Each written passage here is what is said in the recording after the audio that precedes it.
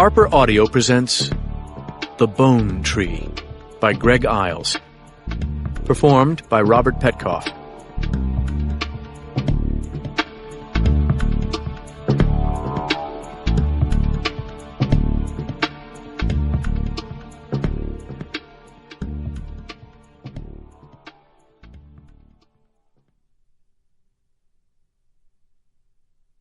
The end of man is knowledge. But there is one thing he can't know. He can't know whether knowledge will save him or kill him. Robert Penn Warren, All the King's Men. Prologue. Special Agent John Kaiser stood at the window of the FBI's tactical room in the Riverbend Hotel and stared at the lights of Natchez twinkling high over the dark tide of the Mississippi. After struggling silently with his convictions for more than an hour, he had decided to use the authority granted him under the Patriot Act to take a step that under any other circumstances would have been a violation of the Constitution: the unauthorized invasion of computers belonging to a public newspaper. He had not done this lightly, and Kaiser knew that his wife, an award-winning journalist and combat photographer, would condemn him if she ever learned what he'd done.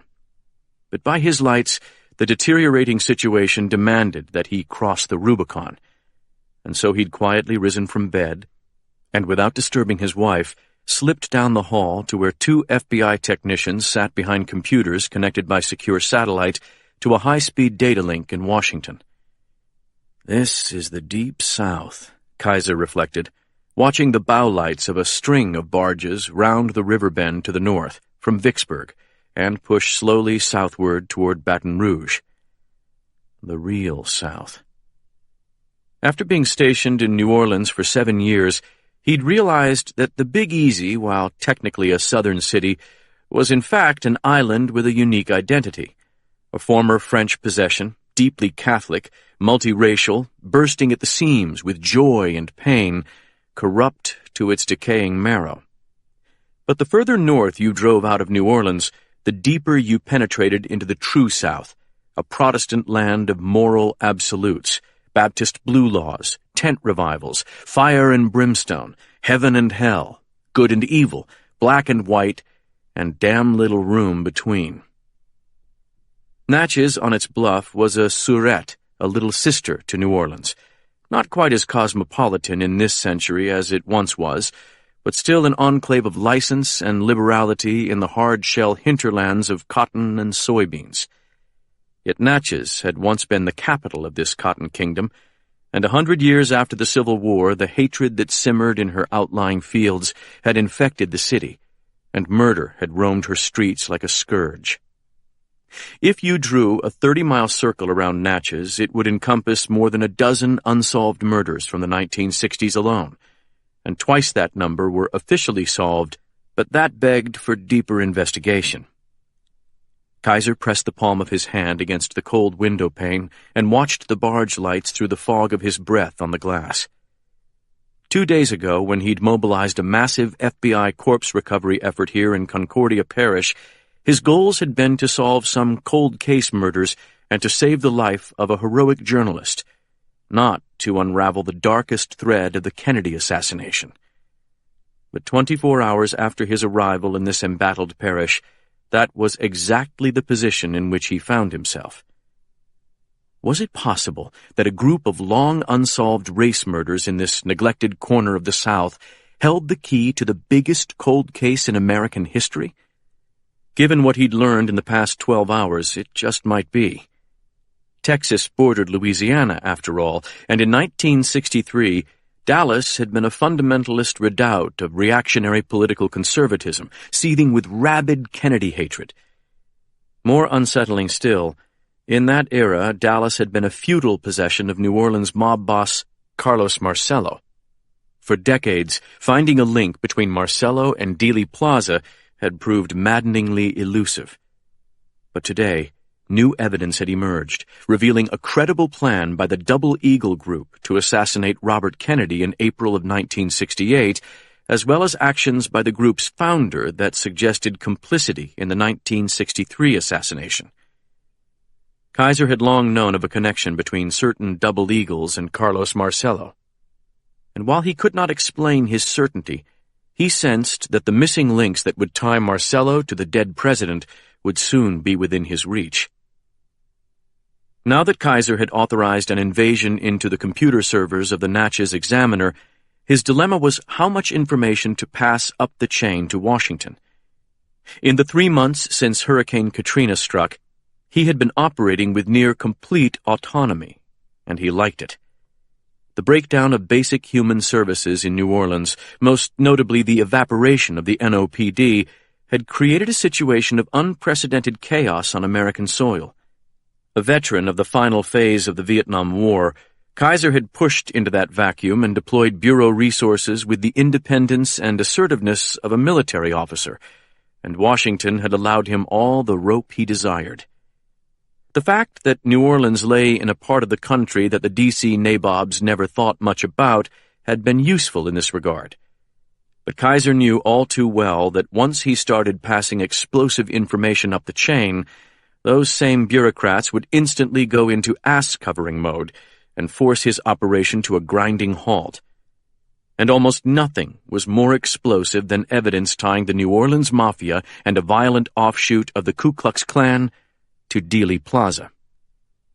What Kaiser wanted most was time and freedom to follow the leads he'd unearthed, to wherever they led, unhampered by oversight and regardless of consequences. J. Edgar Hoover might be long dead, but his paranoid ghost still haunted the halls of FBI headquarters on Pennsylvania Avenue. Already 2 men had died since Kaiser and his team had driven north from New Orleans to Vidalia, and more had died in the days before that. These deaths had not gone unnoticed in Washington, and by early this evening a few reporters at national newspapers had picked up on the violent doings in the back country of Louisiana. None had yet learned that Kaiser had designated the Double Eagle Group a terrorist entity under the Patriot Act, which gave him unprecedented power to combat the survivors of the Klan offshoot, but someone soon would, and that would only increase the political pressure to quickly resolve events. The problem was, Kaiser saw no hope for a quick resolution. The Double Eagle Group was tied to at least a dozen unsolved rape, kidnapping, and murder cases in and around Concordia Parish and Natchez, Mississippi. And while Kaiser had made remarkable progress during the past 24 hours, it might take weeks or even months to solve them all. The surviving Double Eagles were tough men who had never been compromised, much less infiltrated. Breaking them would be difficult. The one eagle who had shown signs of wanting to wash his conscience clean, a terminal cancer patient named Glenn Morehouse, had been ruthlessly murdered by his old comrades 2 days ago, before the FBI even became aware that he'd opened talks with a crusading journalist named Henry Sexton. Sexton himself had nearly perished in a subsequent attack by unknown assailants, and he now lay in a heavily protected room in the nearby Concordia Parish Hospital. It was Sexton's working files and notes that Kaiser hoped to access by breaching the computers of the Natchez Examiner. Early that morning, Kaiser had learned from Sexton's girlfriend that the injured reporter had given a bundle of moleskin notebooks containing the results of years of Double Eagle investigations to Caitlin Masters, the publisher of the Examiner.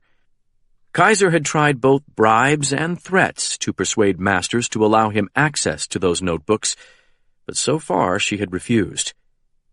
Just before going to bed, his wife had told him that she'd spoken to Masters, who was a great admirer of her work, about them all being on the same side, and Jordan believed the publisher would allow Kaiser access to the notebooks tomorrow. He'd made up his mind to subpoena Sexton's records under the Patriot Act in any case, but as he'd lain awake in the dark beside his wife, he'd begun to believe that waiting even 8 hours for that information would be a mistake. Though few knew it, Kaiser had twice today visited Henry Sexton in the hospital, and during the second meeting, he'd heard a story that had stunned him. According to Sexton, the 1968 kidnapping of 2 young black men, Jimmy Revels and Luther Davis, had been anything but a simple racist attack by the Ku Klux Klan. Glenn Morehouse, a founding member of the Double Eagles, had told Sexton that Revels and Davis had been kidnapped as part of a plan to lure Robert Kennedy to Mississippi to be assassinated. This plan had come into being after RFK announced his intention to enter the 1968 presidential race, a decision that had enraged Carlos Marcello, who'd been targeted for deportation multiple times by Kennedy, both as a senator and as Attorney General. According to Morehouse, Marcello believed that if Robert Kennedy was elected president, he would be permanently deported and lose his criminal empire, which stretched from Dallas, Texas to Mobile, Alabama. Through casework of his own, Kaiser knew this to be true. He did not, however, know anything about the rest of Morehouse's Kennedy revelation, which was, first, that Marcello had gone through local millionaire and power broker Brody Royal to recruit his assassin, and second, that the assassin was Frank Knox, the founder of the Double Eagle Group.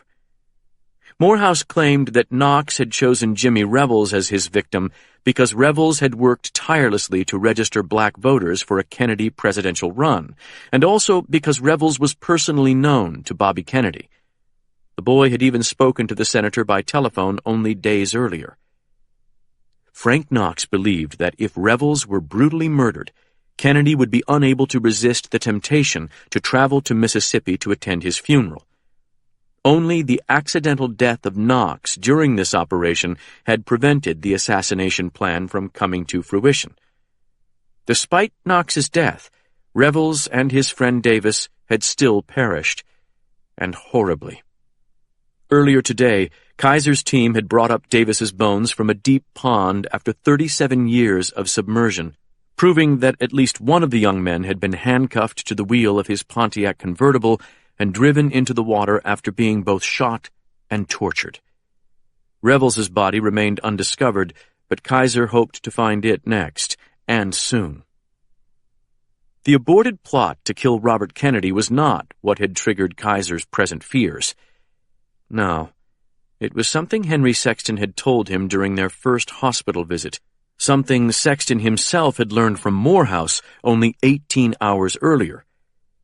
On the day Frank Knox founded the Double Eagles, during the summer of 1964, Knox had drawn 3 groups of letters in the sand beside the Mississippi River.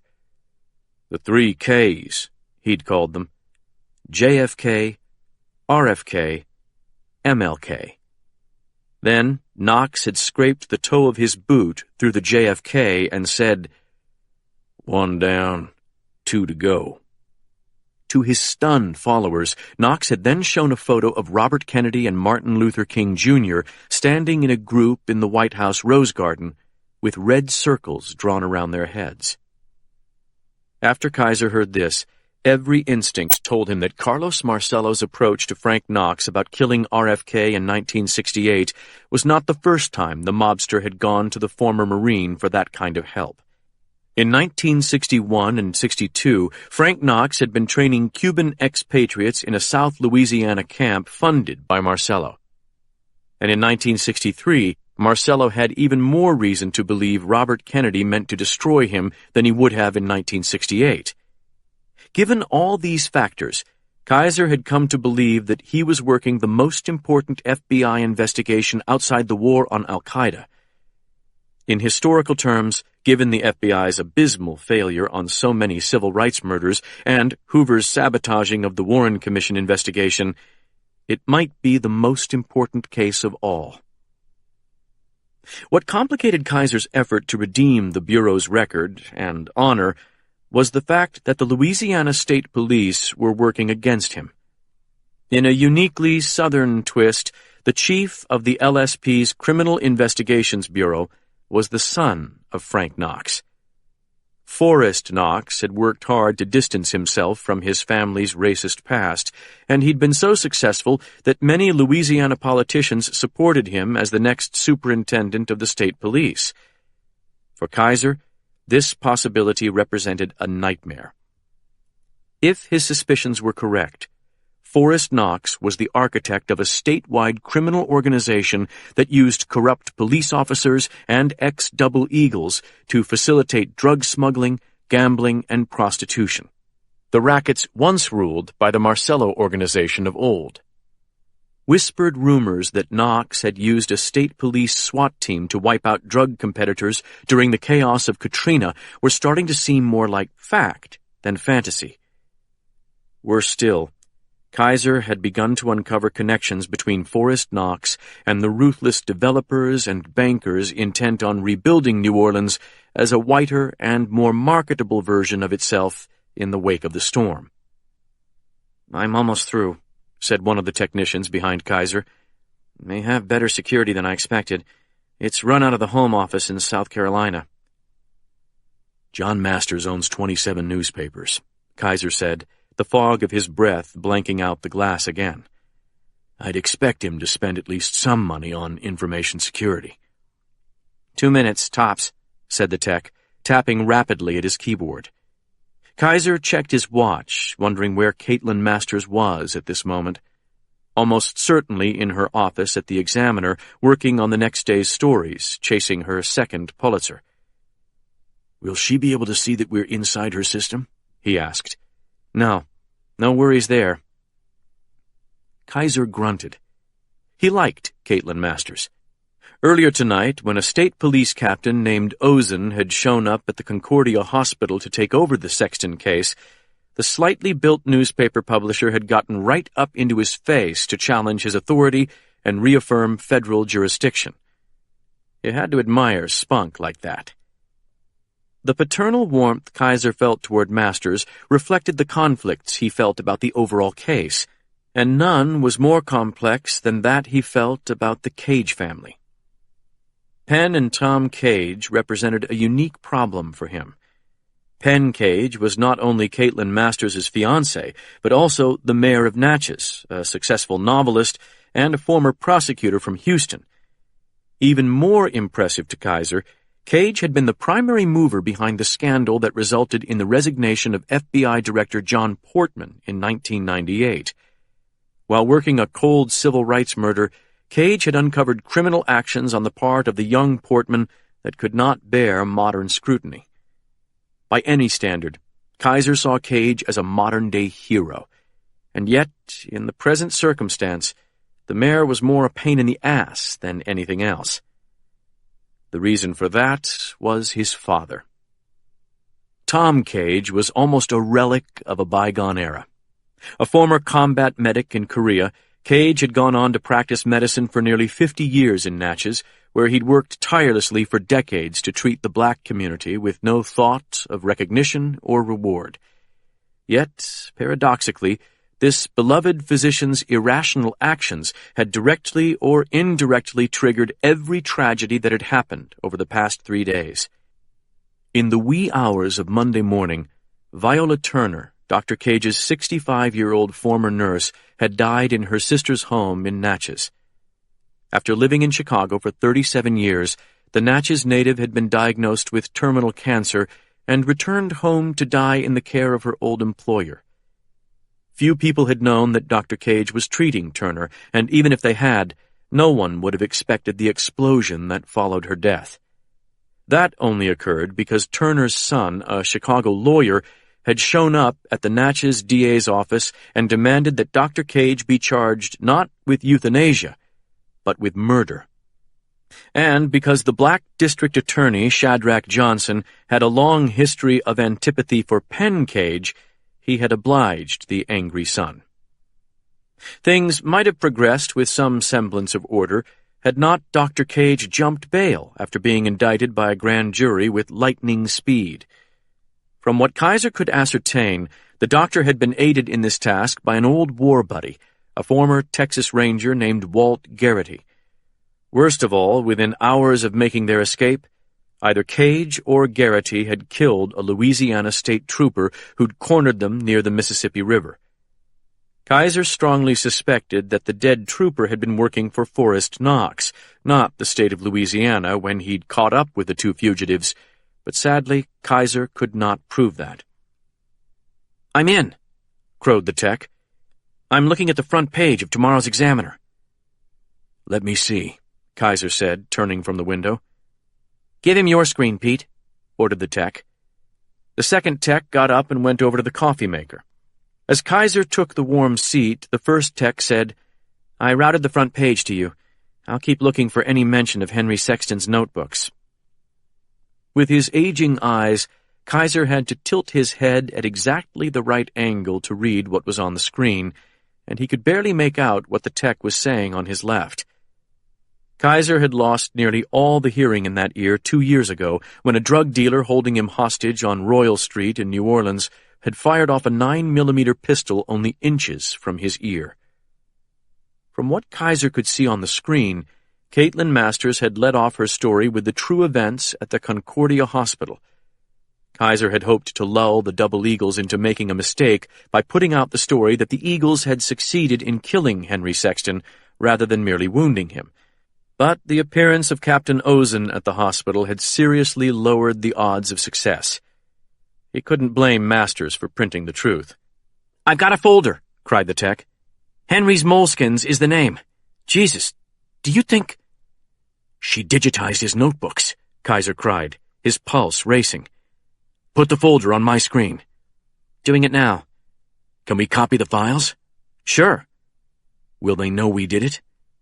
"If they hire a forensic firm down the road, yes, but not any time soon. Do you have it?" A cluster of typical Windows folders appeared on Kaiser's screen.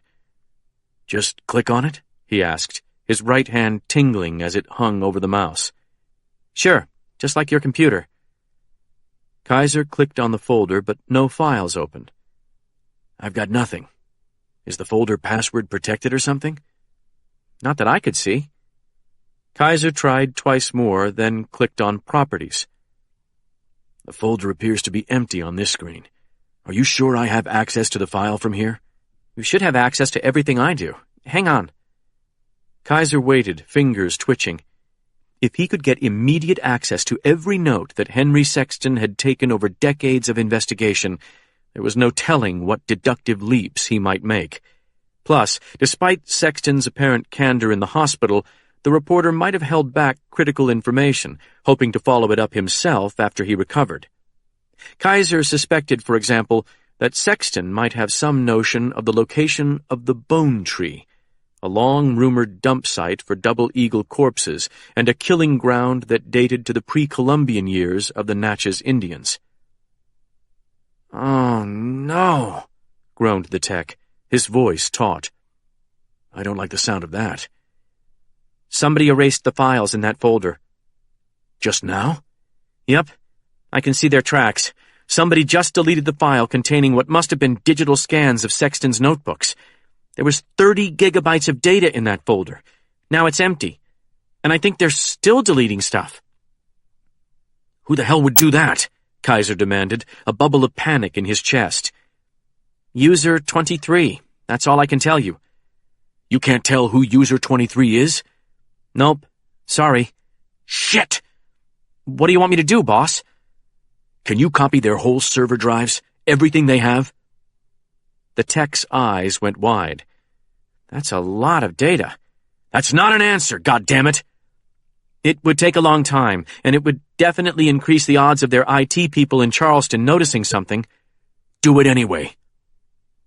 Kaiser was trying to think outside the box when his cell phone rang. He expected it to be his wife asking where he'd gone, but it was one of the agents guarding Henry Sexton at the Concordia Hospital. "What is it?" he snapped. "Is Sexton still stable?" "I don't know, sir." "What do you mean?" "Sexton's not in his hospital bed. I just walked in and found his 78-year-old mother lying in his place. She's hooked up to the heart monitors and everything." "What?" "She used to be a nurse, apparently. When you gave permission for Henry's mother to visit him, he got hold of a cell phone and asked her to bring him a few things to help him sneak out. She did, and Henry pulled it off. He walked out of here wearing his mother's coat and hat, right past our guards." Kaiser slammed his hand on the table. "Damn it! What else does she know?" "We're trying to find out, but I've already learned one thing that's not good." "What's that?" "One of the things Sexton asked for was a shotgun, and she brought him one." Kaiser thought fast. Could Henry even drive? He was heavily sedated when I saw him earlier today. He probably skipped his last doses of meds, except the pain pump. Did Mrs. Sexton know where he was going with the shotgun? She claims she doesn't. Do you believe her? The agent paused. Yeah. Keep her there, you hear me? I'm coming straight over, and put out an APB on her vehicle. The vehicle and Sexton both. Wait! Don't do that. If the state police hear that, they'll find Henry and kill him before we get close. He'll just disappear. Tell our guys to hit the streets, everybody but you. I'll wake up the troops here. Got it. Kaiser clicked end and started to get up, but at that moment his wife touched his shoulder. Jordan Glass was wearing a Leica t-shirt and sweatpants, but her eyes were glued to the screen in front of Kaiser. Has Caitlin already posted tomorrow's edition? She asked. I figured she'd be writing right up to the last possible deadline. For a moment, Kaiser considered lying, but experience had taught him that would come back later and bite him on the ass. No, he said. We went into their intranet. Jordan's gaze slowly moved to him. You didn't. I had to see Henry's notebooks if I could. Things are happening too fast to wait. I told you she was going to show them to you tomorrow. You can't be sure of that, Jordan. His wife gave him a look of infinite reproof. I was sure. Kaiser endured her gaze as long as he could out of penance, but then he turned to his techs and said, Wake everybody up, and I mean everybody. We've got to find Henry Sexton ASAP. The Double Eagles murdered the woman he loved earlier this evening, Jordan said. They were gunning for him, and she died in his place. Whoever Henry thinks did that, he's going to kill them. Kaiser couldn't believe this. Henry is the most mild-mannered guy I've met in all this. Everybody has a breaking point, John. You know that. As Jordan turned to leave, half a dozen phones began to ring. Wednesday, Chapter 1. Tonight, death and time showed me their true faces. We spend our lives plodding blindly through the slaughterhouse gate between past and future. Every second is annihilation. The death of this moment, the birth of this moment. There is no next moment. There is only now. While the pace of life seems stately in the living, we funnel through that gate like driven cattle, fearful, obedient, insensate. Even while we sleep, now becomes then as relentlessly as a river wearing away a rock. Cells burn oxygen, repair proteins, die, and replace themselves in a seemingly endless train. Yet from the womb, those internal clocks are winding down to a final disorder. Only in the shadow of death do we sense the true velocity of time. While adrenaline blasts through our systems, eternity becomes tangible and all else blurs into background. It is then, paradoxically, that seconds seem to stretch. Experience becomes hyper-real, and flesh and spirit unite in the battle to remain breathing, conscious, aware, afloat in the rushing stream of time. If we survive the threat, our existential epiphany quickly fades, for we cannot bear it long. Yet somewhere within us a dividing line remains. Before and after. Tonight, time slowed down so much I could taste it like copper on my tongue. I felt it against my skin, dense and heavy, resisting every move. Mortality hovered at my shoulder, a watchful beast of prey. Chained to a cinder block wall, I watched a man older than my father torture the woman I love with fire. I realized then that hell existed. The terrible irony was that I had created it. In arrogance against the counsel of others, I'd wagered all I had and more, the lives of others, to try to save my father. In desperation, I cast away every principle he ever taught me and reached into the darkness in the hope of a bargain. What did I get in exchange for my soul? a pillar of fire roaring in the night. The pyre of 3 men, probably more, visible for miles across the flat Louisiana Delta, probably even from Mississippi. Not far to the east, my town sleeps along the high ground above the river, but here all sense, all logic is suspended while the fire devours the dead. 2 of those men gave their lives for Caitlin and me. Henry Sexton, reporter. Sleepy Johnston, musician and prodigal son of Louisiana. One a white man, one black. Allies by chance, or maybe fate. Either way, they're gone forever. Through the slaughterhouse gate. I've never witnessed such brutality as that which preceded their deaths, nor such heroism as was displayed in their sacrifices. Yet all I can taste is ashes. 3 months ago I felt a lot like this, as a flood of biblical scales swept over New Orleans, the only real city between the Gulf and Memphis. 3 hours south of here, hazmat-suited crews are still dragging bodies from mildewed houses. That disaster, like this one, had human causes. Greed, apathy, hubris, even loyalty, all demand payment in the end. Storms will always come, and men will always do evil in the shadow of some other word. It's how we respond that defines us. A few minutes ago, gripped by a mad delusion of invincibility, I carried Sleepy Johnston out of the basement inferno where this fire was born, and not once while I staggered through the smoke and flames did I doubt I would reach the surface. I hauled a man nearly my own weight as easily as I would have carried my 11-year-old daughter, but to no avail.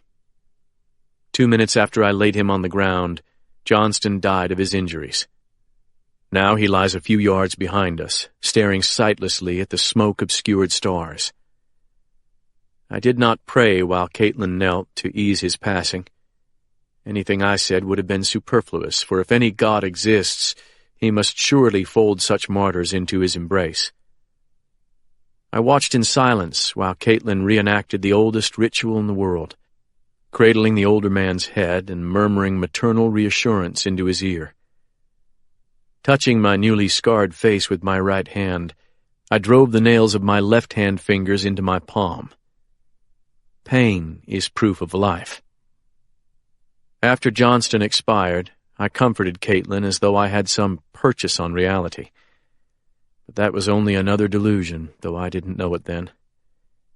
Then, with alarm, I realized that these events happened only a minute ago, if that. Does a man in shock know he is in shock? Probably not. If I rewind history 15 minutes, this chaotic mass of fire and smoke was a stunning lake house. Now its owner is being cremated in the ruins of his home, and we 2 survivors stumble about as reality slowly returns with soul-searing clarity. An imaginary newscaster's voice speaks in my head. Brodie Royal, multimillionaire sociopath, burned to death last night in a fire started by his antique flamethrower. Sadly, Royal was unable to complete the murders he was contemplating prior to his demise due to a sudden and suicidal intervention by a man he'd ridiculed as harmless for the past 20 years. Brodie's house shudders like some giant creature, and then, with the sound of cracking bones, one wing implodes. The heat diminishes for a few seconds, then suddenly intensifies, as though feeding on the evil within. Soon it will drive us farther back, away from Johnston's body. Caitlin stares at the burning wreckage as though she can't quite grasp what's happening. 5 minutes ago, we both believed we were dead. Yet here we stand. Covered with ash and streaked with sweat, her face has a burn scar to match my own. I want to speak to her, but I don't quite trust myself. Beyond her, the lake's mirrored surface reflects back an image of the Tower of Flame, and with a rush of fear, I see our future in it. Like the pillar of fire the Israelites followed across the desert, this beacon, too, will lead men to us. "Is that a siren?" Caitlin asks, looking away from the raging flames and toward the narrow lane at the edge of the light. I think so. My older ears belatedly pick up the distant whine. "That way," she says, pointing westward away from the lake.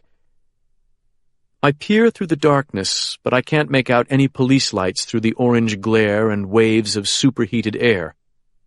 "What about Henry's files?" Caitlin asks. "I should hide them." The charred box that Caitlin salvaged from the burning basement stands a few feet from Sleepy Johnston's body. From the looks of the ashes inside, little of Henry Sexton's journals remains. "There's nowhere to hide them," I tell her. "What about the boathouse?" she asks, a note of hysteria in her voice. "They'll search that. It's too late anyway. A neighbor's coming. Look."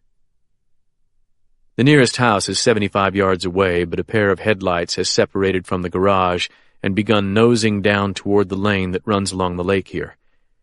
Perhaps emboldened by the siren, the car's driver has finally decided to investigate the fire. Must have heard the gunshots earlier, I think, or they'd have been here long before now. The siren is growing louder and rising in pitch. That's probably the Faraday Fire Department, I think aloud. But the law won't be far behind. I hope it's Sheriff Dennis, but it could be the FBI or the state police. They may question us separately. We need to get our stories straight. Bewilderment clouds Caitlin's eyes. "We both lived through the same thing, didn't we?" I take her hand, and the coldness of it startles me. I don't think it's quite that simple. "Everything you did in Brody Royal's basement was self-defense. They were torturing us, for God's sake." That's not what I mean. The tough questions won't be about what happened in the basement. They'll be about why it happened. Why did Royal kidnap us? Why did he want to kill us? We've held back a lot over the past couple of days. And not just from the police, I add silently. "What if we just say we don't know?" "That's fine with me, so long as you don't plan to publish any stories about it in the Examiner." At last, realization dawns in her eyes. "Oh." A half-mile from the lake, the whirling red lights of a fire engine break out from behind the trees that line the levee, then veer onto the narrow lane that runs along the shore of Lake Concordia. A half-mile behind it, 3 vehicles traveling in train quickly follow. The flashing red arcs are much closer to the road on those vehicles, which means they're police cruisers. Our window of opportunity to shape history is closing fast. "I found Brody Royal's name in Henry Sexton's journals," Caitlin says, spinning her story on the fly. "That led me to interview his daughter. Out of fear of her father, Katie panicked and took an overdose of pills before I arrived to question her, but she still implicated Brody in multiple murders. Katie's husband walked in on us after she passed out. That would have been documented by paramedics, if not police. Up to that point, everything's more or less true. Royal learned from Randall Regan that I'd questioned Katie, and they retaliated to keep me from publishing what I'd learned from her." This fairy tale might convince the Concordia Parish Sheriff, but probably not the FBI. "Too many people saw me go into St. Catherine's Hospital," I say. "They know I spent 20 minutes alone with Brody. Now that he's dead, his family's liable to make all kinds of accusations about me going after him. Kaiser will find out sooner or later." "Surely you can explain that conversation somehow." "I sure can't admit that I tried to cut a deal with him." Under the pressure of the approaching authorities, my mind ratchets down to the task at hand. What if I pick up where your story leaves off? I went to St. Catherine's Hospital to make sure Royal wasn't going to take some kind of revenge against you for his daughter's suicide attempt. I suspected that he'd ordered several murders during the 1960s, and Katie had verified that to you. I also believed Royal had ordered the hit attempts on Henry at the newspaper and the hospital, and I was worried he'd do the same to you. That makes sense, right? Caitlin nods quickly, her eyes on the whirling lights. I step closer to her. "Are you going to tell the cops about your recording of what Katie said?" "I might as well, since Brody burned both copies. They're going to read about it in tomorrow's paper anyway." Closing my eyes, I see Caitlin's Trio smartphone and my borrowed tape recorder being consumed by the fearsome blast of a flamethrower. You really don't have another copy at the newspaper?" Her look of desolation is my only answer. The fire engine has reached the head of Royal's driveway. We only have seconds now. "What about Brody's confessions?" Caitlin asks. "That he was behind Pookie Wilson's death. That Frank and Snake Knox killed Pookie at the Bone Tree." "We tell the cops all of that.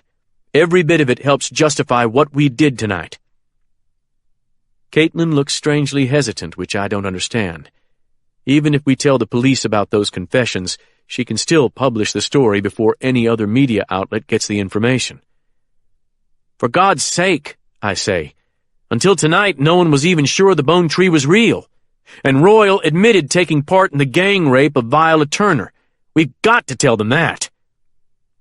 Caitlin gives me a pointed look. "Brody also told us your father killed Viola. Do you want to tell the police that?" "Of course not." "All right then. That's why I'm asking what we hold back. Is there anything else?" I can't read her eyes. We've kept so much from each other over the past few days that it's hard to know where our stories might diverge if compared to one another. "The rifles," I say softly. "Those 2 rifles in the cabinet that he showed us just before you held the razor to his throat. Did you see them?" "Yes, but I wasn't really paying attention. I was waiting for my chance to attack him." "There were identifying plaques beneath every other rifle in the gun collection. But on those 2 plaques there were only dates. Dates and a small American flag emblem." Caitlin shrugs.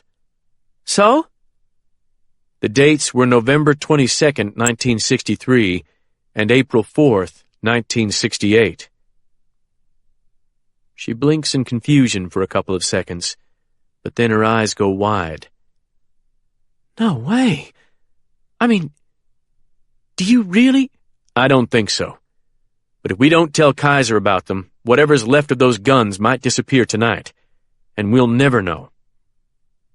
Caitlin gingerly touches the burn on her cheek. "Let's hope Sheriff Dennis is in one of those cars, and not the goddamn state police. Not that Captain Ozen." I reach out and squeeze her shoulder. "Whoever it is, act more disoriented than you are. You really are in shock, but play it up more. When they question you, try to stick to the past hour, nothing more. Act exhausted and play up your injuries." Caitlin doesn't appear to like this plan. "I don't want to spend the night in a damned hospital. This is the biggest story I've ever been involved in. I've got 0 time to waste." "I know." Moving forward, I pull her tight against me. An hour ago, I made the worst mistake of my life by begging her to suppress part of a story in order to try to bargain with a killer for my father's life. I've got no right to try to control anything she does now. "I'm sorry I didn't listen to you. You tried to tell me something like this would happen. My worry over Dad blinded me." She shakes her head against my chest. "It wasn't just you. Once I made that recording of Katie, Brody was going to come after us no matter what." "But he wouldn't have known about the recording if I hadn't told him." This is debatable, but Caitlin only draws back and looks hard into my eyes. "Whatever happens now, I need to get back to the newspaper. Please, do whatever you can to make that happen." The fire engine screeches to a stop 30 feet from us, and uniformed men leap off and out of it. The hoses come out faster than I would have believed possible, but these guys don't have a prayer of putting out this inferno. One fireman hurries toward the body on the ground and drops to his knees, but I call out to him that the man is dead. "What happened?" shouts another man from behind me. "Is there anybody still in the house?" When I turn, I see a fire captain wearing a black hard hat and a fireproof coat. "3 dead men. That's all I know. Not from the fire, though. There was a gunfight." His mouth drops open. "Gunfight? In Mr. Royal's place?" "Brody Royal's one of the dead." "Oh, no." "His son-in-law is another. The third is Henry Sexton, the reporter." The fire captain shakes his head, unable to comprehend what I'm telling him. "Is that it? Nobody else?" I really don't know. There's nobody I'd risk my men to save. The fireman looks at me as if I might be out of my mind. They were torturing us, I say, before the fire. Torturing? The captain looks closer at me. Hey, I know you. You're the mayor of Natchez, Penn Cage. That's right. Are you okay? I guess so. This is Caitlin Masters, the publisher of the Natchez Examiner. What the hell started the fire? The answer to this question isn't something the fire captain could accept. Let's see. Brodie Royal was preparing to burn off Caitlin's arm with a flamethrower. I was chained to the wall, tearing my hands to shreds in my desperation to break free. That's when Henry Sexton, despite his injuries, somehow struggled to his feet and shielded Caitlin with his body. Royal meant to burn him too, but like some medieval martyr, the reporter charged Royal and threw his arms around him before the old man could safely ignite the flamethrower. While the rest of us stared in horror, Henry pulled the trigger and immolated them both, creating a firestorm that no amount of water could smother. "Mayor," says the fire captain, catching hold of my shoulders. "Maybe you ought to sit down, huh?" "A World War II flamethrower," I mumble, "loaded with gasoline and tar." The man shakes his head in disbelief, then motions for help and starts shouting orders. The sound of gunning motors makes me turn toward the driveway entrance. 3 Concordia Parish Sheriff's Department cruisers roar up behind the fire truck. 2 park there, but a Chevy Tahoe pulls around the fire truck and drives up to within 10 feet of me before it stops. "Thank God," Caitlin says in my ear. Sheriff Walker Dennis gets out of his cruiser and stumps toward us. 3 years shy of 50, he carries himself like a minor league baseball star gone to seed. He weighs 220 pounds and has forearms that would discourage anyone from betting against him in an arm wrestling match. The way he wears his brown uniform and Stetson gives the impression that he's been a sheriff all his adult life. But in fact, he only took over the job about 6 weeks ago after his predecessor was indicted on corruption charges that decimated the entire department. "Are you okay?" Dennis shouts, striding forward and grabbing my forearm as though to reassure himself that I'm alive. Yeah. Caitlin, too." The sheriff looks over at the fire. 2 crews have trained hoses on the base of the flames, but most of the house is gone already. "Anybody in there?" Dennis asks. "Royal and Regan. Both dead." "Shit. They couldn't get out?" "No." The sheriff gives me an odd look. "You couldn't get 'em out?" "I didn't try, Walker. They kidnapped us from the Examiner office, or sent 2 guys to do it. They were torturing Caitlin for information when this guy," I point at the dead body of Sleepy Johnston, "busted in with Henry and saved us. Royal had a flamethrower in there. It was a miracle we got out alive." "Henry's dead too," Caitlin says. Walker Dennis rubs his forehead like a man with an incipient migraine. This has already been one of the worst days of his life, and this event will only compound his difficulties. "I obviously should have pressed you harder about Brodie Royal." "It wouldn't have mattered." He takes a tin of Skoal from his breast pocket, opens it with some urgency, and jams a pinch beneath his bottom lip. "Who the fuck is that?" he asks, pointing at the dead man on the ground. "Sleepy Johnston. You know him better as Gates Brown." The sheriff's eyes widen. Dennis knows Gates Brown as the alias of a man who haunted the periphery of our investigations for the past couple of days. Walking closer to the body, he looks down at the face of a 67-year-old black man who lived in this area as a boy, then fled to Detroit for the rest of his adult life. "This the guy who called me about seeing Royal and Regan burning the Concordia Beacon?" I nod. "We need to get the hell out of here. The state police could show up any second, and we need to get some things straight before you talk to them. I glance at Caitlin, who's watching us closely. I nod, thinking the same thing that she and Dennis must be. Captain Alphonse Ozen. All right, Dennis says. Let's get back to the department to get your statements. At least that way I'll be on my home turf if they try to take this case away from me. What about the FBI? Agent Kaiser called me just before I got here. He'd just heard about the fire, but he didn't seem to know it was Royal's house yet. I'll bet he does by now. Sheriff Dennis spits on the ground and leans close to me. We've got a jurisdictional clusterfuck on our hands here, and both our asses are on the line. I know. You ride with me, he says, pulling me toward his Tahoe. Ms. Masters can come in the car behind us. Hold on. I yank my arm loose. Caitlin rides with us. Walker shakes his head.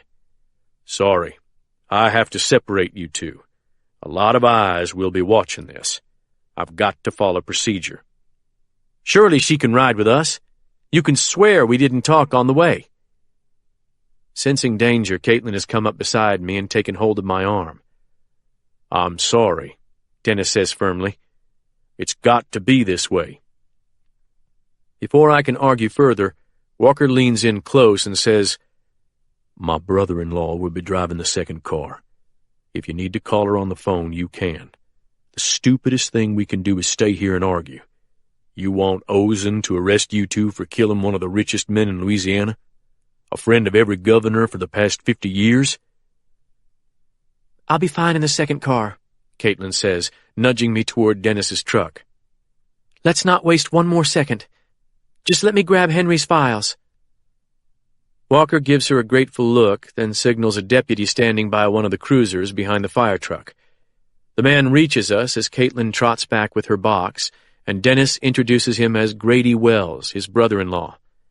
I beg Wells to take care of Caitlin like he would his own flesh and blood, and he promises that he will. If the state police try to pull us over, Walker tells Wells, ignore them. Don't stop until we get back to base. You only take orders from me. Ignore the radio, and if they start yelling at you over their PA speaker, pay no mind. We'll hash out the jurisdictions when we get to the station. Moments later, 6 doors slam and our small convoy begins racing toward Highway 84 in the Mississippi River. Turning to look back through the rear windshield, I see the pillar of fire still towering over the vast alluvial plain, announcing calamity to the world. If my mother and daughter were to look out of their third-floor window high on the Natchez Bluff, they would see it in the distance. As I think of my mother, a double-edged knife of guilt and anger slips between my ribs, and I wonder whether my father is within sight of that roaring flame. Chapter 2. Tom Cage drove through the cold Louisiana night in a stolen pickup truck, his .357 Magnum pressing hard against his right thigh. An unconscious hitman lay on the seat behind him, hands bound together and lashed to a gun rack mounted at the rear of the cab. A corpse lay on the floor between them, a bullet from Tom's .357 in his belly. Tom had taken a Valium and some nitroglycerin, but he was still suffering from tachycardia, and no thought he could summon seemed to calm his overburdened heart.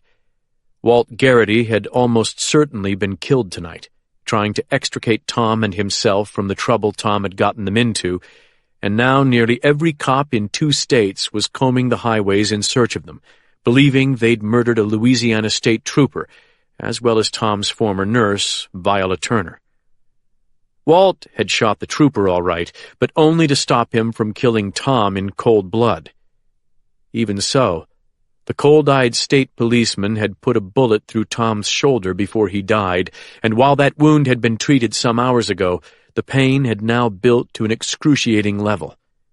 Tom didn't dare take enough narcotics to dull the agony. 50 years of medical experience told him that the gunshot wound had pushed him into a state where he could simply collapse behind the wheel and be dead before the pickup truck came to a stop. Only 2 months ago he'd suffered a severe coronary and barely survived. In the past 72 hours, he had endured more stress than even a healthy 73-year-old man could take without caving under the strain. Tom could scarcely believe that 6 weeks ago, life had seemed relatively quiet. Having recovered from his heart attack, he'd been looking forward to his son's marriage, which was planned for Christmas Eve. But then Viola Turner had returned to Natchez, trailing the past like a demon in her wake. The cancer that drove Viola back home after 4 decades in Chicago had reduced the beautiful nurse he'd once loved to a desiccated shadow of herself. Despite his nearly 50 years of medical experience, Tom had been profoundly shocked by the sight of her. The grim truth was that Viola had come home to Natchez not to retire, but to die. The first night he saw her, he'd realized he might conceivably be charged with murder in the near future. A merciful act that usually went unreported might well draw the attention of a vindictive sheriff and DA, but not even in his darkest dreams could Tom have imagined that he and Walt would be running for their lives. The bound man in the back seat moaned. Tom debated whether to stop the truck and sedate the would-be assassin again. The hitman's name was Grimsby, and he was 30 years younger than Tom. If he regained full consciousness, Tom would have difficulty handling him, even with his hands and feet bound. Tom had only managed to tie the bastard by chemically incapacitating him first. Along with his now-dead partner, Grimsby had cornered Tom at the edge of a nearby lake, and though Tom had been armed, he'd resigned himself to death before the 2 killers ever appeared.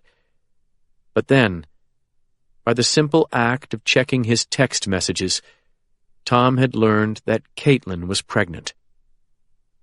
That knowledge had transformed him from an old man tired of running and killing into a patriarch committed to seeing his 4th grandchild, and perhaps his first grandson, born. With chilling deliberation, Tom had shot one of the 2 arrogant hitmen as they faced him, then disarmed Grimsby and forced him to carry his dead partner up to Drew Elliott's lake house, in which Tom had been hiding. After retrieving his weekend bag, Tom had filled a syringe with precious insulin and jabbed Grimsby in the back as he loaded his dead partner into the truck. That put the hitman into insulin shock. While he lay sprawled across the back seat of the truck, barely breathing, Tom had bound his hands with an old ski rope he'd found in Drew's garage, then tied his hands to the gun rack so that Grimsby couldn't attack him if he revived during the ride. Tom hadn't intended to kill the other man, but his options had been limited, and the pair had surely meant to execute him beside the lake, an emotionless murder for hire. If Grimsby died or lived out his days in a coma as a result of the insulin overdose Tom had given him, so be it. Tom's real dilemma was what to do next. If he pointed the truck towards civilization, he would come to a roadblock sooner rather than later, and there he would be shot while resisting arrest. To avoid this, he'd driven the truck into the low-lying back country between Faraday, Rayville, and Tallulah, endless cotton fields so thinly populated that they felt deserted. But Tom knew better. He had been born in the southwestern part of Louisiana, and he'd gone to undergraduate school at NLU in Natchitoches, where he'd met his wife. But Peggy Cage, née McCree, was from an eastern Louisiana farm only 10 miles from where he was now. The nearest conglomeration of people to her father's homestead was a tiny crossroads village called Dunston, which lay about 40 miles north of Faraday. This familiarity gave Tom the only sense of security he'd felt in a long time. Peggy had relatives in this area, and Tom had treated them and most of their neighbors for medical emergencies while visiting over the years. He knew he could rely on the loyalty of clannish country folks. He needed to get rid of the truck as fast as he could. Grimsby and his partner had almost certainly notified their boss that they'd cornered him at Drew's lake house, and that meant Forrest Knox would have an APB out for their truck in no time. Tom felt confident that his wife's brother would help him ditch the truck, but that meant putting another family at risk. and Tom had already gotten people killed by doing that. Peggy would tell me to do it, he thought. The real question was what to do if he did manage to get safely to ground somewhere. This nightmare had begun when he was charged with Viola's murder, but the death of the state trooper had complicated matters exponentially. Jumping bail on the first charge only made him look more guilty and further reduced his options. Walt's plan had been to seek help from the superintendent of the Louisiana State Police, who, like Walt, was a former Texas Ranger, in getting the APB on Tom and Walt withdrawn. But something had obviously gone wrong. Tom had expected Walt back long before the two hitmen found him, yet he'd heard nothing. That left two options. He could try to turn himself into some arm of law enforcement, preferably the FBI if he could reach them, and hope to survive the encounter. Or he could do exactly what he'd advised Penn not to do. Deal with the devil direct, and try to remove his family from harm's way by any means necessary. Given that he was likely surrounded on all sides by Louisiana's state and local cops, the chance of safely delivering himself into the arms of federal agents was small. Simply using his personal cell phone was likely to bring a state police helicopter down on his head within 5 minutes, and the last burn phone Walt had left him might well be compromised by now. They had used it too many times already. The ring of the very phone Tom was thinking about stunned him, and his shoulder began to pound, telling him his blood pressure had spiked at the sound. He stared at the phone for 2 more rings, then answered. "Hello?" "It's me," said a voice that made him sag against the truck's door. "Are you okay?" "I thought you were dead." Tom craned his neck around to try to see if the hitman had woken up.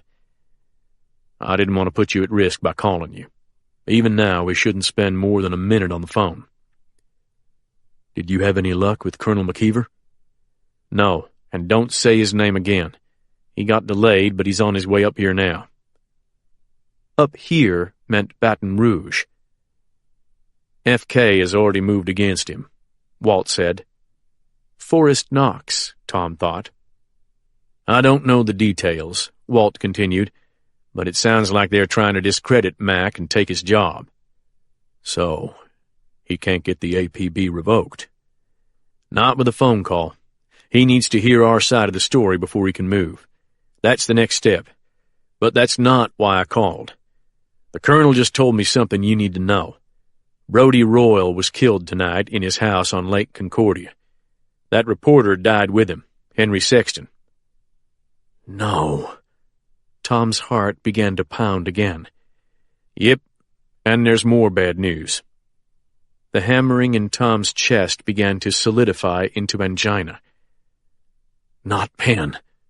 "No, hell no. But Penn was apparently there when it happened. And Caitlin, too. They're alive, but that's all I know right now. Mac just caught it over his radio.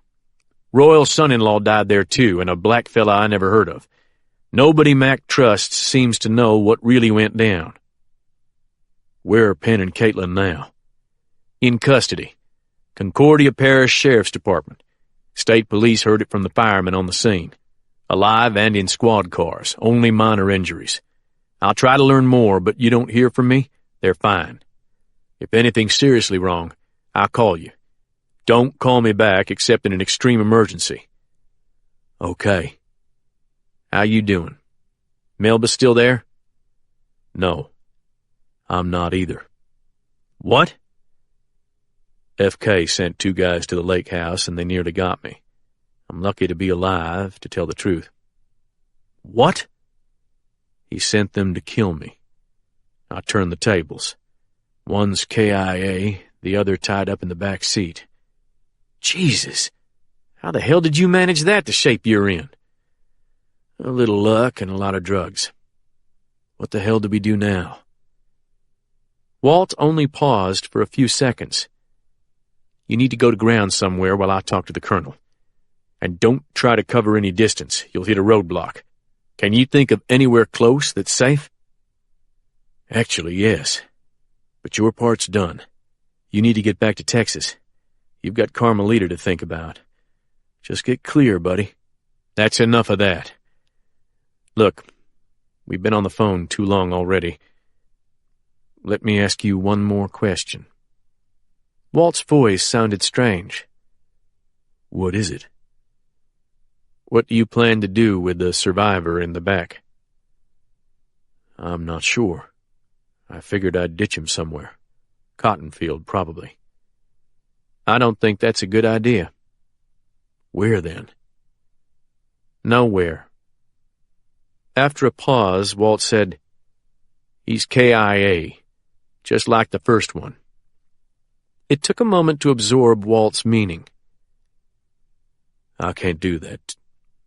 Too much is—" Tom trailed off. "Too many people are dead already." "Listen to me," Walt said in a voice that came all the way from their days in Korea. "Mercy is a virtue you can't afford. We already made that mistake once this week." Tom thought of Sonny Thornfield and wondered if saving the old Klansman had really been a mistake, or whether he might yet play some positive role before events resolved themselves. In the back seat, Grimsby stirred. Tom looked back, but could see little in the darkness. "Hey," Walt said, "did I lose you?" "Now that I think about it," Tom said, in case Grimsby had awakened, "going to Mobile was about the smartest thing you could have done." "What?" Walt said. "Ah, I get it." "I wish to God I was there with you," Tom added, meaning it. He waited about 10 seconds, then said, "Well, I don't like it, but I guess it's my best chance. Mobile it is." "That's enough dinner theater," Walt said in a quieter voice. "Listen to me now. Get yourself a new burn phone at a Walmart. Better yet, send someone you trust to get you a half dozen. Then call this number. I want you to use a code to tell me where you are, a basic code. 3 steps. Number the letters in the alphabet from 1 to 26. Then spell out your message, convert it to numbers, and multiply each letter number by the number of men who died in the ambulance it chose in. We clear on that number?" Just the mention of that ambulance made Tom grimace. "Yeah." "Call and give me a string of numbers, nothing else. Like 36, break. 275, break. 150, break. You got it?" "Yeah." "Remember, if you don't hear from me, Penn and Caitlin are fine." Tom nodded wearily in the dashboard light. "It's good to hear your voice, Walt." "Same here, buddy. Time to go, though. Just remember, you've got one tough thing to do before you do anything else. Finish that son of a bitch. This is war, Corporal." "Walt, he meant to kill you in cold blood, didn't he? I'll see you soon." Tom broke the connection and put down the phone. The revelation that Walt was alive had buoyed him in a way that nothing else could. With Walt still working to get the APB revoked, the most immediate threat to their lives might actually be removed. The news about the killings at Lake Concordia, on the other hand, had deeply unsettled Tom. He knew he bore some of the blame for those deaths, as he did for the earlier ones. Worse, Penn and Caitlin could only have turned up at Royal's house because of their efforts to help him. But it was Henry Sexton's death that most haunted him. To think that Henry Sexton had survived 2 earlier attacks only to die at Brodie Royal's house. It seemed almost incomprehensible. Tom squinted down the twin headlight beams illuminating the narrow road between the empty cotton fields, watching for deer or stray cattle. He couldn't afford an accident that might disable the truck. In his present state, he was incapable of walking to safety. He tensed as a pair of headlights appeared in the distance, and his heart and shoulder began to pound in synchrony. Unless he stopped dead, turned around, and made a run for it, he had no choice but to continue toward the oncoming vehicle. As the two vehicles closed the distance, a sharp pain stabbed him high in the back, and his breath went shallow. If whoever was in that car or truck was a cop, Tom knew, he was likely to die in the next minute. His photo, along with Walt's, had been circulated across the state for the past few hours, saturating all media. Any cop who stopped him would recognize him. And what police officer was going to give a fugitive cop killer time to explain a corpse and captive in the back seat? Tom had treated plenty of cops over the years, and in this situation, 8 out of 10 would shoot first and take the glory. The skin on his neck and arms crawled as he waited for the bright red flare of Louisiana police lights. His face was pouring sweat, and angina had locked his back muscles by the time the blinding lights flashed past him, and he saw that they belonged to a Louisiana Power and Light bucket truck. "Christ," he gasped, as his stolen truck rolled out of the sucking vacuum between the two vehicles and plowed back into the darkness. As his heartbeat slowly decelerated, Tom realized that Grimsby had awakened in the back seat. Some ancient survival instinct had flickered to life and told him that the hitman was now staring at the back of his head, trying to work out a way to kill him. If Tom tried to turn, Grimsby would close his eyes and pretend to be asleep. But Tom knew different.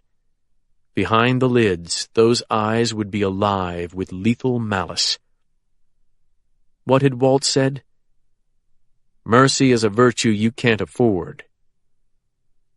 As the truck rolled through the dark fields, Tom reached down and laid his hand on the cold, checkered butt of the .357.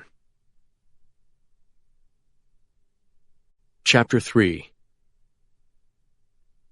The moment Sonny Thornfield saw Billy Knox standing beneath the lights on the floating dock outside his fishing camp on the Toledo Bend Reservoir, he knew something had gone wrong.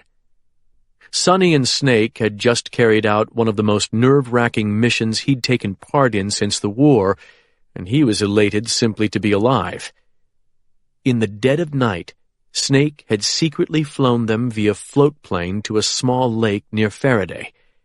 After being ferried by car to the lawn outside Mercy Hospital, Snake had assassinated Henry Sexton by shooting him through his hospital window. Then, because Forrest had given the order that everyone with direct knowledge of the Sexton attack had to die, they had drugged 2 boys in their 20s and drowned them in the Atchafalaya swamp. No one could have seen that crime. Snake had set the plane down in the middle of a pitch-black pool miles from human habitation. "That can't be it," Sonny told himself, staring at Billy's grim face as Snake taxied the Beechcraft up to the dock. As carefully as he could, Sonny climbed out onto the starboard pontoon and caught the mooring line that Billy tossed him. Billy didn't look much like his father had as a young man. Snake had always been wiry and hatchet-faced. Billy was stockier and blond, with the shoulder-length hair and beard of a 1970s rock singer. Normally his eyes glinted with an amused light, but tonight he looked as grim as Sonny had ever seen him. "What's the matter?" Sonny asked. "What's happened?" "Wait till Daddy gets out," Billy said. When the pontoon bumped the dock, Sonny stepped onto the floating square of wood. "Trouble?" Billy nodded once. "Big time." A chill raced up Sonny's back. Snake climbed down onto the pontoon and stepped lightly onto the dock, his inquisitive eyes on those of his son. "What's the matter, boy? You look like you need a dose of X-Lax." "You won't be laughing when you hear this. You missed Sexton tonight." "Missed? Bullshit." Billy shook his head. "Captain Ozen called. You definitely missed him. You killed his girlfriend, if that makes you feel any better." "I saw the round hit him in the head," Snake barked. "You only grazed him." "No way. That was a .22 Magnum round, and I drilled him." Billy shrugged as if tired of arguing the point.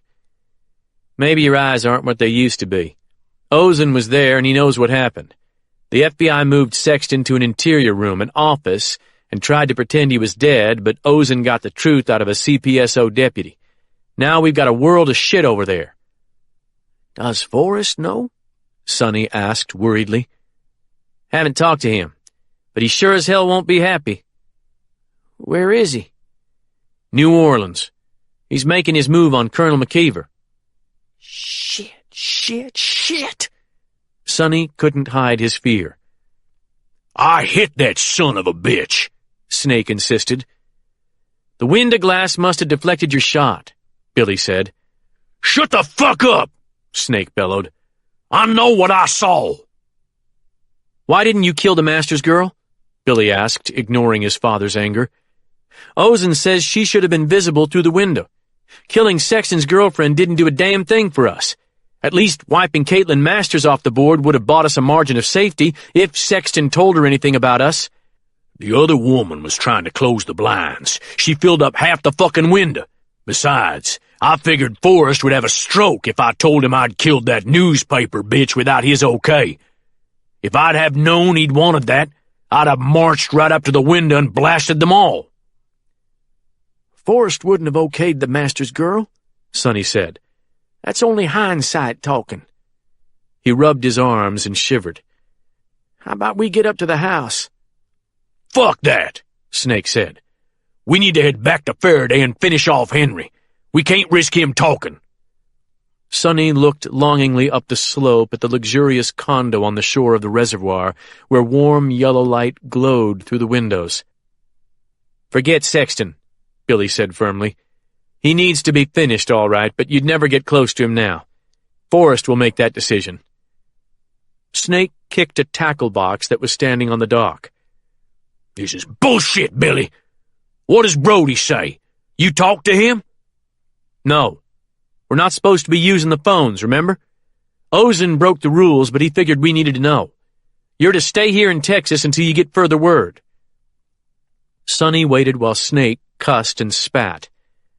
Let's just hope, Billy said, that Forrest is the new superintendent of state police by this afternoon. Then we can start some realistic damage control. Snake kicked the tackle box into the dark water, then marched up the wooden steps toward the house. Billy's cell phone rang, and he answered it immediately.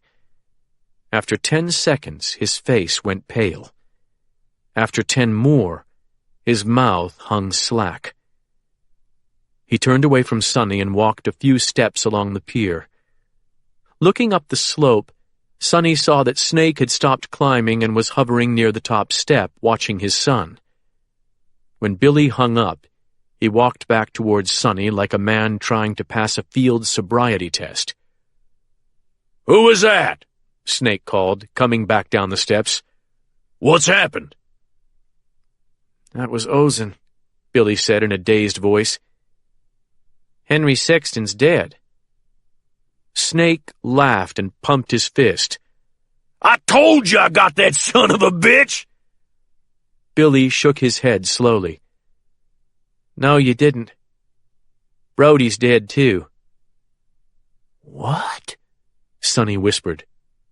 "Brody, Sexton, Randall Regan, some old nigger from Detroit, a couple of Brody's guards, and a Natchez cop to boot. Brody's house is burning to the ground right now." "Bullshit," said Snake. "Ozen just heard it on fire department radios in Concordia Parish." "What does Forrest say?" "Ozen can't get Forrest on the phone. Not since he went into a hotel in New Orleans to meet Colonel McKeever." "Oh, God," Sonny breathed, looking for a place to sit down. Chapter 4. Sheriff Walker Dennis's Tahoe hummed swiftly through the Louisiana night, his roof lights dark, his siren silenced. The dry blast of the heater sweeps past my face, the muted crackle of the police radio barely audible beneath it. The heat aggravates the cigarette burn on my left cheek, but after enduring all I have tonight, the pain seems inconsequential. "I tried to keep a lid on this to delay the state police," Sheriff Dennis says. But some firemen mentioned names on the radio. It's out now, and when a man as rich as Brody Royal dies, people are going to want to know everything. We'll be lucky to make the station without state police cruisers flagging us down. 12 miles east of us, this highway crosses the Mississippi River into Natchez, but our destination lies several miles short of that. The Concordia Parish Sheriff's Office is housed in the basement floor of the parish courthouse between Vidalia and Faraday, Louisiana. The highway between those two towns runs through the worst sort of sprawl. Small engine repair shops, oil field service companies, salvage yards, boat dealerships, and an ever-changing line of marginal enterprises. All have parking lots where state police vehicles could lie in wait for us. I'm going to videotape your statements when we get there, Sheriff Dennis says, but I'd just as soon know ahead of time what you're going to say. I don't want to talk you into a corner you can't get out of. Thanks, Walker. Are you and your fiancée straight on your stories? Yeah. Good. Because whatever you say is going to get picked apart by a lot of agencies. I nod, but add nothing. I got the basic gist of what went down, but why don't you tell me who killed who and in what order? I take a breath and organize my thoughts before speaking. 2 of Royal's men knocked out the Natchez cop who was guarding the parking lot at the Examiner before they snatched us. I think they probably killed him because I felt no pulse in the van. Once we reached Royal's, those 2 guys hauled his body away. Can you give me a good description? Decent. I'd like to kill the sons of bitches. If they killed the cop, you'll have to get in line. Who died next? For a moment, I can't speak. Walker considers it a given that cop killers will die violently, and he's so caught up in the moment that he doesn't realize he just condemned my father by extension. Royal and Regan were torturing Caitlin and me in the basement, I tell him, in Royal's gun range. Jesus, Penn. I'm sorry. I always heard Brody had some kind of $1 million collection down there. Never saw the place, though. For an instant, the 2 putative assassination rifles flashed behind my eyes. $1 million might be low, I murmur. Royal was trying to find out who had visited Pookie Wilson's mother before she died. He knew there was a witness who could place him at the scene of Albert Norris's death. How did he know that? Between you and me, I told him earlier tonight. Walker gives me an angry glare. Damn it, Penn! I know.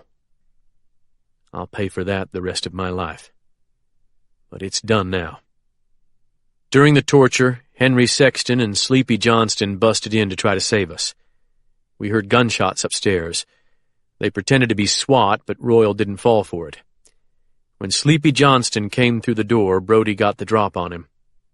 After Brody figured out who he was by calling his lawyer, Claude Devereaux, he shot Johnston in cold blood. So this Sleepy Johnston was the guy who went to see Pookie Wilson's mother before she died? Right. And he was the one who called in tips to me as Gates Brown? That's right. And visited Henry at the hospital. How the hell did Johnston know that Royal had kidnapped you? He was watching Brody's house when we were brought there. He'd been following Royal ever since he got down here from Detroit. That's why he was in a position to see Royal and Regan burn the Beacon building. He just didn't get up the nerve to call your office until today. Or yesterday, I guess, technically. Even after living in the North for 40 years, Sleepy was still scared shitless of Royal and the Knoxes. He didn't think Brody would ever pay for what he'd done. Why did he use a baseball player's name as an alias? After Sleepy moved to Detroit, he was lonely. Gates Brown was a black star of the Tigers, and he'd had some trouble in his youth, just like Sleepy. But he helped the Tigers win the series in '68, and Sleepy saw him as a role model. But his luck ran out tonight. Sheriff Dennis, an old baseball player himself, nods with understanding. Pretty damn sad when you think about it. Worse than sad. So, who died next? Henry? Henry was already wounded from the earlier attacks, but I think he'd got hit again in the gunfight upstairs at Royals. He could barely hold himself upright. Brody knocked him down and taunted him, then basically forgot him. But when Brody was about to fry Caitlin with that flamethrower and I was chained to the wall, Henry crawled over there, got to his feet somehow, and protected her with his body. Henry did that?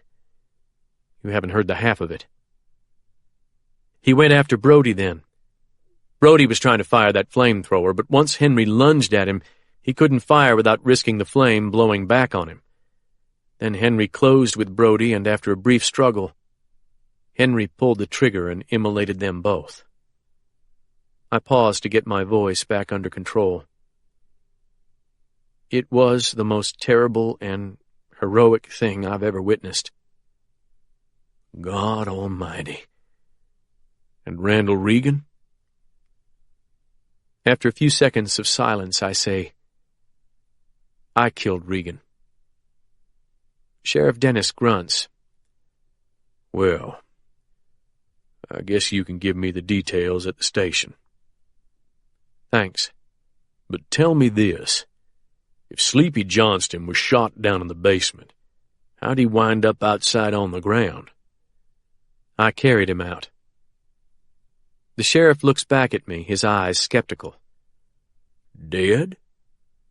No. He was hit in the spine. I knew moving him might paralyze him or even kill him, but he'd have burned alive otherwise. I forced back the images of Sleepy Johnston's face as he resigned himself to death in those flames. I didn't even feel the weight, Walker. It was like lifting a little kid. Dennis nods slowly. That's how it is when shit like that goes down. All I know is 2 good men are dead. 3, if that Natchez cop guarding the Examiner was killed. I don't envy you the call to Chief Logan. Unless you want me to make it. I shake my head. No, I owe Logan that. Well, at least Royal and Regan are dead. I won't say I'm sorry to hear that news. But at what cost? Caitlin blames me for what happened tonight. I say dully, voicing my deepest conviction. She'll never say it, but she does. She blames my father, too, of course. What about you? Do you blame your old man? After a long silence, I hear myself say, I guess I do. If he'd done anything but what he did, you know? If he'd opened up to me from the beginning about Viola's death, if he hadn't jumped bail, how many people would still be alive? I don't know, Penn. But wait till you can talk to him before you judge. Your daddy is a good man. I feel sure there are things you don't know. Things that will make all this make sense. I tried to write him off tonight, Walker. After Henry died, and Sleepy Johnston. But I can't. Sheriff Dennis turns and gives me a look of pure empathy. He's your father, man. He's blood. There it is. Blood. The empirical, evolutionary imperative. What more can be said? Walker, tonight I asked Brody if he killed Viola Turner, or ordered her killed. What did he say? He said no. He admitted that he'd raped Viola along with some other double eagles, Snake Knox and the others. But he said he didn't kill her. He said... What? I'll deny I ever said this, Walker. But Royal said my father killed Viola. Sheriff Dennis seems to freeze behind the wheel. Then he bites his lip for a few seconds. Did he give you any details? He said Dad saved Viola's life 40 years ago, but he killed her 2 days ago. He laughed at the irony of it. Do you really believe that sick son of a bitch? He had no reason to lie, Walker. He thought Caitlin and I were about to die, and he'd already admitted ordering the murder of Pookie Wilson. Dennis watches Highway 84 and takes his time before speaking. But do you believe it? In your gut? I don't know. Could Dad have killed Viola to ease her suffering? Yes. But murder her? Not one person I've talked to this week believed that's possible. And in the end, I guess I don't either. What did Henry think? Henry believed the Double Eagles killed her. They'd threatened to do it if she ever came back to Natchez, and she did. Henry didn't have any doubt that they fulfilled their threat. That's good enough for me, bub. I wish it were for me. I've come up with at least 3 different theories over the past 3 days. There are so many possibilities. It might even be that Lincoln Turner killed Viola. Dad knows that, and he's covering up for him. Lincoln Turner? Who accused your old man of murder in the first place? You're saying he killed his own mother? Maybe. Possibly by accident, either in a botched mercy killing or a layman's effort to revive her with adrenaline. But if that's the case, why the hell would your father cover for that asshole? Because Dad thinks Lincoln is his son. This silences Dennis for half a minute. Jesus, he says finally. This is Tennessee Williams shit here. I'm surprised Walker Dennis knows enough about Tennessee Williams even to make that remark. More like Faulkner, I'd say. Absalom, Absalom. Same difference. You know what I think? What? All this crap with Royal and Regan and the Double Eagles is a good thing. For your father, I mean. It's obvious that there's a whole lot more going on than the murder of one old nurse. And Viola was related to that civil rights kid, Revels. If you can just get your dad safely into custody, in Mississippi, not Louisiana, he'll go to trial for killing Viola. Right? Aren't you forgetting the dead Louisiana state trooper? Dennis waves his hand dismissively. Just forget that for a minute. I'm no lawyer, but I've watched my share of murder trials. If your father goes to trial for killing Nurse Viola, all you need is one thing. Reasonable doubt. Am I right? You're not wrong. Are you going to defend him yourself? Hell no. Quentin Avery's his lawyer.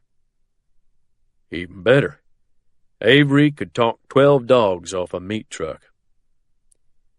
We're light years from a courtroom, Walker. Maybe we are, and maybe we ain't. The sheriff looks back at me, his eyes glinting beneath his Stetson. All this trouble goes back to the Knox family.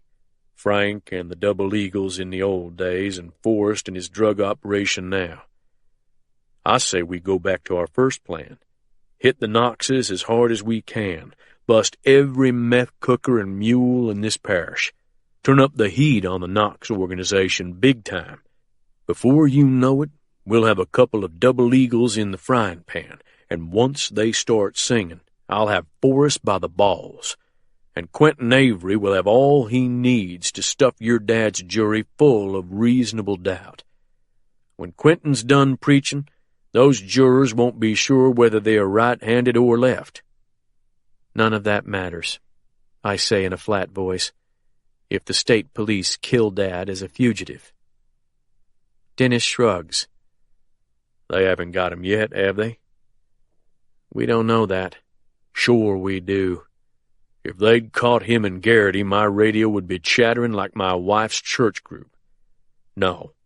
My money says that old Texas Ranger has the trail smarts to keep your daddy loose for a while yet. I don't hold out much hope that any Double Eagles would give up enough information to save my father from police execution. But as the security lights of various businesses flash past in the darkness, a new strategy begins to take shape in my mind. How soon could you organize a parish-wide sweep of the meth dealers? I ask. Dennis looks at his watch. I can have my people ready to go 6 hours from now, just before dawn. Are you serious? I did 90% of the groundwork today. I told you that yesterday, and now we're here. The prospect of hitting the Knoxes hard in such a short time frame is tempting. What about Agent Kaiser? Would you tell him about it? The sheriff rolls his shoulders, then sets them as though to take a blow or deliver one. After I saw Kaiser tuck his tail between his legs when Captain Ozen showed up at Mercy Hospital, no way in hell. This is you and me, Penn. I'm tired of standing by while the Knoxes shit all over my parish. My cousin's 2 years gone, and I know in my bones it was Forrest Knox's outfit that killed him. I'm through sitting on my hands. Henry didn't believe any double eagle would break his oath of silence under police pressure. Kaiser either. Walker snorts with contempt. Forgive me speaking ill of the dead, but Henry Sexton didn't know shit about law enforcement, and Kaiser's a big picture guy. It's time to keep it simple. I'm a cop, you're a prosecutor. Meth trafficking carries a mandatory 15 to 30-year sentence in this state. Somebody on the Knox payroll will give us a double eagle or two to keep their asses out of Angola. And once we have an eagle in my jail, it's Katie bar the door. Those old bastards are in their 70s now. You think they want to die on Angola farm with a bunch of black lifers? Hell no. Think about Glenn Morehouse facing cancer. He cracked, didn't he? That's different. You think so? A bitter laugh escapes the sheriff's lips. Given a choice between dying of cancer in a nice hospital and rotting in Angola with a bunch of pissed-off soul brothers who know I used to be in the Ku Klux Klan, I'll take the cancer every time, Bubba. At least you get morphine to cope. The sheriff just might be right about this. Some accused criminals live in mortal terror of incarceration, dirty cops, for example. But given the racial demographics of American prisons, I imagine former Ku Klux Klansmen rank right up there with child molesters when it comes to those who have real reason to fear going to jail. All right, I say softly. I'm with you. Walker glances at me, excitement in his face. Seriously? Let's do it. What made you change your mind? Since Dennis is going out on a limb for my father, I feel I owe him the truth. Battle tactics. Forrest Knox is driving the manhunt for Dad and Walt. If we hit the Knox organization as hard as we can tomorrow, and keep hitting them, Forrest will have to devote a lot of energy to defending himself. And every minute he puts into fighting you and me is one less he has to track down my father. Damn straight, Walker says. When in doubt, run it up the middle. Don't even give Forrest time to think about your daddy. I just wish we could get Agent Kaiser out of the way somehow so he can't interfere. As soon as Walker says this, a memory of Brodie Royal describing the murder of Pookie Wilson at the Bone Tree comes to me. I might just be able to do that, though not in the next 6 hours. Anything will help. Hey, look. Sheriff Dennis points across the westbound lanes at the jarringly modern silhouette of the 1970s courthouse. We made it, and no state cops in sight. As Walker gives me a thumbs up, I turn in my seat to make sure Walker's brother-in-law is still behind us and that Caitlin is still his passenger. Thankfully, I can see both their heads silhouetted by the headlights of the vehicle behind them. Hey, Walker says sharply. Earlier today you said you wanted to ride with me on the busts. Do you still want to do that? Or should you lie low and let me take the heat? I don't even have to think about this question. I've got my mother and daughter well hidden. What's the point in letting you have all the fun? The sheriff smacks his steering wheel and smiles. All right, then. In 6 hours we hit those sons of bitches, and I'll lay odds that in 24 hours we'll have at least one double eagle in my jail begging to tell us everything he knows. Dennis pulls around to the left side of the courthouse, the site of his motor pool. I'd better call Chief Logan now, I say, the weight of dread and guilt in my voice. He needs to know he probably lost a man tonight. The smile melts off Walker Dennis's face. You tell him we're going to get to the bottom of that tomorrow, too. Tell Logan I promised him that. I will. Dennis switches off the engine, then looks at me. The eyes in his fleshy face burn with fearsome conviction. Before I'm done, Forrest Knox is going to wish his family never set foot in my parish. Forrest Knox's ancestors probably arrived here generations before Dennis's did, but the sheriff could not care less about that. Subtlety isn't his strong suit. Special Agent John Kaiser is like a predator drone circling high above Forrest Knox and the Double Eagle Group with an array of precision-targeted missiles. Sheriff Dennis is more like the iron bombs that dropped from the bellies of B-17s during World War II. Dumb and heavy, but deadly enough to bring down a city block. And for my new purpose, Walker Dennis is just what the doctor ordered. Chapter 5. Caitlin Masters had wasted no time after getting into the cruiser. The deaths she'd witnessed, the torture she'd endured, all that was working its way through her like slow poison, she knew, but there was no quick antidote. And if what Brodie Royal had said about having a mole at her paper was true, then every passing minute might mean more deleted computer files. She prayed that if there was a mole, he had not located the digital scans of Henry Sexton's journals. The fire wasn't even out of sight when she said, "I need to call my editor, Deputy. May I use your cell phone?" Deputy Grady Wells pulled a Nokia from his shirt pocket and passed it over. "Walker said you could. I just hope to hell the state police don't find out about this." "Don't worry. You're on the side of the angels tonight." Wells grunted skeptically. Her editor's cell phone rang 4 times, but then he answered. "Jamie Lewis, who's this?" "It's me, Jamie." "Christ, I was afraid you were dead." Lewis's crisp northern speech sounded alien compared to the drawl of Deputy Wells. "I almost was, and some people are sure going to wish I was." "One minute you were here arguing with Penn, and the next you were gone. Now the police scanner's going nuts about an explosion on Lake Concordia." "I was in the damned explosion, or next to it anyway. Don't say anything more, Jamie. Just listen and do what I say." "Go." "Shut down our computers right now. The servers, everything." "What?" "Our system's been breached. Somebody's in our intranet, wiping out information. Brodie Royal had a mole on our staff. Henry's scanned backup files are probably gone, and God knows what else. You haven't noticed anything weird going on?"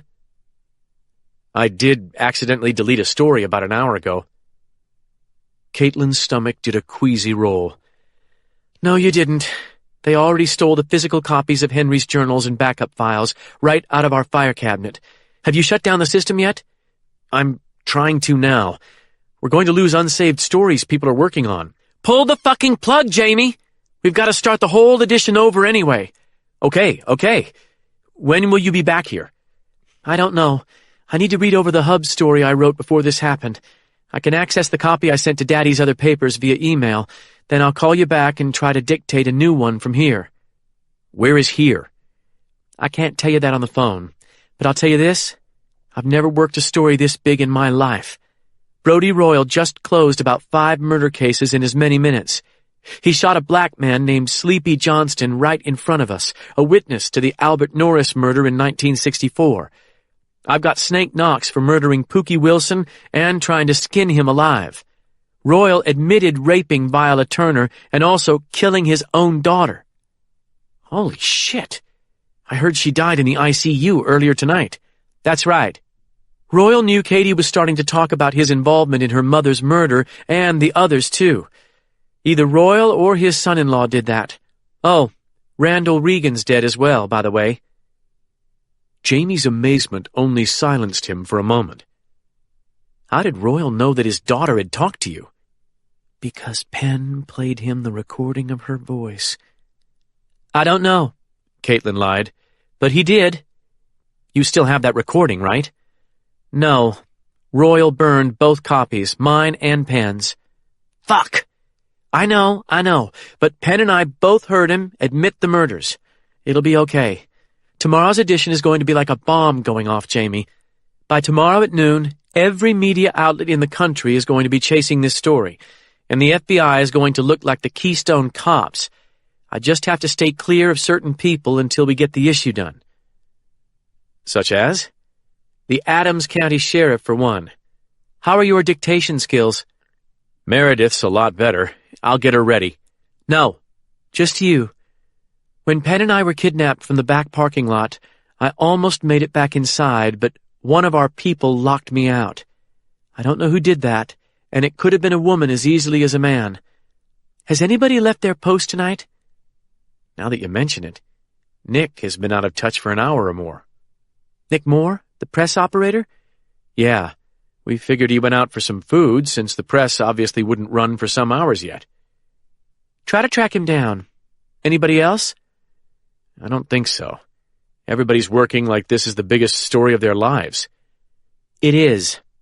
Okay, I'll call you back in 2 minutes max and dictate the news story in case I get arrested. At the very least, I'll be stuck in a police interrogation room for a while. For now, tomorrow's edition is on your shoulders. You're probably going to have to try to reconstruct almost everything that's been written from memory. We'll do it, if we have to stay till dawn. Count on that. None of us will be sleeping for a long time. Caitlin hung up and began punching commands into the cell phone's tiny keypad. Only then did she realize that her hands were shaking. Normally she was an ace with a cell phone, but not now. The trauma she'd endured in Brody Royal's basement was part of it, of course. But the larger part, she knew, was her realization that within an hour or two, Special Agent John Kaiser would learn that Royal had not only verified the existence of the bone tree, but also placed the murder of Pookie Wilson there. Given the massive effort Kaiser had expended to drain the Jericho hole in search of the bones of the Double Eagle's civil rights victims, what resources might he marshal to locate Pookie Wilson's remains? 2 hours ago, Caitlin was certain she'd had the only real chance of finding the near-mythical race murder site that most authorities considered apocryphal. Now she was likely to be competing with a battalion of National Guardsmen and satellite imagery specialists. As soon as she could get to a safe phone, she would try yet again to call Toby Rambin, the Lussahatchee County poacher who had sworn to Henry Sexton that he knew the location of the bone tree. Calling him in the middle of the night wouldn't be ideal, but she had no choice now. After several curses and mistakes, she finally got into her digital mailbox and called up the file attachment she needed. Blocking out the pain of her injuries, she focused on the tiny screen, processing her own words with ruthless efficiency, deciding which elements of the existing lead story could function as a foundation for the new one she would dictate before they reached the sheriff's department. As she stared at the glowing LCD, it finally sank in how profoundly the world had changed in the 2 hours since she'd written that piece. The entire story would have to be rewritten. A wave of exhaustion rolled over her, giving her the sense that she was being smothered. When at last she caught her breath, her stomach rolled with nausea. The only thought she could hold in her mind was of the poacher, Rambin. Only days ago, this stranger had contacted Henry Sexton with an offer to guide him to the bone tree for a price. But did Toby Rambin know what he claimed to know? Henry had been misled by greedy guides before, and since he'd been attacked the night after Rambin contacted him, he'd been unable to keep his scheduled rendezvous. In a narcotic fog in his hospital room, only minutes before a sniper fired a bullet at his head, Henry had given Caitlin the poacher's telephone number. With a twinge of guilt, she recalled altering the entry in Henry's cell phone so that no one else would be able to find the right number if they checked his phone. As ruthless as that was, Caitlin was glad now that she'd done it. She only hoped she could reach Ramvin before the poacher heard about Henry's murder and fled the state. "Calm down," she told herself. Caitlin closed her eyes and tried to blank her thoughts, but the image of Henry Sexton immolating himself and Brodie Royal only grew more distinct in her mind's eye. She opened her eyes and punched the keypad of Deputy Wells's cell phone. "Caitlin," Jamie said, "is that you? Have you had any word from the press operator?" "None. Nick's dropped off the face of the earth." "With a lot more money than he had last week," she muttered. "You really think Nick would help somebody hurt you?" "I doubt he thought they would kill me, but—" Caitlin fell silent as another memory from the basement returned to her. "Jamie, before he died, Brodie Royal was bragging about how little it had cost him to buy one of our people." "Okay, and?" "I'm pretty sure he said he bought a journalist. A scribbler, he said. I remember now. So even if Nick was the one who locked me out, he might not be the only person Royal bribed. I mean, would Nick know where we were keeping Henry's journals? Would he know how to work the computers, navigate our intranet? Would he know the usernames or passwords of the reporters?" "No. But if Nick didn't delete the files, then it could be anybody. How the hell do we go forward from here?" "Think hard about who you trust. With Royal dead, the mole will assume their payday is over, so from this point forward, they might just go back to doing their job." "My guess. It still creeps me out, though, and it pisses me off." A worrisome thought struck her. "There's another possibility. When Royal mentioned the mole, he said he had taken a page out of Forrest's book. He was talking about Forrest Knox, chief of the Criminal Investigations Bureau of the Louisiana State Police. That means Knox was also paying a reporter somewhere. Probably Baton Rouge, where he lives, I'd guess. Or maybe New Orleans, but if Forrest knows about Royal's mole at the Examiner, who's to say he can't extend the arrangement?" "What if Forrest Knox's mole was at Henry Sexton's paper?" Jamie asked. "Or at half a dozen of them? Why limit a good thing if you've got the money to spend?" "You're right. Geez, that would explain a lot. We'll have to keep our plans confined to a very tight circle. Tomorrow's stories will have to be written on 2 computers only, yours and mine. No sharing files, no internet connection for them." "Okay." Caitlin looked out at the lights flashing by outside the cruiser. At last, she recognized a building. "I'm only 5 minutes from the sheriff's office. I need to start dictating." "I'm ready." "Jamie, this really is the most—" "You're not seriously going to waste time telling me how big this is, are you? Go!" She took a deep breath, then shut her eyes and began to compose her new story on the fly. "Last night, Henry Sexton of the Concordia Beacon laid down his life for a fellow journalist.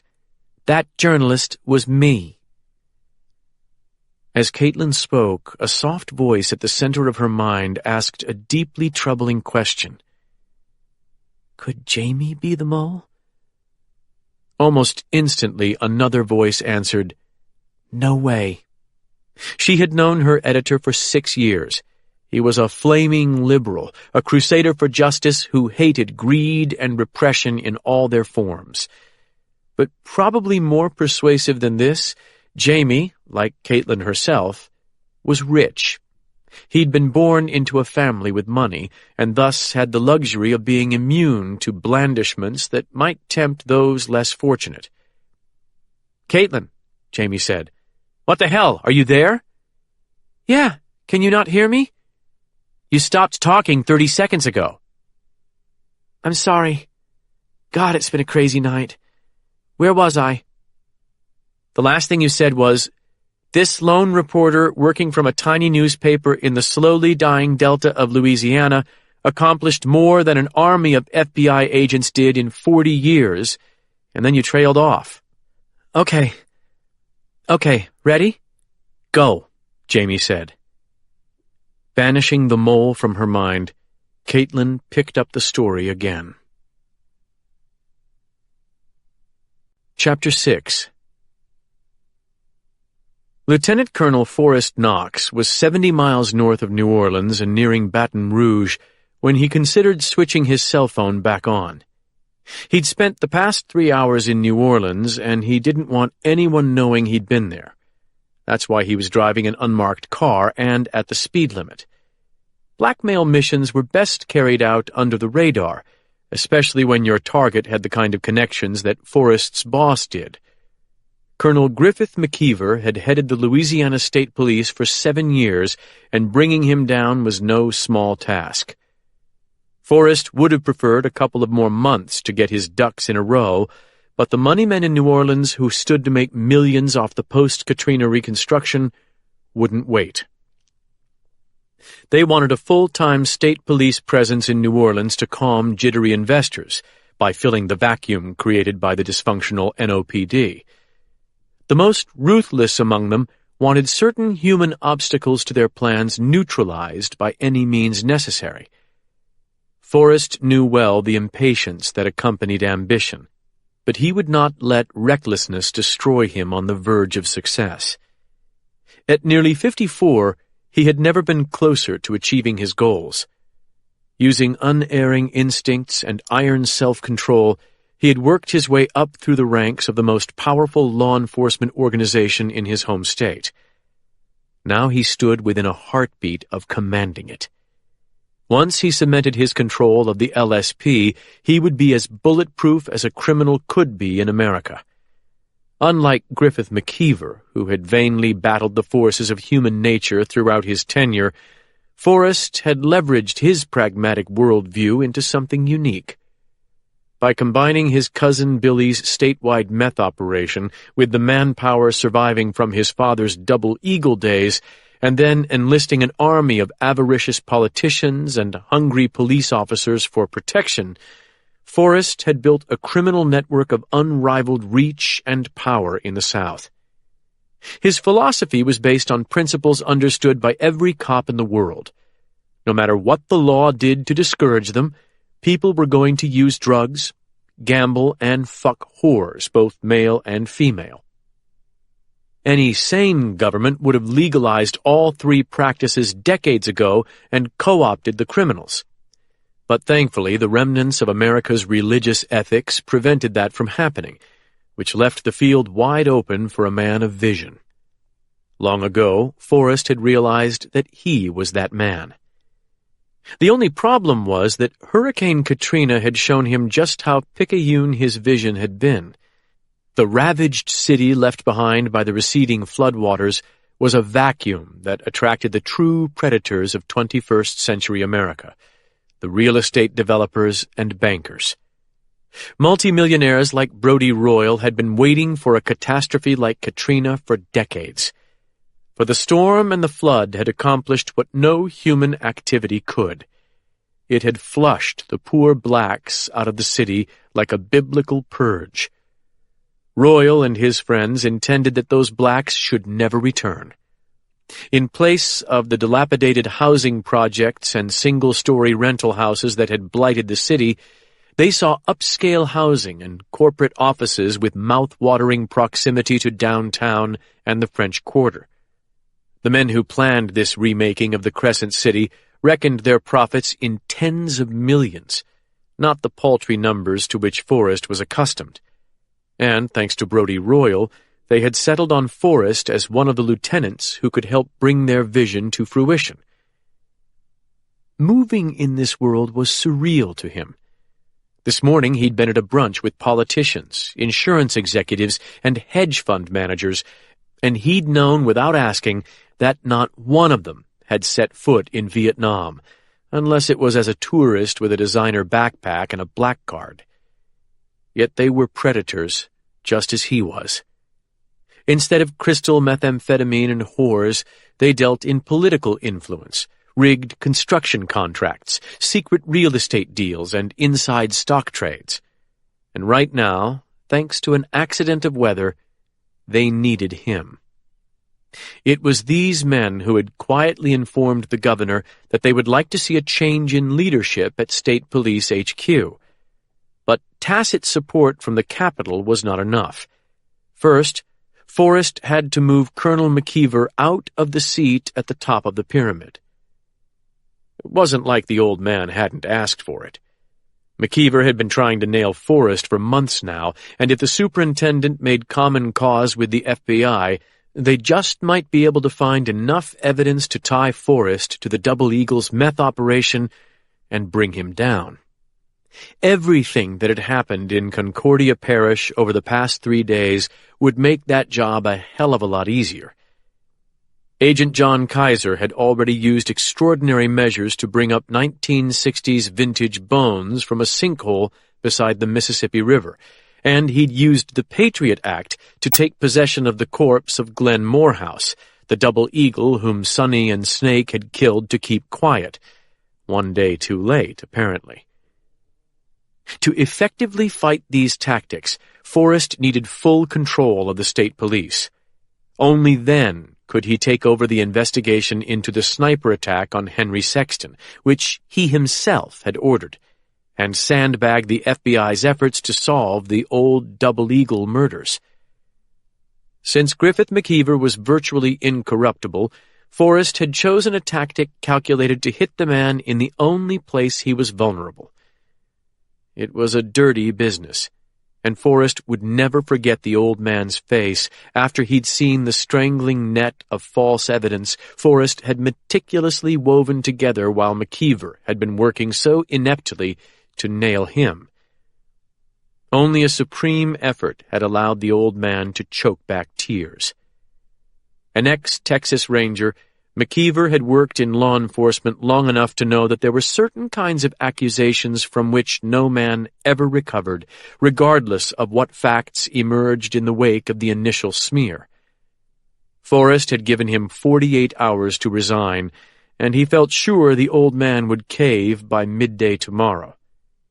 If he didn't, Forrest had no problem pulling the trigger and destroying the man's career, and his personal life along with it. Now that he'd moved against McKeever, Forrest's immediate concern was finishing off Henry Sexton. Forrest could never have imagined that Snake Knox, a trained combat sniper in his youth, would miss Sexton and kill his girlfriend by mistake. The simple truth was, Snake and the other Eagles were getting too old for the work they were doing. That was why Morehouse had cracked. He was dying of cancer and scared shitless.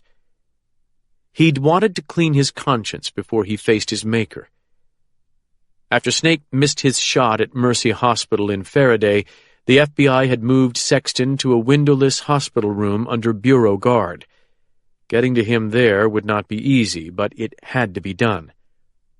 Sexton had spent at least an hour speaking to Glenn Morehouse in person, and then again later on the telephone, and Morehouse had known more than enough to send not only his fellow Double Eagles, but also Forrest himself to Angola prison for the rest of their lives, and possibly even to death row. Forrest also needed to know how much information Sexton had confided to Caitlin Masters, the publisher of the Natchez Examiner. The two were competitors and normally would not cooperate on a story. But Forrest worried that with Henry wounded and out of commission, he might have passed what he knew to the girl in order to hit the Eagles as hard and as fast as possible. And no mole, no matter how well placed, could tell Forrest what was inside the girl's head. When the pointed tower of the state capitol appeared in the distance, Forrest switched on the encrypted cell phone he'd been using to communicate with Alphonse Ozen. Yesterday, he'd ordered Billy's drug organization to begin using Al-Qaeda rules, which meant no electronic contact, only face-to-face meetings. But that wasn't practical for the man sitting at the top of the pyramid. Forrest felt reasonably confident that the FBI didn't know about his satellite phone, but he had occasional nightmares about the NSA and their automated intelligence collection algorithms. He decided to wait until he reached headquarters to talk to Ozen. The instant his phone found a satellite, it began to ring. As the LED read out Alphonse Ozen's number, the hair on Forrest's arms stood erect. Ozen should not be calling him. He had no idea what the trouble might be, but the odds were it involved Concordia Parish. Instinct told Forrest he was behind the curve of events, and that was never a good place to be. "What's happened?" he asked, holding the phone to his head. "Colonel, I've been trying to reach you," said Ozen, sounding rattled. "Are you okay?" "Of course. I've been following the goddamned rules. You ought to try it." "I couldn't wait. We've got trouble." "Something to do with Dr. Cage?" "No. Brody's dead." Forrest gripped the phone harder. "Brody Royal?" "Yes, sir." "Dead? How? Natural causes?" "Nobody's exactly sure what happened, but his lake house burned up. It may have blown up. He's not the only one dead, either. It's a mess out there. Son-in-law's dead, too." Randall Regan. Dead. Forrest felt himself brace for further shocks. "Who else?" 3 of Royal's security people, plus Henry Sexton and an old black guy named Johnston. And the hits just keep on coming. Forrest tried to picture what sequence of events could have led to such a nightmare. "This doesn't make any sense, Alphonse. What the hell happened?" "You ain't heard the worst of it. Somehow Mayor Penn Cage and his fiancée, the Masters girl, wound up in Brody's basement, and—" "Don't tell me they're dead." No, Ozen said quickly. "But they were in there. Looks like Royal may have kidnapped them or ordered it done." "God damn it!" Forrest gritted his teeth. "I know. I think maybe Henry Sexton and the old nigger went in there to try to get Cage and the girl out. What happened after that, I don't know. Only Cage and the girl came out alive, and only they know what happened." "Who was the nigger?" "His name was Marshall Johnston, Jr., but I don't know what the hell he was doing there. Fire department says there was some kind of explosion, and everything smells like tar." Forrest instantly thought of Brody Royal's flamethrower, the weapon Forrest's father had used on Albert Norris and his store in 1964. The deadly antique fired a mixture of gasoline and tar propelled by inert nitrogen gas. "I should have taken care of Brody last night," he thought, "or even before that." "Where are Cage and the girl now?" he asked. "Concordia Parish Sheriff's Office." Forrest was tired of dealing with old men. They were as reckless and sensitive as teenagers. Because of the bruised ego and paranoia of Brody Royal, he now had to contend with a seismic shift in battlefield conditions. "Alphonse." "Yeah, boss?" "Get your ass over to the sheriff's department and take over the investigation." "Which one? Brody's house blowing up?" "No.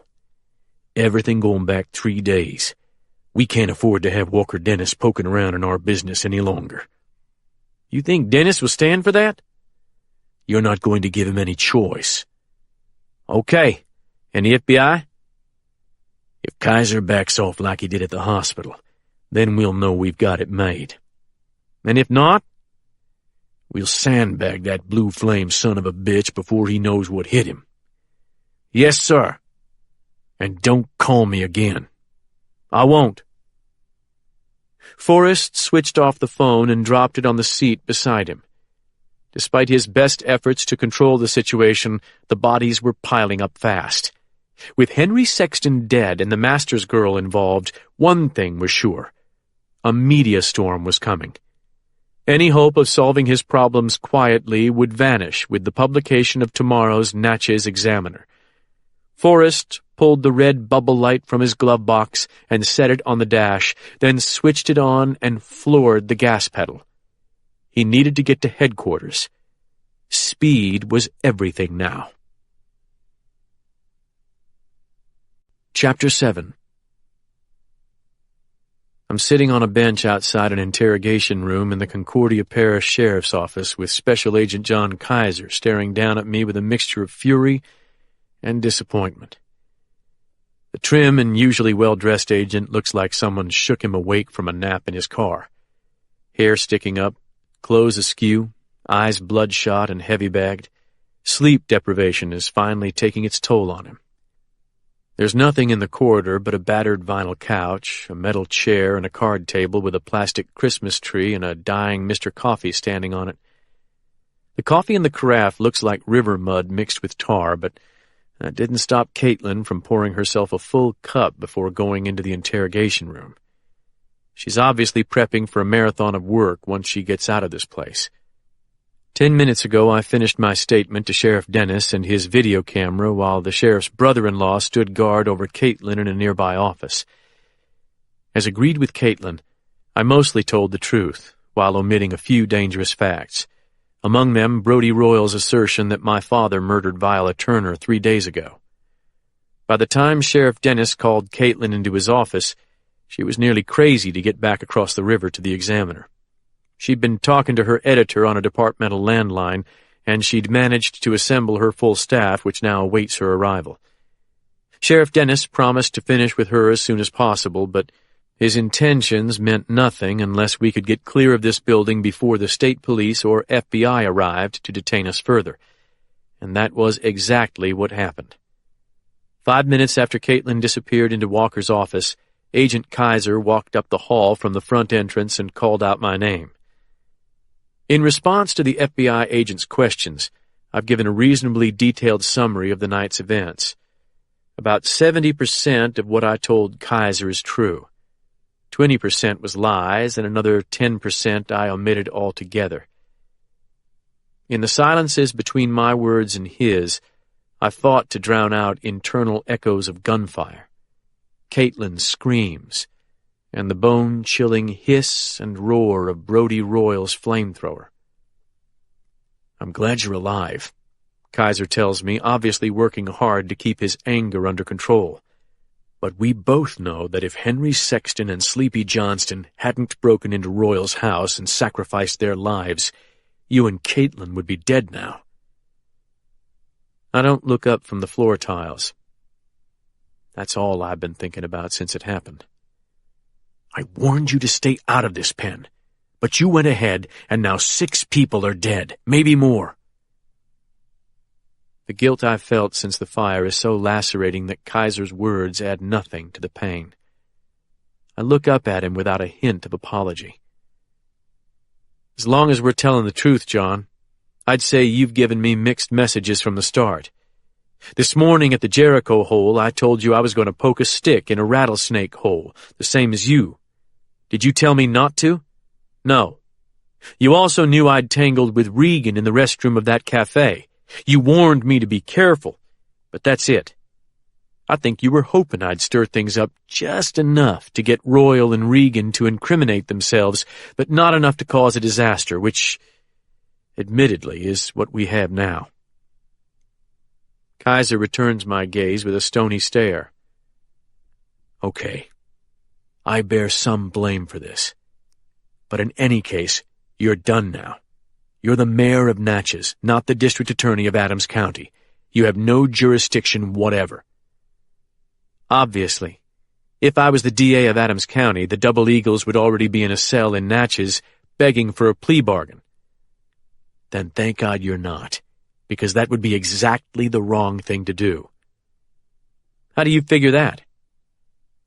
Kaiser walks to a folding metal chair opposite me, then sits beside the card table and hangs his hands over his knees. "Penn, we've held a lot back from each other over the past 2 days, but I'm going to be straight with you now. I knew more about Brodie Royal than I let on to you. About Forrest Knox, too. Some I knew before I got here, and the rest I got from Henry Sexton." "I can't believe Henry told you much." "Henry had a certain amount of bitterness toward the Bureau, granted. for our civil rights era failures and for the way a lot of agents treated him over the years. But after Glenn Morehouse was murdered, Henry decided that safety demanded he pass me a certain amount of information. It was Henry who told me about the link between Royal and the Double Eagles going back to 1964. He also told me his suspicions about Forrest Knox protecting the Eagles' drug business and possibly even being a partner. I'd heard a few rumors prior to that, but Henry had more facts than the Bureau did. I say nothing, still trying to process the fact that Henry confided so much in Kaiser. "He didn't tell me about his backup files," says the FBI agent. "His change of heart didn't extend to that. I think he worried that if he gave his journals to the Bureau, they might disappear forever. He wanted a journalist to have them, so Caitlin got it all. A bad decision, considering what's happened to them." Earlier tonight, Caitlin told me she intended to let Kaiser view Henry's files tomorrow, but given what happened at Brody's house, I don't want to speak for her. "I visited Henry one last time this afternoon," Kaiser says, "only a few hours before the sniper tried to finish him off. He was pretty depressed, but he told me what Glenn Morehouse said about Jimmy Revels' murder." I give Kaiser a puzzled look, but he's having none of it. "The RFK assassination plan?" he says. "Carlos Marcello, all that?" "Don't play dumb, for God's sake. Not after what's happened tonight." Before I can reply, Kaiser says, "We need to talk about what you told me about your father when I first called you from New Orleans." He's referring to me saying that Brody Royal and my father might possess information about the major 1960s assassinations. I only told him that to lure him to Natchez, and now I regret it. I need to sleep and be ready for the drug raid at dawn. But one thing Kaiser does need to know, no matter how crazy it may sound. "Do you have any agents at the fire scene?" I ask. 3. Why? Can they stop the state police from taking evidence away from it? Absolutely. Brody Royal's lake house and property are now a federal crime scene. To my surprise, relief washes through me. As soon as the ruins cool, your guys need to grid search the place and sift the ashes. What are we looking for? Something makes me put off revealing the most explosive information. To stall him, I lay out some bait that could get him out of my way tomorrow. Depending on the heat of the fire, you might find the remains of a one-of-a-kind letter opener. Royal told us that Snake Knox carved it from one of Pookie Wilson's arm bones. The blade was bone, and the handle was covered in the tanned skin of Wilson's penis. Or so Royal claimed. He admitted that murder to us, John. He gave the order, Snake and Frank Knox carried it out, and all this happened at the Bone Tree. The Bone Tree, Kaiser says softly. Most of our agents don't believe that thing even exists. It does. Royal was there when Wilson was killed, and his bones are bound to still be there. Kaiser can't hide the interest in his eyes. Did he say anything about Jimmy Revels' murder? No, but he admitted taking part in the gang rape of Viola Turner. What made Royal so damn talkative? Henry and Sleepy showing up? Brody just had to tell them how pointless their lives had been. What a guy. Kaiser slowly shakes his head. Could you extract DNA from something like that letter opener? Possibly. But you're deflecting me, Penn. What does a trophy from Pookie Wilson's murder have to do with the 1960s assassinations? Nothing. I prop my elbows on my knees and rub my temples. This is going to sound crazy, but just before everything went to hell in Brody's basement, he showed us 2 rifles in one of his gun cabinets. There were brass plaques beneath the guns. And? I look up, letting Kaiser see that I'm not personally invested in what I'm about to tell him. Unlike all the other plaques, which gave the make of the weapon, etc., these only had dates on them, plus a small American flag. Kaiser shrugs. So? The dates were November 22nd, 1963, and April 4th, 1968. I expect the agent's face to show incredulity, but what I see is a hunter's excitement glimmering in his eyes. Did you believe they were real? Brody believed they were real. Did I? No. I think Snake Knox sold that old man a pig and a poke. Twice. And I told him so. Kaiser mulls this over. Was that truly your gut reaction? Thinking back to a story my father recently told me, I reconsider. I can't say that 100%. Not about the JFK rifle. Tell me why. The realization that Kaiser is more interested in this than in my father's plight makes me want to smack him in the face. While my father's being hunted down like an animal by corrupt cops? The FBI agent studies me for a few seconds, then speaks with maddening calm. I know how hard you've been trying to save your father. I know what you did tonight, too. You got hold of some leverage against Brody and tried to force him to help your father. After you left me, you went to St. Catherine's Hospital. You offered to bury what you know and keep Brody's name from the cops and out of the newspapers. Right? Kaiser didn't get where he is by being slow on the uptake. I might have tried that, if Henry Sexton would have gone along with, oh, bullshit. It was Caitlin holding the sword over Brody's head, not Henry. She made some kind of recording of Katie Royal earlier this evening, didn't she? I don't answer, but I can't for the life of me figure how Kaiser found out about that tape. Does it still exist? He presses. Or did Brody take it from you tonight? My expression tells him all he needs to know. Kaiser's face betrays genuine empathy. Look, speaking as a man, I don't blame you. Your father's life was on the line, and you had Royal by the short hairs. But look what's happened because of what you did. I stare at the floor, wishing Caitlin would emerge from the interrogation room. If it's any consolation, I think your old man and Walt Garrity have gone to ground somewhere. We'll never find them, and with luck, the Knoxes won't either. Those old coots are safe as houses. That's why your next plan is stupid. What plan? I ask, wondering if he somehow knows that Dennis and I intend to bust the Knoxes' meth operation. The deal with Royal didn't work, so now you're thinking about approaching Forrest Knox, right? This assumption actually stuns me. Hell no! Kaiser rolls his eyes. Just tell me you haven't already reached out to him. For once, the FBI agent is wrong, so I let my anger fill my eyes. I'm not that stupid, John. Not normally. But you're not thinking straight now. So let me enlighten you. Brody Royal was like a cranky old dog lying under a porch. Forrest Knox is a purebred wolf that will smell you coming from 5 miles away. Do not fuck with him. I get up from the bench and start pacing the hallway. Why are you so concerned with those old assassinations?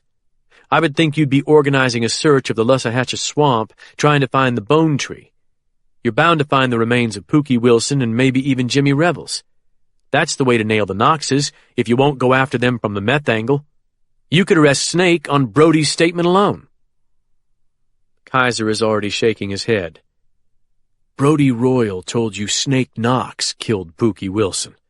But there's a 302 report in our files from the 1970s in which a double eagle named Jason Abbott swears that Forrest Knox killed Pookie. Also at the Bone Tree, by the way. That's got to be bullshit. Forrest was what, 12 years old the year Pookie died? Royal was telling the truth tonight. He had no reason to lie. You're probably right. But that doesn't make the 302 disappear. Do you know how Henry Sexton first discovered that Pookie Wilson had probably been crucified? From that 302, obtained through the Freedom of Information Act. That's right. Jason Abbott was an older cousin of Forrest Knox and also a double eagle. In 1972, he found out that Forrest had been screwing his wife, both before he left for Vietnam and after he got back. Abbott stood being cuckolded for as long as he could. Then one night he got blind drunk and went to the hotel room of an FBI agent who'd once questioned him. He told that agent that the double eagles had intended to skin Pookie alive, but they didn't have the right kind of knife. So after some effort, they gave up and nailed him to the bone tree. He said Forrest hammered in the nails. That's the way Brody described it, except Frank and Snake were in the lead roles. Kaiser intertwines his fingers around one knee and speaks like a thoughtful college professor. My guess is that Forrest was present, but only witnessed Pookie's death. Abbott wouldn't admit to being at the bone tree himself. He claimed he'd heard the story from another double eagle who'd been there. He tried to hang a bunch of other crimes around Forrest's neck as well, all unverifiable, but he also revealed a lot of valuable information about the Knox family. The FOIA version Henry got was heavily redacted. Did the Bureau do anything about Abbott's stories? Kaiser suddenly looks uncomfortable. That was problematic. After he sobered up, Abbott tried to recant, and since Forrest had been screwing his wife, the man had an obvious motive to make false accusations. Even so, 2 agents set up an interview with Forrest at a military base to check out the story. And? Kaiser leans back against the wall and savors his next words. While the agents were questioning Forrest, Jason Abbott was run over by a truck 200 miles away. Hit and run, never solved. My stomach rolls over. During Knox's interview? That's right. And Forrest was only 20 years old at the time, Penn. I'm telling you, he's as cold as they come. Was Dwight Stone one of those 2 FBI agents? No. Dwight was being railroaded out of the Bureau at that time, so he couldn't help. There is one interesting footnote, though. Once Abbott sobered up, he denied he'd ever been a double eagle. But during his wake, someone dropped a JFK $50 on his body in the casket. I thought the double eagles carried $20 gold pieces. Only the older guys, the founding members. The rest wore 1964 JFK $50, most with a hole shot through them. Kaiser raises one eyebrow, Mr. Spock style. Kinda makes you wonder, huh? Anyway, the Bureau sent an informant to the funeral. The guy watched Forrest Knox walk up to the casket alone. You think Forrest put the coin in Abbott's coffin? On the body of the man he'd ordered killed? Kaiser's eyes carry some emotion I can't read. When Forrest was in Vietnam, he carried a little bag of JFK $50 with him. Whenever he killed a VC, he'd leave one of those coins in the corpse's mouth, so the Kong leaders would know it was him. A chill races along my arms. The Bureau couldn't pin Abbott's murder on him or the Eagles? Kaiser shrugs. J. Edgar Hoover was still director at that time. His last few months on Earth, I'm happy to say. The problem was, Forrest was a decorated war hero, something in short supply during that war. I don't think Hoover wanted to cause him trouble. Wonderful. Kaiser makes a sour face. Here's your takeaway from that story. He holds up his right forefinger. You cannot bargain with Forrest Knox. He'll eat you alive, Penn. A little overwhelmed by Kaiser's revelations, I walk over to the door to the interrogation room and lay my ear against its face. Walker Dennis's sonorous voice passes through the wood in a muted drone. Caitlin must be bursting to get out of there. I turn back to Kaiser. How the hell could you hold all this back? This morning you acted like you didn't know shit about Forrest Knox. I tried to tell you Brody Royal wasn't the real power behind all this. Just 3 hours ago, outside the hospital, after the sniper tried to get Henry, I told you Forrest was the real enemy. Then I got called away and you took your chance to bug out. You didn't want to hear it. He's right, of course, but that's not what bothers me. But how long have you known this? Kaiser rubs his stubbled cheek, his eyes distant. Look, if I told you what I really believe about this situation, you'd think I'm out of my mind. Given that Walker Dennis and I intend to declare war on the Knox family tomorrow morning, any intelligence I can gather in the meantime could be critical. We're already in the twilight zone. Cough it up. Kaiser clucks his tongue softly, then gets up and begins pacing the hall with me. There's a synchronicity to Forrest turning up in this double eagle mess that feels like fate, like it was supposed to happen. I feel like I've been brought to this place after years of chasing ghosts specifically to oppose and destroy him. I didn't figure you for a Jungian. The FBI agent smiles strangely. Hey, I'm a child of the 60s. Seriously, though, this is the third time Forrest and I have grazed past each other in historical terms. He doesn't even know about the first time. When was that? Vietnam. In 1970, I was stuck on a hill on the northern rim of the Ah Chau Valley, a hellhole called FSB Ripcord. FSB? Fire Support Base. Ripcord was one of the last major engagements of the war, a 21-day siege. I was 101st Airborne. We took beaucoup casualties during that particular nightmare. You don't hear much about Ripcord because in the end we sneaked out and let the B-52s carpet bomb the place into oblivion. But we lost that battle. Forrest Knox was there? I didn't know it then, but he was. He was a LRP. A what? A LRP. That's the phonetic version of an acronym, LRRP. Long-Range Reconnaissance Patrol. The LRPs were precursors of the modern-day Delta operators. They weren't at Ripcord the whole time I was, and they had technically been folded into the 75th Rangers by then. But they were still LRPs in every way that counted. And Forrest's Army record puts him there during the first phase of the battle. I must have seen him several times, all the time, really. But the LRPs kept to themselves. They were truly elite soldiers, and a few were stone killers. As a unit, the LRPs had a 400-to-1 kill ratio. Jesus. Like I said, you don't fuck with a guy with that resume. But it's weird, isn't it? I was from Idaho, Knox from Louisiana, yet fate kept putting us in the same place. When was the second time you grazed past him? Hurricane Katrina. While I was out in the field trying to hold the city together for the Bureau, Forrest was theoretically doing the same thing for the state police. But as the situation deteriorated, I started getting reports of crazy shit going on in the wee hours. Vigilante stuff, scores being settled, prisoners disappearing, sniping. LRP-type stuff, only directed against certain elements of the U.S. population. Black drug dealers, mainly. I thought those stories were bullshit. Most were, but not all. Between the time the levees broke on Monday and Saturday afternoon when General Honoré got his troops into the city, things literally went to hell. The NOPD virtually ceased to function, and civil unrest was rampant. You saw the daylight stuff on TV. At night it was worse.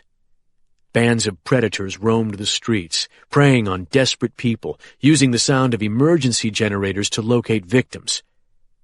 Quite a few young black men turned up dead during that time from head or heart shots, and most got written off as flood deaths or unexplained homicides. Forrest was involved with that? Kaiser shrugs. A couple of sources have told me he had a private SWAT crew down there, operating off the reservation. At the time, I assumed that if it was true, It was cowboy law enforcement. After all, Forrest was the son of an infamous Klansman. I figured he and some racist buddies took their chance to declare open season on black drug dealers. But after talking to Henry, I think those killings were business. Christ, John. The thing is, Forrest has gone to great lengths to appear above reproach. He has quite a few fans in state government. There's even talk of making him the next superintendent of state police. This seems beyond belief. Will you try to stop that? A week ago, I'd have said I couldn't. Tonight, things have changed a bit.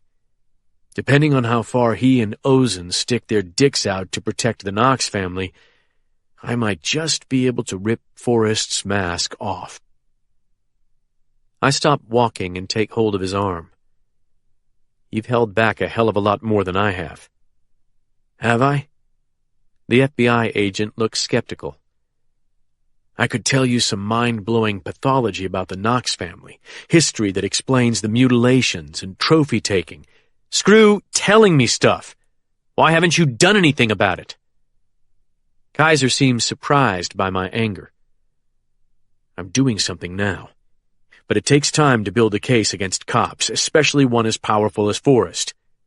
Hey, I've been there, you know. But meth trafficking carries mandatory minimum sentences. That's the legal equivalent of a baseball bat. Why the hell would you pursue any other angle? You told me this morning that you're operating under the Patriot Act, so bust every perp you know about in the Knox's meth organization and start offering plea bargains. Sooner or later, somebody will cough up a link to Forrest. Kaiser actually smiles at this suggestion. You really must be in shock. You worked enough federal task forces to know how cases like this have to be handled. It's like fighting the mafia. You don't start squeezing peons and hope to work your way up to the top. You've got to find a star witness, a key man with access to the center of operations. Then you build your case piece by piece. And once all your ducks are in a row, you roll up everyone at once from the bottom to the top. If I went after Forrest your way, he'd either kill my low-level witnesses or skip the country. Kaiser is right, but that doesn't mean his is the only way. You're talking about months of work, John. You've got probable cause to start busting double eagles tomorrow, and that would instantly put Forrest on the defensive. You might get lucky and flip someone who could help you nail him on RICO charges. Why won't you try that when ours might mean life or death for my father? Kaiser looks back at me for a few seconds, then walks down to the L in the corridor so that he can see the main entrance. Satisfied, he walks back to me and speaks with quiet conviction. I guess the plain truth is, I don't want Knox and his relatives going down on a drug charge. I believe the Bureau has a moral duty to the people of this parish, the black people mainly, to close the cases we failed to solve back in the 1960s. We failed those victims and their families, and we failed the agents who worked those cases as best they could. To get any kind of closure or redemption or healing, the Double Eagles will have to be tried and convicted for the race murders they committed, not for peddling crystal meth. My face feels cold from the blood draining out of my cheeks, and my palms have gone clammy. Are you serious? Never more so. The same holds true for Forrest. That bastard's not going to Angola for skimming profits off meth sales. He's going down for murder. He will be tried and convicted for disgracing the badge and uniform he wore during Hurricane Katrina. He betrayed every cop who stood by his or her post and acted honorably while others deserted. Kaiser clearly means every word, but I can't let his argument go unanswered. John, would you really let my father die for your sense of moral proportion? He takes a deep breath, then lets it out slowly. Your father put himself where he is now. Dr. Cage has always had the option of turning himself in. Bullshit! Knox's troopers would shoot him down before he could even raise a white flag, and you know it. Kaiser neither answers nor looks away. It takes several seconds to get my temper under control. The Treasury Department didn't show these scruples when they went after Al Capone. Income tax evasion was good enough. This is different. When you combine the unsolved civil rights murders with Forrest's modern-day crimes and then tie that into the Kennedy and King assassinations through Brody Royal and Carlos Marcello, you're talking about one of the most important conspiracy cases in American history. And if anyone but your father were involved, you'd be making my argument for me. The realization that Kaiser truly means to move at a snail's pace while the men he claims to be hunting close in on my father engenders a kind of crazed panic in me. Compared to Walker Dennis and me, Kaiser has unlimited power at his control. He can tap the NSA, the DEA, and any number of other resources for support. One of the few things he cannot do is control my actions. I don't like what I see in your eyes, Penn. Tell me what you're thinking. I hold up both hands and back away from him. Hey, you hold all the cards. I'm just the mayor of Nowhere, USA, and I want to go home. His eyes remain on me, but the suspicion in them slowly wanes. Are your mother and daughter okay? I assume you're hiding them somewhere? You're damned straight, I reply silently. So long as they're not with your father. Fuck you, John. I glance anxiously at my watch. Walker's got to be nearly done with Caitlin. She's been in there longer than I was. Maybe she's more talkative than you. Is Dennis videotaping the questioning? Why?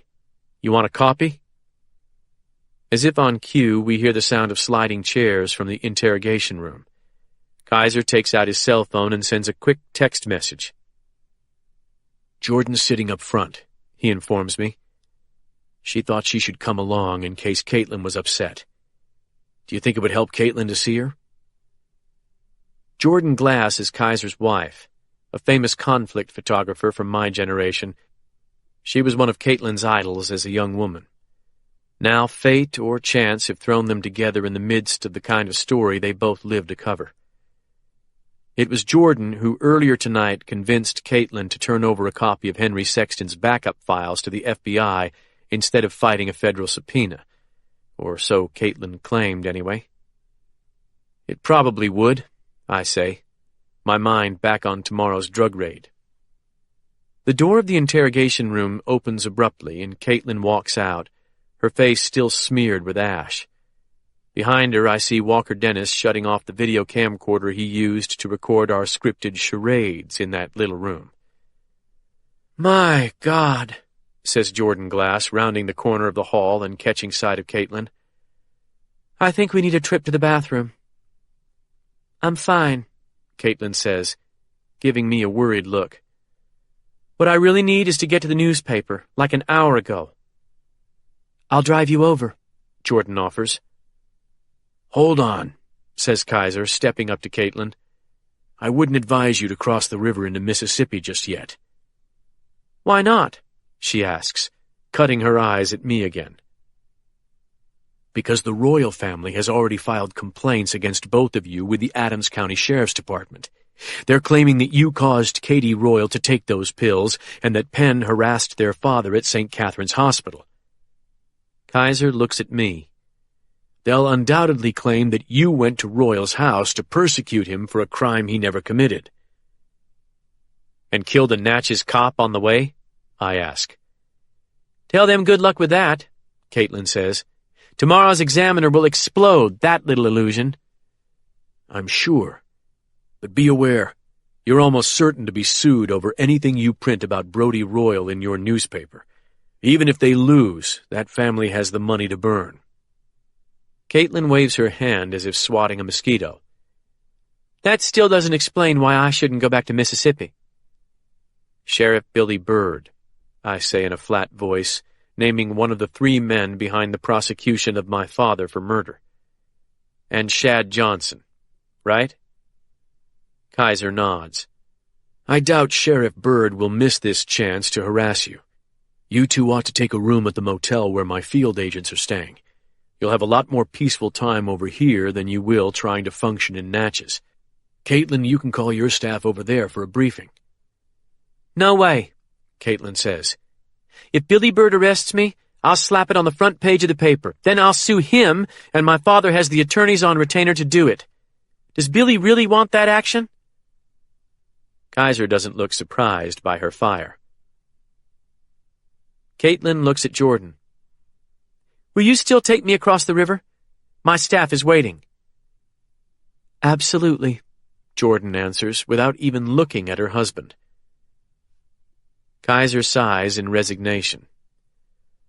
I'm going to have a team follow you over just in case. I'd suggest sneaking into the Examiner building if you want to have a hand in tomorrow's stories. Otherwise, you're liable to spend all night in an interrogation room like the one you just left, only not as hospitable. Should my ears be burning? Sheriff Dennis asks, stepping into the hall with his Stetson on. Not at all, Kaiser replies. How'd it go, Sheriff? You get everything about tonight documented? In Technicolor. Caitlin's trying to catch my eye, but I know better than to try to slip anything past Kaiser. The behavioral science veteran is quietly studying us, absorbing nonverbal cues I can't even begin to guess at. Kaiser looks as though he's about to ask a question when his cell phone pings. After checking the message, he looks up with his facial muscles as tense as I've ever seen them. What is it? I ask. A state police cruiser just pulled up. Our friend Alphonse Ozen is inside. No, Caitlin whispers. I can't spend the night being questioned by that son of a bitch. I'm about to write the biggest story of my career. She looks at Sheriff Dennis. Can you sneak me out the back or something? No way, Kaiser interjects. You try that, Ozen will have an APB out on you, same as Dr. Cage. The sound of boot heels on a tiled floor echoes from the front of the sheriff's office. What's your plan, then? I ask Kaiser. Are you going to back off like you did at the hospital? If so, tell me now and we'll take our chances running. Ozen is Forrest Knox's man, and you know it. Before Kaiser can reply, a muscular man with black eyes and copper-colored skin rounds the corner in highly polished knee boots and a state police uniform.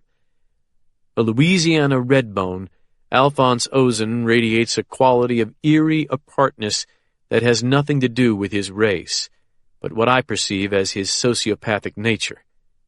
He walks up to the little hall table and taps one of the red Christmas balls on the plastic tree. Well, well, he says, looking around the corridor with amusement in his eyes. 4 men burned to death out by the lake, more likely shot dead, and here we've got everybody in the hall having a Christmas party. Sheriff Dennis pulls his Stetson low over his eyes and drills Ozen with a hard stare. What can I do for you, Captain? Ozen pretends to notice Dennis suddenly. You? Nothing. Your whole damn parish is falling apart around you, and you seem powerless to stop it. I've come to officially inform you that as of now the state police have assumed control of all criminal investigations originating in this parish over the past 3 days. I want all the relevant files boxed up and ready to go in 15 minutes. Chapter 8. Sheriff Walker Dennis's face has gone through about 6 discernible shades since Captain Ozen declared he was taking over all his investigations, starting at pink and arriving at purple. But when Sheriff Dennis speaks, his voice somehow remains under control. We seem to have some jurisdictional confusion, Captain. Those crimes happened in my parish, and I've got the staff and resources to investigate them. That's what I'm doing now. We don't need assistance, not from the state police or the FBI. A chuckle of ridicule escapes Ozen's thin lips. Sheriff, you ain't worn that bad but 6 weeks, and it shows. You can't even manage the pitiful resources you do have. You should have called us the second you heard what happened out at Brody Royal's place. John Kaiser clears his throat and turns his gaze on Ozen. Just what do you think did happen out there, Captain? Ozen smirks, emboldened by his successful intimidation of Kaiser earlier tonight. Well, I'll tell you, Agent Kaiser. We got one of Mr. Royal's security personnel lying dead out by Mr. Royal's driveway, his throat cut. Then we've got an elderly African-American gentleman gunned down outside of the house. The firemen just dragged 2 more bodies clear of the wreckage, one of whom has a massive shotgun wound. And then there's the basement, which appears to contain the remains of 3 people, one of whom might be Brody Royal. Still too hot to get down there to get a positive ID, but however you slice it, that's a multiple homicide scene, and Barney Fife here hasn't got the experience or the budget to properly investigate it. Kaiser looks sharply at Sheriff Dennis, hoping to stop him from doing something that could cost him his job. Captain, under what authority are you taking over Sheriff Dennis's jurisdiction? Ozen barks out an incredulous laugh, then hooks his thumbs in his trousers and turns to give Kaiser his full attention. I thought we'd straighten this out back at the hospital. Murder is a state crime, and that's the end of it. You didn't argue then, and I don't expect any lip now. To my amazement, Kaiser's face remains calm. In fact, I see what looks like a trace of anticipatory pleasure in his eyes. I'm going to have to take exception with your opinion, Captain, he says in a tone of mild regret. Ozen draws back his head, squinting. Exception to what? You federal boys ain't got a damn thing to do with murder unless you're invited in by local authorities. Even then, you're only there to advise. We say who comes and goes from that crime scene. We handle all the evidence, and we make the arrests. By the way, I'm going to be detaining both Mayor Cage and his girlfriend for questioning right now. Questioning as suspects. What? Caitlin cries, her face going red. Kaiser holds up a restraining hand. I'll use one of the sheriff's rooms to start, Ozen continues. But if necessary, I'll have them transported to Baton Rouge. Everyone in the hallway is watching Kaiser, wondering if he'll keep playing out the milquetoast role he began at Mercy Hospital. For a moment, he purses his lips as though considering Ozen's argument. Then he steps squarely into the state trooper's space and speaks with the calm authority of a military officer addressing a subordinate. In conventional situations, Captain, you'd be correct. But as Ms. Masters informed you earlier this evening, the murder of Henry Sexton was a hate crime. That gives the FBI automatic jurisdiction over that case. As for Mayor Cage and Ms. Masters, they were victims of a kidnapping and attempted murder tonight. That kidnapping was instigated by Brody Royal and Randall Regan. While they were hostages, Mayor Cage and Ms. Masters heard Royal confess his involvement with the Double Eagle Group, dating back to 1964. They also witnessed Mr. Royal murder the black man you mentioned, whose name is Marshall Johnston, Jr., nicknamed Sleepy. While Ozen blinks at the flood of details coming from Kaiser's mouth, the FBI agent says, You may not know it yet, but the Double Eagle Group has been designated a domestic terror organization under Title VIII of the USA Patriot Act. Under the provisions of that act, the FBI has assumed full primacy of authority over any and all investigations pertaining to that group. Tonight's events fall directly under that umbrella. The Royal House on Lake Concordia is now a federal crime scene. Should you choose to interfere with our investigation, you will find yourself subject to severe disciplinary measures, beginning with immediate incarceration at the facility of my choosing without due process. Right now, I'm thinking Fort Leavenworth, Kansas. Ozen's face has gone even darker than the sheriff's did. He's spitting mad, but Kaiser presses on relentlessly. Further, under Title 8 of the Patriot Act, kidnapping in connection with terrorism has been reclassified as a terrorist act. The Bureau will be taking the lead on that investigation as well. It might also interest you to know that under last year's Intelligence Reform and Terrorism Prevention Act, special anti-methamphetamine initiatives were passed into law, and those will be vigorously pursued in relation to any and all members of the Double Eagle Group, their families, and criminal co-conspirators. Now Ozen's face is losing color. Title 5 of the Patriot Act, Kaiser continues, stipulates 15-year prison terms for any public official found to have taken a bribe. Any offender's personal assets can be seized under this act. In that connection, under a Title V national security letter, the Bureau's New Orleans SAC has already requested that all state police, telephone, wireless, personnel, and computer records on both you and Forrest Knox be delivered to me by 4 p.m. tomorrow. Kaiser looks purposefully at his wristwatch. Correction, that's 4 p.m. today. While I'm not legally required to inform you of this, I'd like you to pass the information to your boss at the earliest opportunity. Kaiser lets his words hang for a couple of seconds. Just so we're all clear on where we stand. After gaping dumbly like a punch-drunk boxer, Ozen shuts his mouth and starts working himself up for a fight, but at the last second, his judgment gets the better of his hormones, and he confines himself to a low growl. You ain't heard the last of this, Jack. This is a states' rights issue. Kaiser actually smiles at this. The last time you boys had a serious states' rights problem with Washington, it was 1861. That didn't work out so well for you. But if you want to push it, we'll be happy to oblige. Ozen looks slowly around at the rest of us, then focuses on the FBI man once more. You know something, Hotshot? The last thing you want to do is make this personal, especially while you're living down in New Orleans. That's our neck of the swamp. Kaiser gives me a momentary glance. Mayor Cage, did you just hear Captain Ozen threaten a special agent of the FBI?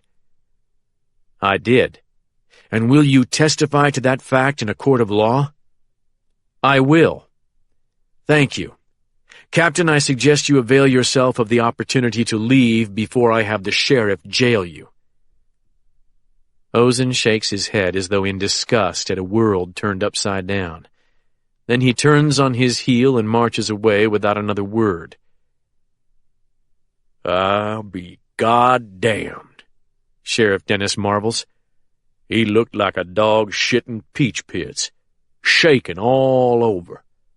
In all my years on the job, I've never seen nothing like that. Jordan Glass laughs out loud, apparently happy to see her husband shed his girdle of self-control. Kaiser gives Dennis a wry smile. It was time to send Forrest Knox a message, and I'd had about enough of Ozen's dime store Nazi act. I ask, did your SAC really request national security letters on Knox and Ozen? Not yet. I tacked that on to give Ozen the runs. But after tonight, we'll get them. Too many people are dead, and I want Knox to know that I know what he is. Maybe that'll give him pause before killing anybody else. Kaiser takes a step toward Walker Dennis and slaps him on the shoulder. Sheriff, I look forward to working with you on the Royal case, and I feel sure I can count on the same hospitality you've shown us so far. In exchange, I can promise you full Bureau support should you have any problem with your comrades from the state police. Sheriff Dennis gives Kaiser a respectful salute. I appreciate it, Mr. Kaiser, and I'll be happy to buy you a drink first chance we get. I look forward to it. Kaiser is playing this about as subtly as a used car salesman. Sensing that Walker Dennis and I are allies beneath the surface of things, he figures that in the glow of his public spanking of Ozen, Dennis might confide our secrets to him. One look into the sheriff's eyes tells me Kaiser's instincts are dead on. Walker even gives me a questioning look, as though asking for permission. He's probably thinking how much harder we could hit the Knoxes if we had Kaiser on our side. Before Walker can speak, I say, I was just telling John he ought to hit the double eagles as hard and fast as he can with the meth stuff while they're off balance. Maybe we'd get one to flip on Forrest to save himself from dying of old age or worse in Angola. Kaiser practically whirls on me, frustration in his eyes. We already went over this, Penn. Give it up, will you? There's no point. Caitlin and Jordan freeze, their eyes darting from Kaiser to me, then back. The double eagles are tighter than the mafia about secrecy, he goes on, looking at Sheriff Dennis. They're like Islamic fundamentalists. They can't all be, I say evenly. Not at the street level. Street drones won't know anything about Forrest. It's all compartmentalized. Somebody on the street will know about the double eagles. Kaiser turns back to me. So what? No double eagle is going to talk, not even to save himself a jail term. Glenn Morehouse did. To make peace with God, not to send his war buddies to death row. And even if one decided to cut a deal, Knox would kill him before we could get what we need. What's going on, guys? Jordan asks sharply. What's wrong? Penn's worried about his father, Kaiser says wearily. Understandably. I need to cement Walker's mistrust of Kaiser once and for all. Okay, John. If you believe forcing a plea deal won't work, then go another way. Direct attack. What the hell are you talking about? Use me to sting Forrest. I can do what you think I did with Brodie Royal, offer to keep his name out of the papers in exchange for saving my father, and you can record everything he says. No! Caitlin snaps, horrified that I'd even consider repeating this disastrous tactic or offering compromise in her name. That's a total non-starter. Kaiser's shaking his head. You haven't heard a word I said. You want to wear a wire on Forrest Knox? He won't say one incriminating word on tape, but as soon as the heat's off, he'll kill you. The anger bleeds out of Kaiser's face, and he speaks with exhausted conviction. This is a dangerous time to be Forrest Knox's friend, much less his enemy. I'll bet I can make him talk. Even if Forrest agreed to talk to you, Kaiser goes on, he'd never believe you could muzzle Caitlin and her newspaper. And he'd be right, she says, looking stricken. I can't believe this. Sheriff Dennis is watching Kaiser with sudden wariness. I only hope Walker has the intestinal fortitude to go ahead with tomorrow's raids as planned. Enough of this, Kaiser says. The bottom line is, thanks to that dead state trooper, Forrest can kill your father with no worries at all. And he means to. All he has to do is find him. John! Cries Jordan. I'm sorry, Penn, Kaiser says, sounding as though he means it. But you've got to accept reality. The only good you can accomplish at this point is to find your father and convince him to turn himself into me. You do anything else, anything related to Forrest Knox, and I'll have to arrest you. Sheriff Dennis's mouth drops open.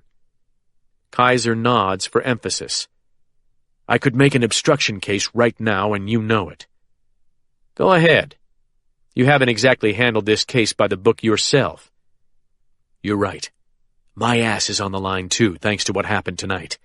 But you'd better pray that Washington doesn't pull me out of here, because whoever they send to replace me will see you as an absolute liability.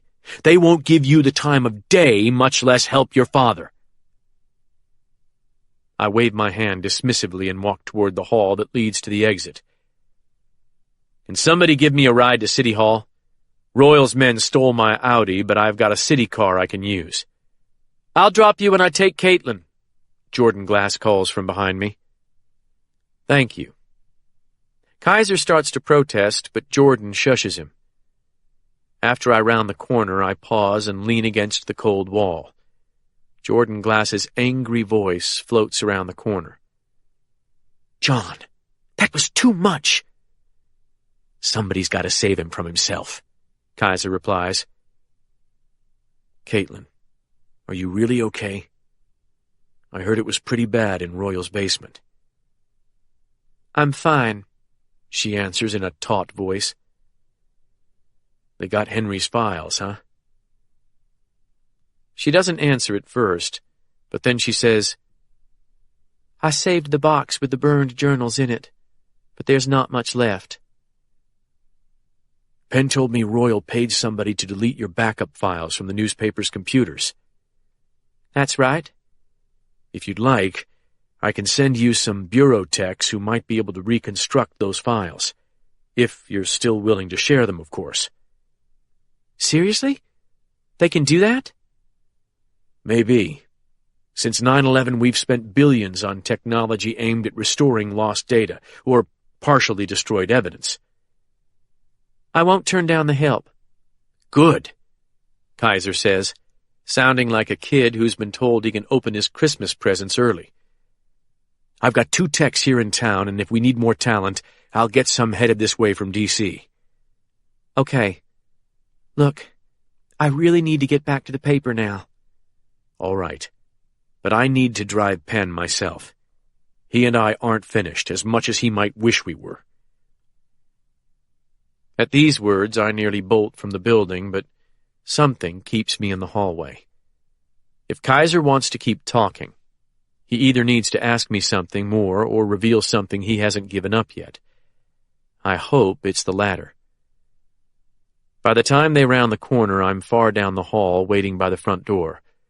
Jordan has taken Caitlin by the arm. She looks like she's escorting an accident victim through a hospital. Jordan smiles as they reach me, but the expression looks forced.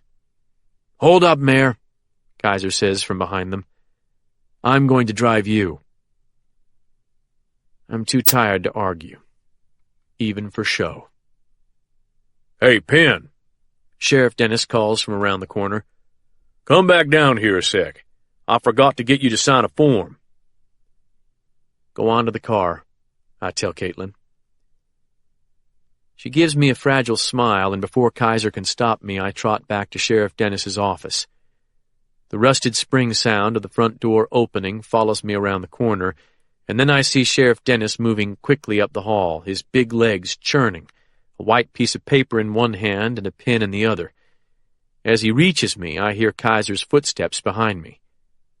Walker hands me a pen, then holds the paper up against the wall for me to sign. He's standing so that his big body will be between me and Kaiser should the FBI agent come all the way around the corner. That sucks about your car, he says in a conversational tone. I'll see if we can find it for you. Those assholes probably dumped it somewhere not too far from Lake Concordia. I just hope it's not in the river, I reply loudly. Then I whisper, Is tomorrow's raid still on? You bet your ass. Be here 5 hours from now, ready to rock and roll. You going to tell Kaiser about it? Not on your life, Kemosabe. My heart swells with gratitude. Thanks, Walker. Kaiser's footsteps round the corner. Get some sleep, brother, the sheriff says in a man-to-man voice. You earned it tonight. Then he calls to Kaiser. You guys keep your eyes open out there. Stuffing my hands into my pockets, I walk past Kaiser without a word. Seconds later, the FBI agent catches up to me at the front door. When I push it open, a blast of cold wind hits my face, then cuts through my collar like a blade. I wonder where Ozen's got to, Kaiser says. Wherever he is, he's talking to Forrest Knox. You can bank on that. I feel like I can still smell the fire, I say to myself. even though it's 10 miles away.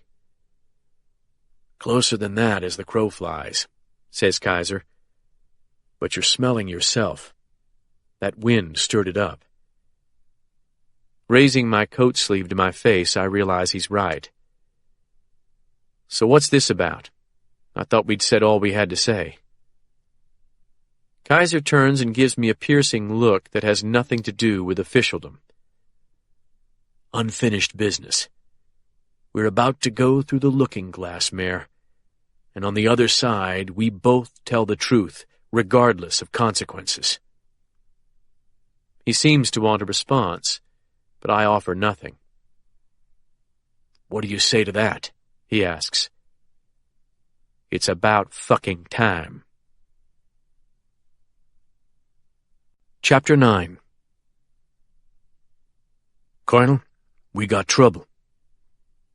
On the roof of State Police Headquarters, Forrest Knox pressed a satellite phone harder against his good ear, most of the other he'd lost in Vietnam, and spoke in a controlled voice. Give me specifics, Alphonse. I went to the CPSO, Ozen explained, just like you said, and I tried to take over the case. But? That Agent Kaiser was there, the same FBI prick who was at the hospital after Sexton was shot. I know who Kaiser is. I know him from New Orleans. Well, this time he didn't turn tail. This time he read me the goddamn Patriot Act, chapter and verse. He was talking about seizing our personal phone and computer records, yours and mine. That son of a bitch is trouble, boss. He threatened to jail me on the spot. Quoted some new Patriot Act rules on meth production, which don't sound good. What about Mayor Cage and his girl? They were there, but the girl headed back across the river to a newspaper. Kaiser's wife went with her. Cage left with Kaiser. What you want I should do? Forrest looked down at his watch. Whatever Caitlin Masters knew about him and the Double Eagles was almost certain to appear in tomorrow's Examiner, no matter what he did at this point. Unless... We may need to mobilize the Black Team, Alphonse. The Black Team was a hand-picked group of SWAT officers who occasionally functioned as Forrest's private tactical unit. During Hurricane Katrina, the Black Team had done much more than help keep the peace. In the fetid darkness of post-storm New Orleans, they had ruthlessly winnowed the ranks of the Knox organization's drug-dealing competition, using chaos and lawlessness as their cover. Sounds good to me, Ozen said. We can't just sit and wait for the hammer to fall. You want me to make the call? Forrest weighed the risks of immediate action against those of watchful caution. Not yet. Just find out where everybody is. Got it. Forrest thought swiftly. HQ was the wrong place from which to direct tactical action. The best place was Valhalla, the family's hunting camp halfway between Natchez and Baton Rouge. Get your ass up to the camp, Alphonse. We don't need to take this any further on the phone. I can be there in 40 minutes. You? About the same. 10-4, Colonel. Any further orders in the meantime?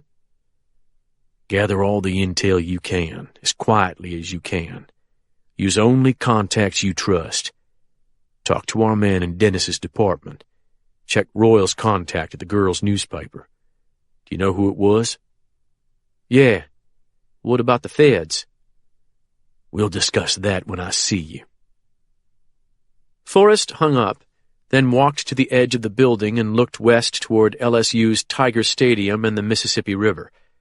From long practice, he'd developed the skill of descending into a state of calm in direct proportion to the scale of chaos. Though Ozen's news had stunned him, his pulse had accelerated only slightly during the call, and it quickly returned to normal. Having honed his instincts in combat where expediency ruled, Forrest was always first inclined to hit back hard. In war, if someone attacked you, you counterattacked as quickly and viciously as possible. If someone on your own side screwed up and put your unit at risk, you transferred them out. If you couldn't do that, you sent them home in a body bag. Forrest had once fragged a Yankee second lieutenant in the Oshaw Valley who seemed to think he was on the set of a John Wayne movie. Nobody had missed him either, not even Mac V. Such tactics were more complicated back in the world, of course. For one thing, nearly every death in civilian life brought about some sort of investigation, which meant attention. And attention was anathema to the money men in New Orleans. They wanted to remain invisible. Even more troubling, Brodie Royal had been a member of their insulated elite. His death would profoundly unsettle men accustomed to feeling untouchable. Worst of all, there were probably traceable links between Royal and his New Orleans partners, and those men would be scrambling to eradicate those links wherever possible. Forrest himself was one. He needed to find a way to assure Royal's partners that he was part of the solution, not the problem. With a last look out over the city, his city, he headed for the stairs that would take him down to the elevator. It had been a long time since someone had challenged him in any meaningful way. Rival drug dealers were one thing. They could be killed without fear of recrimination. But a veteran FBI agent was something else. A former prosecutor like Penn Cage couldn't be ignored either, much less a newspaper publisher like Masters. Those three together made a formidable alliance, one that violence alone could not counter. Violence would play a part, of course, but what Forrest really needed was a narrative that would shape the perception of recent events. Only in this way could he continue to bend the world to his will, which was all he had ever asked of life. Chapter 10. Tom Cage pulled the stolen pickup off the dirt road into an empty cotton field and switched off the engine. He hadn't seen a light for miles. The hitman in the back seat was still playing possum, and Tom decided to play along for another 30 seconds.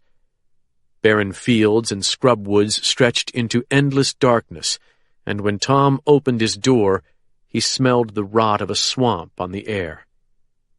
As best he could figure, they were 5 miles from a telephone, unless there was a farm around here he didn't know about. Even if the hitman reached a phone within an hour, Tom figured he could be across the Mississippi River in less than that, if his brother-in-law was home. And being a farmer, John McRae was never anywhere else. There was a chance that the state police might have staked out Peggy's Louisiana relatives, but if they had, he'd figured a way around that. "I know you're awake," Tom said, closing his hand around the butt of his .357 and sliding carefully out of the truck. Grimsby held to his ruse and said nothing. Tom felt unsteady on his feet, but after a few seconds he regained his equilibrium. The pain in his shoulder had not relented, however. "Get out," he said through the open door. "I'm not going to kill you. I was advised to, and I can't say you don't deserve it, but I've got a better use for you." At first there was only silence. Then Tom heard a stirring, and the hitman said, "What use is that?" "Errand boy. You're going to carry a message for me, Mr. Grimsby." "To who?" "Your boss, Forrest Knox." More silence.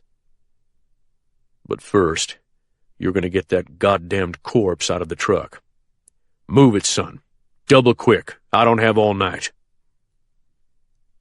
"I'm tied to the goddamn gun rack." Tom reached into his pocket and dug out a steak knife he'd taken from the kitchen of Drew Elliott's lake house. He leaned into the truck and tossed it onto the back seat. "Make it quick. And if you come at me with that knife, I'll put a bullet in your gut the same as I did your partner." After a half-minute of grunts and struggle, he heard a mechanical thunk.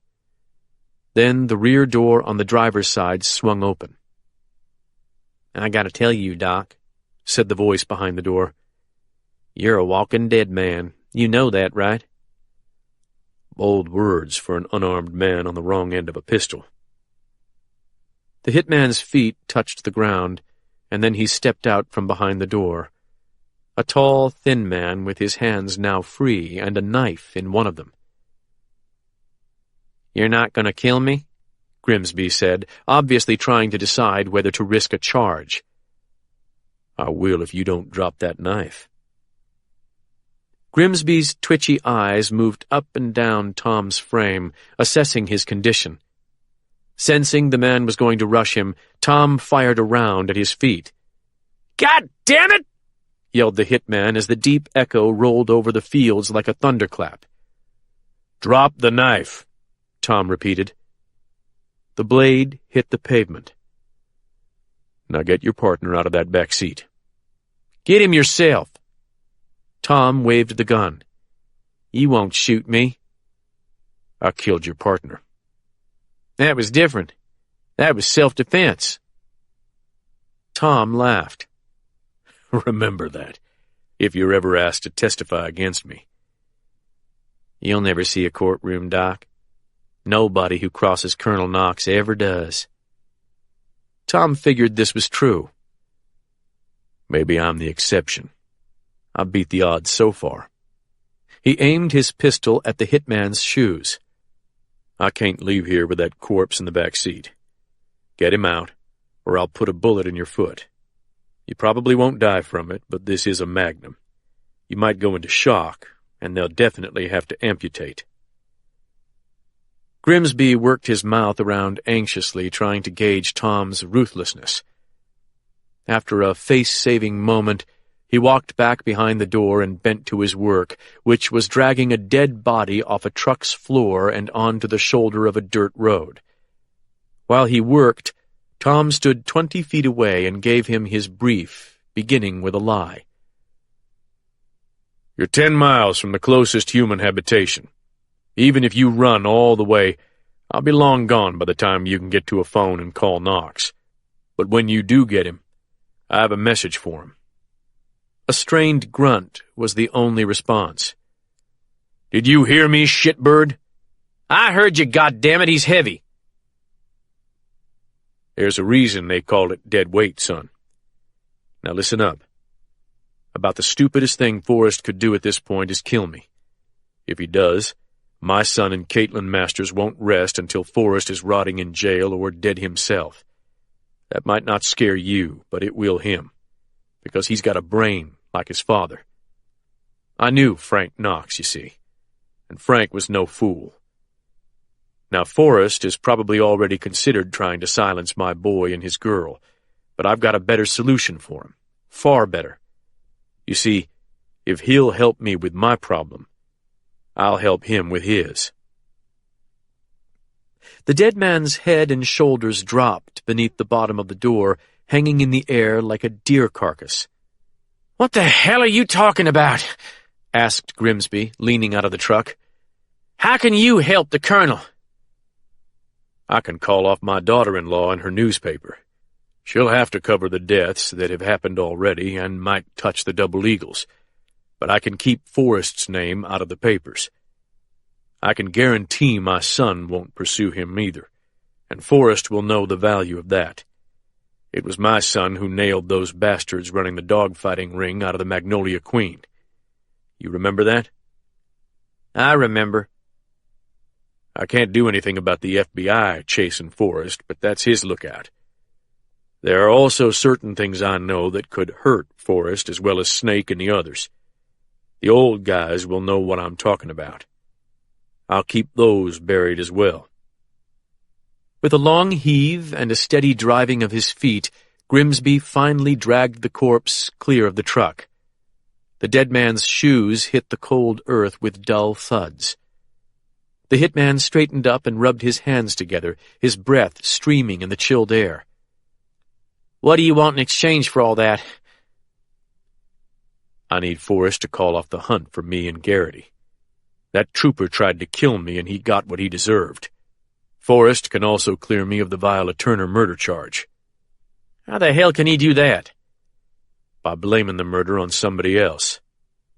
"Such as?" Yesterday I was thinking Glenn Morehouse, but that might be a little close for comfort considering he was a double eagle. Now Brodie Royal and his son-in-law look like perfect candidates. Forrest can hang everything on them. You don't mind asking for the moon, do you? Tom shrugged. I don't care if he blames the dead trooper on you, so long as he calls the dogs off me. Have you got all that? Grimsby snorted in derision. Tell Forrest I'll be waiting for his signal that he accepts my terms. What signal? An announcement on statewide radio and TV. When I hear that the APB has been called off, I'll know he's serious about making a deal. The statement should say that the state police have a new theory and are now pursuing other persons of interest. After I hear that, I'll contact Knox's office at State Police Headquarters. Tom gestured with the magnum. That's it. Back away from the truck. The hitman folded his arms and shivered in his windbreaker. Are you really going to leave me out here? It's fucking cold, man. I could freeze. Tom thought about the mountains around the Chosin Reservoir. You think this is cold? Hell yeah. Your friend's a lot colder. Grimsby looked down at the corpse. Seriously, Doc, you going to leave me without a heavy coat? Take your friend's and put it over yours. He doesn't need it anymore. The hitman looked up in disbelief. Tom raised his magnum and his shoulder screamed with pain. You won't make it 20 miles without hitting the roadblock, Grimsby said. Like I said before, you're a walking dead man. Tom grinned. Lab tests have been telling me that for a long time. But I'm still vertical. Without turning his back on the killer, Tom put one foot on the running board and raised himself slowly into the driver's seat. Grimsby was still staring down at his dead comrade when Tom put the truck into gear, made a painful three-point turn, and drove back the way he had come. The hitman might be right about the roadblock, but Tom didn't have 20 miles to go. John McCrae's farmhouse was less than half that distance away. With a sudden inspiration, Tom switched off his headlights and slowed down until his eyes adjusted to the moonlight. At this point, he'd be a fool to let himself be caught because of being sighted by a chopper or high-flying prop plane. He'd switched the lights back on when he reached the narrow strip of pavement they called the main road around here. The thought made him smile despite his pain. Whenever anyone asked his wife where she was from, Peggy always said, "A little farm in the middle of nowhere." People always assumed she was exaggerating, but she wasn't. Tom had never been more grateful for that than he was tonight. Chapter 11. Natchez sleeps in silence as we cross the Mississippi River, as silent as Kaiser and I have remained since we left the sheriff's office. The town looks as it has since I was a child, a fragile line of lights strung along the rim of the high bluff, with church steeples standing watch over the populace. Given the ruckus at the Concordia Hospital early in the evening, a few citizens are probably sitting up, constantly refreshing the Examiner's webpage, hoping for a breaking news update that will tell them once and for all whether Henry Sexton was killed by a sniper. How will they react when they learn that Henry survived that attack, only to give his life for Caitlin's hours later? Or that he was only one of several casualties, among them Brodie Royal? Looking back at the dark lowlands of Louisiana, I scan the sky for the column of flame we left behind, but I don't see it. The levee near that lake stands 35 feet tall, and the flames were probably double that, but now the fires burned out of sight. Kaiser turns onto Canal Street and heads into downtown proper. "Are you going to keep me in suspense all night?" I ask. "I'm not going to sit outside City Hall talking till dawn. I'm wiped out, man." When Kaiser begins speaking at last, his voice carries a passion that it didn't back in the corridor of Sheriff Dennis's office. "Penn, The FBI had two great failures in the last century, and they irreparably damaged the Bureau in the public mind. The first was the unsolved murders of the civil rights movement. The second involved the major assassinations, particularly that of JFK. Those weren't failures of process, but of will. Why did the Bureau fail? Because the director didn't really want those cases solved. This isn't news to me, but it's a pretty remarkable statement to hear from a serving FBI agent. When Dwight Stone discovered who was behind the murder of Del Payton in 1968, a big Nixon supporter, as it happened, Hoover made Stone suppress it. I know all about that. Stone's generation of agents saw J. Edgar's sins firsthand, and as a result, there's now a group of retired FBI agents, mostly 30-year men, who've never forgotten the sting of those failures. They've never let go of the cases they weren't allowed to work as they should have been. The Double Eagle cases were among those. And the JFK assassination? Kaiser nods. That too.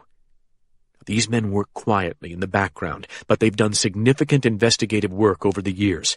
They've even got serious funding behind them now. Private money, of course. The current director knows nothing about these guys, but some active agents give them help when possible. Like you? A brief nod. Like me. Is Dwight Stone part of this group? He is. They don't publicize their activities, so you can't tell Caitlin about it. If it got out that former FBI agents were actively working the Kennedy assassination, that's like chum in the water to the media. These men are dedicated pros, engineer types. They keep their heads down and they don't get excited. I think of them like retired astronauts. In fact, that's what I call them when I refer to them at all. They call themselves the working group.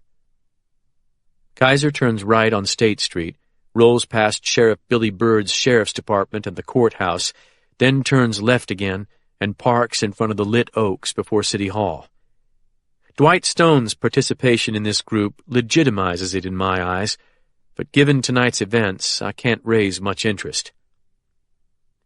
Where's this going, John? My astronauts have been pretty quiet for a while. The civil rights murder cases have stalled, and the few remaining witnesses are dying like flies. Even the agents themselves are dying, more's the pity. But when Glenn Morehouse talked to Henry Sexton on Monday, everything changed. Everything, Penn. No Double Eagle had ever cracked before. Except Jason Abbott. That was different. Abbott was just trying to screw the guy who was screwing his wife. But Morehouse was trying to clear his conscience, and in the process, he opened a door that the working group believed was closed forever. By revealing the connection between Carlos Marcello and Frank Knox through Brody Royal, he cracked the door on the JFK assassination. How? Just what did Henry tell you exactly? That Jimmy Revels was murdered to lure Robert Kennedy to Mississippi to be assassinated by the Knoxes. Or, that was the plan anyway, until Frank Knox was killed in an industrial accident. You don't doubt that story? Not at all. Carlos Marcello had hated Robert Kennedy since the McClellan hearings in '59, and he'd wanted him dead since Bobby deported him while Attorney General in '61. If JFK's death hadn't neutralized Bobby in '63, Marcello would probably have killed Bobby then. And 5 years later, when Bobby announced his presidential run, he put himself right back in Marcello's sights. If Frank Knox hadn't died in your father's office in March of '68, Robert Kennedy might have been assassinated in Natchez or Faraday in April, rather than Los Angeles in June. Carlos could not allow RFK to become president, Penn.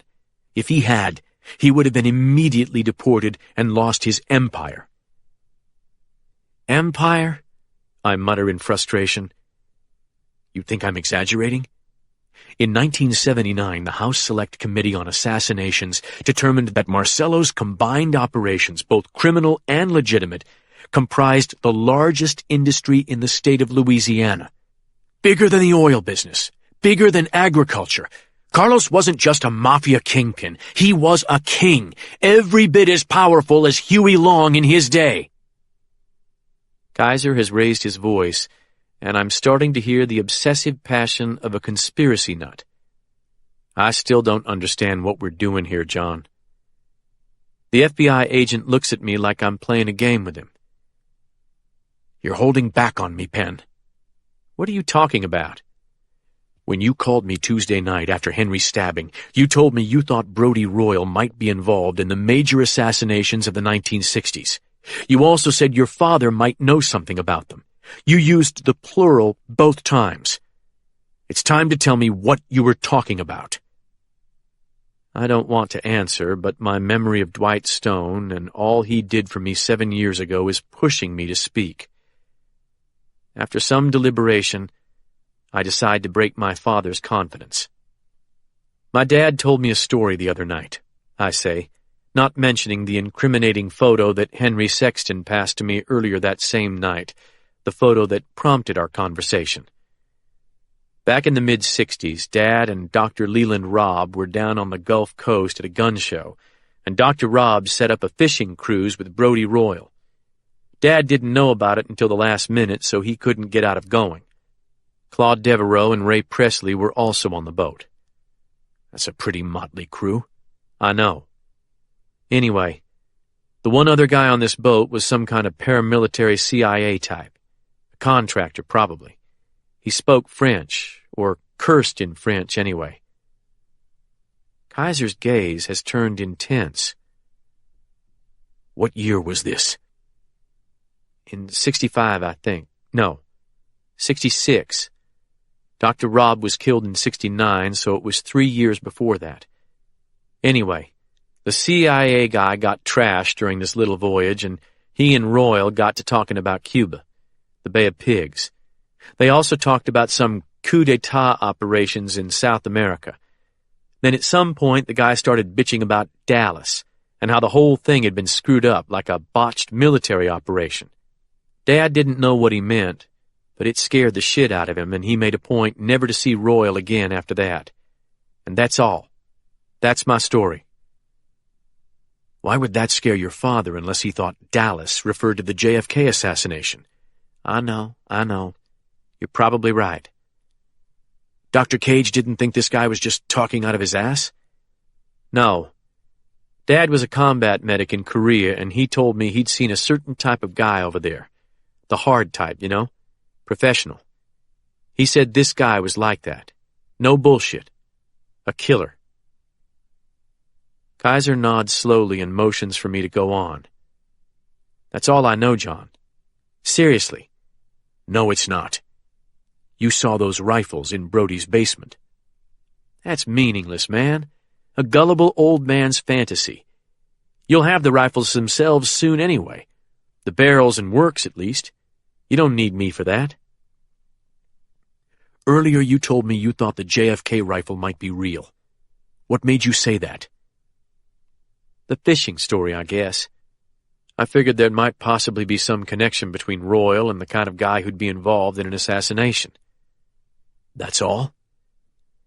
Maybe, after all I've heard about Frank Knox, it didn't seem beyond the realm of possibility that he was in Dallas on the day John Kennedy died. No shit, says Kaiser. And he might not have been alone, either. His brother Snake served as a sniper in Korea. I told you that over the past couple of years, Snake has bragged to a few people that he shot Martin Luther King. I groan in protest. James Earl Ray killed King, John. I don't think there's any serious dispute about that. In any case, I honestly don't care right now. I killed someone myself tonight. I need to sleep. Just one more minute. Tell me about the rifles. What kind of guns were they? I close my eyes and think back to the awful few seconds between Royal and Regan pushing us toward the indoor firing range and Caitlin going after Royal with a straight razor. Hunting rifles, I say softly. Not military? No. Wooden stocks, hunting scopes. What make? I don't know. My father's the gun expert, not me. The rifle on the bottom might have been a Winchester. Yeah, and the top one was bolt action. Do you remember which rifle was dated for which assassination? The bolt action was Dallas. The Winchester-style gun was April 4th, Memphis. That's good detail for a quick glimpse. I guess former prosecutors make good witnesses. We'll have to see what comes out of the ashes after the wreckage of Royal's house cools. Good luck with that. I reach for the door handle. I'll talk to you tomorrow. Hold up, Kaiser says, betraying some tension. We're not quite done. Damn it, John, yes we are. I'm exhausted. You didn't think the story about the founding of the Double Eagles was relevant to all this? To the rifles, even? What are you talking about? The sandbar south of Natchez. 1964. Henry didn't tell you that story? I think back to the long conversation in Henry's war room, but nothing rings a bell. I don't think so. Kaiser purses his lips like he's surprised. Frank Knox founded the Double Eagles on a sandbar south of the International Paper Company in the summer of '64, 5 days after the FBI found the 3 civil rights workers in that dam in Neshoba County. That's the first day Frank handed out the Double Eagle gold pieces. This is the first I've heard of that. Snake Knox was there, and Sonny Thornfield, and Glenn Morehouse. They were having a family campout and practicing with plastic explosives. Just good old all-American fun. Okay, so? On that day, Frank told the others they were splitting off from the Ku Klux Klan. Then he drew 3 Ks in the sand. Kaiser takes a small notepad from his coat and draws 3 capital Ks as the points of a triangle.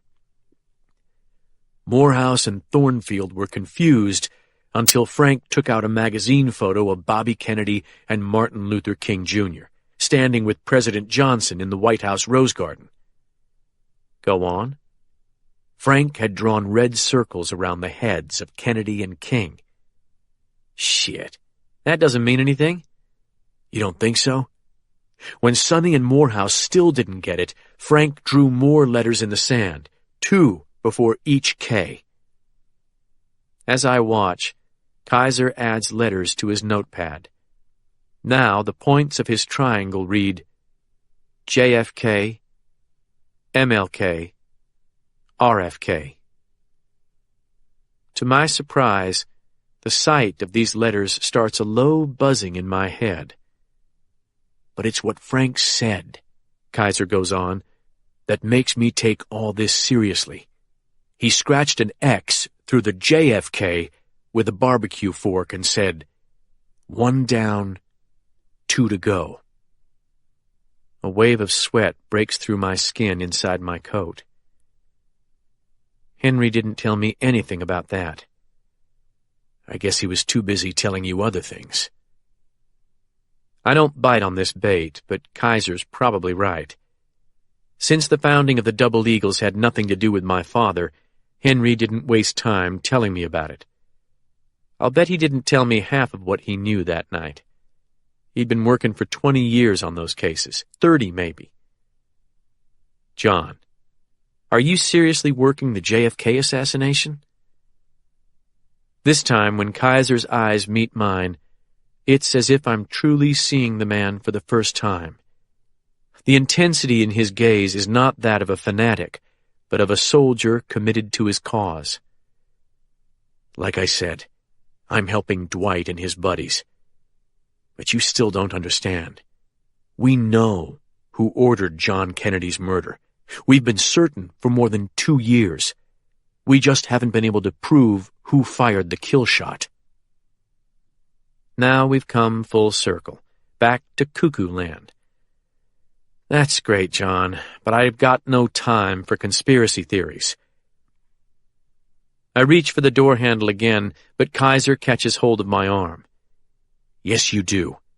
Because your father knows the same thing we do. He's known it for 42 years. Kaiser's words don't quite seem real. If you believe that, you don't know my father at all. He concedes this with a small nod. Are you sure you do? This freezes me in my seat. I want to argue, yet everything that's happened over the past 3 days has happened because my father has refused to speak about the past. A past that it's becoming increasingly clear is very different from the one I believed in only days ago. Penn, your father's being hunted for killing a state trooper. I need very much to talk to him, and ultimately his only chance to survive is to turn himself in to me. My heart leaps at this new tack. Are you saying you'll take him into protective custody? I don't know yet. I was trying to set it up with the director, but after all the deaths tonight, it'll be a hard sell. However, if Dr. Cage can link the double eagles to the Kennedy or King assassinations, I will make the case and spirit him out of harm's way before the Louisiana State Police even know what happened. Why does Kennedy's death mean more than all the civil rights martyrs put together? What about Dad's fishing boat story? The Frenchman talking about Dallas. Isn't that enough? Too thin. We need more. I've got a photograph taken on that trip. Henry gave it to me. It shows Dad, Presley, Royal, and Devereaux in the stern of the boat. Kaiser's eyes widen. Is the Frenchman in the shot? I shake my head. Damn. Where is this picture? Caitlin has it. It's probably at the Examiner. Okay. I'm going to be grilled by the director once more tonight, and I'll do what I can to push protective custody for your father. For now, let's hope I'm right about him and Garrity lying low somewhere safe. But between now and tomorrow morning, I want you to rack your brain, talk to your mother, do anything you can think of to locate your father and Garrity. And if you do, tell Dr. Cage that information about Carlos Marcello and the Kennedy assassination is his salvation. Honestly, John, there's no way he sat on that kind of information for 40 years. He kept quiet about Brody Royal and the murders of Albert Norris and Dr. Robb, didn't he? Why should the Kennedy stuff be any different? I'm not sure I can articulate my feelings about this. Because that's not personal, not local. It's history, and history is almost like a religion to my dad. All history is personal, Kaiser replies. I'm betting Dr. Cage knows that. For the first time tonight, the FBI agent's voice sounds almost kind. Your father was close to Ray Presley for most of his life. Before Presley moved to Natchez, he was a New Orleans cop on the pad for Carlos Marcello. I know that. Henry told me he told you about the Bureau surveillance reports that mention your father. On at least 4 occasions, Marcello soldiers drove north to Natchez to get medical treatment from your father in the late 60s and early 70s. Why would they drive 180 miles for treatment? I start to repeat my father's explanation for this, but another answer comes to me. The one Brody Royal supplied. Whatever Dad did, John, he did it to protect Viola. After her rape and the murder of her brother, he made some kind of a deal to save her. He must have. The Eagles would have killed her otherwise. Maybe that was the deal with Marcello. I think you're right, Kaiser concedes. But we need to know for sure. After several seconds of silence, he leans across me and reaches into his glove box for a folded sheet of paper. This he patiently unfolds, then hands to me and switches on the Crown Victoria's interior light. I'm holding a low-resolution grayscale photograph printed on copy paper. It looks like a telephoto image of a man in profile driving a light-colored sedan that dates to the 1960s. Something about the car is familiar, or maybe the man, but the photo is too blurry for me to figure it out. That was taken outside the entrance of Churchill Farms, Kaiser informs me, a 6,400-acre tract of Louisiana swampland owned by Carlos Marcello. Churchill Farms was Marcello's most secluded hideaway. Okay. Who's driving the car? You don't recognize him? Kaiser asked softly. Or the vehicle? The car looks familiar. The man, too, but it's too blurry. That's your father, Penn. He's 36 years old in that photo, 9 years younger than you are now. My heart lurches in my chest. And the car, Kaiser goes on, is a 1966 Oldsmobile 98. I finish, as a rush of scents and feelings from my childhood pass through me. Our old family car. Kaiser nods. That's right. Your father visited Churchill Farms for 62 minutes on April 11, 1968. The Bureau's organized crime unit had routine surveillance set up out there at the time. Also, you can't see him in this photo because of the angle and the graininess, but Ray Presley was sitting in the passenger seat. He went down there with your dad, and Carlos was definitely in residence at the time. Jesus Christ. I know. I'm sorry. What the hell does this mean? I don't know, but we need to find out. How long have you had this? Henry never saw this, did he? No. I saw it myself for the first time today. It came in a big transmission of the Bureau file on Carlos Marcello, which is a massive collection. I'm trying to focus on the micro, not macro. April of '68 was the month Jimmy Revels and Luther Davis were killed. Close enough. They probably died on March 31st. That's right. And Viola had been raped in March as well. She was abused again when they were tortured, but Presley saved her. So my father must have made some kind of deal with Marcello shortly afterward to protect Viola. That's why I need to talk to him. He knows a lot more than you think he does about all this. I close my eyes before I ask the next question. John, what the hell's going on? Seriously, how did we get from Viola Turner and euthanasia to the assassination of John Kennedy? You know how. Through the Double Eagles, specifically the Knox family. Remember what I said about history? It's all personal. In 1963, Carlos Marcello ordered the assassination of John F. Kennedy. It wasn't the CIA or Castro or Cuban exiles. It wasn't the Russians or the military-industrial complex. It was Carlos Marcello. The little man used the Knox family to carry out the hit, and he did it for the oldest motive in the world. Money? No. Survival. Another question was forming in my mind when the sight of a white pickup truck parked down the block drove it from my head. A few seconds of watching shows me an exhaust plume coming from the tailpipe. What's the matter? Asks Kaiser. Are you looking at that truck? I nod. That's Lincoln Turner's truck. The son of a bitch has been following me again. Again? He's been stalking my house. Kaiser cocks his head, his eyes on the truck. I'll tell you what. I've given you a lot to absorb. You go on up to your office and get your keys. I'll take care of Mr. Turner for you. He won't be here when you come back out. Really? No problem.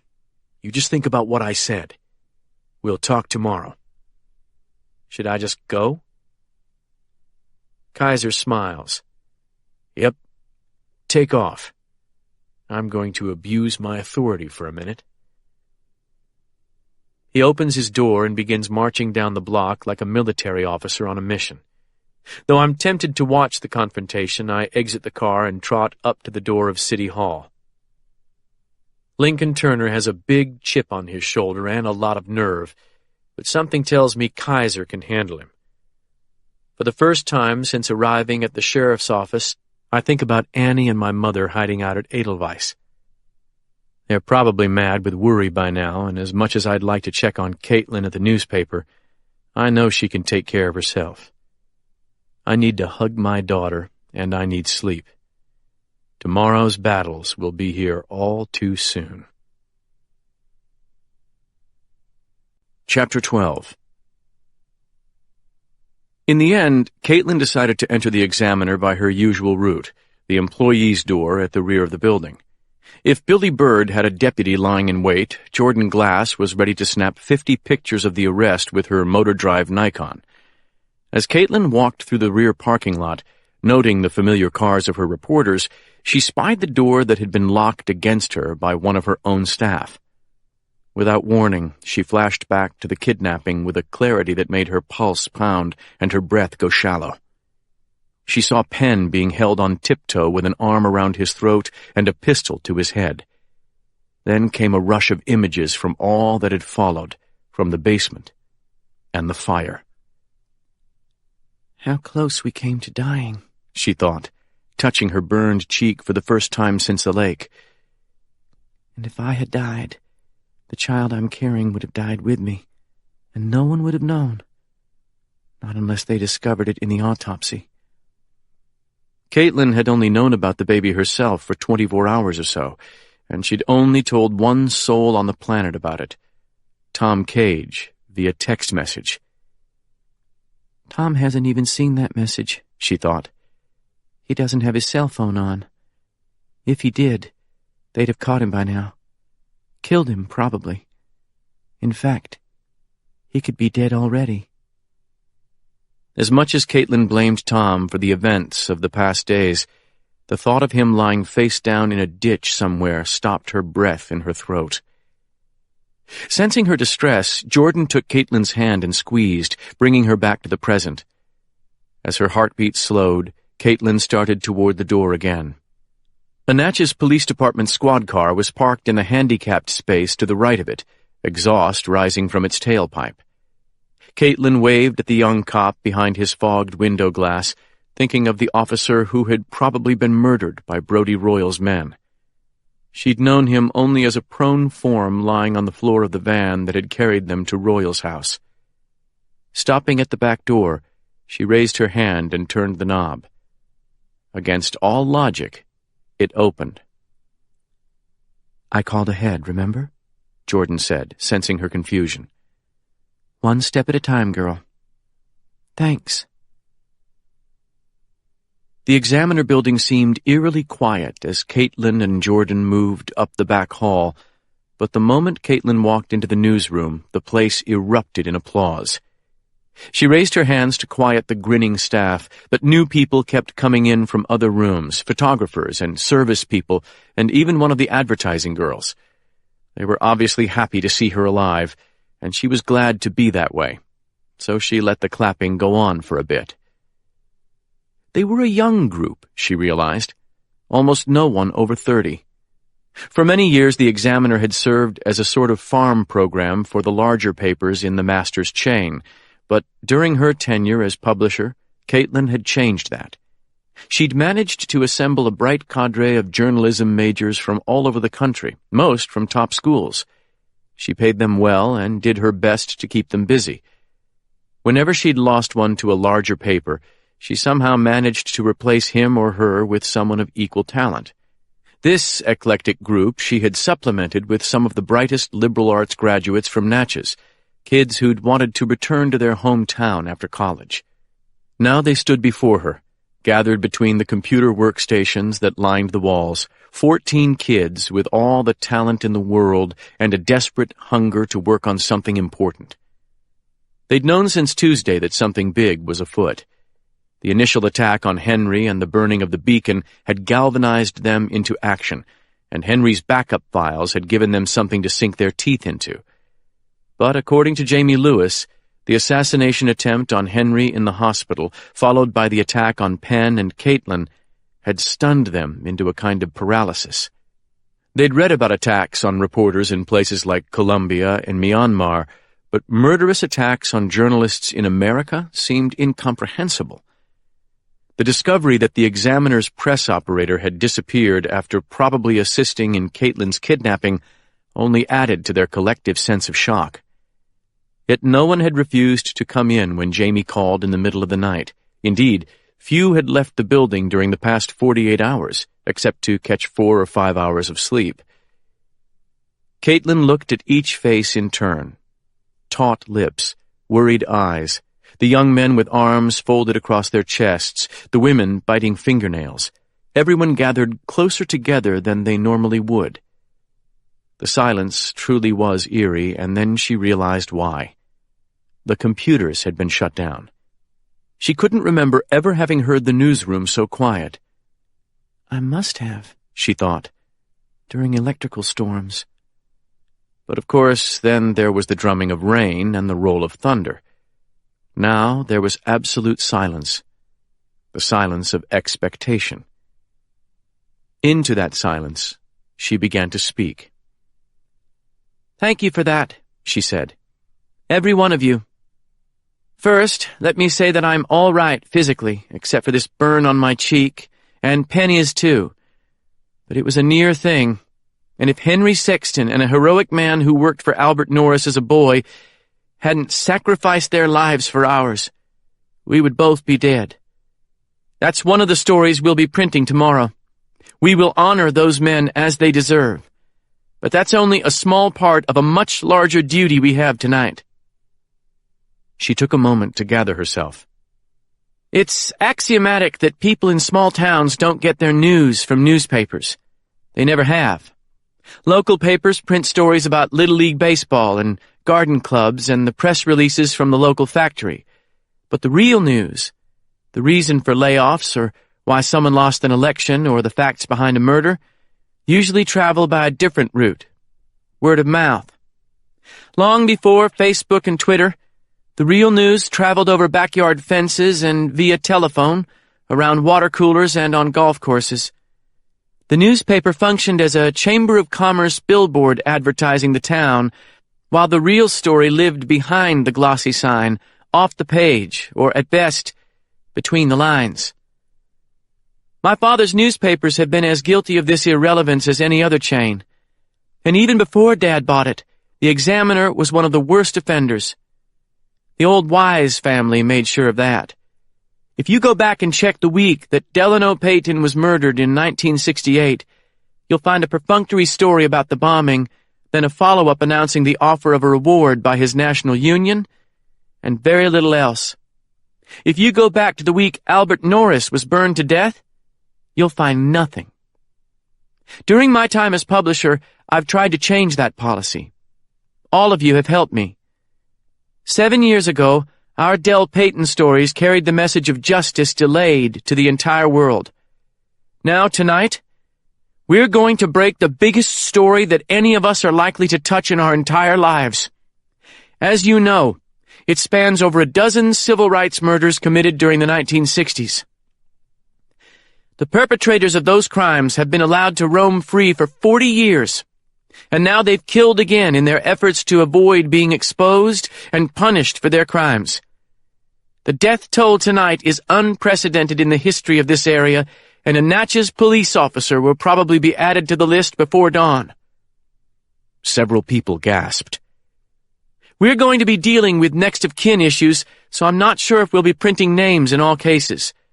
But beginning now, we're going to devote every waking minute to doing justice to this epic story.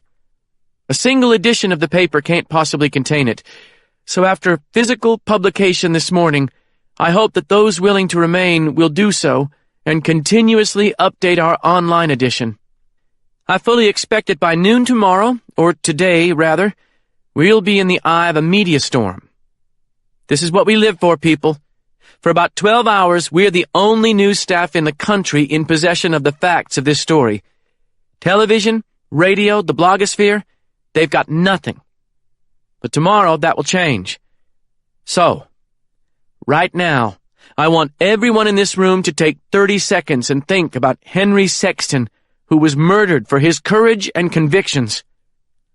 For those of you who don't know, on the first night he was attacked, Henry had already agreed to write for this paper, so he is your colleague in more ways than one." Caitlin bowed her head and silently counted to 30. In the elegiac silence of held breaths and closed eyes, she realized that she blamed herself more than anyone else for Henry's death. For in the end, it was her forcing Katie Royal to unburden herself of her secrets that had sent Brody Royal into a homicidal rage. Of course, nothing she could do now would bring Henry back. Sleepy Johnston either. All she could do now was carry on Henry's cause and try to do justice to their memories. Stealing a glance upward, she saw a few people staring at Jordan to her right. "Amen," she said in a firmer voice, and every face in the room rose to hers. "By the way, the woman to my right is Jordan Glass, a legend in our business, and I assume she needs no further introduction." The room burst into applause again, and a couple of the guys whistled. "Easy, dudes. She's married. And I'm too old for you," Jordan added. After the much-needed laughter subsided, Caitlin said, "Sadly, I also need to bring you up to speed on a very upsetting matter. I know the silent computers have probably freaked you all out. They do me. It's like a 1950s horror movie or something. But there's a good reason for it. We've experienced a major breach of security at the Examiner. Earlier tonight, when Penn and I were kidnapped, Nick Moore, our press operator, probably helped the kidnappers commit their crime." A murmur of consternation and anger rose at this confirmation of the rumor. "The FBI is hunting Nick now, but I must tell you, I have reason to believe that Nick might not be the only one of our staff who took a bribe from the people we're investigating." This time there were gasps of disbelief. "Henry Sexton's files and journals, the files that you spent so many hours painstakingly scanning into our computer system, have been deleted by someone working for Brodie Royal." Many in the audience groaned as though in physical pain, and Caitlin saw more than a few reporters cursing under their breath. "Worse yet, the physical files and journals have been stolen and destroyed. However, all may not be lost on that front. The FBI is going to lend us some computer experts who might be able to reconstruct those deleted files."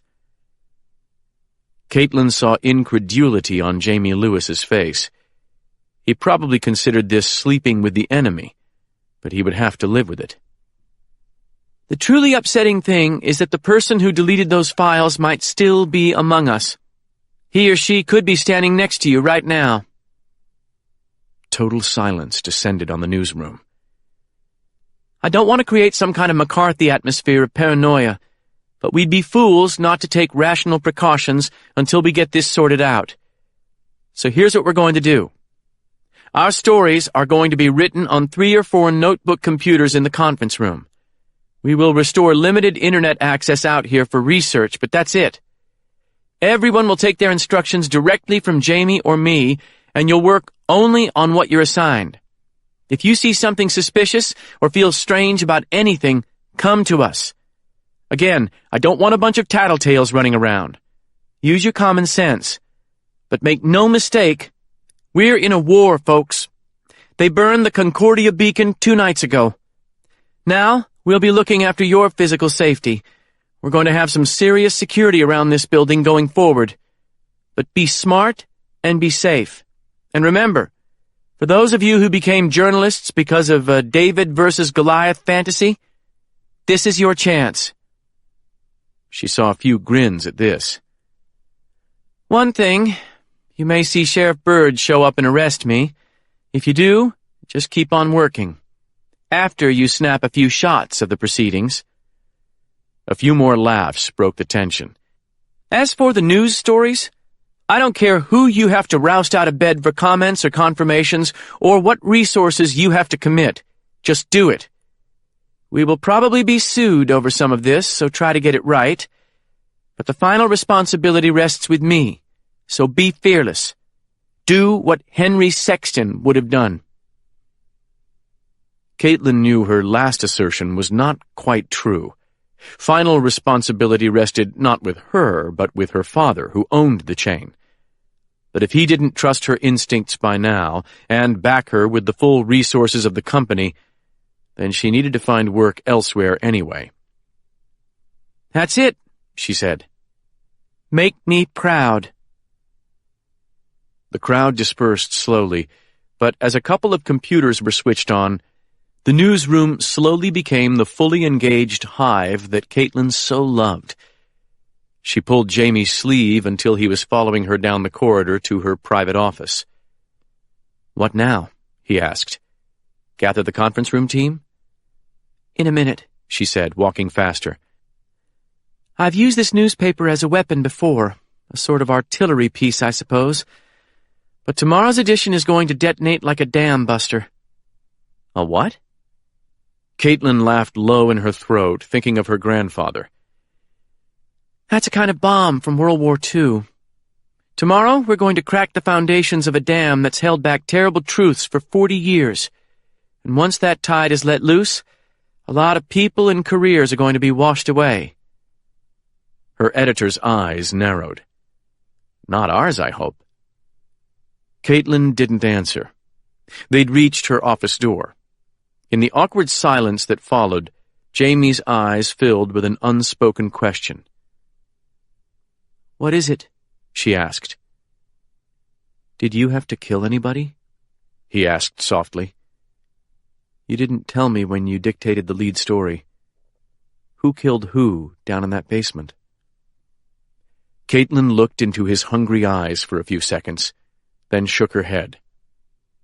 "No. Penn did, though." Jamie went pale.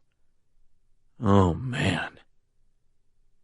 "I'd just as soon forget it, but I know I never will." She took a sharp breath, then exhaled slowly. "Have you thought about who you want in the conference room? Who you really trust?" Lewis nodded. "Anna, Chris, Tim, and Britt. That work for you?" "Sure. What about research?" "Paul and Chesney for the main stuff. The rest can handle background details." "Fine." She took hold of Jamie's forearm and looked deep into his eyes. "I've got to ask this. Is there anybody you suspect at this point? Someone you really don't trust?" He shook his head and looked away, but she knew he was wrestling with something. "Come on, Jamie. Out with it."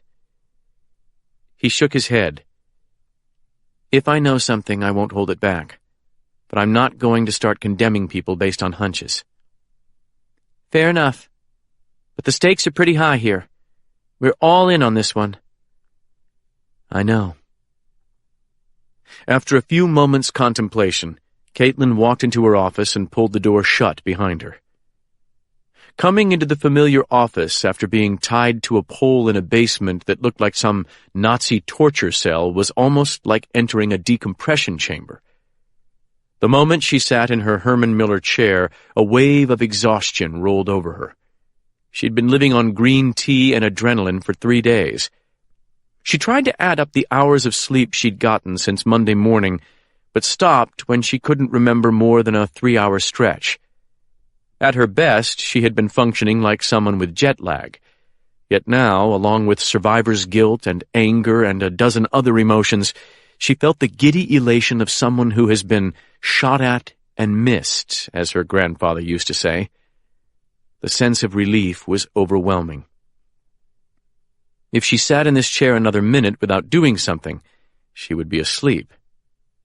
She made a note to talk to Chris Scanlon, an Examiner photographer who suffered from ADD, and see if he could spare some Adderall. Then she remembered she was pregnant. Surely speed couldn't be good for a baby. "I'd better Google it," she thought, turning groggily toward her computer keyboard. Then she remembered that Jamie had killed the paper's internet access. "My computer isn't even on," she thought, hitting the power switch. Nothing happened. "Jamie probably unplugged it." She folded her arms and put her head down on her desk. As though watching a film in her mind, she saw Tom Cage standing in the dark reading her text message about the baby. That message had been a last-ditch effort to try to persuade him to turn himself in, to come back to his family and put his trust in Penn. As Tom read the message in her vision, an awestruck smile lit his white-bearded face. "I've got to find him," Caitlin thought. "Surely I can do that, if he's still alive." "Caitlin?" said a voice, and then someone shook her. She opened her eyes and found Jordan Glass kneeling beside her chair. "Hey," Jordan said. You need some real sack time. No, Caitlin moaned in protest. I've got tons of work to do. You're no good to anybody like this. You've hit the wall. 2 hours, Caitlin pleaded. 2 hours work, and then I can grab a little sleep. Can you help me? Jordan sighed heavily, then got to her feet. What's your poison? More coffee? No, green tea, strong as you can make it. The photographer looked down at her with a maternal frown. It's like looking in a damn mirror. A mirror with a 10-year time lag. As Jordan walked out, Caitlin remembered that the photographer had been trying to get pregnant for months without result. Glass had confided this to her on the first day they met in an unexpected moment of shared confidence. Jordan was Penn's age, so the odds were against her. Caitlin, on the other hand, hadn't even been trying, and she was already knocked up. If she had the power, she would trade places with Jordan, at least as far as their obstetric situations. She had plenty of time to get pregnant again, but she might never have another career opportunity like this one. The baby in her belly was at this point only an agglomeration of cells that would not even begin to show for months. The double eagle story, on the other hand, had been fulminating within her like some protean thing, constantly changing shape, growing new faces and revealing hidden ones. Earlier tonight, it had almost devoured her. For the next week at least, she would have to focus on that larger inhabitant. For if she managed to deliver it to the world in all its depraved ugliness, she would make possible the justice and healing for which Henry Sexton had given his life. And more than that, she would have nothing left to prove. Not to her father, not to anybody. Chapter 13. Forrest Knox took a remote control unit from his pocket and opened the gate of the Valhalla Exotic Hunting Reserve. Driving north from Baton Rouge always invigorated him, leaving behind the gas flares of the petrochemical plants of Cancer Alley and the haunted fields of the Angola prison farm, and climbing into the green hills and hollows of southwest Mississippi, the hunter's paradise. The great river itself lay scarcely a mile away now, beyond a few wooded ridges and the swamp where the river flowed eons ago. The serpentine access road to the hunting camp wound through acres of second-growth hardwood forest filled with wildlife surveillance cameras and food plots for the game animals. After a descent through broken terrain, the road flattened out on a plateau overlooking the rich bottomland between the westernmost ridge and the Mississippi River. At the edge of this plateau stood the main lodge. Ozen's state police cruiser was already parked in the oyster shell turnaround on its backside. Forrest parked beside him, then hurried up the steps and into the lodge. He found Ozen in the great room, a vast space lined with the heads of exotic game taken from around the world, though several species had been transplanted here and bred behind the camp's 11-foot fences. The Redbone sat in a leather club chair, a shot glass of bourbon beside him. Forrest couldn't remember seeing the man so anxious in all the time he'd known him. "You want a drink?" Ozen asked, moving to get up. "Later." Forrest sat on the sofa opposite Ozen and put his boots up on an ottoman. "We need to make some fast decisions." "I've got the black team online. Everybody but Pichot. He's in Florida, but he's heading back as soon as he can get a flight." "Good, because Brody put us in a real corner tonight. It's a relief that Henry Sexton's dead, but we have to assume he passed on what he knew to the Masters girl, and we have to assume Morehouse told Henry everything he knew. Shit. And Brody's death is going to rattle the hell out of the money boys in New Orleans." Ozen's lips parted in silence. This consequence had not yet occurred to him. "If I'd known all this would happen," Forrest thought aloud, "I might have waited to move on McKeever. But the iron's in the fire now." The Redbone took a sip of whiskey, then wiped his mouth. If that girl is the problem, I can take care of that. I can be in Natchez in 40 minutes. By noon tomorrow, she'll have disappeared off the planet. Nobody'll ever find her. It'll be like she never existed. Forrest admired Ozen's initiative, but the man was no strategist. No, it won't. Sure it will. How many drug dealers have I fed to the alligators? I can do the same to Mayor Cage, and even the FBI man if it comes to that. This is different. If high-profile people like that disappear, the story will just get bigger and bigger until it swallows us.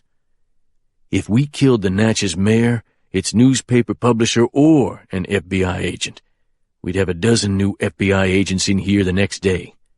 Kill all 3, and we'd have 50. And they'd never stop hunting until they nailed us. No. The only people we can kill with impunity at this point are Dr. Cage and Ranger Garrity. The others are practically untouchable. The Redbone shifted uncomfortably on his chair. What's the alternative? Sit tight and hope for the best?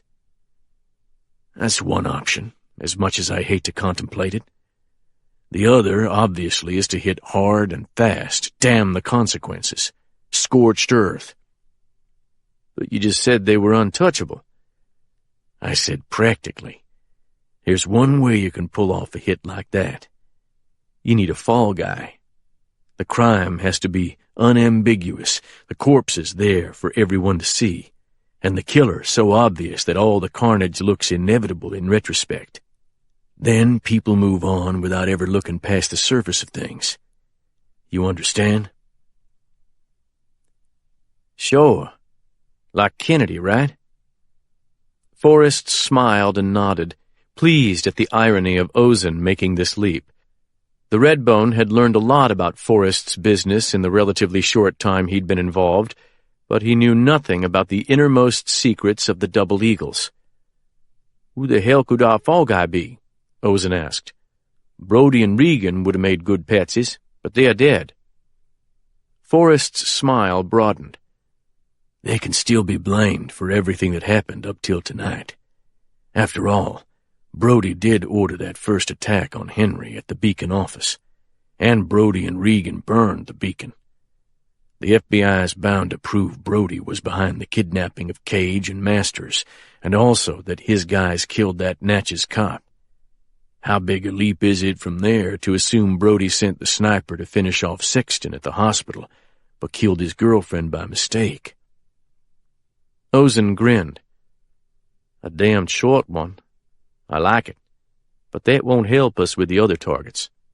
No, but this is the beautiful part. For those hits, we've got 2 patsies so perfect they could have been sent over by central casting. Ozen was clearly behind the curve. Who you talking about, boss? Snake and Sonny, the original Double Eagles. Last of the crazy racist crackers. The blood drained from the Redbone's face. Are you shitting me? If we want to go scorched earth, it's the only way. We have to give the FBI somebody they can close the cases on fast, with no doubters at the table. Frightened wonder still shone from Ozen's face. You mean it, don't you? You bet your ass I do. Listen to me. Katrina has given us a chance to get our snouts up to the big trough. 1 or 2 deals with the guys I'm rubbing shoulders with now is worth more than everything I ever made out of Snake and Billy's operation.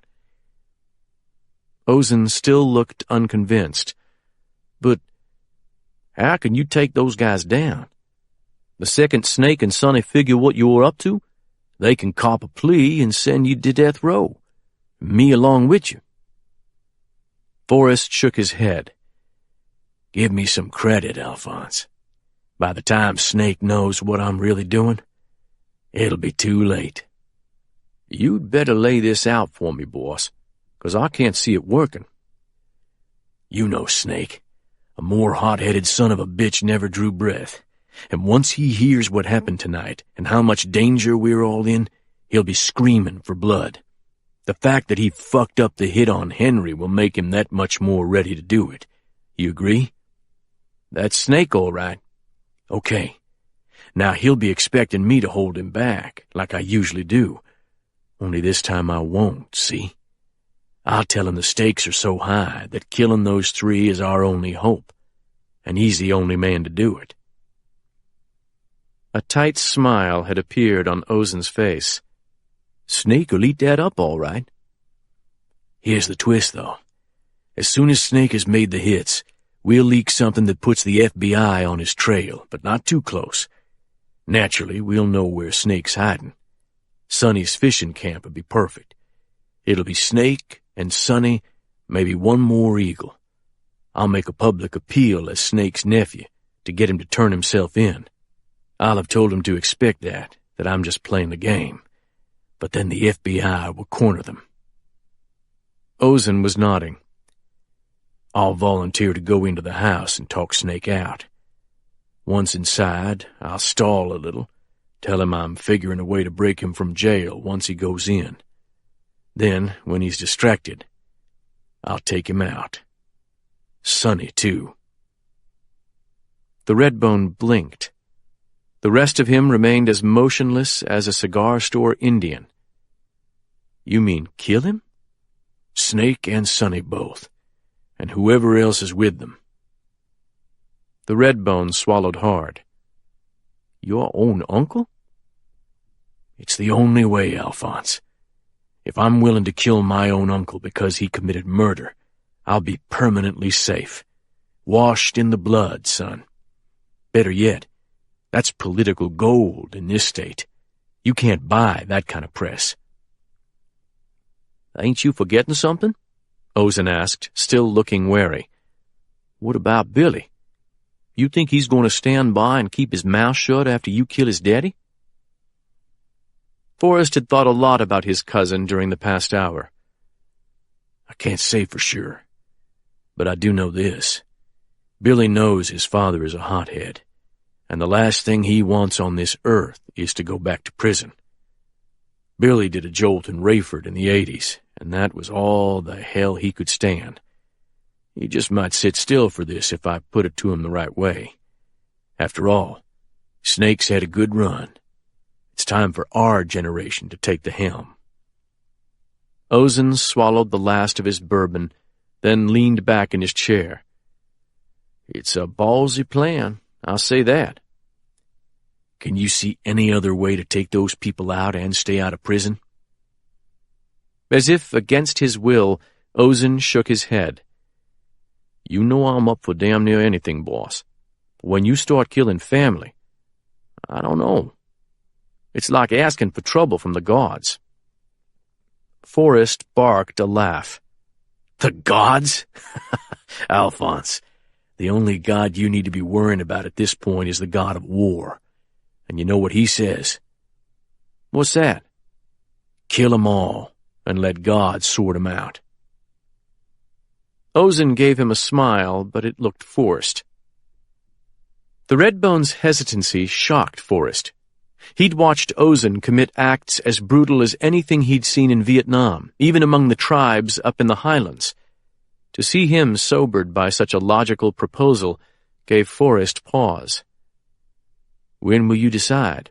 Ozen asked quietly. I think I already did. The only question is when. It's too late to stop the girl from getting tomorrow's newspaper out. Whatever she knows at this point is going to hit the street. I just have to hope my name is nowhere in it. And that Snake's is. It will be, Ozen said with certainty. I checked with Brody's mole at the paper like you said. They know Snake killed one of those women in the insurance fraud case. The whistleblowers. Morehouse told Henry the story. They're going with that tomorrow. A rush of excitement went through Forrest. God damn, that's perfect. As long as the cops don't arrest Snake before he can take out our targets. They won't. What evidence do they have besides a story told by a dead man? No, there's a mile of wiggle room between a newspaper story and an arrest warrant. Ozen jerked in his chair at the muted ring of a cell phone. He dug into his uniform pants and brought out a black track phone. "Who the hell is calling you?" Forrest asked. "Didn't everybody get my order?" "We got 2 guys missing, remember?" Ozen said. "The ones we sent to get Dr. Cage at his partner's lake house. I hope to God it's them." "Is that a burn phone?" "Yeah." Ozen answered with a press of his thumb. "What's the word?" he asked, then waited for a coded reply. "Okay, what happened?" As Ozen listened, his face darkened. "Where are you now?" he asked after nearly a minute. "Then get here as fast as you can." "What?" "I'll tell him. Out." The Redbone clicked off and looked at Forrest with something close to fear in his eyes. "This ain't our night." "What happened?" "That was Floyd Grimsby, one of the 2 guys I sent after Dr. Cage. The other was named Deacons. They are off-duty cops from Monroe. They were the closest to where we traced Dr. Cage's nurse's cell phone to." "And?" Ozen shook his head. "They found the doc there, down by the water. Deacons was about to shoot him when Dr. Cage gut-shot him with a pistol from his pocket. He fired right through the pocket. Floyd went for his piece, but Cage had the drop on him.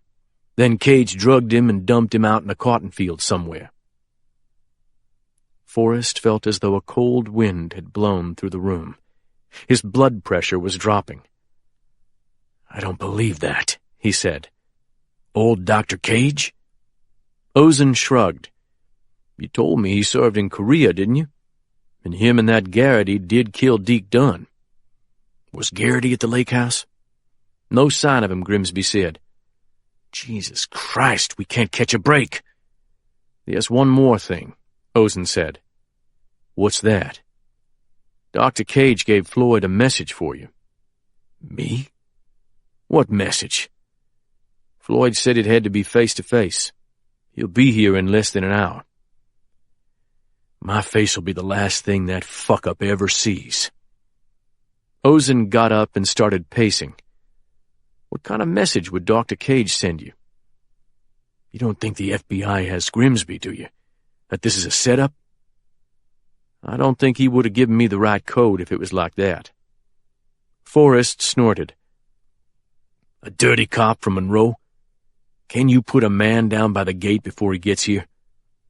"Sure. I've got 4 in the bunkhouse." "Do it.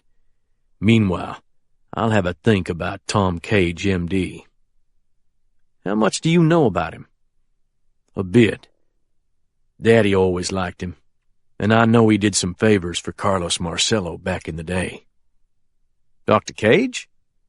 Forrest shrugged. "It was the 60s, man. Strange times down here. Get that man on the gate, Alphonse. We'll wait down by the river with the radio. If it's the FBI, we'll take the boat." Ozen pulled on his duty coat and headed for the nearby building where overflow guests stayed when hunters came in large groups. After the door closed, Forrest walked back to the study where the 700-pound razorback he'd killed with the atlatl spear glared from behind the desk. His cousin Billy used this desk more than anyone else. In the top left drawer was a box of Cuban cigars. As Forrest sat in the padded chair, he opened the drawer and thought back to the days when his father was alive, an afternoon when Dr. Cage had given Forrest his junior high football physical. He remembered the easy manner in which his father and the doctor had dealt with each other. Frank Knox and Tom Cage, 2 men from opposite ends of the social spectrum. His father always said they didn't make them like Dr. Cage anymore. If what the cop from Monroe had told Ozen about the gunfight was true, Frank Knox had been posthumously proven right. "Wouldn't be the first time," Forrest thought, lighting one of Billy's cigars and settling in to wait. Chapter 14. Walt Garrity lay half asleep on a double bed in the Sheraton Casino Hotel in Baton Rouge, just inside the downtown levee. He'd planned to spend no more than an hour in the city. Now he'd wasted more than 8, and Tom was out on the night roads, wounded and carrying a hostage, with every cop in Louisiana on his trail. Walt had come here to meet Colonel Griffith McKeever of the Louisiana State Police, hoping to get the statewide APB for Tom and himself revoked. He had at least some reason for optimism. Long before Colonel McKeever joined the LSP, he'd served as a Texas Ranger with Walt, and despite the passing years, they still shared the Ranger bond. When Walt arrived at the hotel, however, he hadn't found his old comrade in arms waiting, but a faxed note telling him McKeever had been forced to take an unexpected trip to New Orleans to check out their mutual problem. Walt assumed this referred to Forrest Knox, and he hoped to God Knox hadn't suckered his old compadre into a trap. There was talk that Forrest might be next in line for superintendent of the state police, and McKeever's death would open up that powerful position sooner rather than later. Untimely deaths were far from uncommon in this God-forsaken state. Garrity had never liked Louisiana. Shit-kickers in the north and Frenchmen in the south. Baptists versus Catholics, praise Jesus. Driving down Highway 61 from Natchez, he'd thought of Angola Farm out in the darkness between the road and the Mississippi River, glowing like some fortified island of lost souls. Most of the prisoners chained inside the farm belonged there, but the hypocrisy of harsh punishment for men who'd ripped off a few $100s in Louisiana stuck in Walt's craw. People thought Huey Long had set the high bar for state corruption in the 1930s, but the Kingfish was a latecomer to the public trough. A wise man once said that any territory colonized by the French eventually settled into a state of lassitude and corruption. As regarded Louisiana, he was right. Like some third-world island appended to America, the state had decayed as steadily as an old whore working the darkest den in Marseille. During the 1950s and 60s, Texas Rangers had viewed certain Louisiana parishes as feudal fiefdoms, more akin to the realms of warlords than to American counties, and Walt wasn't sure that the foundations of those fiefdoms had been completely uprooted. Rolling past the vapor-lit machinery of the refineries and chemical plants along old Highway 61, he'd reflected on what bad odds McKeever must have faced trying to run the state police in such a place. New Orleans had become so lawless during the 1990s that the Justice Department had considered federalizing the NOPD. The chaotic aftermath of Hurricane Katrina hadn't surprised Walt a bit. The cataclysmic storm had merely laid bare the systemic corruption that had been festering downtown for 3 centuries, and which had doomed the city itself by allowing a substandard levee system to be built. With that kind of rot eating away at the state's largest city, no one should have been surprised to learn that rural parishes had also become dens of vice and violence, a perfect environment for predators like Forrest Knox. Clothed in the uniform of the state police, an ambitious sociopath could pretty much do as he pleased in the boondocks. When the officials above him had so many secrets to hide, which of them would risk confronting a man who had a high-tech intelligence division under his command? Walt had hoped McKeever could explain how Forrest Knox had risen so high in his organization, but with every hour that passed, his faith that he would see his old buddy faltered. Tossing and turning on the hotel bed, Walt dreamed of his wife, who had begged him not to leave home to try to help his old friend. The night before Tom called, Carmelita had actually dreamed of Walt's funeral. But Walt felt he had no choice about helping Tom, and he'd told her as much. As he drove away from their house, Carmelita had watched with her face forlorn and her arms folded, like a woman sending her husband off to war. Walt had felt an ache like an ulcer in his belly, but he hadn't turned around. Yesterday, when some Knox-controlled asshole shoved photos of a beheaded family under Carmelita's door to frighten her, it had taken all of Walt's self-restraint not to walk up to Forrest on the street in front of LSP headquarters and blow his brains out. Though Walt now had 3 old ranger buddies covering his house in Navasota, Every second of fear his wife had suffered stung him like a hornet. Before this mess was through, he would exact retribution for each sting. Picking up his derringer from his bedside table, Walt rubbed his eyes and headed for the toilet to take a leak. He was zipping up his pants when the landline rang beside the bed. Walt walked out and stared at the phone for 3 rings, then picked it up and put it to his ear. "Captain MacDonald?" said a familiar voice. Walt said nothing, but his rapid pulse began to subside. Bill MacDonald was the alias that Colonel McKeever had instructed him to use when he registered at the hotel. MacDonald had been one of the toughest and wisest Texas Rangers ever to wear the star, but he'd died in 1918. It was unlikely anyone else would think to use such a code. Nevertheless, Walt said, "Name a president that Bill MacDonald guarded." "Teddy Roosevelt." Walt sighed with relief. "Where are you, Mac?" "Coming up the hall. Sorry to make you wait." "I'm opening the door." Walt took his derringer to the door, opened it, then extended the bolt and backed away so that his visitor would have to push open the heavy door to gain entry. Then he stood just inside the open bathroom door and aimed the derringer at head level. Someone knocked 3 times, then slowly pushed open the door, while a voice behind it said, "At ease, Captain. I know you've got a gun back there." Walt kept his derringer cocked and ready until McKeever came in and locked the door behind him. One of the colonel's hands was empty. The other carried a bottle of Macallan Fine Oak, which gladdened Walt's heart. McKeever's hair had gone nearly white since Walt had last seen him, though his trimmed mustache still had a little pepper in it. His old eyes looked dazed, and he shook Walt's hand like a man grasping at a life-preserver. "Damn, I'm glad to see you," he said. "I was up to my ass in alligators before you ever called, but this time I think they've got me. Can I pour you a scotch? I need one bad." "I won't turn it down." McKeever went to the bathroom sink and unwrapped 2 water glasses. Walt watched him pour, both hands shaking, then took the proffered glass and drank the whiskey neat.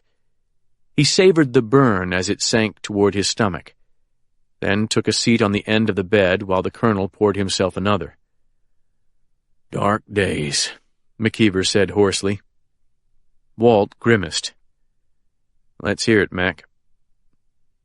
The colonel sat heavily in a chair by the table before the curtained window. As Walt raised his glass in a silent toast to his old friend, he realized he was looking at a man close to breaking. "Forrest Knox just issued me an ultimatum," McKeever informed him. "Step down for health reasons or he'll ruin me. I've got 48 hours. "Ruin you? How?" "The son of a bitch has had one of our tech experts, one of my own officers, planting kiddie porn in my computers, both at work and at home. If I don't resign, he'll go public with child pornography charges and drag me through the mud until I choke. You know how it goes with accusations like that. It's almost impossible to prove a negative. You never shake 'em." "That's bullshit, Mac. A man with your record? He'd never make that stick. You can prove that stuff was planted." "Not this time. Knox has been setting this up for months, day by day in real time.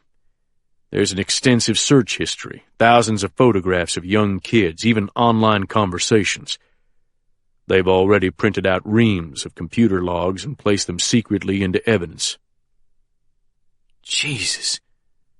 "I still think—" McKeever stopped him with a raised hand. "You haven't heard the worst of it. Forrest's got 2 underage prostitutes from New Orleans who will swear under oath that I paid them for sex. Male prostitutes." "What?" The colonel nodded, his haunted eyes glancing at the floor. "He just paraded one of them in front of me in a New Orleans hotel room. The boy was no more than 15, if that." I'm screwed, partner. I've got no play. I don't know what to say. McKeever took another sip of scotch and closed his eyes. There isn't anything. Help me understand this. How the hell did a man like Knox climb so high in your outfit? The colonel shook a cigarette from a pack of Salem's and lit it. Forrest joined the force long before I came over from Texas. He worked his way up, making strong connections all along the way. Everybody knew he was Frank Knox's son, but nobody in power gave a damn about that. Not back then. Hell, most don't care now. But I wasn't any better. I initially sized Forrest up as a straight shooter. A hard ass, sure, but fair. Or so it seemed. And he appeared to have no relationship at all with his extended family. What changed your mind about him? That's hard to say. After a while, the little man inside just started telling me something was wrong with him. For one thing, he used to keep a samurai sword hanging behind his desk, like we used to see in Texas sheriff's offices, remember? Forrest claimed his daddy had taken it off a Japanese officer during World War II. One day I asked him to tell me the story, and he did. But first, he took a couple of photos out of his desk.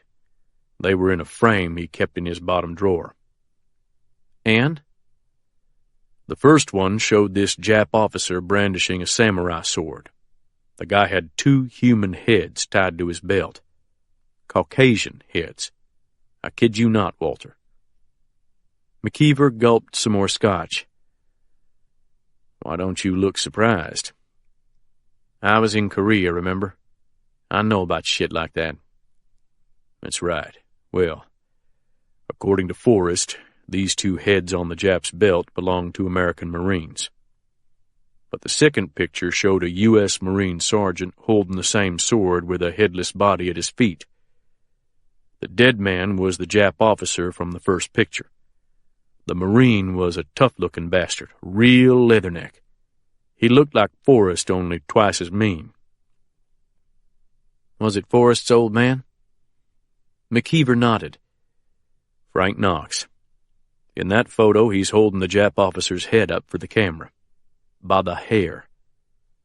Forrest said when his daddy found the first photo on that Jap officer after an island battle, he cut the guy's head off with his own sword. Forrest kept the photo in his desk. He'd take it out and shows it to people when they asked about the sword. And they loved the guy for it. I've known guys like that, Walt said, thinking of the photos of the beheaded family that had been shown to Carmelita to frighten her. Don't be so sure. It's easy to underestimate Forrest Knox. God knows I did. He's a smooth character. I hear he's done some sick stuff to hookers he's arrested, blacks and Asians mostly. And I've heard talk of even crazier things going on at a hunting camp his cousin Billy runs just over the Mississippi line. The official name is the Valhalla Exotic Hunting Reserve, but they call it Fort Knox amongst themselves. But hell, that's not what you're here for. I'm here to help you, buddy, Walt said, and to get your help in return. Tell me what you need and I'll do the same. My request might overstep the bounds of friendship, but we is where we is. McKeever sucked at his cigarette as though it were a narcotic. Walter, by the end of the day, I'm going to be a private citizen. I won't be able to help you. And there's nothing you can do to help me. You're wrong on both counts. When you're in the kind of fix we're in, you do what you gotta do to get the ox out of the ditch. Tell me more about Forrest. A guy that dirty has to have a weak spot. All of God's creatures have an underbelly. If Knox has one, he's wearing armor over it. Why's he got such a hard-on to move you out? McKeever lit a second cigarette off the first one and poured himself another scotch. Walt, you may not believe this, but there are people in this state who saw Hurricane Katrina as a blessing. Divine intervention, even. I've heard the talk. But do you know what's beneath it? For the past 20 years, New Orleans has been shrinking. Major companies have been pulling out, and white workers have been fleeing across Lake Pontchartrain. The trend seemed unstoppable until Katrina. The storm destroyed the homes of huge numbers of blacks, and they were bussed out of the city in the so-called evacuation. About 4 days too late by my count, but that's not my point. That evacuation looked more like the relocation of the Indian tribes in the 1800s to me. That's how it worked out, too. And the money boys don't mean to let 'em back into the city.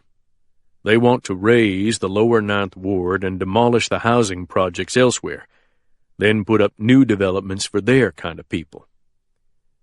White people? Walt grunted. Or rich-colored. They aren't that particular, so long as you've got the green. Point is, the state's elite doesn't see me fitting into this new utopia. They want an enforcer with their own ideology heading up the state police.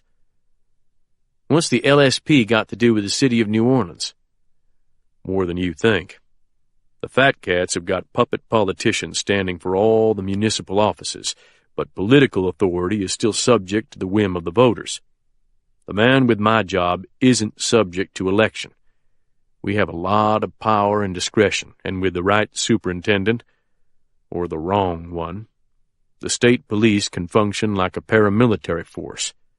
The governor can use us as an intimidation tool, sort of how Nixon used the FBI and the IRS against his enemies. I see. I first started to suspect what Forrest was up to about 2 years ago.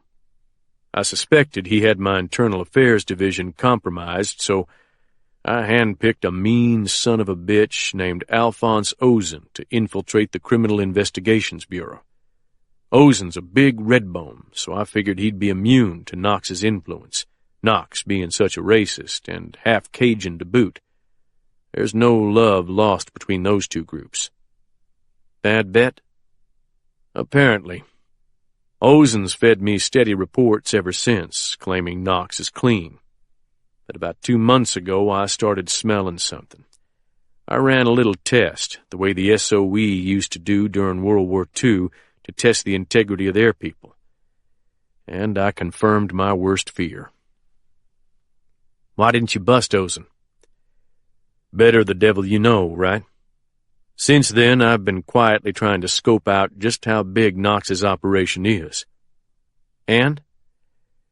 He's got his fingers in a lot of pies around the state. He's taken cuts from various crooks to leave their operations alone. Coyotes moving illegals through the port of New Orleans, drugs coming into the country on speedboats down around the barrier islands, prostitution. You name it, Forrest skims it. And after Katrina hit, I think he used a team of SWAT guys to selectively take out some of the competition. Man alive. This is the guy the money men want to put in your job? Most of Forrest's supporters don't know about the criminal stuff. All they know is Knox did them some favor or other. Got 'em LSU tickets on the 50-yard line or sprung their drunk kid from some backwoods parish jail. Hell, I still can't prove anything against him. Nobody will testify against the guy. Everybody either loves Knox or lives in terror of him. Walt swirled some scotch around in his mouth, then swallowed. Some of his thugs threatened my wife earlier today, out in Navasota. McKeever shook his head. I'm sorry, Walt, but it doesn't surprise me. She okay? I've got some retired buddies covering her now. Good. The colonel looked around the room like a man startled from a dream. The daze Walt had seen when he entered the room had never really left his eyes. Well, I think you see my problem. How exactly can I help you? You know that trooper you lost up in Concordia Parish Tuesday evening? Darrell Deke Dunn. Walt nodded. He wasn't yours. He was Knox's. The colonel quickly gulped from his glass. Are you positive? I was there. Your APB's right about that, but he was about to murder my best friend in cold blood. McKeever looked at the ceiling and cursed. I don't know how much pull you still have in this state, Walt said, but I need you to make that APB go away. If you don't, I can't help you or myself either. The colonel looked as if Walt had asked him for $1 million cash. How the hell can I do that?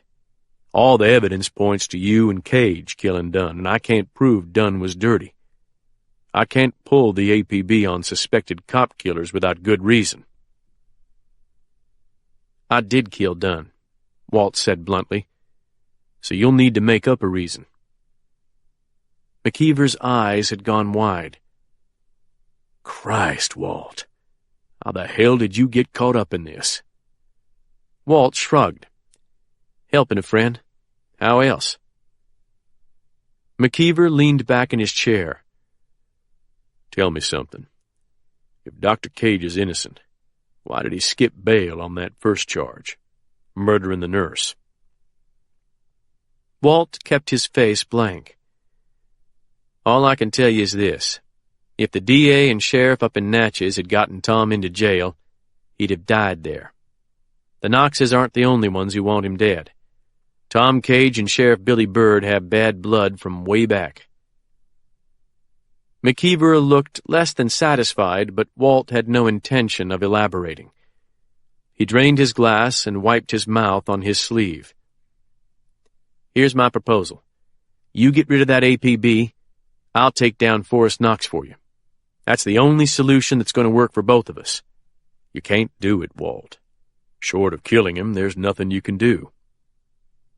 The LSP chief dropped his gaze and let the pregnant silence drag.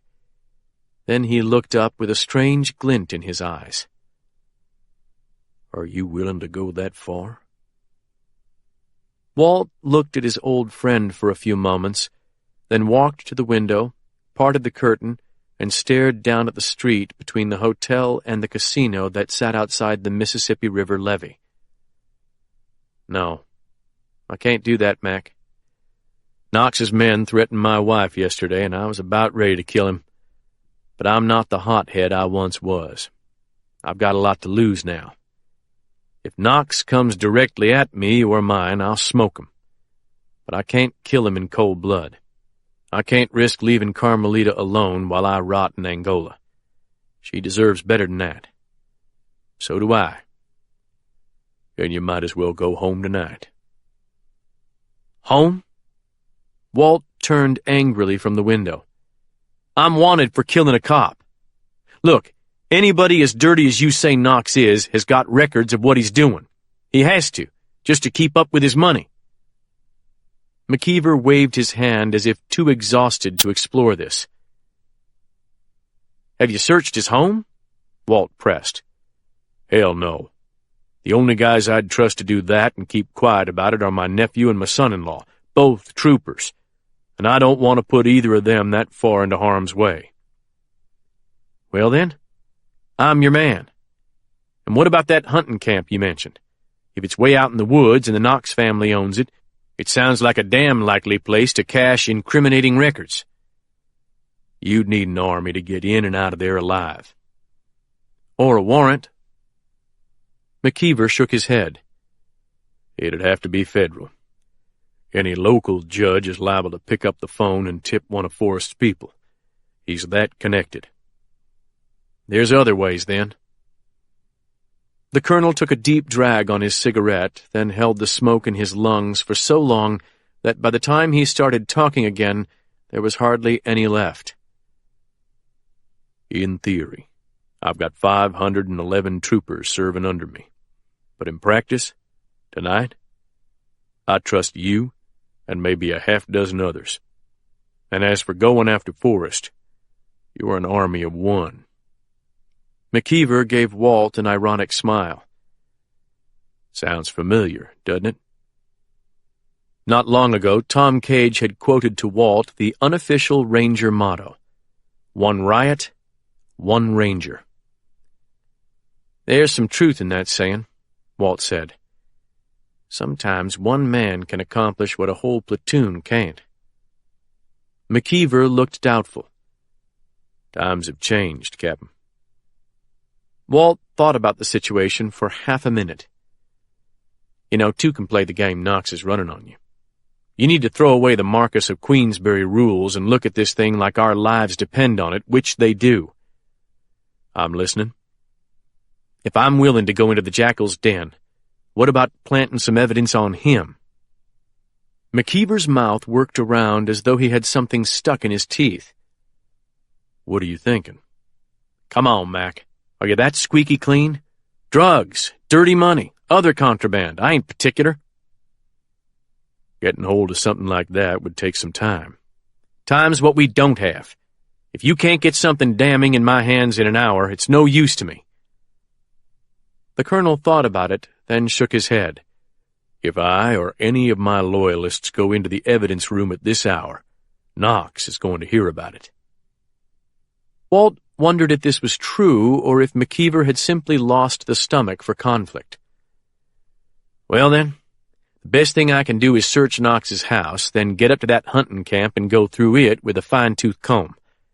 I'll lay odds I find something you can hang him with. You're a lot more likely to end up digging a shallow grave at gunpoint. These are some bad boys, Walt. Bad boys are my business. Yours too. Or have you forgotten? You're still a ranger down deep, aren't you? McKeever sucked long and hard on his cigarette, then looked away. After he exhaled, his eyes found Walt's again.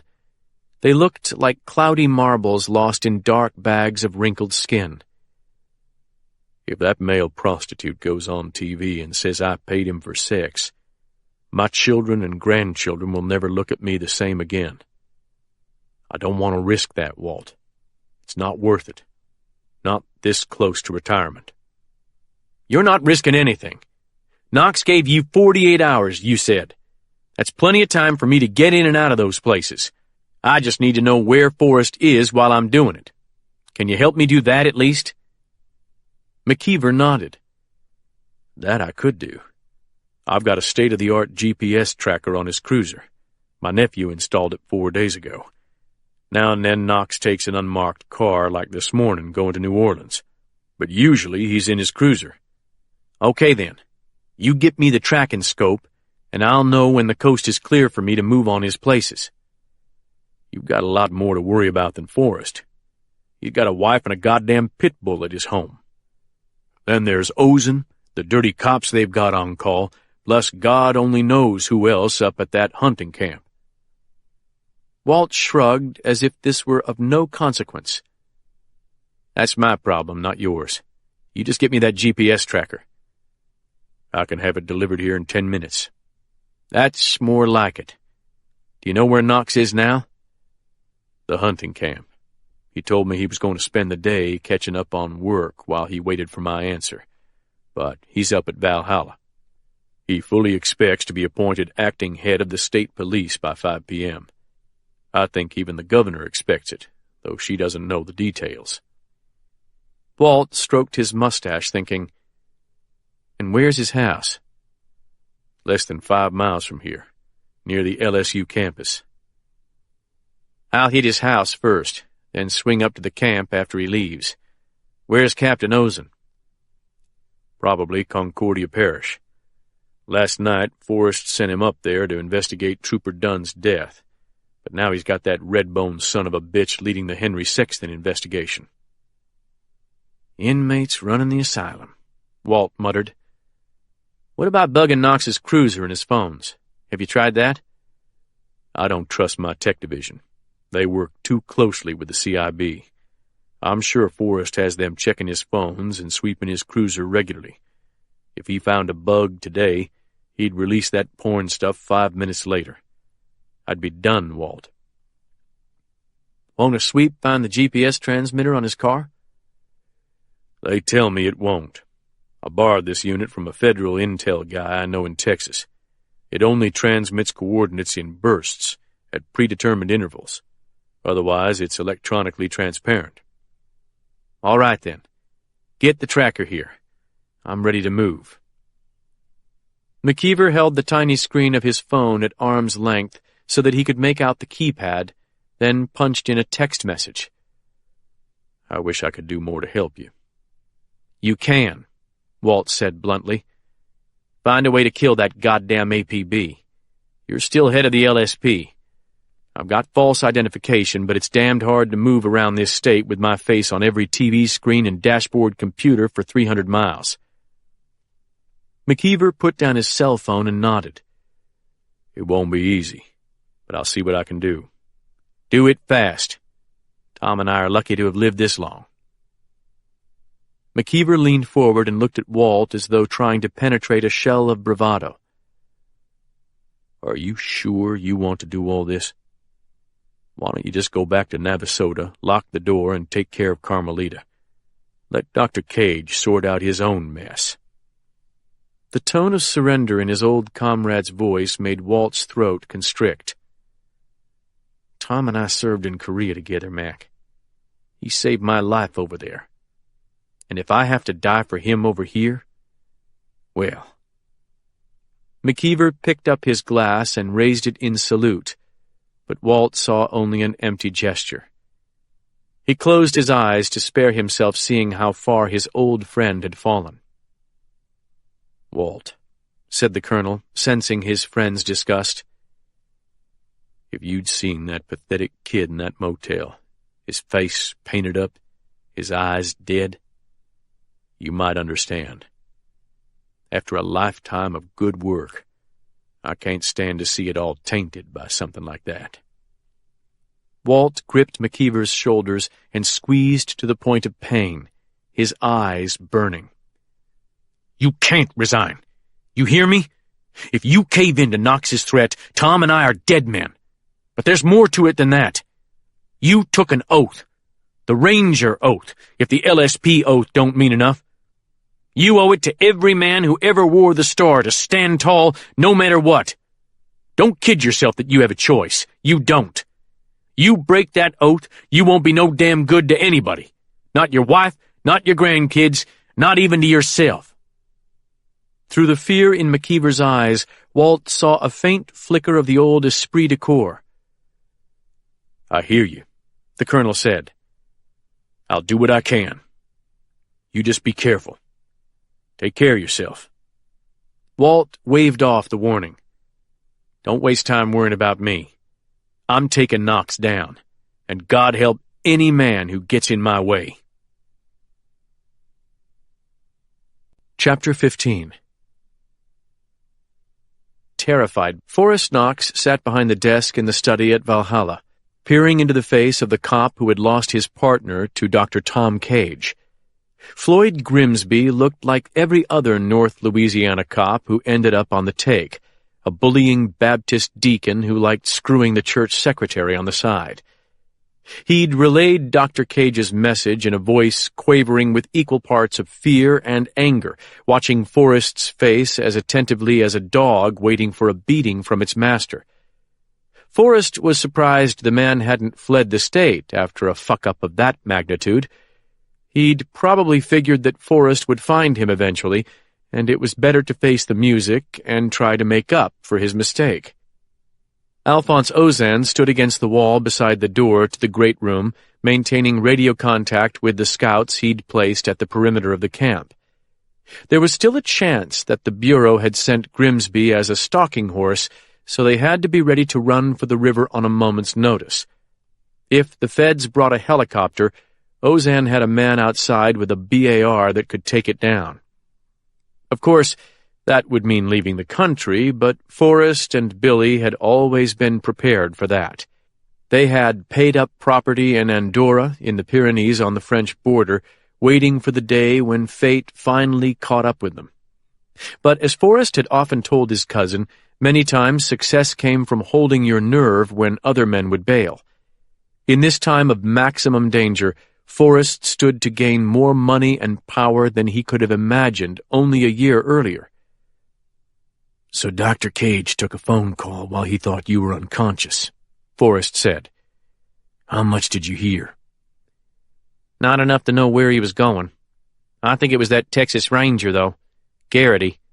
Later, Dr. Cage told me his friend had told him to kill me."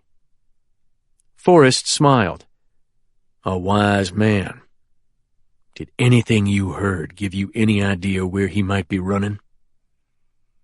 He said something about Mobile, like Garrity was already there. Alabama? Forrest thought about this. That doesn't make any sense. Garrity would run to Texas if he was running at all. Do you know where you were when he dumped you off? Ozen said, I've got a pinpoint about as close as we can get it. Catahoula Parish. But given the elapsed time and the fact that Cage has a vehicle, he could be 100 miles from that point by now. What about our roadblocks? Ozen shrugged. It's the boonies, boss. If Cage knows those roads, he could get a long way without hitting a roadblock. And he was born in Louisiana. His wife, too, Ozen said. She grew up right around there. I've sent some guys to check on the off chance he's hiding with relatives. Forrest tapped on the desk. Where the hell is Garrity? Why did they split up at all? Grimsby shrugged. Garrity was a Texas Ranger, Forrest said thoughtfully. McKeever was too back in the day. He only came to Louisiana to take the superintendent's job. I wonder if he and Garrity knew each other, or even served together. Ozan was nodding. Good thinking. I'll check it out. You do that. We've got McKeever by the balls right now. The last thing we need is a hard-ass like Garrity giving him hope that he can save himself. Forrest gave the Monroe cop a last measuring glance. You let an arthritic old man kill your partner. How does that feel? The cop's eyes smoldered with hatred and embarrassment. Not good. You want to kill Dr. Cage? Just give me one shot at him, Colonel. You already had your shot, and you didn't take it. Forrest leaned back in his chair. Go out to the bunkhouse and get a few hours' rest. You'll have new orders when you wake up. The cop didn't move. Go, goddammit, Forrest said mildly, before I have Captain Ozen here give you the punishment you deserve. The cop stood, and with an awkward salute, he left the room. After the sound of his boot heels faded, Forrest sighed and shook his head. That's some piss-poor manpower right there, Alphonse. A sad state of affairs. Ozen let some time pass before he spoke. What you think about Dr. Cage's message? If he can do what he said, it kind of throws a new light on things, don't it? Forrest smiled. It offers the possibility of a low body count solution, which we could sorely use right now.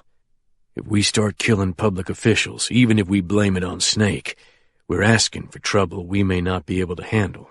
But Dr. Cage's solution requires trusting not only him, but also his son and the master's girl to go along with his promise to protect us. And that would take a lot of convincing for me to buy. Ozen didn't reply to this. I've been giving a lot of thought to the good doctor, Forrest mused. And what I've decided is, I don't know what all the fuss is about. Dr. Cage was never really any threat to me. He might be to Snake and Sonny and the other old men, but he can't hurt me at all.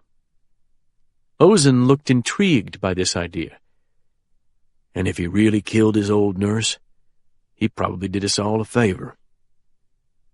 What do you mean, if? Ozen asked. I'm not so sure he did it. Hell, all we have to go on is Snake's word. And Sonny's? Sonny Thornfield wouldn't cross Snake, not if Snake told him to lie. And neither of them would want to tell me they disobeyed my orders. But if Dr. Cage didn't kill the old woman, why did he jump bail? Forrest shrugged. We'll ask him about that when we find him. We're talking about a man and a woman, Alphonse. Ain't no telling what might have gone on between them over the years or in that house that night. But I know Snake wanted her dead. He always did. The Eagles had a death warrant on her if she ever came back to Mississippi. I don't know what she knew, but cancer wasn't quick enough for Snake. He nearly busted a gut when I told him he couldn't waste her. Anyway, my point is, the Double Eagles themselves are more of a threat to me than Tom Cage ever was. The Eagles truly know shit about me. I think you're forgetting something, Ozen said in a cautious voice.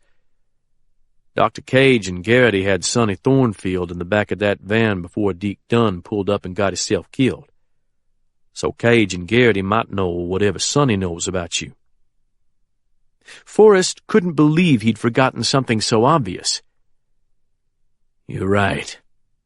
So we either have to cut a deal with Cage or kill him, toot sweet. Then we are basically back to our original dilemma, Ozen said. Sit tight, kill them all, or try the Doc's approach. As Forrest nodded, he realized he'd already decided to hold off on the scorched earth strategy. I'm going to take a chance on Tom Cage. But step one is to find him. I'm not about to cancel that APB until he looks me in the eye and swears he can do what he claims he can. And then? Then we need to verify that his son and the master's girl will follow suit. God only knows what Brody might have said to them before he died. I guess we might read it in this morning's paper, no matter how fast we move. That's one uppity bitch, Ozen said. At the hospital, she got right up in my face even after Kaiser had backed down. I wanted to pistol whip her so bad I could taste it. Forrest shook his head. That's one pleasure you're unlikely to get. If anybody kills her at this point, it'll be Snake. Forrest got up from behind the desk and stuck the dead cigar in his mouth. Change the orders to our people. Find Dr. Cage, but don't kill him. Not unless he forces the issue. Got it. What about Garrity? The specter of Walt Garrity allied with Griffith McKeever rose to the forefront of Forrest's mind. If they find Garrity alone, they should waste him. We'll pin Deke Dunn's death on him, and that'll clear the books, freeing us to cut a deal with Dr. Cage. The Doc will just have to live with Garrity's death as the price of his freedom. Ozen seemed to like this solution. And Snake?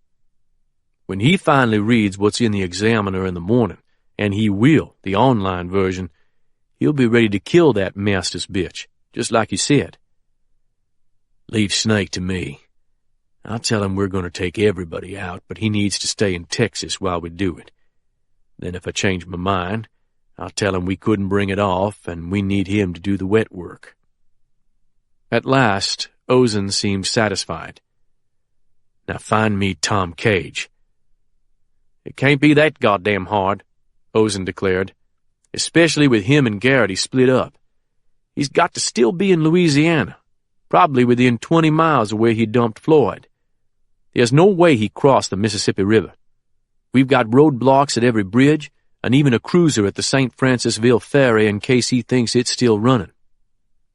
Forrest wasn't so sure. He's proved to be a resourceful son of a bitch, Alphonse. If we don't find him in the next 2 hours, we might need to pull that APB on him and just leave it on Garrity. You think that'll bring him out of the woods? Who knows? For now, put every man you can into LaSalle, Catahoula, Franklin, and Tensaw parishes. Check out the wife's relatives' houses, and keep the tech division going back over all electronic communications of Dr. Cage, his family, his partners, everybody. If there's a deal to be made, we've got to do it quick. Otherwise, we turn Snake loose and get ready for the Sam Peckinpah ending. The what? Ozen asked. Nothing. Get to it, Captain. As the Redbone left the study, Forrest reflected on the irony that he could probably have a more enjoyable conversation with Tom Cage than with any of the men he worked with every day. That included his cousin Billy, who was a serious reader, at least by Knox family standards. Once more, Forrest thought about his father and Dr. Cage joking around while the doc gave him his football physical. Then he banished the thought. For at bottom, he felt strangely sure that before another day had come and gone, he would have to kill Tom Cage, either with his own hands or by sending other men to do his will. Chapter 16. I'm standing in the third-floor bedroom of Edelweiss, the historic house I bought for Caitlin as a wedding present, looking down at my daughter's sleeping face. There's just enough light leaking through the cypress shutters to illuminate Annie's profile against her pillow. I've done this hundreds of times in my life. The nights I remember most were those after Annie's mother was diagnosed with cancer. Immediately after getting the news, of course, and then later, after her treatments had failed and hope failed with them. On those desolate nights, I stared down at my 3-year-old daughter and shivered in the strangling grip of mortality, forced to accept that all my hope, faith, strength, intelligence, friends, and money could not even slow the progression of the disease that would take Annie's mother from her and leave me to do a job for which I felt completely unprepared. Now, 8 years later, having brought Annie through that most terrible of traumas, I feel almost as helpless as I was then. Only this time it's not an illness I'm fighting, but my father. The man who guided me through most of my life has vanished, leaving chaos and death in his wake, and I am all but powerless to save him. For now, I must focus on protecting the rest of our family. Thinking back on what Kaiser told me about the lethality of Forest Knox, I'm thankful for this German chalet perched on the bluff above Silver Street and the Mississippi River. Whenever possible, hide in plain sight, a wise friend once advised me. Since I kept this purchase secret from everyone but my mother, it has proved to be a serviceable safe house. How strange it is to remember that if Viola Turner hadn't died early Monday morning, I would be giving Caitlin a key to Edelweiss next Friday, probably with a huge ribbon and bow tied around the massive doors. Now I have no idea when we might be married. In the meantime, my mother and daughter hide here like witnesses in a mafia trial. The route I took here from City Hall is testament to the gravity of our situation. First, I drove to Walmart and purchased a half-dozen prepaid cell phones. Then I drove through several residential subdivisions, doubling back often to be sure I wasn't being followed. As I did, I pondered all John Kaiser had told me outside City Hall. The FBI agent's goal had been to recruit me to the cause of persuading Dad to give himself up to the Bureau, not for my father's safety, but so that he might reveal to Kaiser whatever he might know about Carlos Marcello. To be fair, he wasn't the only one with selfish motives. I had hoped to persuade Kaiser to organize a search of the Lussahatchee Swamp, with its object the elusive bone tree, and whatever dead bodies lay in its shadow. Such a large-scale effort would have kept him out of my and Sheriff Dennis's way while we moved against the Knox's meth operations tomorrow. But once I realized that Kaiser's primary focus had become tying the Double Eagles to the Kennedy assassination, I knew the Bone Tree gambit would have been a waste of breath. A shadow passes the crack of the bedroom door, then pauses to hover there. My mother. She's floating outside in the maternal holding pattern all women learn after they have children, one that serves them well after grandchildren come along. When I arrived tonight, I found Mom asleep in the chair next to this bed, her hand on a .38 revolver half covered by a crocheted comforter she brought from home to keep Annie surrounded by familiar things. She did not wake until I knelt before her, laid my hand flat over the pistol, and gently touched her shoulder. Seeing my burned cheek and smelling the smoke on me, she asked what had happened. I assured her that Caitlin and I were all right, and that we'd learned nothing more about Dad's whereabouts or well-being. Then I gave her an abbreviated summary of what had transpired at Brodie Royal's house. I could tell that my description of Henry Sexton's death shook her deeply, but she insisted I go downstairs to the newly remodeled kitchen so that she could make me something to eat. I told her I would be down after a few minutes of sitting with Annie. Mom's appearance at the door must mean that the food is ready. If so, I've been up here longer than I thought. Not wanting to wake Annie, I leave her without a kiss, then join Mom in the hall. She's holding a drink that looks like a gin and tonic, my tranquilizer of choice when I need one. "Yours or mine?" I ask. She holds out the sweating glass. "Yours. It's strong. Knock you naked strong. You need it." I take a large swallow of the bittersweet mixture, then follow her down to the kitchen where a plate of scrambled eggs, grits, and toast awaits me. Picking up the plate, I motion for Mom to join me on the sofa in the sparsely furnished sitting room opposite the kitchen. She folds her legs beneath her to keep her feet from the cold floor and watches with maternal satisfaction as I devour the food.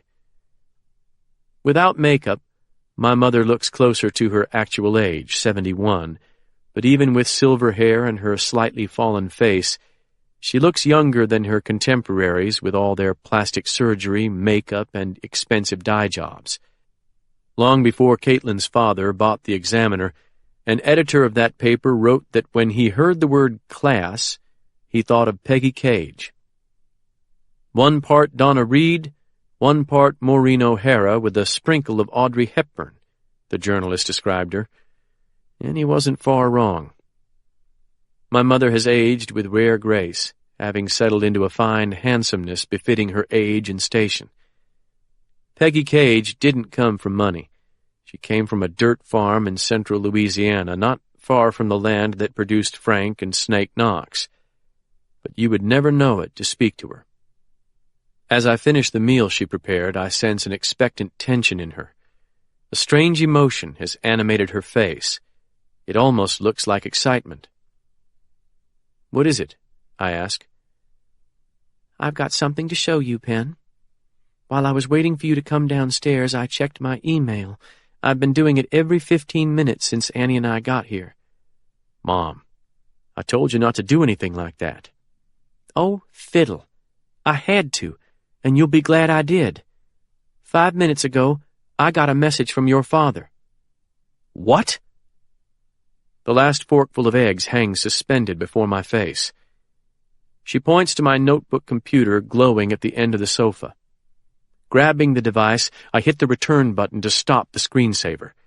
It vanishes to reveal the GUI of Mom's AOL account, which is currently displaying a list of her old mail. In a box in the upper right corner of her screen is a message from Engineer Jack 1946. "Uncle Jack?" I ask, recognizing the AOL username of my father's youngest brother who lives in California. "Yes. Read the message and you'll understand." Trying to get my heartbeat under control, I quickly skim the message. "Peggy, a few minutes ago I received a phone call from someone who identified himself as a friend of your big brother. The caller told me not to mention my brother's name during the conversation. He said that Tom had given him a message for you, which he was going to read to me, and I was to get it to you however I thought best. I called your house and got no answer, so I'm trying email. The caller told me that he'd seen Tom in the flesh, and he was physically all right. I've no idea who the caller was. From traffic sounds, I'd bet he was standing at a payphone. I don't know what's going on, obviously, but if there's anything I can do, let me know and I'll fly in. Tell Penn to call me. Love, Jack." Faithfully transcribed message follows. "Peg, you're going to hear that some people were killed tonight, Wednesday, and that Penn and Caitlin were there when it happened. It's a tragedy, and I surely bear some guilt for it. But as far as I can learn, Penn and Caitlin are safe. I want you to know that I'm safe also. I know you'll be worried to death, but think back to all I told you on Monday, and trust that I'm doing the right thing for our family. Penn will be very angry. Please explain to him that while he thinks I have a choice in what I'm doing, I don't.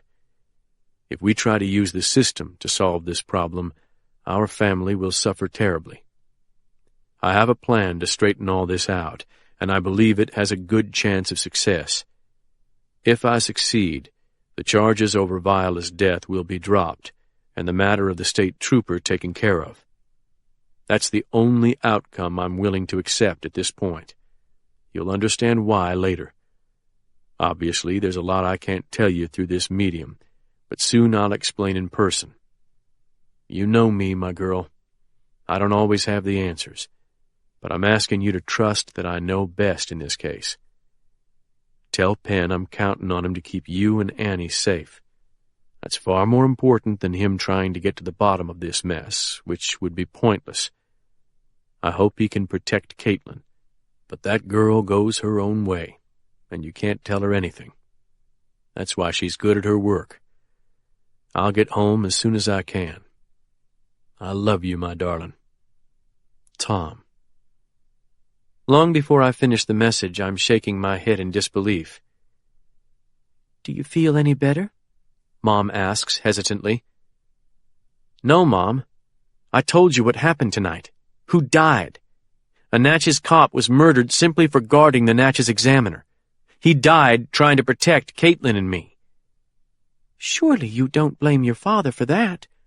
"Yes, I blame him. Because the death of Viola Turner set all this off. And all he's willing to say about it is, 'Trust me, I know what I'm doing.' People died because he made the decision to jump bail rather than remain in custody. And jumping bail led to Dad and Walt killing that state trooper." "You don't really believe they did that?" "I'm afraid I do. Out of self-defense, probably, but that won't matter to anybody but us. The lead FBI agent in town would actually like to help Dad, but Dad's making it very tough. It's hard to help a man with a dead cop hanging around his neck." Mom draws her mouth into a tight frown. "I hate to hear you speaking against your father like this. What do you expect? When Dad kept silent about Viola's death, I told myself he was taking some kind of moral stand on euthanasia. When it looked like murder instead, Henry Sexton convinced me the Double Eagles had killed her. When Dad jumped bail, I told myself he had no choice, that we were dealing with a vendetta by the DA and a redneck sheriff, and there was a method to his madness. But now, people are dying every day, and Dad and Walt could be shot on sight at any moment. At the very least, Dad should be calling Quentin Avery and trying to arrange a safe surrender, but he hasn't.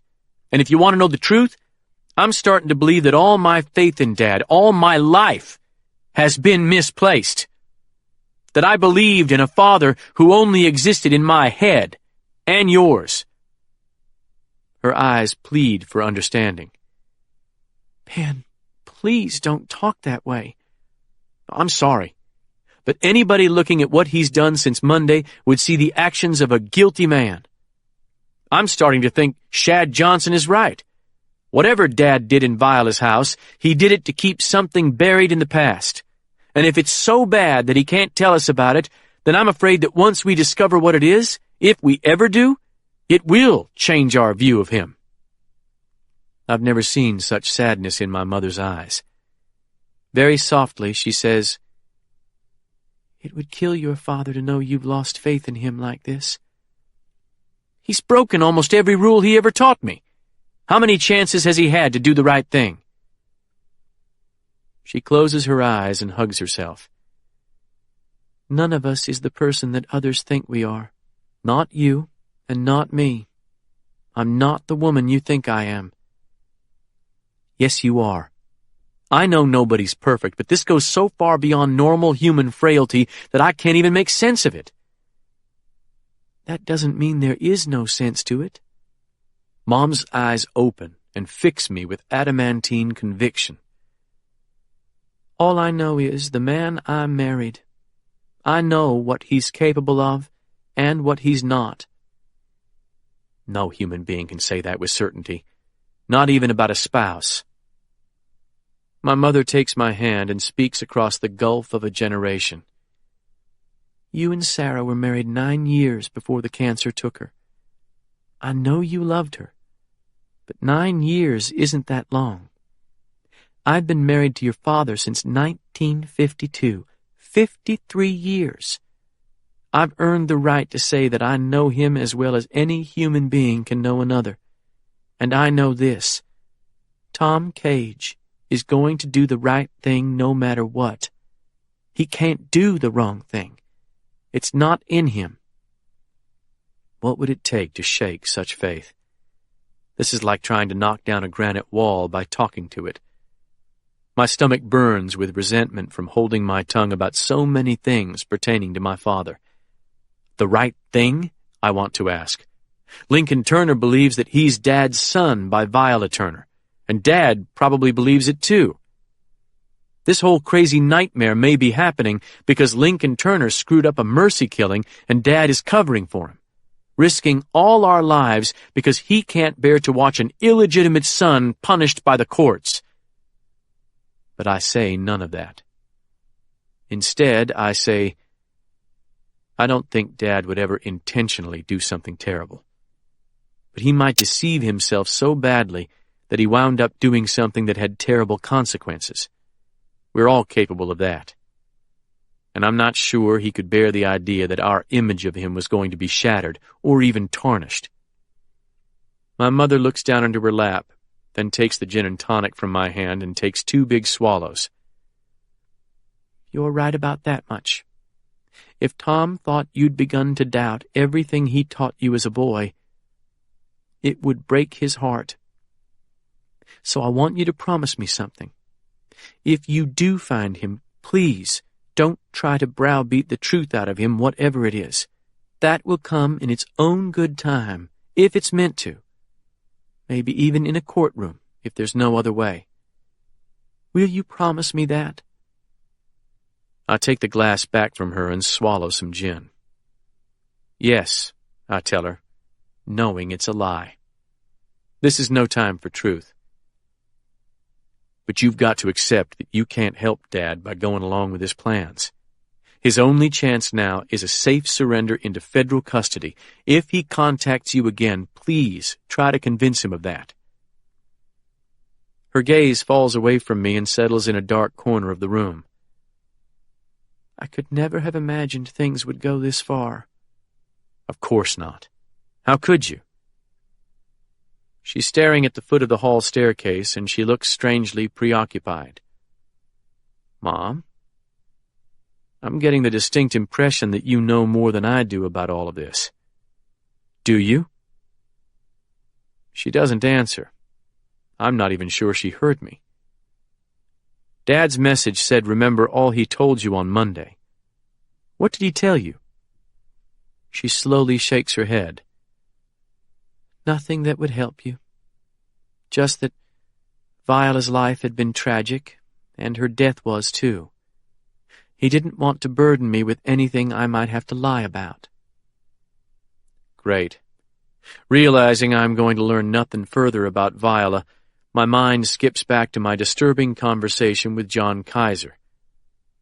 Mom, I say gently, did Dad ever talk to you about knowing a man named Carlos Marcello? For a moment, her face remains transfixed, but then the tiny webs of wrinkles move and her eyes focus on me. They're filled with surprise. Uncle Carlos? She says. Uncle Carlos? I echo. Mom, are we talking about the same man? The boss of New Orleans? Stunned, speechless, I can only nod. Oh, I don't know anything. Just a story your father told me. You know Tom did an externship at the parish prison in New Orleans during his final year of medical school. He was the jail doctor, and there was a lot of excitement. He once saw a crazed prisoner shot right in front of him. Mom, what about Marcello? Oh, yes. Well, Tom once told me a story about Carlos Marcello serving time in the prison. He said New Orleans policemen delivered his meals every night from the best restaurants in New Orleans. Marcello even had women visit him in his cell. The Godfather lived better in jail than most people did at home, and everybody called him Uncle Carlos. The whole thing was like a big joke. Yeah, I murmur, but this is anything but funny. What year would this have been?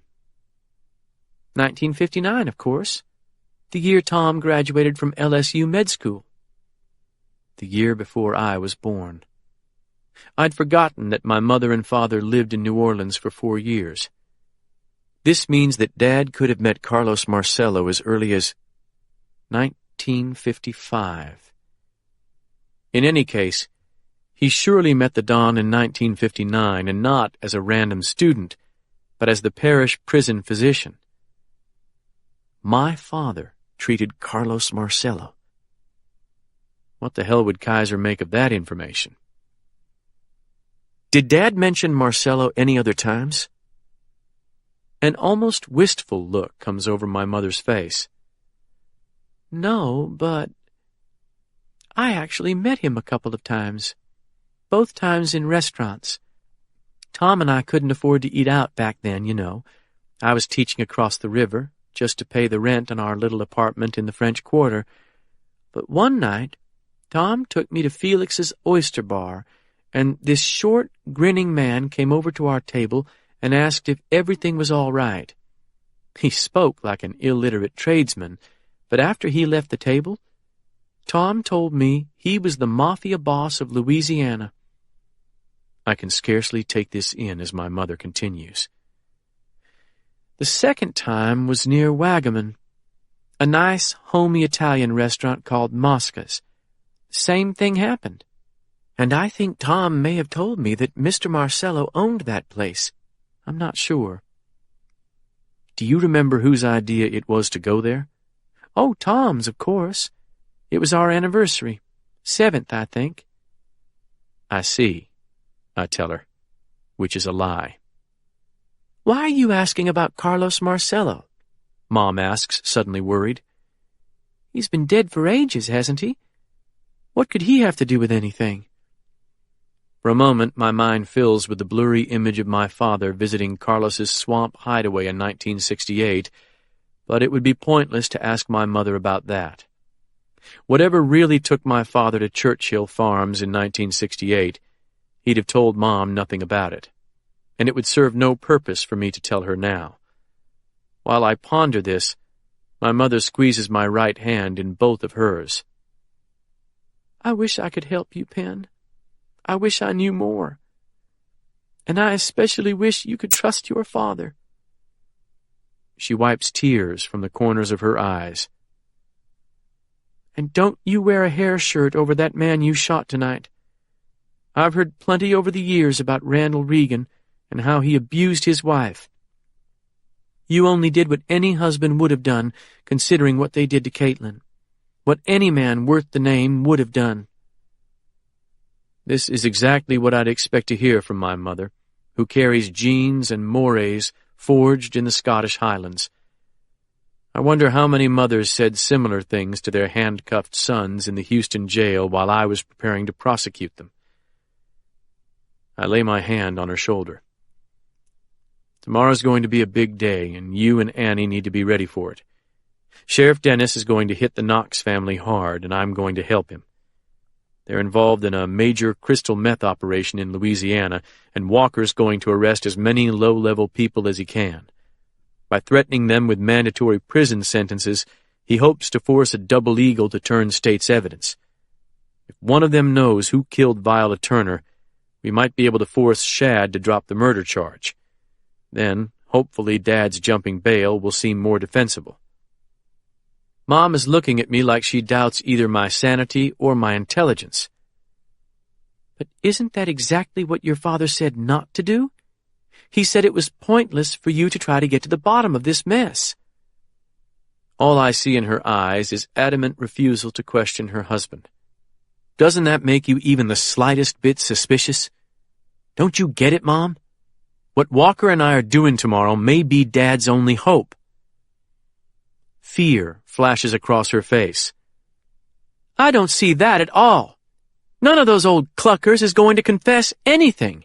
They don't really believe they'll be sent to jail. They never have been before.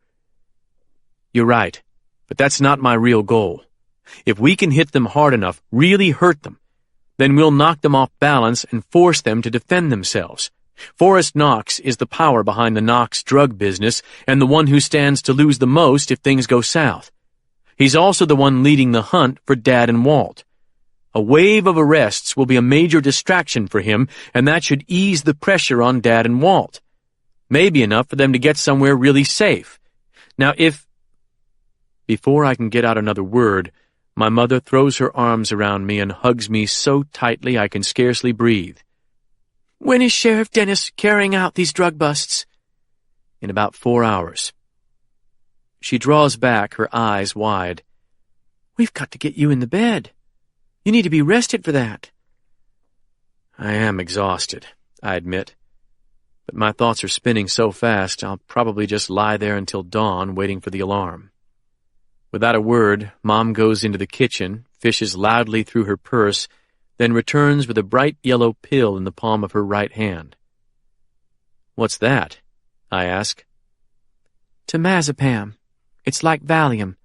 I take one every night. Take this now, and I'll wake you up at 5:15. "I don't think I should risk oversleeping." "Take the damn pill, son. Sometimes I take 2 if your father has the TV up loud enough and you outweigh me by nearly 100 pounds. "You're not trying to keep me from going with Sheriff Dennis." "No. I think you're right about knocking the Knox family off balance. That can only help Tom." I take the pill and swallow it with a big gulp of gin.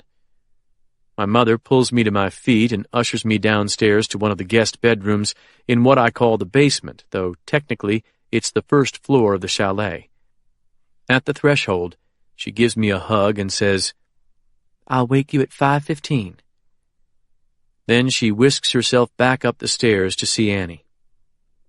Whether it's the sleeping pill, the alcohol, or the exhaustion produced by the battle at Brodie Royal's lake house, I can barely stand erect through the ritual of brushing my teeth. By the time I reach the guest room bed, I can't even pull back the quilt. I simply fall face down onto it, my mind cycling between total blankness and nightmare images from the smoke-filled hell of Royal's basement.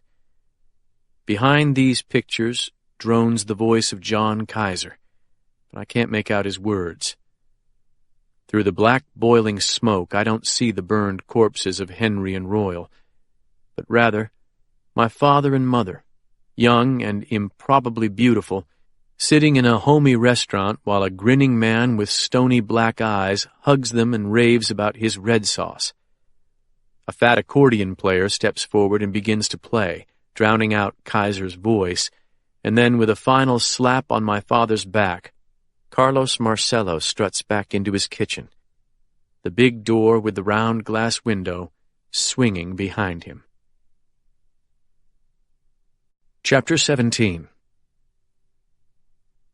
By the time Tom Cage reached Jefferson County, Mississippi, exhaustion, his various illnesses, and his bullet wound had pushed him into a sort of trance. The road in front of the unfamiliar car he was driving wavered in the darkness, his headlight beams an illuminated tube into which startled deer charged with alarming regularity, nearly sending him off the shoulder more than once. Tom's short-term memory had gone haywire. The events of the past hour flickered through his head like a piece of film with random sections spliced out by a drunken editor. After dumping the Knox assassin in a barren field, he'd driven away with his headlights extinguished, making for the home of his wife's brother. Tom had meant to approach the farmhouse carefully, but in the end he'd just turned into the driveway and honked his horn. He hadn't the strength for more than that. John McCrae had emerged from his farmhouse with a shotgun in his hand. The McCraes were clannish folk, driven out of Scotland during the clearances and congenitally mistrustful of authority. But Tom would never forget the look of compassion on McCrae's face when he realized that the bloodied man sagging against the wheel of the strange pickup was his sister's husband. McCrae's wife had been terrified by Tom's sudden appearance and what it might mean for her family, but John had only asked Tom what he needed and how he could help. Tom told his brother-in-law that he couldn't stay. The risk for them was too great. Neither could he seek medical care or turn himself into the police. What he needed was to get back across the river into Mississippi. Once Tom had established that objective, John McCrae bent his will toward it, and within 1 hour he'd made it happen. McCrae was the kind of Southerner who had only left the parish of his birth to serve his country in wartime or to carry bulls across the state for mating purposes. Enlisting his son's help, he'd ditched Tom's stolen pickup in a ravine already littered with junk cars and trucks. Then he'd concealed Tom himself beneath a carpet of hay in a horse trailer, along with one gentle horse standing over it, spirited him through a state police roadblock, and driven him across the Mississippi River at Vicksburg. McCrae's son had followed a mile back in a different vehicle, the old Chevy Nova Tom was driving now. Once they were safely across the river, they'd given Tom the Nova and promised to pass a message to Peggy through Tom's brother in California. Tom remembered his brother-in-law's face as he shut the Nova's door and bade him farewell. John McCrae had clearly believed he was looking at a doomed man. The trip from Vicksburg to Jefferson County was a blur. A fever had begun rising in Tom, and perhaps that was the culprit where his memory was concerned. All he could focus on was his goal: 80 acres of wooded land in a corner of the county that had elected Charles Evers the first black mayor in Mississippi. As Tom drove, lines from Frost's The Death of the Hired Man ran through his overheated brain. Home is that place where, when you have to go there, they have to take you in. The land and house he made for now were not his home in any legal sense, but he felt sure that the owner would take him in. There were other places he could go, the homes of patients whose lives he had saved, whose babies he'd delivered, whose families he had treated for 3 generations. But wherever he went, he would carry danger with him, and maybe even death. In his mind's eye, Tom saw helicopters circling suburban houses like birds of prey, shining spotlights into the windows. That was why he'd refused shelter from his brother-in-law. He'd never have been able to forgive himself if he got John McCrae hurt or killed. The place he was running to now was different. The man who owned this sanctuary was a soldier of sorts, though he'd never worn a uniform. But during his own years at war, he'd called upon Tom when he needed help, and Tom had answered. Now the tables had turned, and Tom believed that his old friend would return the favor. Yanking the steering wheel right to avoid a scuttling armadillo, he centered the Nova as best he could on the narrow road. A fresh sheen of sweat had broken out on his face, and he clumsily wiped his forehead to keep it out of his eyes. His need for sleep was like a dark tide swelling around him. He felt as though he were treading water, barely keeping his eyes above the surface. Home, he thought again, trying to remember what the word meant. The house he considered his real home, the one that contained his treasured library, had been destroyed 7 years ago, burned to the ground by the man who'd once helped him save the life of Viola Turner. The houses Tom had known before that one flared in his mind like cars on a passing train.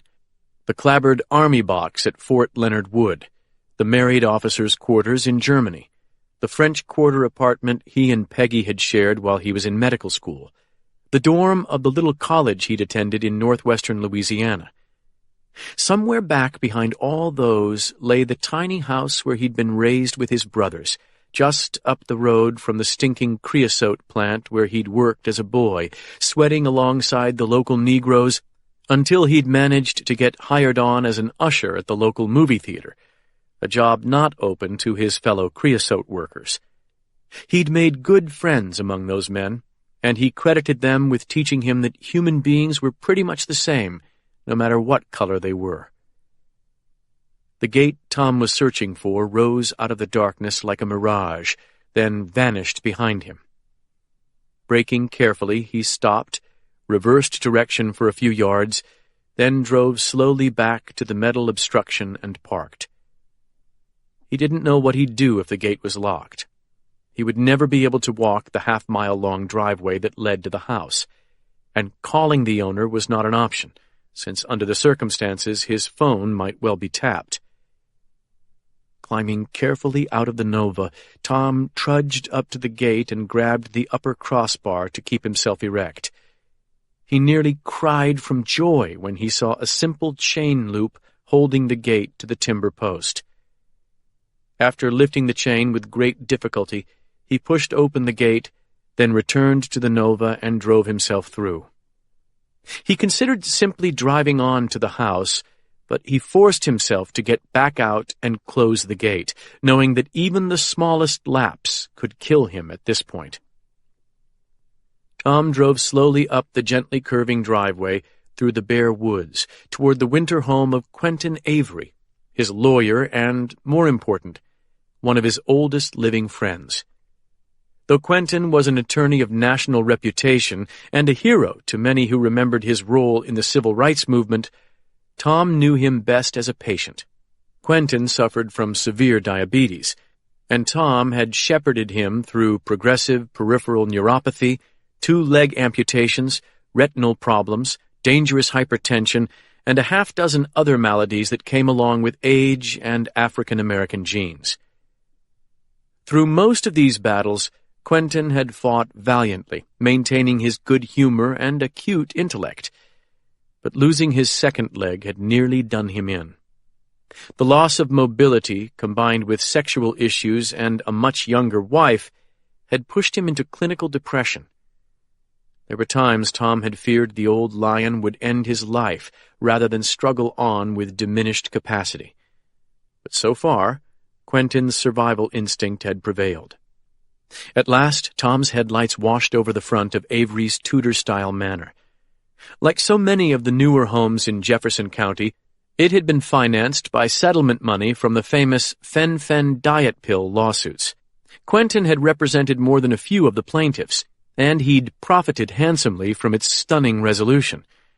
After one of his clients squandered every cent of his settlement, the man had been forced to sell this house at a near-panic discount. With the most sympathetic face he could muster, Quentin had consented to take the showpiece off its desperate owner's hands. Tom drove up to the garage and shut off the Nova's engine, then sat for a couple of minutes, marshalling his strength for the walk to the door. Once he felt capable, he got out, struggled through the chilly wind to the arched timber door at the side of the house, and rang the bell twice. Nearly a minute passed before a light came on inside the house. By the time someone peered through the little window set in the door, Tom had sagged against its face. When the curtain rustled, he stood up straight so that he could be seen clearly. Muted voices spoke behind the wood, but then at last the handle turned, and someone pulled open the door. Quentin's wife Doris stood there in her housecoat, a black pistol in her hand. An attorney herself, Doris Avery was almost 30 years her husband's junior. Tom figured Doris was about 40, but she had the same coloring as Viola Turner, the darker side of Café au lait. In his confused mental state, Tom perceived her as an avatar of Viola, whom he hadn't seen between the ages of 28 and 65. "I'm so sorry," he said. "Dear God," Doris Avery whispered. "Quentin, it's Tom Cage." Tom heard the whir of a motorized wheelchair. Then his old friend appeared behind his wife, smiling up from his chair as though finding Tom on his doorstep was only what he'd expected. "Man, you look dead on your feet," Quentin said. "Get your ass in his house before I freeze to death." Doris didn't look so sure about this invitation, but after a sharp whisper from Quentin, she helped Tom inside and led him to a sofa in a beautifully appointed den. When Tom collapsed into the padding, he felt something in him give way. He could scarcely follow the words being exchanged only 10 feet from him. After a minute or so, the voices began to rise with emotion, and he realized that Quentin and Doris were arguing. He tried to speak, but a moan was all that emerged from his mouth. Then a warm hand touched his face, and he felt glass against his lips. He opened his mouth and swallowed instinctively. Cool water poured down his throat like ambrosia. He's feverish, Doris said. Tom, you got a fever. Do you have any drugs in that truck? Tom nodded. Bag, he whispered. Cipro. He sensed Doris moving away from him. Then he felt a cooler hand take hold of his, and Quentin Avery's warm, rich baritone, which had swayed so many juries in its day, spoke near his ear. I'm here, buddy.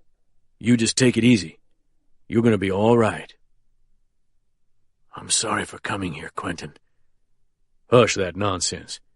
Is anybody following you? Tom laughed inside his head.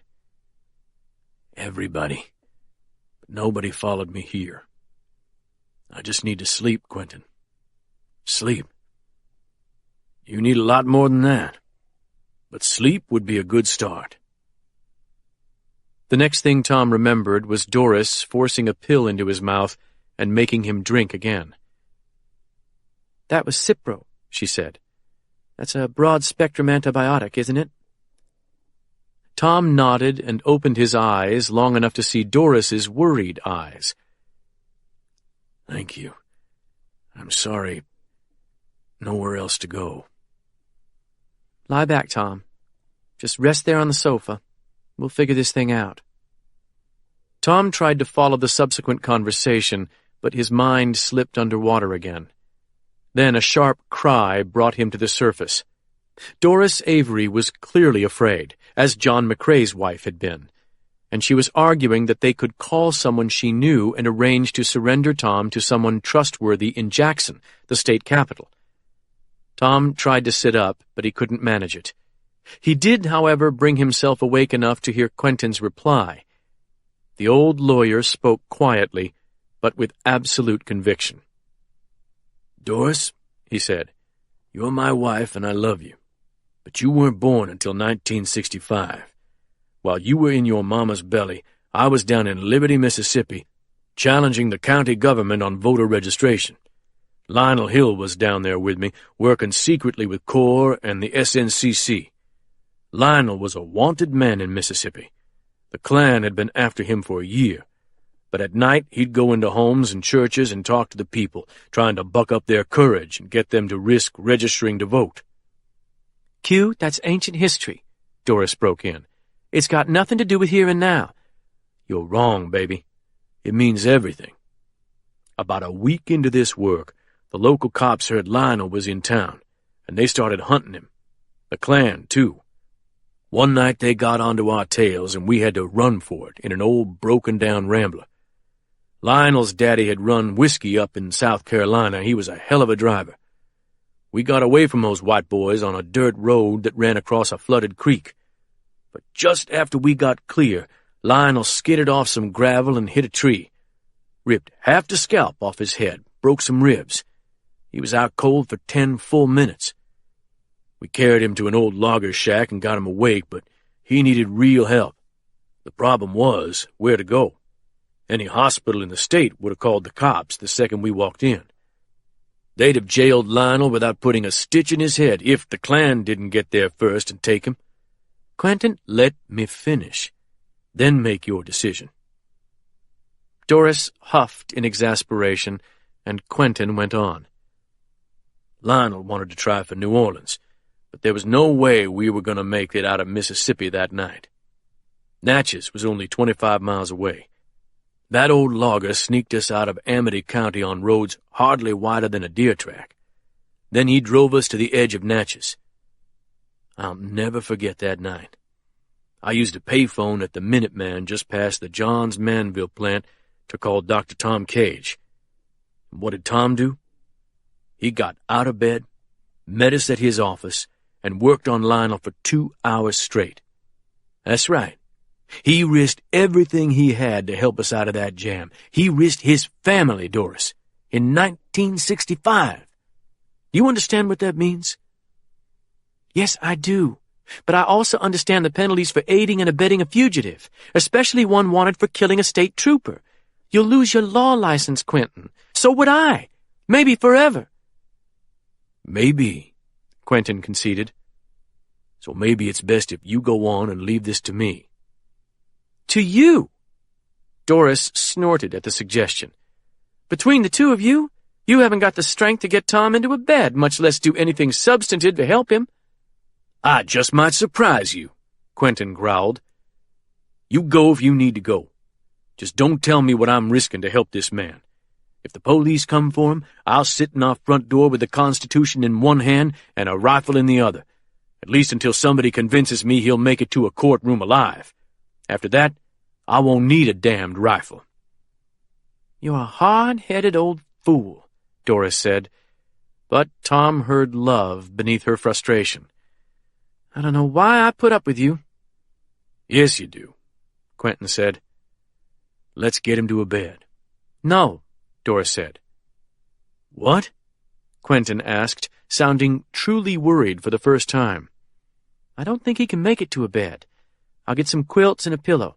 He's going to sleep right here, and if he's still alive in the morning, we'll decide what to do then." As the swish of Doris Avery's slippers receded, Tom felt Quentin's hand close around his again. "That's a good woman right there," Quentin intoned. "Between you and Doris, I've been a lucky man. You're going to be all right now, Tom. Just let go. Let go of everything and trust old Q." Tom squeezed his friend's hand. Then he let go and slipped beneath the surface for the last time. Thursday. Chapter 18. Sheriff Walker Dennis and I are roaring down a Louisiana back road at 90 miles per hour in a supercharged Ford sedan, a SWAT van struggling to keep pace with us. I feel a little like I've stepped onto the set of a 1970s Burt Reynolds movie, but none of the other cast members seem to be in on the joke. Walker Dennis certainly isn't playing games. At 5 a.m., he assembled 24 deputies in a staging area beside the Concordia Parish Courthouse. Half wore SWAT gear, and all were armed to the teeth. From the warmth of my car in the main courthouse lot, I watched Walker brief his troops. After a short speech, he got into his cruiser and drove toward my car, while his deputies broke into teams and climbed into several different vehicles. As they drove out to Highway 15 and turned left or right depending on their destinations, Walker pulled up beside me and motioned for me to get into his cruiser. When I did, I found a plastic bucket of cell phones on the passenger seat. There were at least 20 handsets in the bucket of every imaginable make. "Sorry," he said, lifting the bucket into the back seat. I got inside the car, my left thigh brushing against a cut-down shotgun mounted in a rack between us. "What's with the phones?" "I collected them before I told anybody where they were going." I'll be damned, I thought. How'd they take that? "Not well." "You think you got every phone?" "Yep." Sheriff Dennis winked, then backed out of the parking space. "My brother-in-law walked behind the ranks with a scanner while I was giving my speech. I'm pretty sure the two who had extra phones are having extramarital affairs, but I'll double-check it later. For today, I've paired them with reliable partners." He stopped and put the powerful cruiser in drive. "Fasten your seatbelt, Mayor. This is going to be a hell of a morning." During the next hour, I listened to Walker direct a parish-wide assault on the Knox family's meth operation. His tactical teams rousted users and dealers out of their beds, busted cookers in the midst of their work, and searched a half-dozen probable storage sites for illegal chemicals. By 5:55, 27 people had been arrested without a shot fired. Walker handled the whole operation with absolute professionalism, save for one detail. He'd failed to get wiretap warrants on any member of the Knox family prior to the raids. Had he done that, he probably would have gathered enough evidence in the first hours to put Snake, Billy, and Forrest Knox in Angola Penitentiary for 20 years apiece. But the sheriff explained his oversight pragmatically.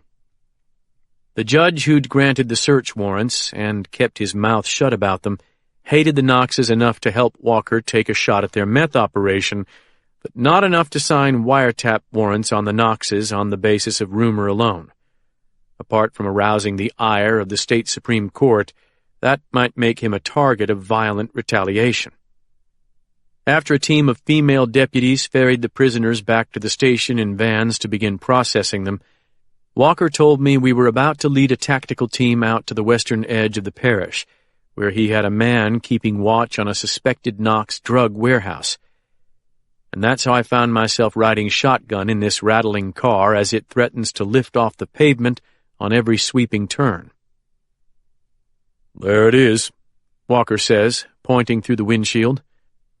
All I see is a white metal storage building about the size of a small gymnasium standing at the edge of a fallow field. Walker keys his radio and says, "This is Whiskey Delta. Give me a sit rep." His radio crackles, and then a male voice says, "I see you. I'm in the ditch to your left. Nobody's gone in or out since I've been here." "Did you see any lights before dawn?" "Negative. I think it's empty." The SWAT van pulls up beside us, and Walker signals for its driver to get out. Seconds later, a tactical team wearing full body armor and black face screens stands lined up beside the car. As Walker gets out and walks around to address them, I crank down my window a couple of inches. "No sense wasting time," the sheriff says. "There's an overhead door on the far side plus one regular door. 3 of you cover that side while the breaching team blows the front. Eyes front, deputy." One of the men wearing the black masks was staring at me. He snaps his head back toward Sheriff Dennis. "We think this building's empty," Walker says, "but we never assume anything. You go in there like you expect a Russian Spetsnaz unit waiting." "Yes, sir," says one of the deputies. "Go." As the deputies fan out around the building, Walker gets back behind the wheel and says, "Did you just send a text message?" "I'm just keeping Caitlin up to date. We want all the coverage we can get on these busts. I only wish we had Henry with us." Dennis nods, still watching his men. "He's looking down on us right now, brother." I wish I believed that, but rather than express my doubt, I give Walker a smile. At this point, I don't want him thinking of me as anything but a solid partner. We sit in silence for about a minute, and then a voice crackles over the radio. "We're in position." Walker looks at me, and I nod, my pulse quickening. "Door team, go," says Walker.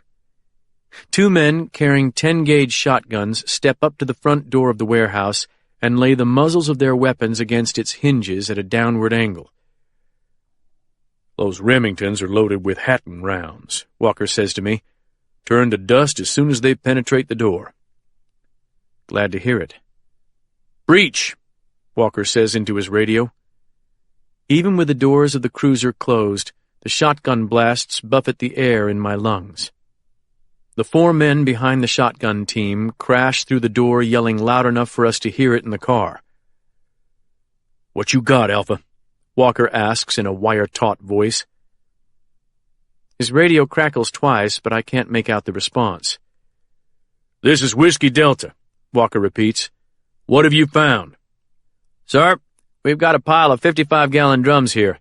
Could be precursor chemicals or just plain old herbicide. We're going to need some lab rats for this." "I'm coming in." As Walker grabs his door handle, a shock wave that dwarfs the one generated by the shotguns rocks the car. A gaping hole has opened in the near end of the metal building, orange flame and black smoke jetting from it like the breath of a dragon. "Booby-trapped," I mutter. "Just like a pot field. There could be a secondary device." "Get out of there!" Walker shouts into his radio. "Move, move, move!" "We've got 2 men down, Sheriff!" "Get out now!" The second explosion isn't as powerful as the first, but it produces twice the smoke and flame. Incendiary bomb. "God damn it!" Walker shouts, pounding the steering wheel. He scrambles from the cruiser and starts running toward the warehouse. As I leap from the car and sprint after him, I pray that the men inside somehow escaped the brunt of both blasts. but the calculating part of me knows this tragedy will bring about one change that can only help my father. After this, the Double Eagle Group and the Knox family will no longer be able to operate in the shadows, not even with their political protection. As my father learned yesterday, when you kill a cop, you cross into a zone where neither aid nor mercy can be expected. Though they probably never intended it, the Double Eagles have joined the war. Chapter 19. Forrest Knox opened his eyes in the dark. The susurrant sound of his wife's breathing reassured him that nothing was wrong, at least not in the bedroom. The faint blue LCD screen on his encrypted mobile phone had awakened him. He shook his head to clear his thoughts. For the last 36 hours he'd been popping woe and go pills as he had in Vietnam. Speed to stay alert, benzos to knock himself out. Lifting the phone from his bedside table, he got out of bed and walked to the door. His wife, long accustomed to the routine of a trooper's life, did not even stir. "Knox," he said quietly. "It's me," said Alphonse Ozan. "We got more problems, big problems." "Did Sheriff Dennis turn up something unexpected in the ashes of Royal's house?" "No, they didn't even go there." "What?" Forrest moved down the hallway toward the kitchen. "Dennis played us, boss. This morning he lined up every deputy he's got and took away their cell phones. Then he handed out tactical plans for a parish-wide bust of every known or suspected meth cooker, dealer, mule, and storehouse." "Son of a bitch." "Yep." "Did he bust any eagles?" Forrest asked, thankful that Snake and Sonny at least were out of the state. "Doesn't look like it. None of the front shops got searched either, but they busted all the lower-level people." Forrest's usually steady nerves had begun to fray. He was fighting an urge to punch the refrigerator door. "Find out every location and person that Dennis hit, then do a liability assessment of who and what they knew. You'll probably have to talk to Snake and Sonny to do it, so be careful in your communications." "Will do. But look, some bust is still going on. Dennis still has a tactical SWAT out in the field. SWAT." Forrest switched on the coffee maker. "For what?" "Don't know. I got all this news late thanks to Dennis confiscating the cell phones. But most deputies are back at the station now processing prisoners, so our guy got clear and went to his home phone." Forrest wondered what the hell had gotten into Walker Dennis. "Any FBI or DEA involvement?" "Not so far. It seems to be Walker Dennis on his own hook. But I did hear one strange thing." "What's that?" "Mayor Penn Cage rode in the car with Dennis during the busts." Forrest froze with his hand on the refrigerator door. "What?" "That's what my source said. Cage was riding shotgun. Joined up with Dennis at the station before the first busts." Well, I'll have to think about that." Forrest set the milk on the counter, then took a croissant from a white cardboard box and bit a hunk off the buttery roll. "I wonder why they didn't hit any double eagles." "I'll get on Mayor Cage's—" Ozen's voice stopped, then started again, but seemingly farther away. Forrest realized he was speaking on another line. After 20 seconds, Ozen said, "I'll call you back, boss. I think the shit just hit the fan, but comm is spotty. I'll call you right back." "No. I'll wait." Ozen's voice rose in pitch as he barked out a series of rapid-fire questions. From what Forrest could hear, someone had been killed in the field, but he couldn't tell who. 30 seconds later, the Redbone was back on the line. "It's bad, boss. Shit." "Tell me." "Sheriff Dennis sent his SWAT team into a warehouse on the road to Jonesville. Somebody had precursor chemicals stored in there, and the damn place blew up. Looks like it was booby-trapped. CPSO's got 1 deputy dead on scene and 3 more in critical condition. 2 are being airlifted to Alexandria, 1 to Baton Rouge." "The Jonesville Road? Well, at least that's none of our concern. I'm not so sure, boss. One of the Double Eagles owns a warehouse on that road, initials LS. LS. Forrest thought about the initials. Leo Spivey? In his mind, he saw a heavy-set man with a ready grin, a Double Eagle since his father's days. Fuck, Alphonse. Did he go into business for himself? I'm betting yeah. I just checked the address online and it matches. LS must have got greedy and paranoid enough to booby-trap the place. Unbelievable. What you want I should do? Forrest had been glad that Snake and Sonny were at Toledo Bend on the Texas side of the reservoir, but now he wished Snake were close to hand. He would know where to find Leo and how best to dispatch him. There was always the black team, but that seemed like overkill. Spivey's a problem. Once they track him down and threaten him with a mandatory meth trafficking sentence. I know. That can't happen, Al. Ozen said nothing for several seconds. Then he said, "Don't worry about it, boss. I feel like that old man's already dead." As always, the Redbone had gotten the message. How do you think he died? Forrest asked with irony in his voice. I figure he killed himself as soon as he heard the news. But you never know. Maybe rival drug dealers killed him to send a message. What do you think? I think he killed himself, Alphonse. That's a message all its own. I hear you. Anything else? Yes. If Dennis picked up that many foot soldiers, it's time for a little negative reinforcement. Have somebody pick up a couple of their kids and hold them somewhere. Don't hurt them or anything. Just let the word spread through the jail. That'll stop any talk. Consider it done. How long would it take you to assemble the black team for action in Concordia? 2 hours. I alerted everybody last night. They're pretty much on standby. You want me to make the call? I'll call you back when I decide. What about McKeever? Is he home yet? Not yet. I'm running cruises by there regular. Just his wife's car at the house. Where the hell did he go? I expected his resignation call before now. He'll turn up. You scared him half to death with that kiddie porn stuff.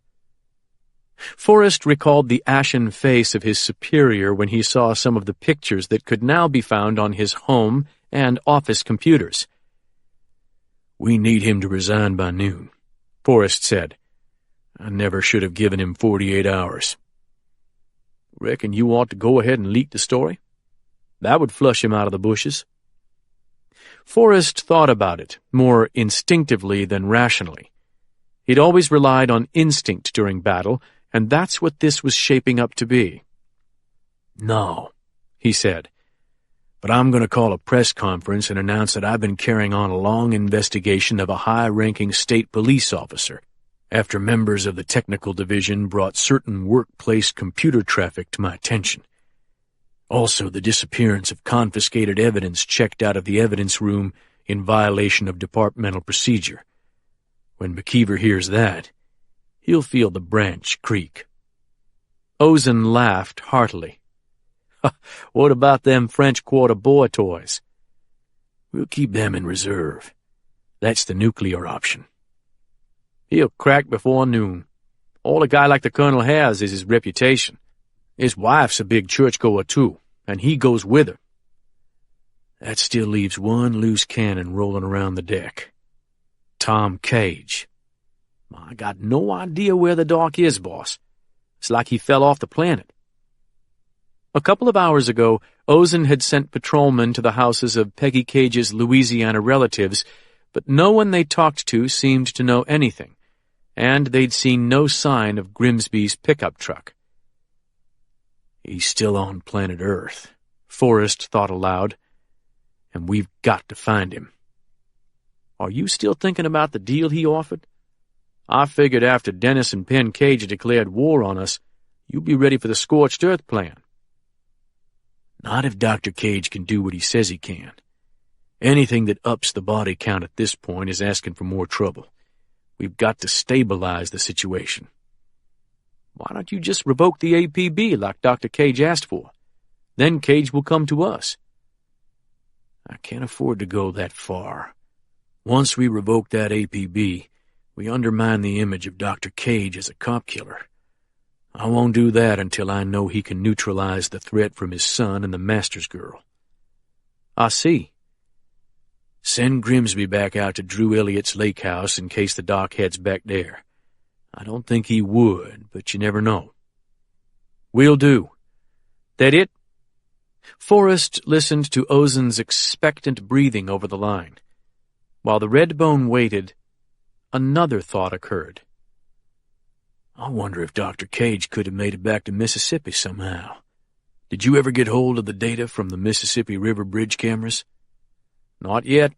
Homeland Security told Tech Division they're having trouble with their data links. At first, I thought it was legit, but they sure seem to be dragging their feet. Forrest thought about this. Technical glitches weren't uncommon with high-tech surveillance, but this didn't feel right. Did anyone have the power to interfere in the relationship between the state police and the Department of Homeland Security? If so, their power had to be federal. And last night, Ozen had said Kaiser had somehow invoked the Patriot Act. Alphonse, I want you to get me everything there is to know about Special Agent John Kaiser. And I mean everything. Caitlin Masters had rarely experienced a media frenzy like the one that began Thursday morning, and never in a small market. Henry Sexton's work had penetrated much deeper into the national media consciousness than she'd suspected, and his violent death had caught the attention of journalists from coast to coast. The fact that it was associated with a violent Ku Klux Klan offshoot and unsolved civil rights murders pushed the story toward critical mass. But it was the deaths of Brodie Royal, Royal's daughter and son-in-law, Sleepy Johnston, and a Natchez police officer that magnified the story to epic proportions. Reporters were converging on Natchez from every corner of the country and even from overseas. All the major national papers were sending people, and the TV networks had been calling without let-up. Friends Caitlin hadn't spoken to in years were calling to get an inside track on the story, and she simply hadn't time to spare for them. Special Agent Kaiser had taken over the Examiner's conference room and turned it into an FBI command center. There were now 9 special agents spread across Natchez and Concordia Parish, plus a half-dozen technicians of different types, and more manpower was on the way. FBI computer experts had begun the laborious task of trying to reconstruct the deleted scans of Henry Sexton's files and journals from the Examiner's servers. And while they did that, Kaiser had been working with Jamie Lewis in an effort to identify a possible second mole among Caitlin's editorial staff. She felt conflicted about giving the Bureau access to personnel records, but she couldn't risk another security breach while they were working such critical stories. The proximity of Kaiser and his team had made it tough for Caitlin to contact Toby Rambin, the poacher who'd offered to guide Henry Sexton to the Bone Tree. 3 times during the night she'd risked calling the number Henry had given her, but each time she'd gotten no answer. By researching the numerical prefix, she learned that the number was a landline, so she figured Rambin might be out in the swamp plying his trade. Caitlin also wanted Kaiser out of the building so that she could review Henry's most recent journal, the one she'd saved from the burned ruins of the Concordia Beacon, but she wasn't about to risk Kaiser discovering that. Along with Henry's journal containing his leads and meditations on the Bone Tree, which, thankfully, she'd kept separate from the group that had been stolen and burned, this was all that remained of the brave reporter's original records. Right now, the 2 moleskin journals lay atop Caitlin's tall office credenza like holy relics hidden from an invading pagan army. Those journals, along with Toby Rambin, represented her only investigative advantage over the FBI, and the crux of her head start against the army of journalists descending on Natchez. Just before dawn, Kaiser had told her that he was trying to organize a massive search of the Lussahatchee swamp in hopes of locating the bone tree and the bodies that might still lie there. This prospect gave Caitlin hives, and she'd felt immense relief when Kaiser slammed down her desk phone and complained that Washington had denied his request. A few minutes later, Jordan Glass confided to her that the director's position wasn't exactly unreasonable. Within 24 hours of sending his best New Orleans agent to Concordia Parish, half a dozen bodies had piled up, and the director was afraid that more would follow. He wasn't about to organize a military-scale search in Mississippi without more cause than Kaiser had given him so far. He wanted to proceed with cautious deliberation. Caitlin wasn't sure Kaiser had given up his plan for the swamp search until word came in that Penn and Sheriff Dennis were sweeping up Concordia Parish's meth cookers and dealers. It was then that she saw what John Kaiser looked like when he truly lost his temper. She didn't envy Penn being on the receiving end of that anger. While Kaiser fumed, she pled ignorance and went about her business, thanking her stars that the bone tree would remain undiscovered by the FBI for some time yet. At 7:45 a.m., Caitlin received one request she could not ignore: a summons to appear before the Adams County Sheriff Billy Byrd for questioning. After telling Kaiser to send the cavalry if she hadn't returned in an hour, she went out to her car, trusting that Henry's journals would be fine where they were until she returned. Turning east onto Main Street, Caitlin checked the Motorola cell phone she was currently using. She'd sent one of her advertising people out to replace the Trio 650 that Brodie Royal had burned, and saw that she'd received 26 text messages in the past 15 minutes. For the next few days, she was going to have her hands full merely evading friends, much less the remainder of the media locusts. If she couldn't find a way to set her team's course for the day and then get out of the office, preferably to meet Toby Rambin, she would be overrun. As she turned onto Wall Street, Caitlin saw two TV trucks parked in front of City Hall, one from WAPT in Jackson, the other from WLOX on the coast. After passing the trucks, she glanced right and saw two more parked in front of the courthouse: KNOE out of Monroe and WBRZ from Baton Rouge. There were more to come. When she turned west onto State Street, she saw a big CNN truck parked between the Sheriff's Department and the District Attorney's office, and beyond that was a minivan that read MPB, the Jackson PBS station. Slowing to scan the block for parking spaces, Caitlin saw Shadrach Johnson giving an on-camera interview on the steps of his building. As usual, he was dressed to the nines and standing as straight as a man announcing his candidacy for governor. When she looked left, she saw Sheriff Byrd doing the same on the steps of the ACSO building across the street from Shad. At least 5 reporters had microphones jammed into Byrd's face, and he looked as happy as a pig in slop. Caitlin parked around the corner near Judge Noyes' chambers, then walked back to the ACSO building. Byrd was winding up the interview as she approached, and he motioned for her to follow him inside. She soon found herself sitting before his desk like a schoolgirl called to see the principal. Her chair had been chosen to drop male visitors half a head lower than the pot-bellied sheriff, so she was forced to sit ramrod straight to achieve any sense of being on equal terms. Squinting down at her like a caricature sheriff from some 1960s Western, Byrd announced that he'd brought her there because of complaints filed by the Royal family, who claimed she'd broken into Katie Royal Regan's house and harassed the woman until she committed suicide.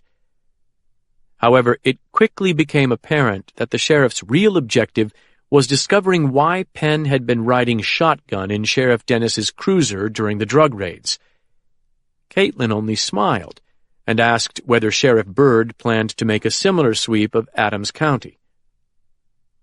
Bristling, Byrd declared that Adams County had no significant meth problem, which was ridiculous, since only the river separated Natchez from Concordia Parish, and traffic flowed over the twin bridges 24 hours a day. Caitlin only smiled and kept pressing him. After Byrd realized she wasn't going to give him anything on Penn, he began questioning her about the stories in the morning edition of the Examiner. Byrd was obviously accustomed to women deferring to him, so Caitlin played the game, hoping to discover how much or how little he knew by way of his inept questioning. The risk was negligible. Fooling Billy Byrd was child's play compared to dealing with Kaiser. 90 seconds of back and forth told her that Byrd knew nothing of the real situation. And she was trying to think of a way to gracefully extricate herself from his office when his cell phone rang. He held the phone away from him and squinted at its LCD, then took the call. After listening for a few seconds, he turned pale and sat up straight. "How many?" he asked, his face darkening. Caitlin took the opportunity to check her cell phone, which she'd silenced before entering Byrd's office. The last text message was from Penn. It read, "Disaster at the warehouse. 1 deputy dead, others critical. I'm okay, headed to C Hospital with Dennis." Caitlin felt the blood drain from her face. "Call me as soon as you know more," Sheriff Byrd said, and slammed the phone down on his desk. "What happened?" Caitlin asked, fighting the urge to bolt from the office. Byrd cursed and rubbed his forehead. "Sheriff Dennis just lost a man in an explosion. Looks like a booby-trapped drug warehouse. He's got 3 more men in critical condition, some being airlifted out." "I'm sorry to hear that. I know you'll have a lot to do." Caitlin got to her feet and headed for the door. "Where the hell you think you're going, missy?"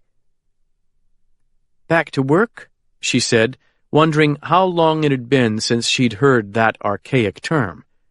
"Hold it right there. You haven't answered one damn question I asked, and now people are dying across the river. What the hell is your boyfriend up to over there?" Caitlin turned back to the red-faced sheriff. "Helping Sheriff Dennis do his duty. At least on that side of the river they have a sheriff who knows his duty, not one who wastes his time playing games with the law." "I'm not playing any damn game." She walked back to his desk and spoke with cold conviction. "Bullshit. You and Shad Johnson are using the law to settle your personal scores. Penn thrashed Shad in court and an election, and Tom helped your first wife get away from your beatings. You and Shad want to punish them for that." Caitlin nodded for emphasis. "Tell me I'm wrong." Byrd blinked like a man confronting some animal he'd never seen before. Then his expression hardened, and he got to his feet. "You have no idea how much trouble you're biting off." "I know you're a big man in this county. You've got an army of deputies, your own private crime lab, your jail, and I'm just a newspaper publisher. Nothing to be afraid of, right? But you forgot one thing. Yours is an elected position. The voters put you behind that desk, and they can snatch you right back out of here. My father owns 27 newspapers across the Southeast, and I—" Caitlin jerked back as Byrd came around the desk, his bloodshot eyes blazing. "You sassy bitch! I don't care how much money your old man's got. I run this county, and you're about to find that out." "You're right about one thing," she said evenly.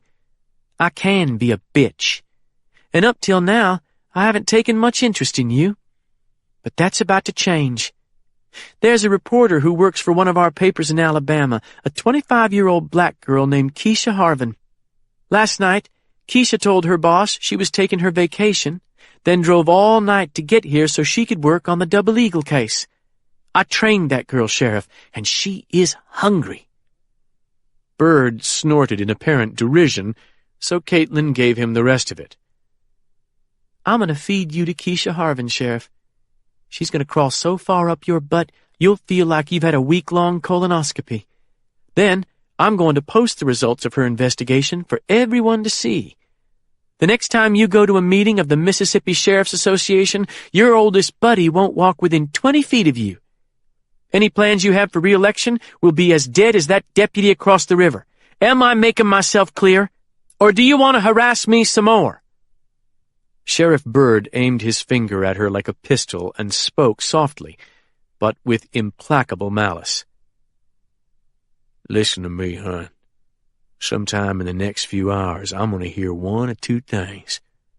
Either Tom Cage was shot, or he's on his way to my jail. You'd better hope it's the first one, because if he winds up in my jail, you're going to come back here and beg me to go easy on him. Then you'll find out how things really work in this county." Byrd's mention of Tom's plight had shaken her, but Caitlin pressed down her fears. "Oh, I think everybody knows that already, and they're sick of it." Byrd's face went purple, but he made no move to arrest her when she turned and reached for the doorknob. "You'll be back," he said with certainty, "and you'll be begging." Caitlin opened the door and went out, her heart in her throat. Tom awakened with a desperate need to urinate, but when he opened his eyes, he had no idea where he was or how to find a bathroom. Only when he saw a large framed portrait of Doris Avery did he remember that he was inside Quentin's house, sleeping on the sofa. The heavy curtains had been drawn, but daylight leaked through at the edges. Tom tried to raise his arm to look at his watch, but pain knifed from his shoulder to his fingertips. He groaned and dropped his arm. He didn't think he could get to his feet, much less make it to the bathroom. After the pain receded, he looked toward his legs. Someone had laid a quilt over him during the night, Doris, he was sure, and a glass of water stood on the coffee table within reach of his right hand. 3 pill bottles stood beside the water glass. As carefully as he could, Tom extended his right hand and pulled the water glass across the open space and leaned it against his hip. Then he pulled the pill bottles near. One held Cipro, and he swallowed one of the big white pills. Another held Vicodin, which he'd prescribed for Quentin 1 month earlier, according to the label. The third bottle held nitro tablets, but only 3, which would not last him long under his present stress load. Tom chewed up a Vicodin despite the bitter taste, then swallowed the fragments. Then he picked up the water glass and drank steadily until it was empty. Looking once around the large living room, he slid the glass under the quilt and unzipped his fly. After several surgeries, Tom was an old hand at using a urinal, and a tall glass was close enough. After he'd finished, he set the glass on the floor and fell back on the sofa, his back and shoulder seething with pain. As he stared at the vaulted ceiling, he remembered he was supposed to text Walt a message that he'd reached safety, and also pass on his location. A coded message, he recalled. The problem was, he was supposed to get a new burn phone before he sent it. Given the 2 alternatives, taking a chance that someone had discovered the numbers of their burn phones, or Walt wondering if the hitman in Tom's back seat had killed him, Tom decided to split the difference. Without pencil or paper ready to hand, he closed his eyes and thought of the simplest message he could send that would allay Walt's fears. He finally settled on, "Safe. Loke to follow after new phone." Once he had that, he popped the flimsy back off his cell phone and removed the SIM card, then switched on the phone. While it tried in vain to make contact with a nearby tower, he began to key in the message. 1 letter at a time, he converted each to its alphabetical number, then, as Walt had instructed, multiplied those numbers by the number of soldiers who had died in the ambulance outside Chosin, which was 7. Shutting his mind against the memories of that night, Tom did the math in his head, then entered the digits on the tiny keypad, putting a hyphen between each one. After the message was entered, he reinserted the SIM card and waited for the phone to connect to a tower. As soon as it did, he pressed send. When the LCD read "Message sent," he killed the phone again, then removed the battery and dropped the pieces on the floor beside the couch. These actions had utterly expended his energy. He felt lightheaded enough that he worried about his blood sugar, but he hadn't the equipment to check it. He thought about calling out for Quentin, who was diabetic, but Quentin and Doris were probably still asleep. For a few seconds, Tom saw an image of the would-be killer he'd abandoned in the dark cotton field last night. The anger in the man's features, the childlike desolation in his eyes. Had that man reached Forrest Knox yet? Had he even tried? Or had he feared the punishment for failure so much that he'd simply run for his life? "Time will tell," Tom muttered. Then he slid back on the couch and slipped into unconsciousness. Chapter 20. The Concordia Hospital emergency room is a babel of frightened wives, wailing children, and deputies so furious they're ready to kill someone, anyone who might have played a part in the warehouse explosion. In the wake of that lethal blast, the most the hospital could do was try to stabilize the injured deputies and evacuate them to the nearest urban hospitals via helicopter. Walker Dennis has been circulating among the families of his men, doing what he can to instill calm, but it's a tough job with one deputy dead and at least one other barely clinging to life. I can't help but think of last night when an unknown sniper killed Henry Sexton's girlfriend just down the hall from this ER and came close to killing Henry himself. Walker is standing in the door of one of the treatment rooms, comforting the sons of one of his less seriously injured men.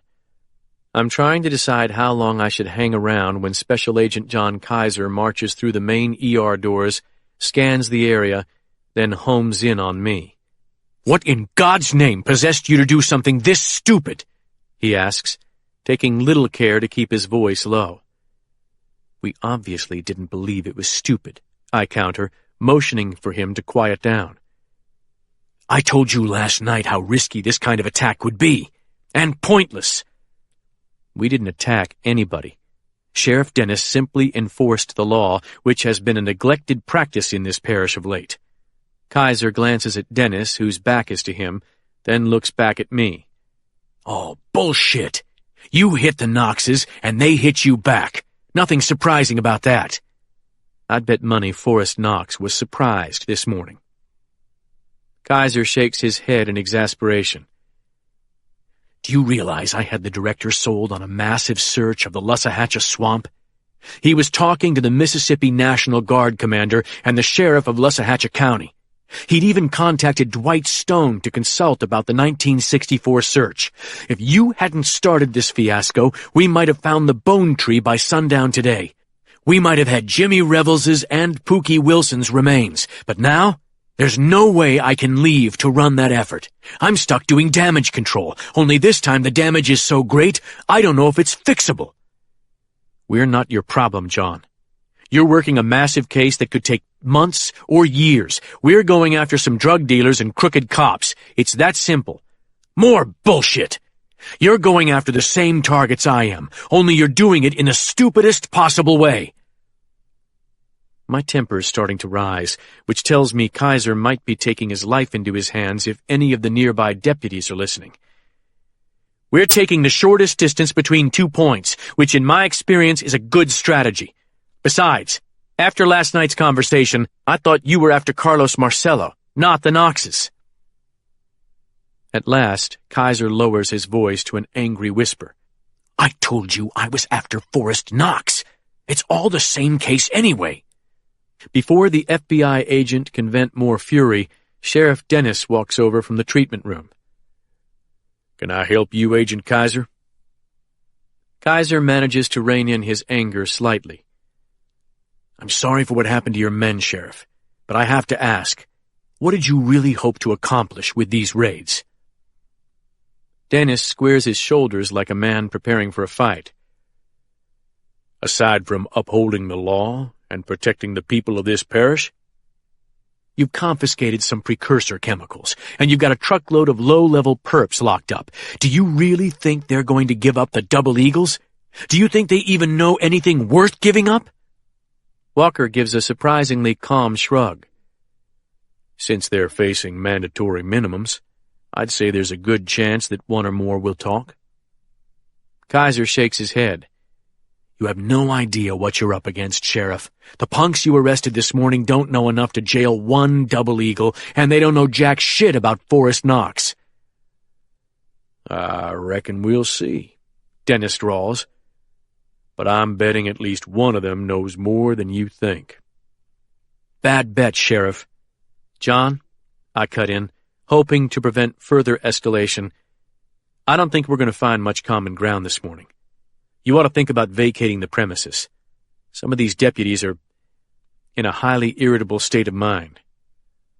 I'll go you one better, Dennis says aggressively. I'm going to call in the double eagles for questioning today. The FBI agent clearly can't believe his ears. You mean get warrants for their arrest?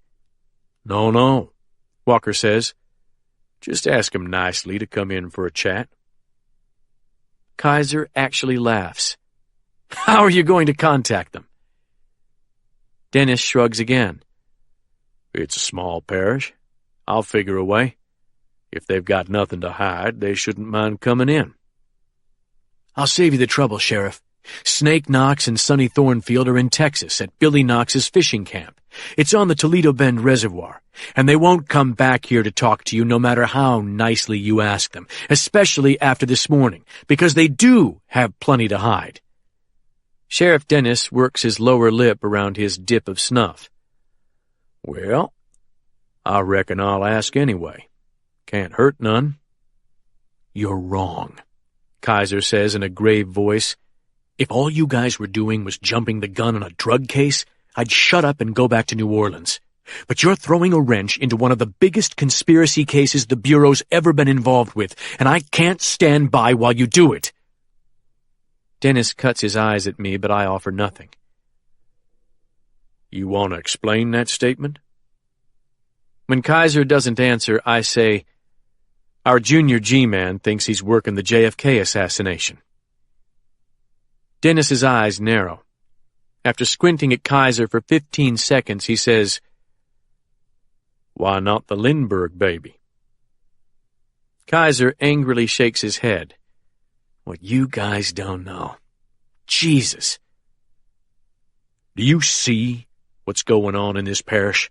Walker asks, waving his hand to take in his casualties and their families. I've got good men down and one dead. Bastards who murdered people 40 years ago still killing people today, and they've got their kids helping them. When I saw you draining the Jericho hole yesterday, I figured we were on the same side, but it's starting to look to me like you're just in the way. That's because you've got blinders on, Kaiser says, not the slightest bit intimidated. Penn, could I speak to you alone? I don't think so. We're in Sheriff Dennis's jurisdiction. I'm just the mayor of Natchez, as you reminded me last night, and I'm not really interested in the Kennedy assassination right now. No? Kaiser lowers his voice again. What if I told you that one of the rifles we took out of the ruins of Brodie Royal's house was a 6.58 millimeter Mannlicher Carcano, just like the rifle Oswald fired from the Texas Book Depository? It's the exact variant, 40.5 inches long. I think about this for a few seconds. I'd say you found yourself a replica that Brodie bought to add to his little collection, like a model of the Starship Enterprise. That Carcano's no replica. It's a genuine Italian surplus war rifle that was probably made within a few months of the one Oswald bought through the mail in 1962. Does it have a serial number? It does. It also has fingerprints on it. How is that possible? The fire would have... This rifle wasn't in Royal's basement. Kaiser's eyes shine with triumph. We found it in a gun safe in the old man's study on the main floor of the house. Everything in that safe was in pristine condition. Agents from our legate in Rome have contacted the Italian government to trace the records. The odds are that Royal's rifle was shipped to the U.S. for retail sale like most of the other Carcano surplus in the 50s. Great, but I'm not interested. Penn, how sure are you about the type of rifles you saw in that special display case? To my surprise, Sheriff Dennis seems to be listening closely. I know neither was a Mannlicher Carcano, I tell Kaiser. Any Texas prosecutor has talked to enough JFK conspiracy nuts to know what Oswald's rifle looked like. The Carcano has an extended trigger housing and a forestock that nearly reaches the end of the barrel. It's basically a crappy weapon. The rifles I saw in that display case were expensive hunting rifles with quality scopes. Surely you've identified them by now. We think so, but let's double-check. Kaiser pulls a folded piece of paper from his back pocket and shoves it at me. Have a look and see if you can ID the 2 rifles you saw in that case. While Dennis stares with knitted brows, I take the inkjet-printed sheet. It shows a column of 8 rifles in full color and good resolution. At first, they look very similar, but the closer I study them, the more differences I see. I'm pretty sure this is the one that had the MLK date under it, I say, pointing to a lever-action hunting rifle. What is it? Winchester Model 70, says Kaiser. Classic sniper rifle. What about the one dated November 22nd? After narrowing the remaining weapons down to 2, I point at the one that looks most like the image from my memory. This one. Kaiser gives a half smile. Right both times. That's a Remington Model 700.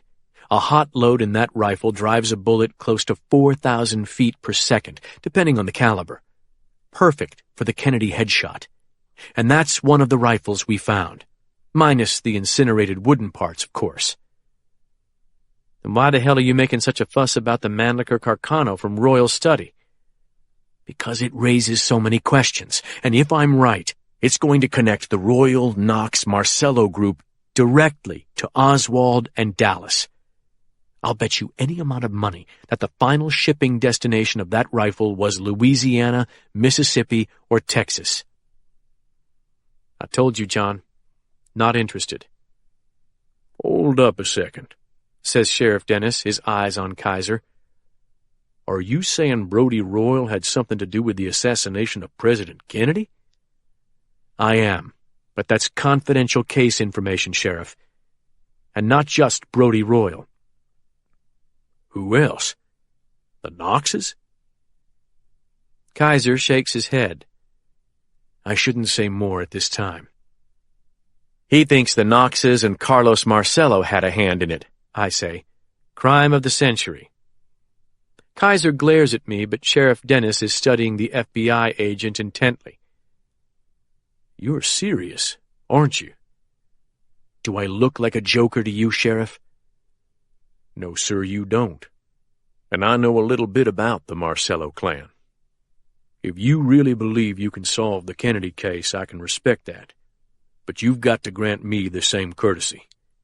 You probably don't know it, but I lost a cousin to these bastards in a drug buy gone bad a couple of years back. A dirty cop killed him. And Forrest Knox covered for that bastard. I mean to make those Knoxes pay, you hear? We've put up with their crap for too long in this parish. I drew the line this morning, and there's no going back. So I wish you well with your work. If there's any way I can help you with your case, I will, but I won't stop my own work on the Double Eagles. And you'd do well not to try to interfere. Okay? Sheriff Dennis doesn't wait for an answer. He turns and walks back through the door to the treatment room where one of the deputy's sons is crying.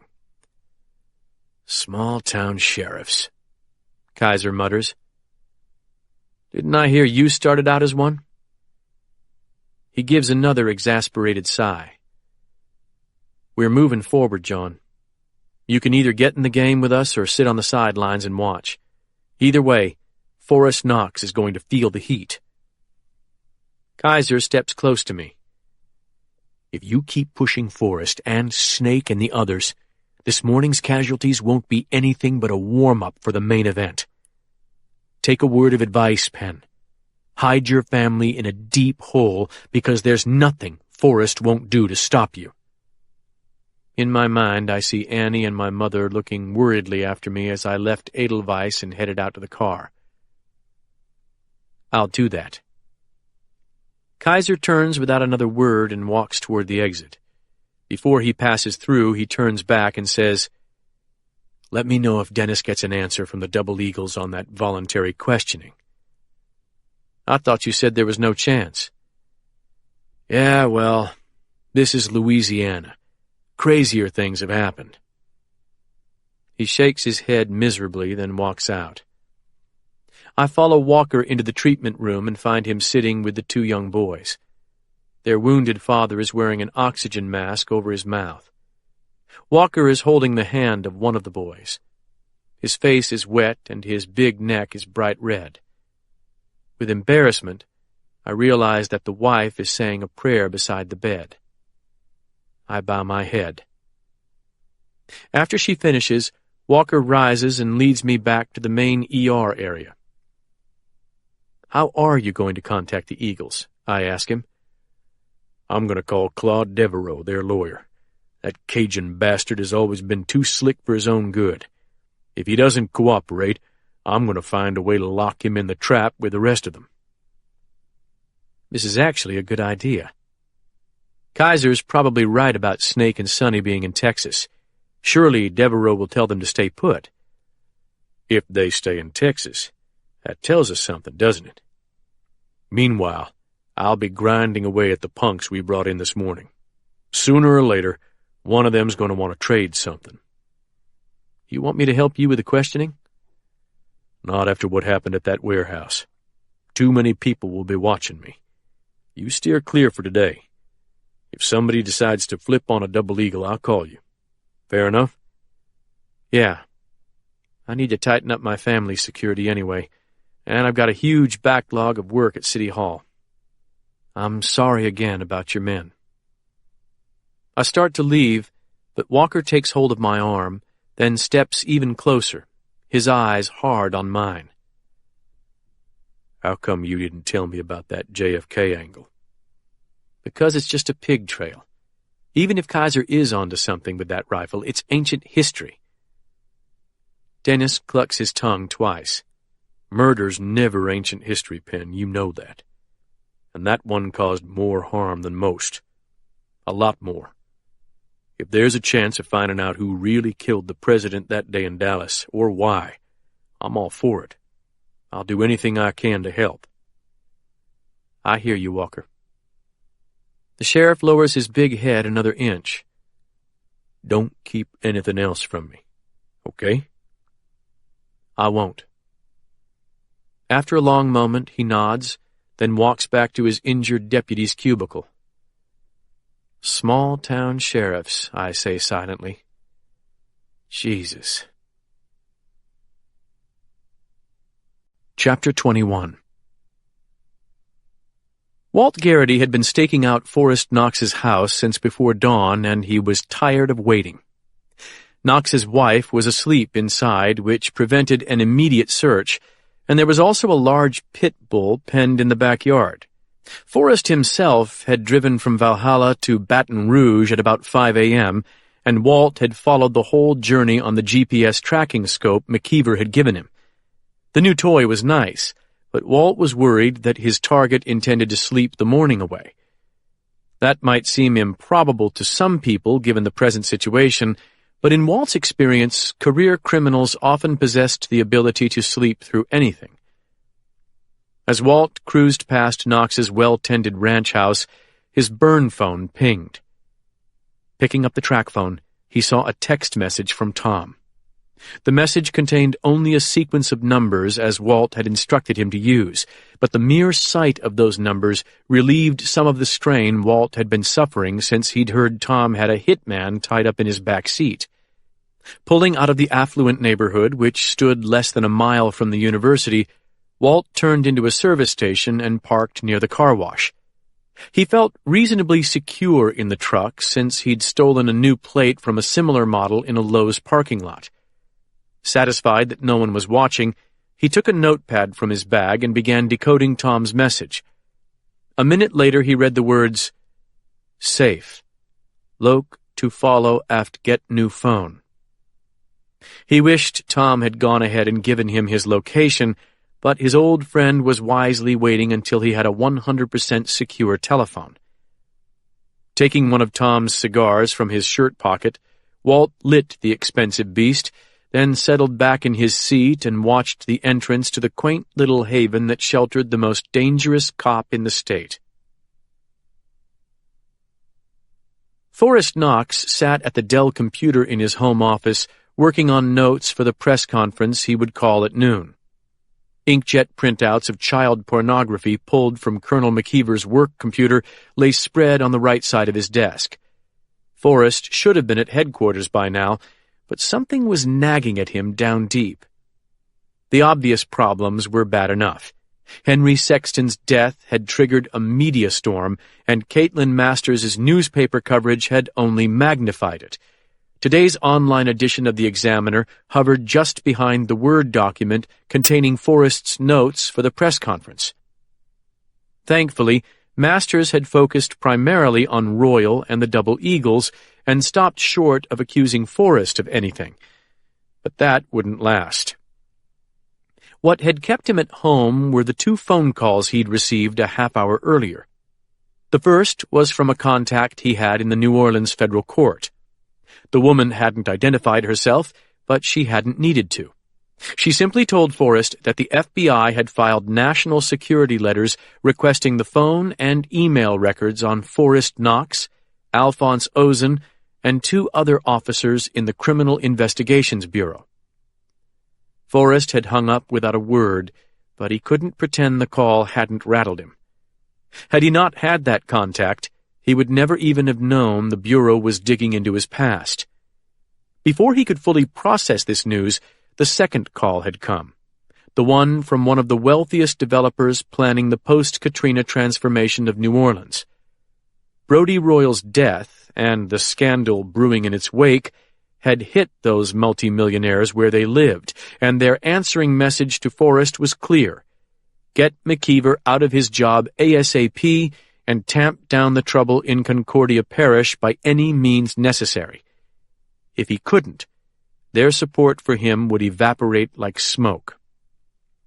A loud barking from behind the house startled Forrest. Traveler, his pit bull, was letting him know he was running late. Forrest forced himself to ignore the dog and focus on the Word document. He was glad when his encrypted phone distracted him from the computer screen. "What is it?" he said, reading a sentence that needed to be a lot better than it was. "McKeever's back home," Ozen informed him. "About 10 minutes now." "Any idea where he's been?" "Nope." "I should have had him followed from New Orleans." "Spilled milk, boss. You think he'll go into HQ today?" "I wouldn't." Forrest glanced down at the naked little boy on his desk. "He's a proud old bastard," Ozen said. "He's liable to go over to the governor's office to personally hand in his resignation." "She's ready to accept it." "What about your press conference?" Forrest suddenly knew what he was going to do. "I've changed my mind about that." "What do you mean? You going to wait? Give him the full 48 hours? "No, I'm going to leak the full story." "Who you going to give it to?" "Don't worry about that. Just call me when you hear it circulating." "Got it." "No word on Dr. Cage?" "Negative. Bermuda fucking Triangle." Forrest grunted. "Keep looking. Out." He pressed end, then deleted the document he'd been writing. Taking his regular cell phone from his pocket, he called a former vice detective he'd partnered with long ago. The man answered after 3 rings. "Yo, Colonel, you the boss yet?" "Not quite. Are you still tight with that woman at the Advocate?" "Sure." And the TV station, WAFB? You know me, finger on the pulse. I know the pulse that finger likes to take. The detective barked a laugh. I ain't changed, partner. Who does? You want me to pass something on? Yeah, but not on the phone. I'll give you an envelope. Sounds dangerous. You won't believe it when you see it. Who's the target? The cowboy colonel. The detective was silent for a moment. Sounds like I'm doing you a real service. You know I'm big on gratitude. That I do, old buddy. How about one of those weekend hunting trips with the Diabolitos and whores included? Do this, and you're comped. Oh, hell yeah. Where's the handoff? Forrest thought about it. How about the Home Depot parking lot, College Drive? I'll be in my cruiser, 20 minutes. That's quick, but I can make it. Can't wait to see it. Forrest heard the floor creak behind him, then a sharp scream. He knew without turning that his wife had made the sound, but it took him a moment to realize why. When he did, he swept the photos on his desk into the top drawer.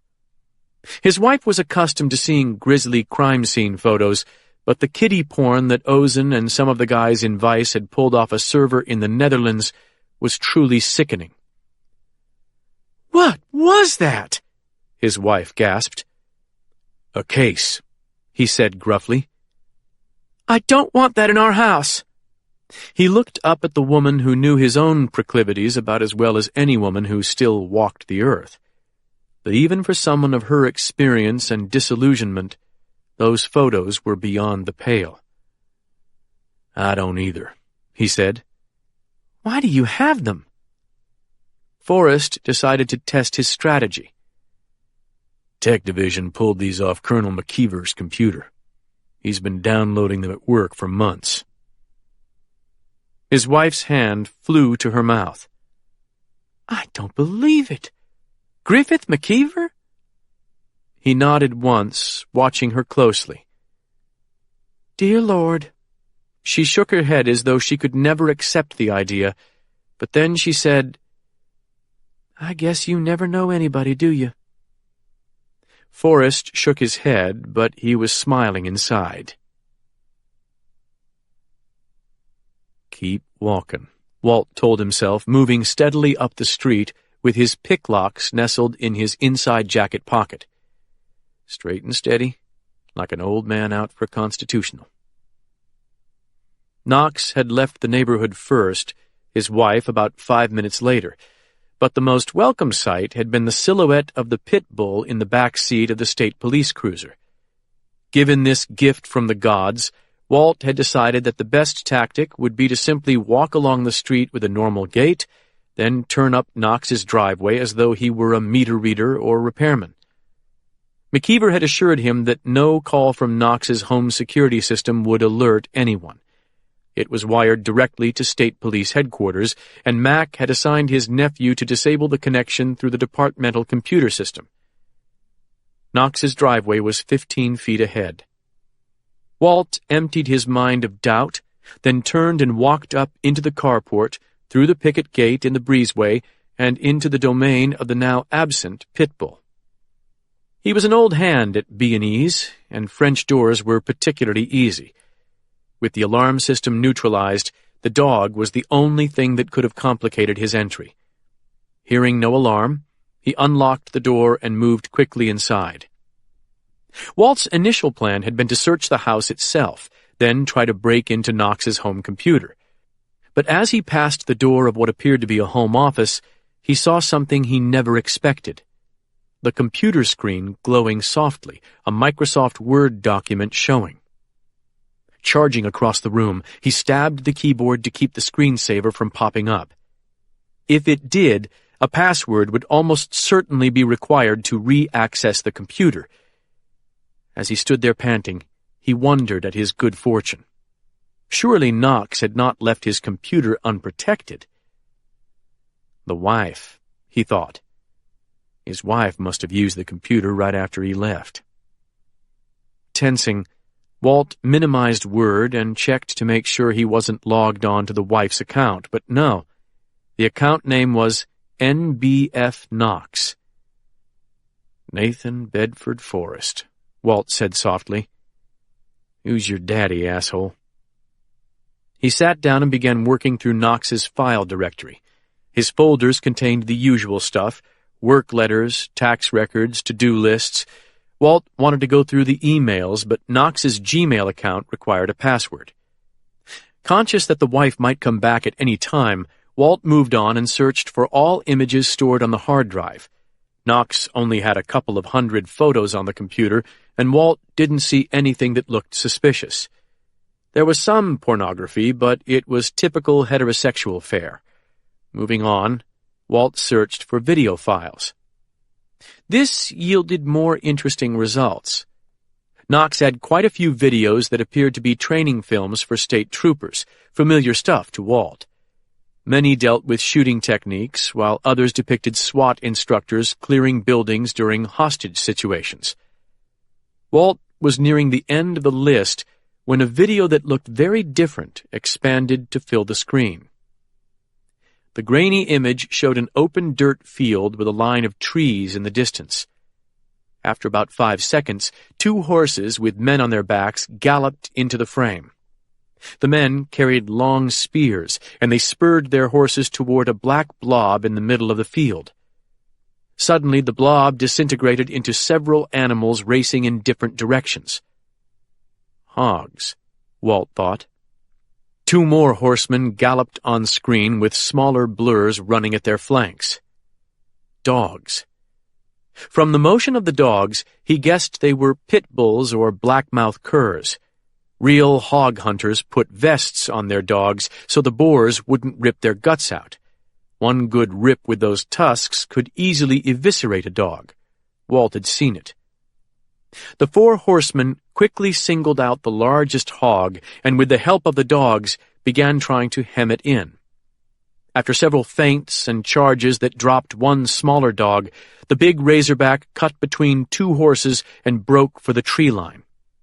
Just as Walt thought the hog might make it, another horseman charged from the trees and with expert skill forced the hog to check its momentum and turn 180 degrees. By then, the other horses were closing in. When the hog turned and began slashing at the dogs with its tusks, the 5th horseman drove his spear down into its ridged back, between the shoulder blades, like a matador finishing off a bull.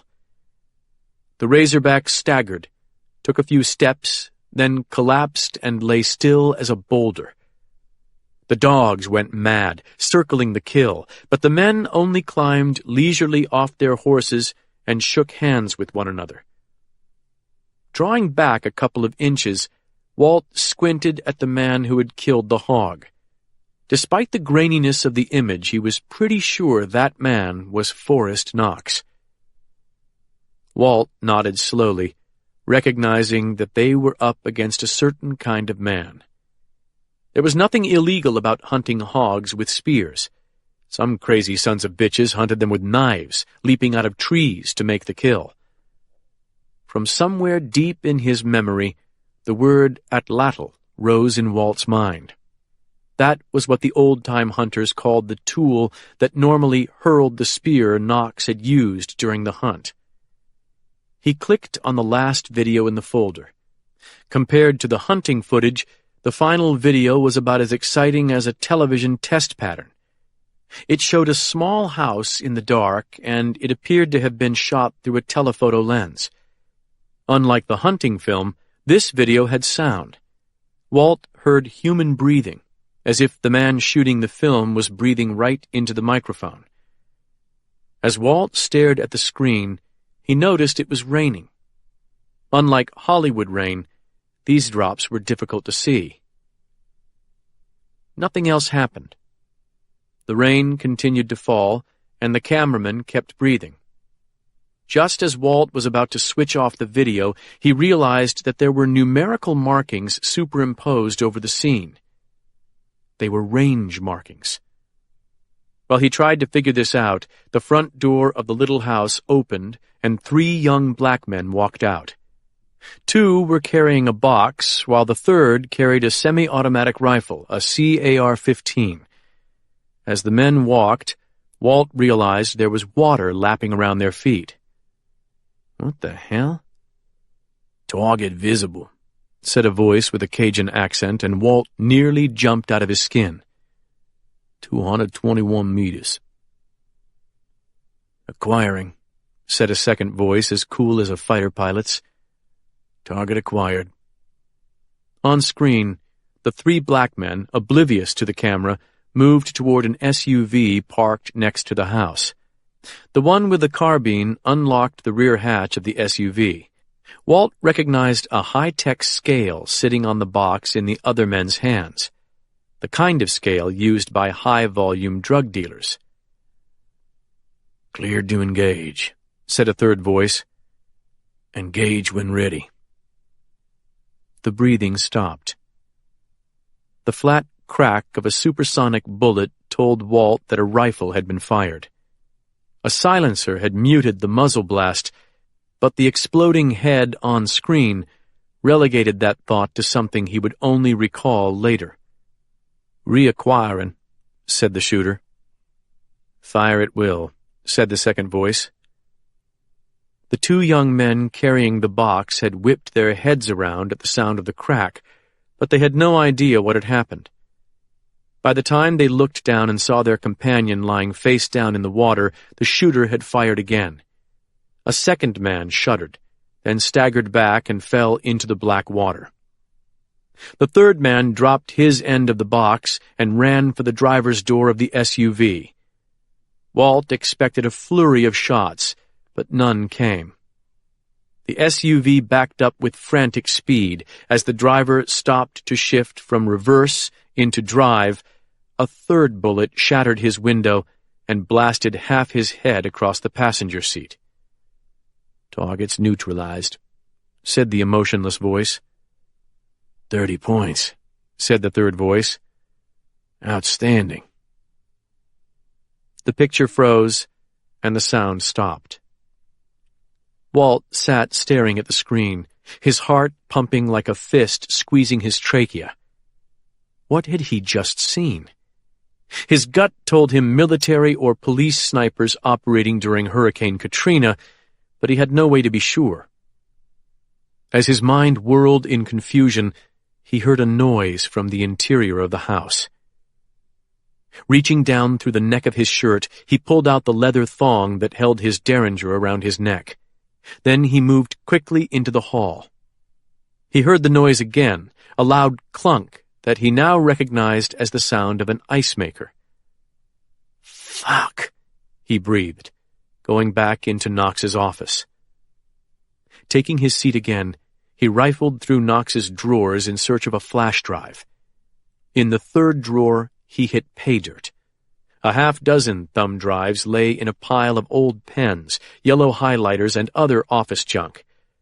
Walt suppressed the urge to pocket them all and instead inserted an orange one into the USB slot on the Dell. A minute later, he had a copy of the sniping video. He copied the hog hunting video for good measure, then pocketed the flash drive and carefully replaced everything on the desk as he'd found it. He was walking to the hall door when he heard a car engine on the street outside. The car seemed to slow near the Knox driveway, leaving Walt frozen like a statue in a cemetery, not daring to breathe. "I'm too old for this shit," he thought. By the time the car drove on, Walt had abandoned his plan to search the house. He needed to get that video to a safe place before fate intervened and made it something the police found in a pocket on his corpse. As he made his way back to the French doors that led to the patio, his derringer in his hand, a breathtaking inspiration struck him. A smile stretched his mouth. "I'm holding the gun I used to kill Trooper Darrell Dunn. The murder weapon. Ballistics can prove it. How perfect would it be for that weapon to be found hidden in the home of Lieutenant Colonel Forrest Knox?" Walt stopped walking and looked around for a place to hide the gun. Chapter 22. Caitlin had hoped to find Kaiser gone when she returned from Sheriff Bird's office, but as she pulled into the employee's lot, she saw his black Crown Victoria parked against the wall. Pulling around the building, she parked in the visitor's lot and headed for the front door. As she passed through it, she came upon some sort of altercation between a haggard-looking woman of about 75 and Jackie Cullen, the paper's receptionist. Jackie gave Caitlin a quick shake of her head as though she should hurry past, but before Caitlin could manage it, she heard the overwrought woman say that no one but Caitlin Masters could possibly help her, and she wasn't leaving what she'd brought with anyone else. Something plaintive in the woman's tone made Caitlin pause. Without taking time to think, she said, "Maybe I can help you, ma'am. What is it you need to see Ms. Masters about?" "Oh, for God's sake," the old woman said, whirling on her. As soon as the frustrated eyes lit on Caitlin's face, they changed. "You're her," she said, her face softening. "Aren't you?" The old woman hadn't a dab of makeup on her wrinkled face, and she was clutching a manila envelope to her chest like it held the deed to her ancestral home. She looked like nothing so much as a woman from one of Dorothea Lange's photographs from the 1930s, a Dust Bowl wife. Caitlin forced a smile and said, "I am. And you are?" The woman closed her eyes and wavered on her feet as though about to collapse. Then Caitlin saw tears trickle from the corners of her eyes. "Virginia Sexton," said the woman. "I'm Henry's mother." Caitlin froze for a second, then rushed forward and put her arms around Mrs. Sexton to support her. The receptionist's mouth dropped open, but Caitlin didn't bother to explain. She was scanning the newsroom behind Jackie, searching for FBI agents. Seeing none, she took Mrs. Sexton by the wrist and led her into the nearby advertising office, which was about the only room John Kaiser was unlikely to enter. "I need the room," Caitlin said to the two salespeople sitting in the office. "Don't tell anybody I'm in the building, and tell Jackie to say she hasn't seen me. Got it?" The younger of the two women nodded as she left the office. "I'm so sorry you had to wait," Caitlin apologized, leading Mrs. Sexton to a rather uncomfortable chair. "We get a lot of cranks demanding to see me or the editor, so the receptionist is overly cautious." "I understand," said Mrs. Sexton, breathing too fast. "You can imagine what kind of nuts showed up at the Beacon to give Henry an earful." Caitlin smiled and nodded, but she felt tears on her own cheeks. For the 1,000th time, she saw Henry disappear into a roaring fireball, giving his life to save hers. "I can," she said, wiping her eyes. "Mrs. Sexton, I have more respect for your son than any reporter I ever met." As the aged eyes took her measure, Caitlin felt the ruthless appraisal of someone who has nothing to gain or lose. Virginia Sexton had already lost everything, and nothing could compensate her for it. "I'm sure you do," said Mrs. Sexton. "I tried to warn him, you know.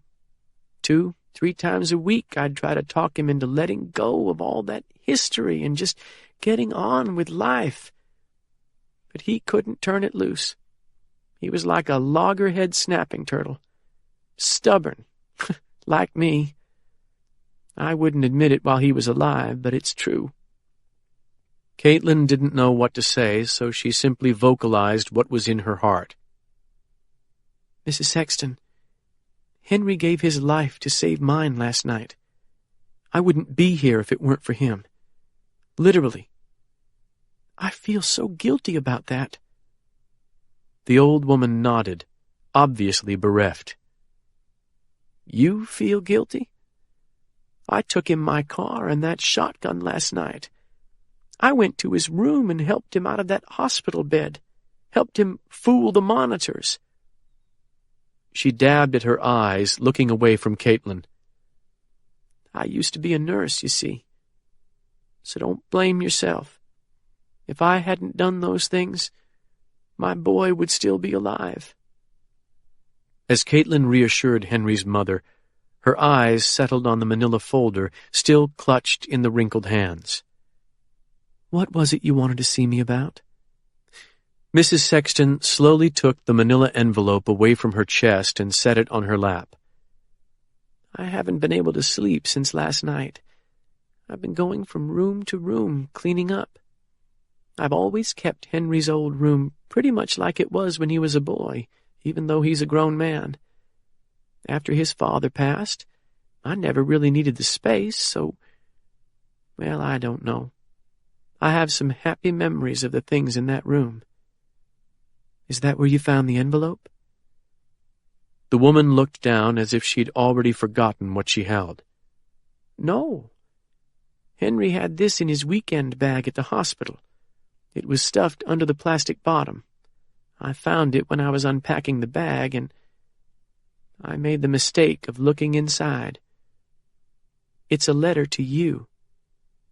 My first instinct was to go out back and burn it in the trash can." Inwardly, Caitlin shuddered. "But Henry wouldn't have wanted that. I know he chose you to carry on his work after they beat him up, so I decided to bring it to you. There's pure evil in this envelope and no mistake. I don't think you should fool with it. But I imagine you're like my Henry was.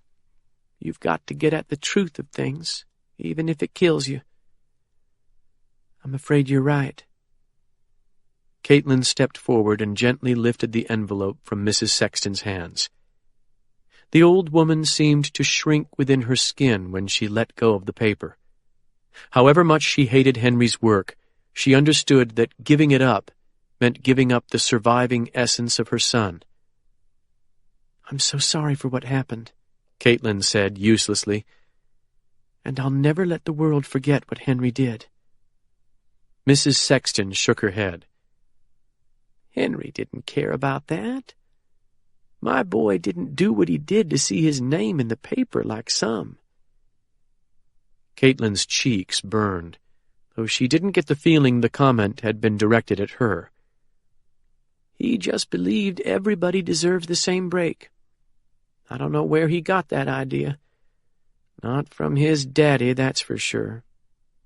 And I learned a long time ago, if you're going to wait for this world to be fair, you're going to be waiting in the grave." "Yes, ma'am."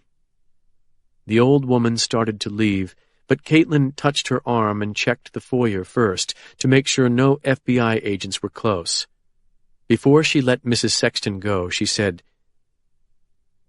"Did Henry's, partner know about this envelope?" "You mean that Sherry Harden?" Caitlin nodded.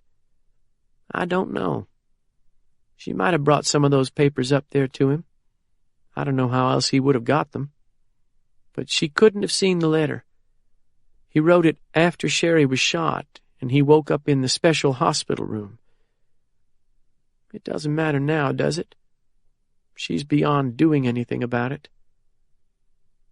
Unless she told Kaiser about the papers before she was killed. But if she had, surely Kaiser would have found them after Henry escaped from the hospital. I suppose I'd better go to her funeral, Mrs. Sexton said, if only for her boy. Do you have any idea when Henry's service will be? I reckon Saturday. We have some people up in Kansas who will probably want to come. I haven't even been to the funeral home yet. For a moment, Caitlin thought the poor woman would finally collapse, but she didn't. Mr. Early told me there's really nothing left of Henry, Mrs. Sexton said softly. Bones and ashes. It's like he was cremated already. Caitlin didn't need to be told this. She'd seen it happen. If there's anything you need done or taken care of, anything at all, please call me. I mean that, Mrs. Sexton.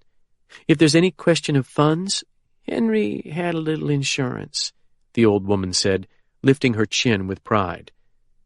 I know you mean well, but we're not destitute. We bury our own. Caitlin blushed again, But as soon as Mrs. Sexton left the office, she closed the door and hurried back behind the advertising desk. With Kaiser in the building, the journey to her office was too risky. This office door had no lock, but with FBI agents and techs roaming the newsroom and halls, this was as safe a place as any in the building. Caitlin heard the blood rushing in her ears as she opened the manila envelope and spread its contents across the desk. There were only a few sheets of paper inside. An inkjet-printed photograph grabbed her attention and held it. A craggy-faced man with hollow eyes and cracked, tanned skin stared out at her with unsettling intensity. He reminded her of John Brown, the wild-eyed abolitionist, or maybe Abraham Lincoln without a beard. She turned over the page and saw block letters written in pencil. Elam Knox. After looking once more into the wild eyes, she checked the rest of the pages. One long, folded piece of paper turned out to be a hand-drawn Knox family tree beginning in the late 1800s, an FBI document that looked to be the heavily redacted version of the 302 detailing Jason Abbott's 1972 interview about the Double Eagles and Forrest Knox came next. Then, finally, she found 4 sheets of notepaper covered with Henry's now familiar script, though in this case it looked as though he'd been drunk while he wrote. The first page began, "Dear Caitlin." She centered the letter before her and began to read at lightning speed. "Dear Caitlin, forgive me if I ramble. I'm weaning myself off the pain drugs, but my mind's still foggy. Sherry's dead, and the FBI's put me in an office they converted to a hospital room. But I'm not going to stay here. I've thought a lot about the last 3 days, and either Royal or Forrest Knox had to be behind this attack. I believe it was Royal, and I'm going to confront him tonight. I've sat on the sidelines too long. I don't know if I'll survive the encounter or not, so I'm leaving this for you. John Kaiser came to see me earlier today before you. I trust his motives for the most part, even though he's FBI. He told me some things about the Knox family which you'll find in a separate note, and I told him most of what Glenn Morehouse told me on Monday, about Jimmy and Luther being murdered as part of a plan by Carlos Marcello to kill RFK, about Brody's part, Frank Knox's death, all of it. Kaiser looked shocked, but when he answered, he shocked me even more. He asked whether I thought Carlos could have hired Frank Knox to kill John F. Kennedy in 1963. As dumb as it may seem to you, I'd never really considered this possibility. You've read my files, so you know that on the day Frank founded the Double Eagles, he talked about killing JFK, RFK, and MLK. It seems obvious now, but at the time Morehouse told me about the RFK plan, I was totally focused on Brody Royal. For so many years I've been working to find out who killed Albert Norris that I missed the bigger picture. Once Kaiser raised the JFK idea, I couldn't stop thinking about it. The relationship between Frank Knox and Carlos Marcello dated to well before the Bay of Pigs. If Marcello wanted the president dead, Frank would have been a natural choice, so long as Carlos trusted him. Carlos obviously did, because he went to Frank when he wanted to murder Robert Kennedy in '68. Now we come to the point. Though I suspected Kaiser was right, I didn't tell him any more than I originally had. But I knew more. When Morehouse called me back Monday night, he told me something I didn't even put in my journal. After he told me about the RFK plan, he told me Frank Knox had something on Marcello, something he'd kept as insurance to protect himself in case things ever went bad between them. Remember, Brody used to lend the Double Eagles to Marcello as muscle on Florida real estate deals, so there was a long history there. And it was when I went to New Orleans to check out those deals that somebody sent me the photo with the rifle scope printed over my face. At the time, I figured that was Royal protecting his crooked deals. But now I think he or Forrest was keeping me away from the old conspiracy. When I asked Morehouse what Frank had kept for insurance, He said it was a letter or document of some kind. Morehouse had seen it once, but he couldn't read it because it was written in a foreign language. Snake once told him it was Russian, but he didn't know for sure. Whatever the paper was, he said, it dealt with something so big that everything else paled in comparison, even the RFK plot. I thought that was bullshit, and I told him so. If there was anything bigger than the RFK plan, nobody would have left any paperwork. Morehouse told me that whatever the paper was, Frank kept it at the Bone Tree so nobody could find it. The night I talked to Morehouse, I made my first and only contact with Toby Rambin, who promised he could take me to the Bone Tree. But at that time, I wasn't thinking about Frank's insurance. I was thinking about all the bodies that might have been dumped at the Bone Tree. Jimmy and Luther, Joe Louis, Pookie. It was only after Kaiser talked to me today that I realized how important Frank's insurance might be and that it must have to do with John Kennedy. You've got Toby Rambin's number now. I was stoned on Dilaudid when I told you about it, but I know you got it, because when I checked my cell phone, I saw you'd changed his last name and number in my contacts list. You've been a naughty girl, but I'm in no position to criticize. I held back a lot from Kaiser myself. If I'm honest, I guess down deep I'm as ambitious as you are. If these pages reach you, then I'm probably not around anymore. If so, take them with my blessing and do what you can to get to the bottom of all this. If Kaiser finds them, I guess that's the second best outcome. I'm tired now, and I've got a journey ahead of me, maybe a fight, too. However it goes, you take care of yourself. Henry. P.S. Don't try to find the Bone Tree alone. You've got too much to live for. Caitlin looked up from the papers, her eyes wet and her heart beating fast. The letter in her hands was a voice from the grave. Henry had felt alive to her as she read his words, but he was not. He was dead, now and forever. He had foreseen the possibility, and he had passed his torch to her. No one else alive knew about Toby Rambin and his offer, and no one else would. Her heart lurched as the door opened and Jackie Cullen stuck her head inside. "Agent Kaiser's looking for you," she said. "I told him I hadn't seen you, but I wouldn't count on privacy for long."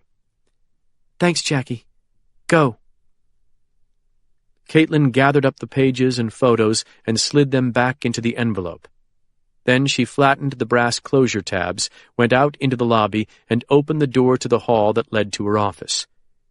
She was 10 steps away when John Kaiser came around the corner beyond her door and waved. "You look like you just translated the Rosetta Stone," he said. "Want to let me in on it?" He stopped and waited beside her office door. Flustered speechless, Caitlin went into her office and dropped the folder on her credenza as if it meant nothing, then sat behind her desk. "Everything okay?" Kaiser asked. "Seriously, what's going on?"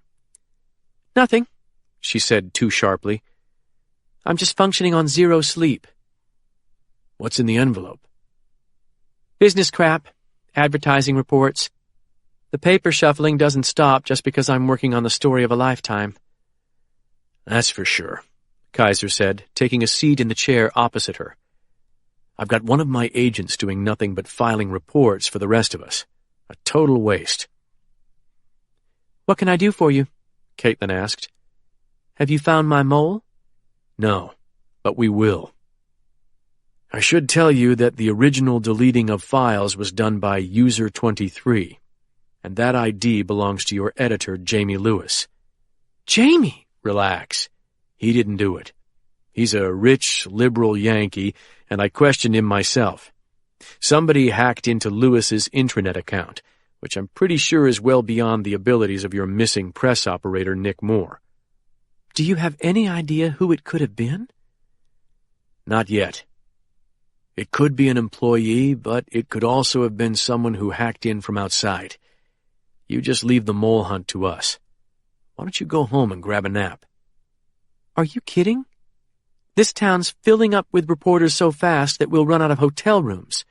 I'll sleep when this story's finished. The FBI agent crossed his legs and toyed with a shoelace as if he had all day to sit there. Caitlin shifted uncomfortably in her chair. What's on your mind, John? Henry Sexton's journals. She kept her features immobile. I've been watching our tech try to reconstruct your server's drives, which is a bit like watching children try to reconstruct shredded pages one strip at a time. We're making progress and getting a pretty good idea of how the journals lay out. There's just one problem.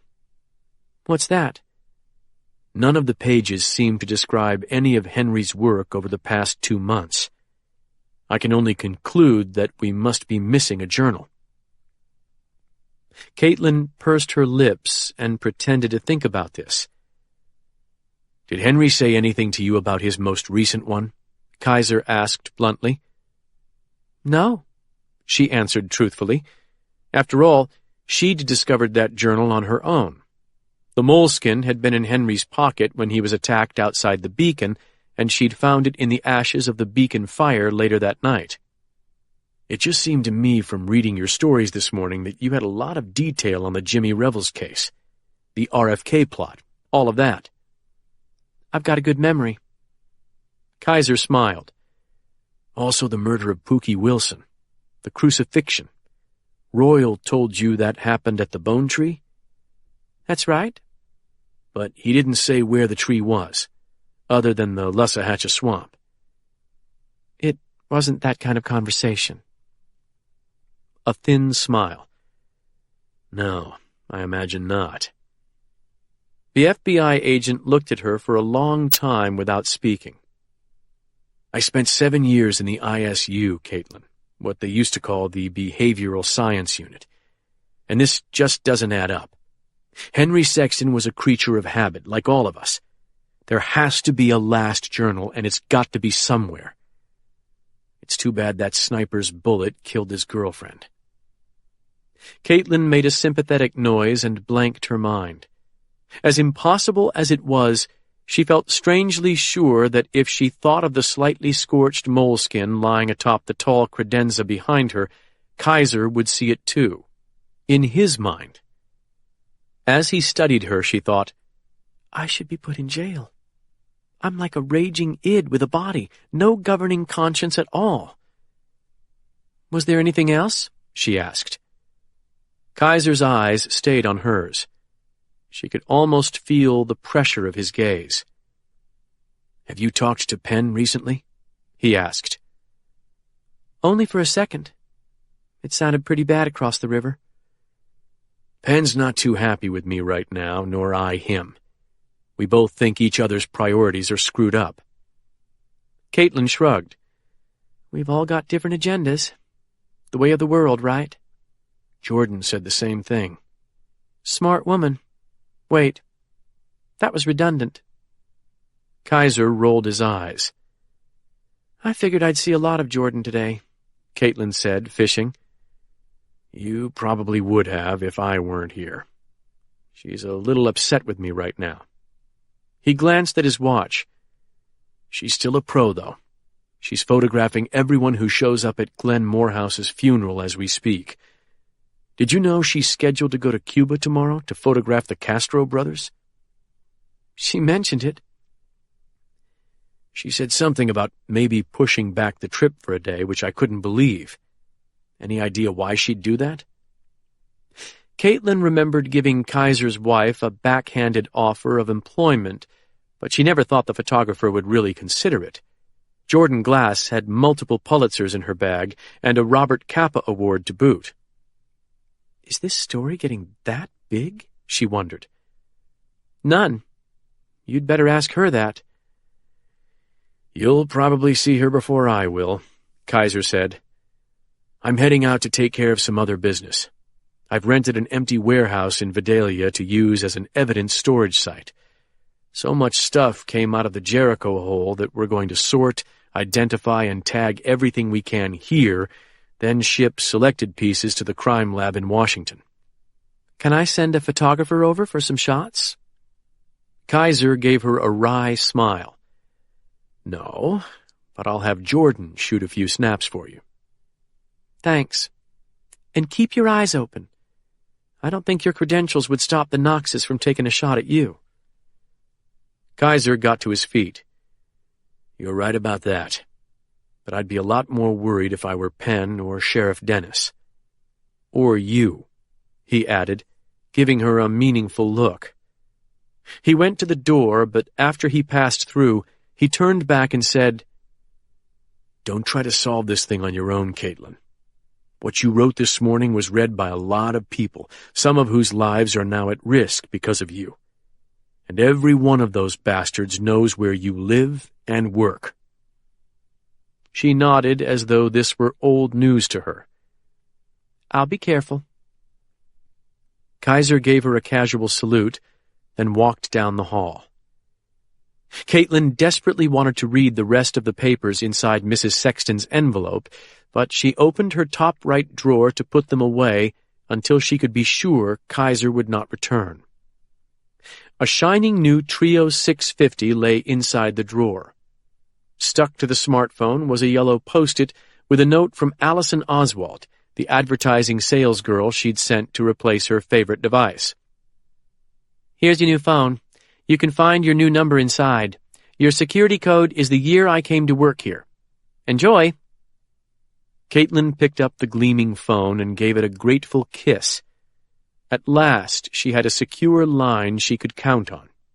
At least for a while. Now she could call Toby Rambin from inside the building and talk to him if she reached him. While the trio powered up and searched for a tower, she thought about Henry's letter.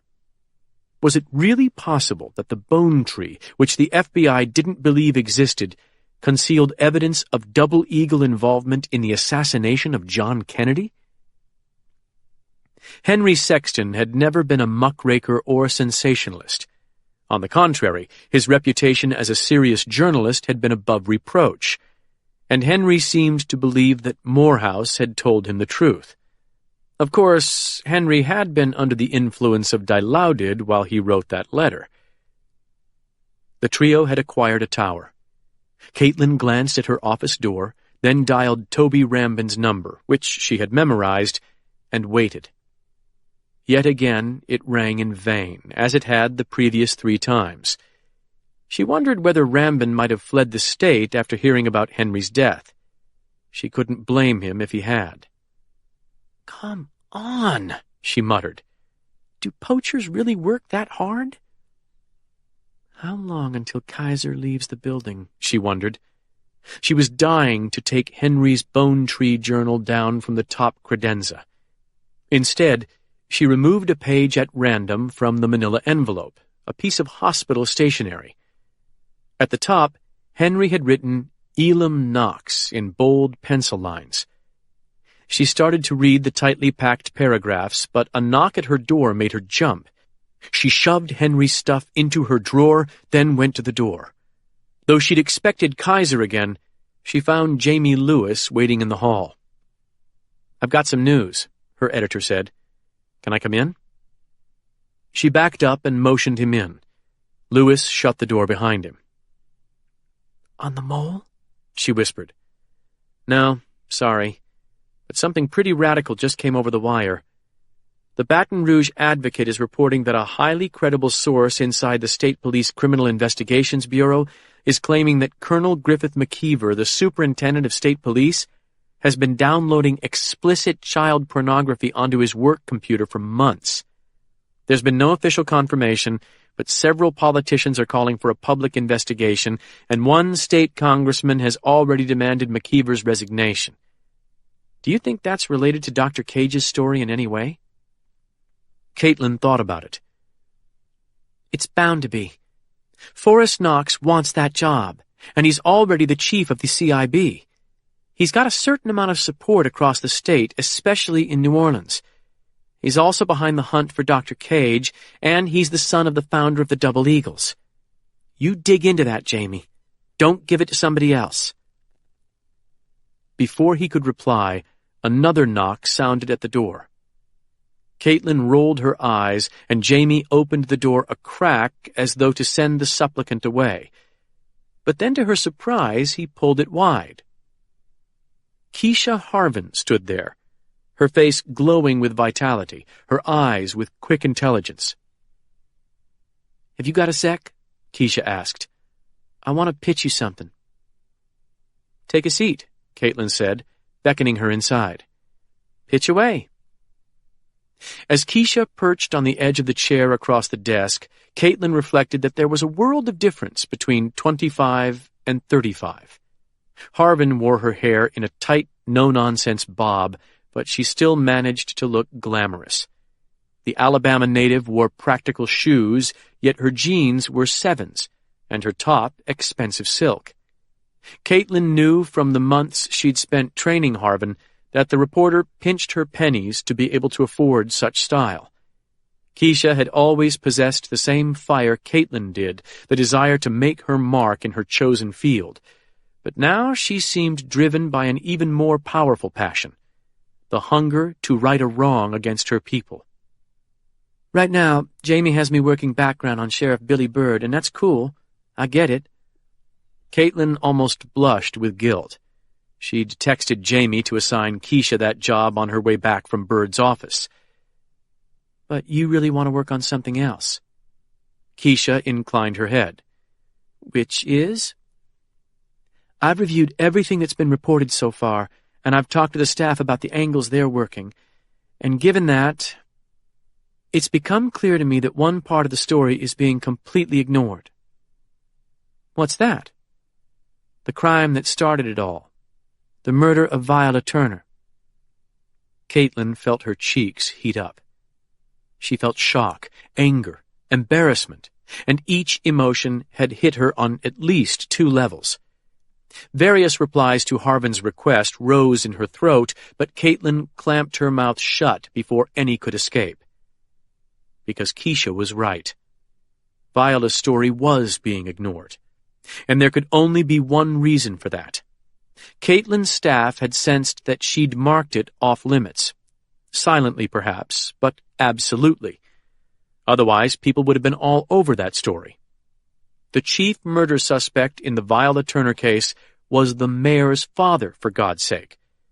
The problem for her staff was, because Caitlin and Penn were engaged, the mayor was the boss's future husband. It struck Caitlin then that Jamie had known what Keisha was going to say before she walked through the door. He might even have advised her to do it, thinking Caitlin would be reluctant to blast a young black reporter for raising the sensitive subject. Not that it mattered, of course. Now that they'd brought the unpleasant reality to her attention, she could not ignore it. "Okay," she said to Keisha. "How do you want to handle it?" "I'd like to interview Dr. Cage. Obviously that's not possible at this time, so my first fallback would be to interview Mayor Cage." Caitlin took a deep breath and kept her voice under control. "I honestly don't know if Penn will talk to you. Even though you work for me, he'll probably take the same position he would with any reporter. While his father's life is on the line, he won't discuss it." "Will you at least ask him?" Keisha pressed. God, this girl has balls, Caitlin thought. She wondered if she'd had that kind of courage at 25. Yes, she decided. I did. I'll ask him, she said. But I'd get busy finding a second fallback because I don't think Penn will talk to you. I'm trying to reach Viola Turner's family right now. Who? The sister? And the son, Lincoln Turner. Caitlin's stomach fluttered. She forced a smile, then tapped her hands on the desktop. That sounds like a plan. Anything else, guys? Keisha gave her an emotionless smile. Nope. Thanks. After the reporter went out, Caitlin tried to pretend like nothing unusual had happened, but after a few seconds she gave up. She stood and looked Jamie in the eyes. You set that up, didn't you? No.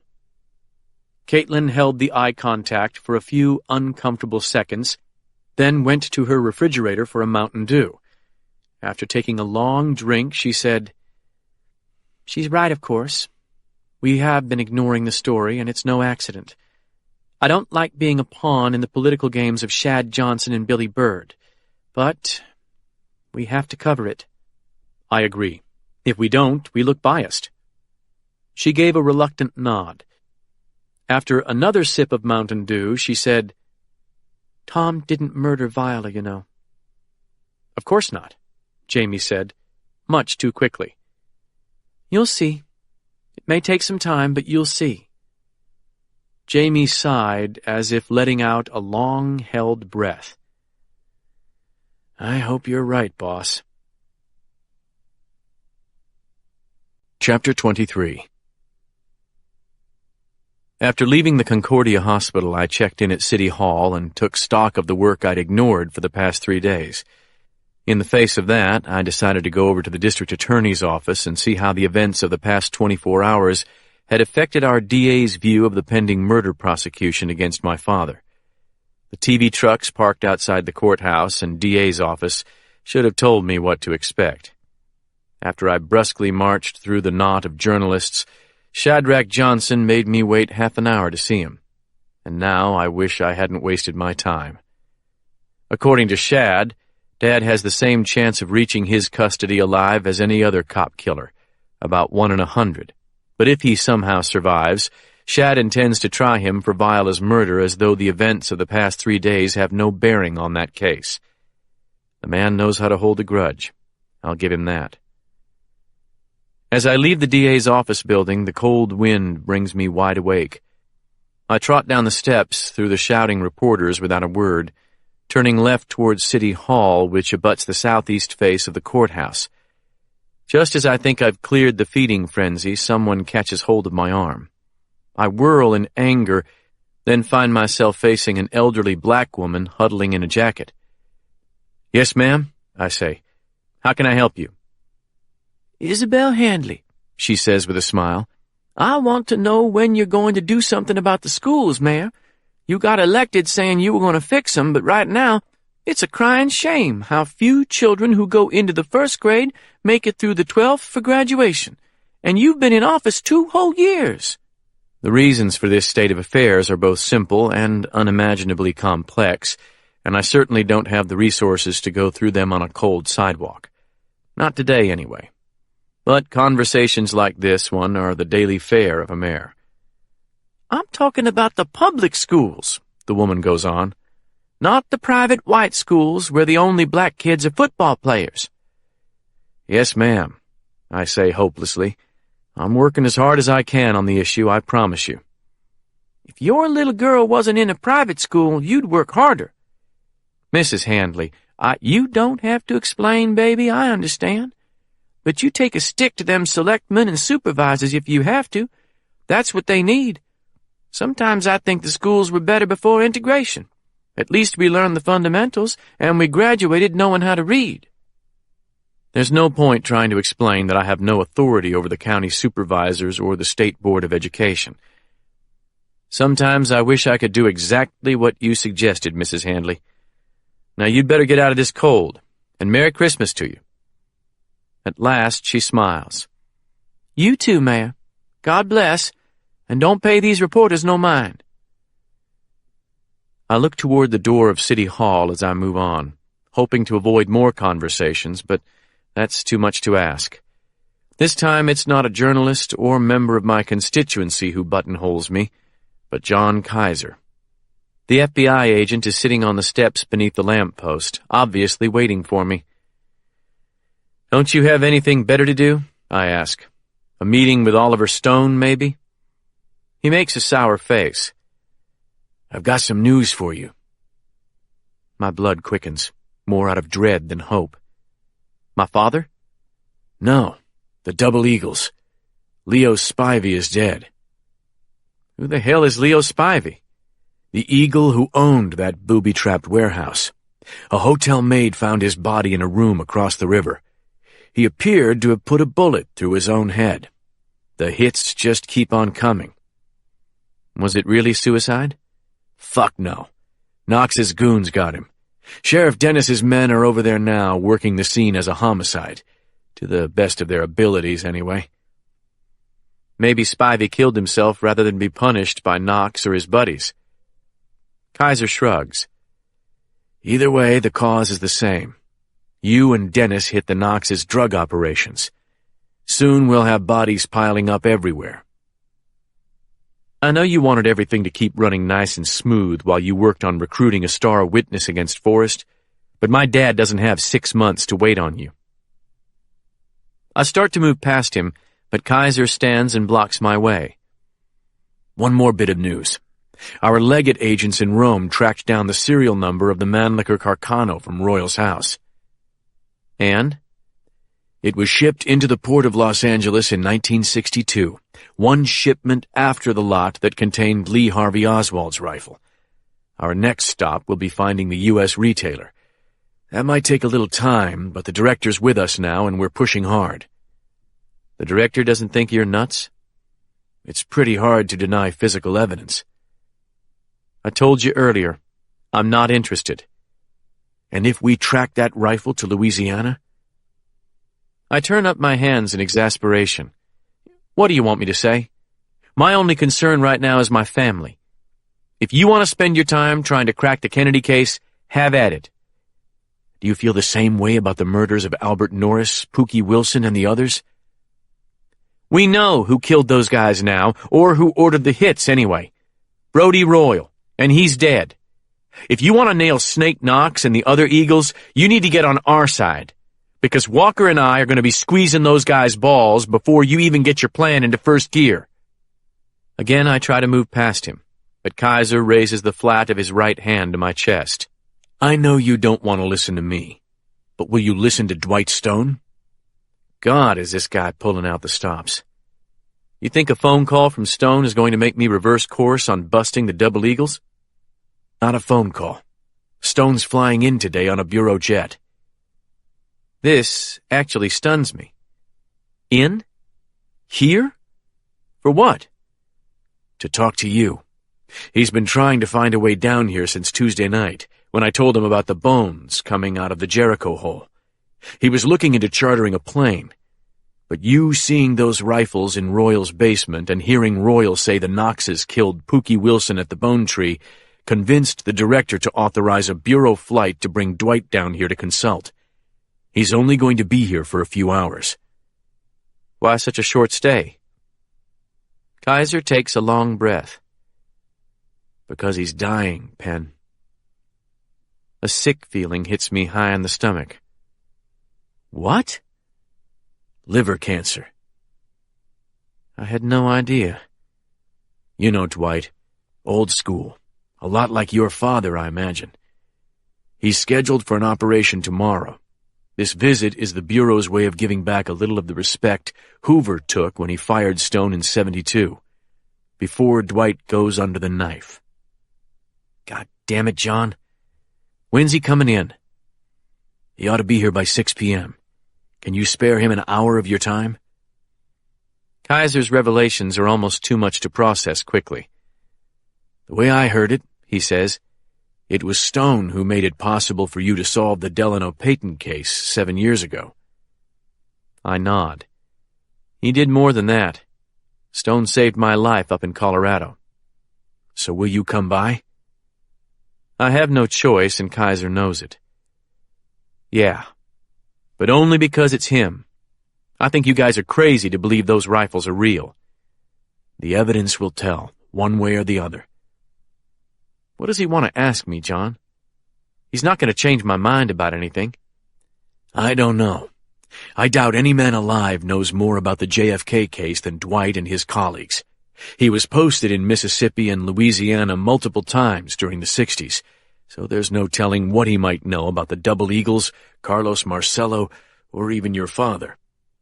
I suspect Dwight wants to give you the working group's theory of how what happened in Dealey Plaza grew out of Louisiana. Once you hear that, you might be as reluctant as we are to jeopardize any chance of achieving justice in that case. Does Dwight understand the jeopardy my father's in now? Of course. And he's trying to convince the director that Dr. Cage should be brought under bureau protection as a witness in the Kennedy investigation. I should have known Dwight would be doing what he could for me. What are the chances of that happening? Better with Dwight involved. But I won't lie to you. No sane FBI director wants a public battle with a state police agency over a reputed cop killer, especially with the legal grounds for protective custody being the JFK assassination. That's a publicity nightmare. The point is, Stone's doing all he can to help your father. So am I. I restrained my temper with some difficulty. If you really were, you wouldn't ask me to waste an hour humoring an old man with an obsession. Kaiser gives me a sad look. You're not seeing this thing straight, Penn. Your fear about your father has distorted your perception. You're like a guy looking through the wrong end of a pair of binoculars. 70% of all Americans believe John Kennedy died as the result of a conspiracy. Justified or not, people believe this country swerved into darkness on that day, and we've never recovered from it. 60% of Americans believe in UFOs. 50% believe AIDS was invented by the government. The FBI man grabs my left arm. You're pretty glib, aren't you? After Dallas, almost anything became possible. I lived through one of the results in Vietnam. So did Forrest Knox. So before you discount this as a waste of time, consider what the fuck you're talking about. In the face of his burning intensity, I raise my hands in symbolic surrender, but Kaiser's having none of it. Over the past 40 years, the JFK assassination has become the vessel of America's darkest anxieties. If we can cut through all that crap and give the people the truth in all its banality once and for all, then we'll have done a lot more than atone for the sins of the FBI. We'll have cut a tumor from the soul of this nation. Kaiser obviously feels great passion about his subject, but passion means nothing on the subject he's discussing. You're wrong about the unknown, John. People need a mystery on which to project all their free-floating paranoia. If you pull back the curtain on the Kennedy assassination, people will just project all their angst onto something else. Maybe I've got more faith in people than you do. Maybe so. Politics has changed me, I'll admit that. I pull my coat tighter and scan the streets and windows surrounding the courthouse and City Hall. Not much Christmas cheer in the air today. JFK's been pretty battered as a symbol, John. He's no longer King Arthur cut down in his prime. He's more like a spoiled prince we never really knew. I feel like people are almost angry at him now for not living up to their dream of him. Kaiser shakes his head. They still want the truth. Heady conversation for the steps of City Hall, huh? I say, trying to lighten the tension. I need to get upstairs to work. But you'll come see Dwight? I will. I owe him that. I'll call you about 5:30? Thanks. And please, give me a heads up if you and Sheriff Dennis decide to make any more arrests today. I nod acknowledgement, but make no promises. As the FBI agent walks back to his car, I walk up the 6 steps to the door of City Hall, then pass through the lobby and jog up the staircase to my office on the 2nd floor. "You alone?" asks Rose, my secretary, peering around me at the hallway door. "Sure, yeah." "That FBI agent is gone?" "Yes, why?" "You've got visitors," Rose says in a cryptic tone. I raise my eyebrows. "Go back to the lounge. I didn't want to put them in your office in case Agent Kaiser came back." Irritated by her caginess, I walk back to the little kitchen we call our lounge. There I find Dr. Drew Elliott and Nurse Melba Price waiting for me. Drew looks very uncomfortable, but Melba appears relieved to see me. "What's going on?" I ask. "Have you heard from Dad or something?" They look at each other. Then Drew says, "We got something to tell you, Penn. Your father spent yesterday at my house on Lake St. John." At first, I think he's telling me he's just discovered this, but almost immediately I realize that this is a confession. When did you find this out? We knew Tuesday night then. Drew's guilty countenance does nothing to ease my anger or sense of betrayal. I'm sorry, man, he goes on. Tom asked me for help and he was wounded. I didn't feel I had a choice. My face is hot and my heart has begun pounding. Wounded how? Through and through gunshot, left shoulder. I treated him, and Melba nursed him part of the night. My eyes switched to Melba Price. And you couldn't call me? Melba closes her eyes in what appears to be shame. Tom specifically asked me not to, says Drew. So? You think he's in his right mind right now? He appeared to be. Jesus, we've been friends since we were kids. Drew turns up his palms. Tom's my partner, Penn. I'm sorry. I see now that it was probably a mistake, especially since... Since what? What's happened? I don't think he's there anymore. Melba was with him until last night, like I said, but he sent her away. Dad's nurse looks at the floor and nods. Melba, I prompt. She looks up at me with eyes no one could argue with. He needed my help. You know your father. I wasn't about to say no. Did he give you any idea of his plans? Captain Garrity drove to Baton Rouge to meet with the head of the Louisiana State Police. I know that much. Why'd he do that? I think he was going to try to get that APB revoked for the killing of that trooper. Captain Garrity knows the head of the state police down there. I see. And what about Dad? He was waiting for Captain Garrity to get back, but the captain was late, way late. Dr. Cage made me leave a little after midnight. He was worried we might be found by those old Klansmen. That Drew and Melba would keep Dad's whereabouts from me when his life was at stake is almost incomprehensible. And yet, why would I expect anything else? Their willing deception tells me just how many options my father must have when it comes to finding aid and comfort in his home territory. Why don't you think he's still there now? I ask. I've been calling the house phone all morning, Drew explains. No answer. Tom could be there, of course, but my gut tells me no. Mine too, Melba agrees.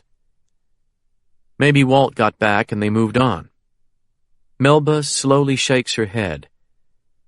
I think Dr. Cage believed Captain Garrity was already caught, maybe even dead. Jesus. I need to get over there. Do you want me to come with you? Drew asks. He reaches into his pocket and brings out a key. I brought this. No. I plucked the key from his hand. You've done enough already. Penn, at least you told me now. Christ, you guys. Swear to me that you'll call me if he contacts you again. They both nod with the sincerity of the guilty. With a heavy sigh, I hurry to my office for the keys to the city car. Chapter 24. When Walt saw Griffith McKeever sit down opposite him in the Waffle House on Lee Drive, he knew he was looking at a broken man. The restaurant was nearly empty, and Walt had taken a corner booth, but McKeever spoke in a cracked whisper so soft that Walt could hardly make out his words. The gist was that Forrest Knox had leaked the story about McKeever downloading child pornography, and he'd supplied images to the press. Reporters started calling the Colonel's house immediately, and within half an hour, TV trucks had laid siege to his front yard. Mac had only reached this rendezvous by sneaking through his neighbor's backyard and having his nephew pick him up, and he was anxious to get home to his wife as quickly as he could. He'd only come because he'd put Walt in harm's way, and felt he owed it to him to personally release him from any obligation. What do you mean? Walt asked, trying to keep the anger out of his voice. You sound like you're giving up. You're not going to resign, are you? What else can I do? Fight, goddammit! How do you fight a fire hose of filth? Knox has been laying this computer trail for months, using my actual computers. How can I prove I didn't do those searches? Did you do them? Of course not. Then you can prove it. You've just got to calm down enough to approach it systematically. Walt, I don't have that kind of time. If I don't resign, Knox will have those male prostitutes talk to the press. They'll swear I hired them. I'm sure Forrest has access to all my movements for the past year, and all the dates will jibe. Fuck him. You need to stab that prick in the gizzard. McKeever cradled his face in his hands. With what? Walt took the flash drive out of his pocket and laid it on the formica between Mac's elbows. What's that? A video of snipers murdering 3 black teenagers during Hurricane Katrina.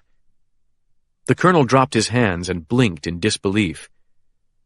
Are you kidding? No. They're trained snipers, either military or police. I'm betting state police.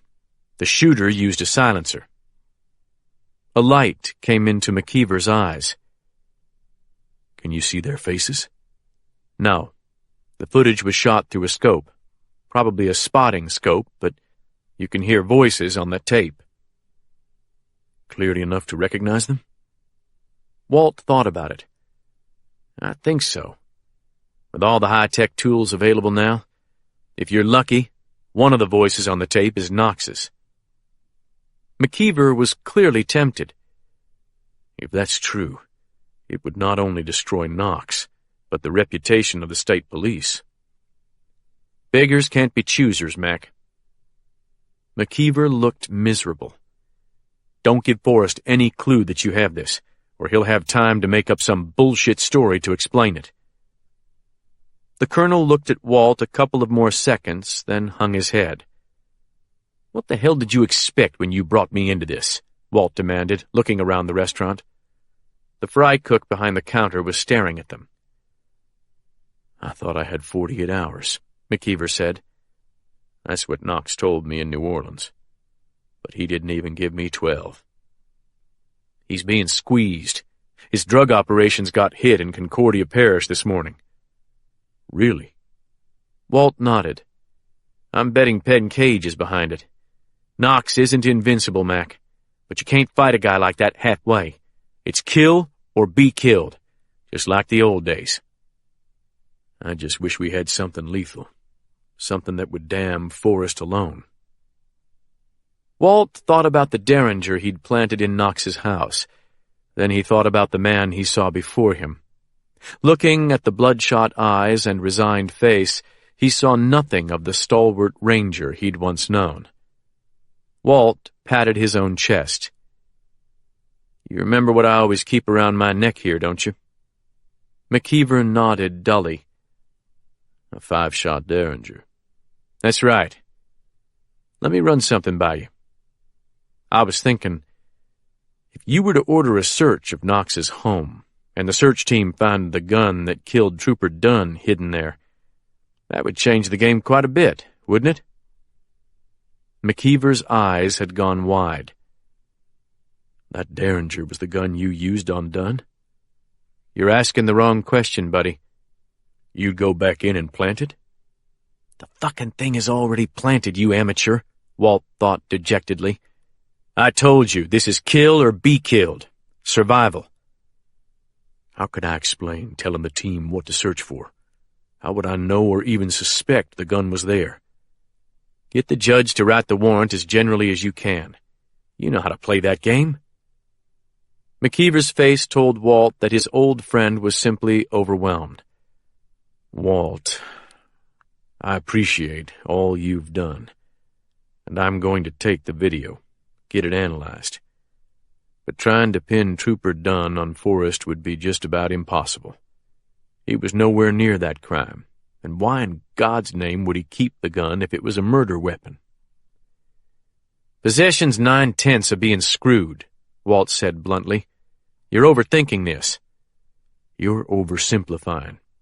Knox has been planning his play for months. We're not going to beat him by improvising at the last second. For one thing, you could get caught going back in there to plant the gun. Walt considered telling McKeever that the derringer was already planted, but he decided against it. "Knox is at headquarters right now. I checked the GPS before I came in." "His wife could walk in on you." "A meteor could hit the Waffle House. What's happened to you, Mac?" The colonel gripped his coffee mug and swirled it on the table. "The world isn't what I thought it was. I knew things were bad, but shit, forget it. What about your Derringer? Is there any way they could trace it back to you?" "No. I got it from a friend in Texas who used it as a throwdown gun for years. It's as cold as they come." McKeever considered this for close to a minute. Then he shook his head and said, "I'm not going that way.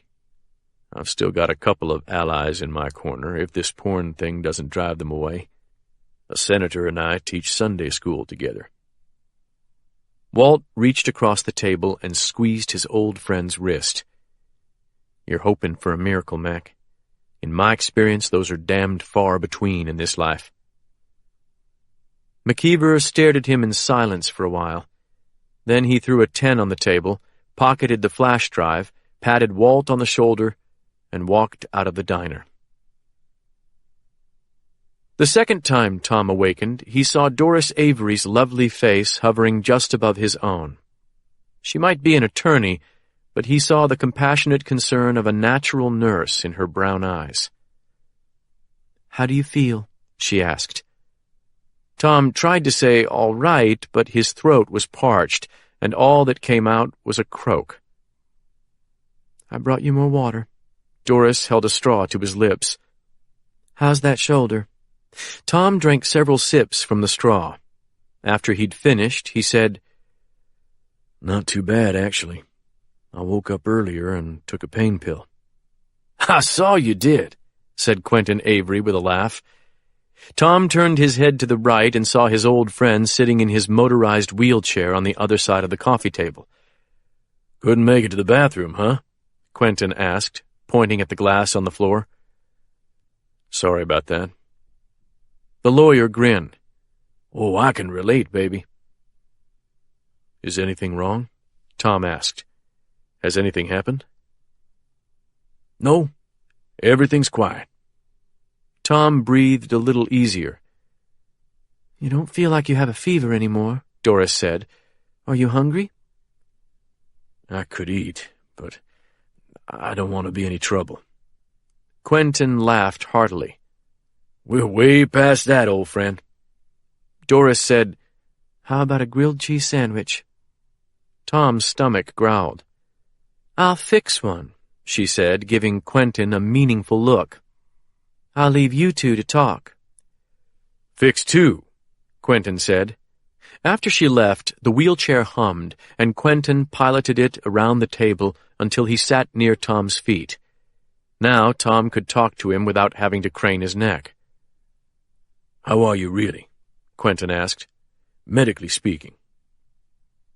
Very carefully, Tom tried to move each of his limbs. The pain was bad, but if he didn't have a fever, he was a lot better off than he could have been. "My heart's still beating. That's about the best I could hope for." "And the shoulder?" "Better than I have any right to expect." Quentin's eyes filled with concern. "No shit, man. How bad is it?" Tom forced himself to smile. "I'll be all right. After the Army, gunshots are something I know a lot about." "You're not a 20-year-old GI anymore." "A lot of grizzled old vets got hit in Korea. They made it." "Grizzled old vets of 35. This time Tom's smile was natural. "I treated indigenous Koreans, too. Plenty of old men survived having their legs blown off by landmines." "I'd still feel a lot better with you in a hospital." As Tom looked back at his old friend, he realized what was about to happen. "You're leaving, aren't you?" Quentin nodded slowly. "I've got a doctor's appointment in Jackson, but that's not the real reason. I read your future daughter-in-law's stories in the paper when I woke up. A man named Sonny Thornfield has made a statement that he saw you and Walt Garrity kill that Louisiana state trooper." That's a lie. He didn't see anything. That's good to know. But if the police come here and find you, I'll lose my law license even if I don't go to jail. And Doris could lose hers as well. I can't do you any good if I can't represent you in court, Tom. And if guns are what you need to protect you, I'm betting you know men a lot better with them than I am. I understand, Quentin. Let me finish. You're welcome to use my house as long as you need to. If Doris and I aren't here, no one can argue that we aided and abetted. My deepest wish is that you'd let me arrange a surrender to a district attorney or even a U.S. attorney. But you're not ready to do that, are you? Not yet, I'm afraid. All right, then. When you get ready to fight this case or plead the charges down to something manageable, you call me. I will. Doris's shoes clicked on the floor, and she brought in a plate with a hot cheese sandwich on it. She set the plate on the coffee table, then some iced tea beside it. Thank you, Tom said. Where's mine? Asked Quentin. You get a salad. Quentin groaned, but then he said, Doris put your car in our garage so nobody can see it from the air. And there's a laptop computer on the floor by your pea glass. We've got Wi-Fi in the house. You ought to be safe here for as long as you need to stay.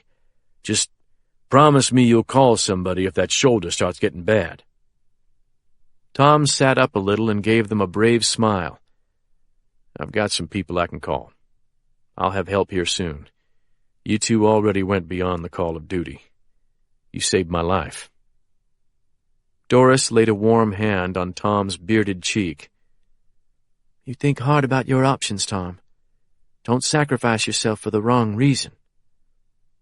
He didn't know what to say to that. Quentin reached out and squeezed Tom's foot beneath the quilt. I'll be thinking about you. And you think about me. I've still got one good murder trial in me. 2, if there's no other way. I'm counting on that. You two take care. With that, Quentin squeezed his foot once more, then whirred out of sight. Doris sighed, then stood up straight. Does your wife know where you are? No, but she knows I'm safe. I doubt she's resting easy. No, but it's her I'm doing this for, as much as anyone. Doris looked at Tom for a long time. Then she said, I hope I see you again soon, and in far better circumstances. Before he could reply, she turned and walked back into the kitchen. Tom listened until the back door closed. A minute later, the soft sound of an engine reached him. It grew louder for a few seconds, then faded fast. He was alone. His first thought was of Walt. His old friend had not acknowledged receiving the safe message, nor had he asked for information on Tom's exact location. That meant one of 3 things. Either he was busy, he did not trust his or Tom's current mobile phones, or he was dead. Tom prayed it was not the latter. If so, he would carry the burden of Walt's death for whatever remained of his days. Tom's next thought was for himself. If he didn't get help soon, he would die in Quentin's house. Above all, he needed a safe telephone, preferably several burn phones, and he had no hope of getting these himself. Second, he needed more nitroglycerin and antibiotics than Quentin had left on the table. His options were few. He could call Penn, but Penn would insist that he turn himself into the authorities, which was out of the question.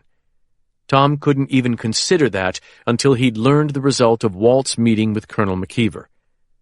Peggy would do anything he asked, of course, but he wasn't about to put her in further jeopardy. If he died or was killed while on the run, at least she would remain to represent their generation in the family. A primitive thought, he reflected, but that was what he felt. Drew Elliott had helped him once, but Tom had a feeling he'd stretched Drew's loyalty about as far as he dared. No, what he needed was unswerving loyalty. 100 patients came to mind, but Tom couldn't bring himself to put them in lethal danger. Once he faced that reality, only one person remained. Melba Price.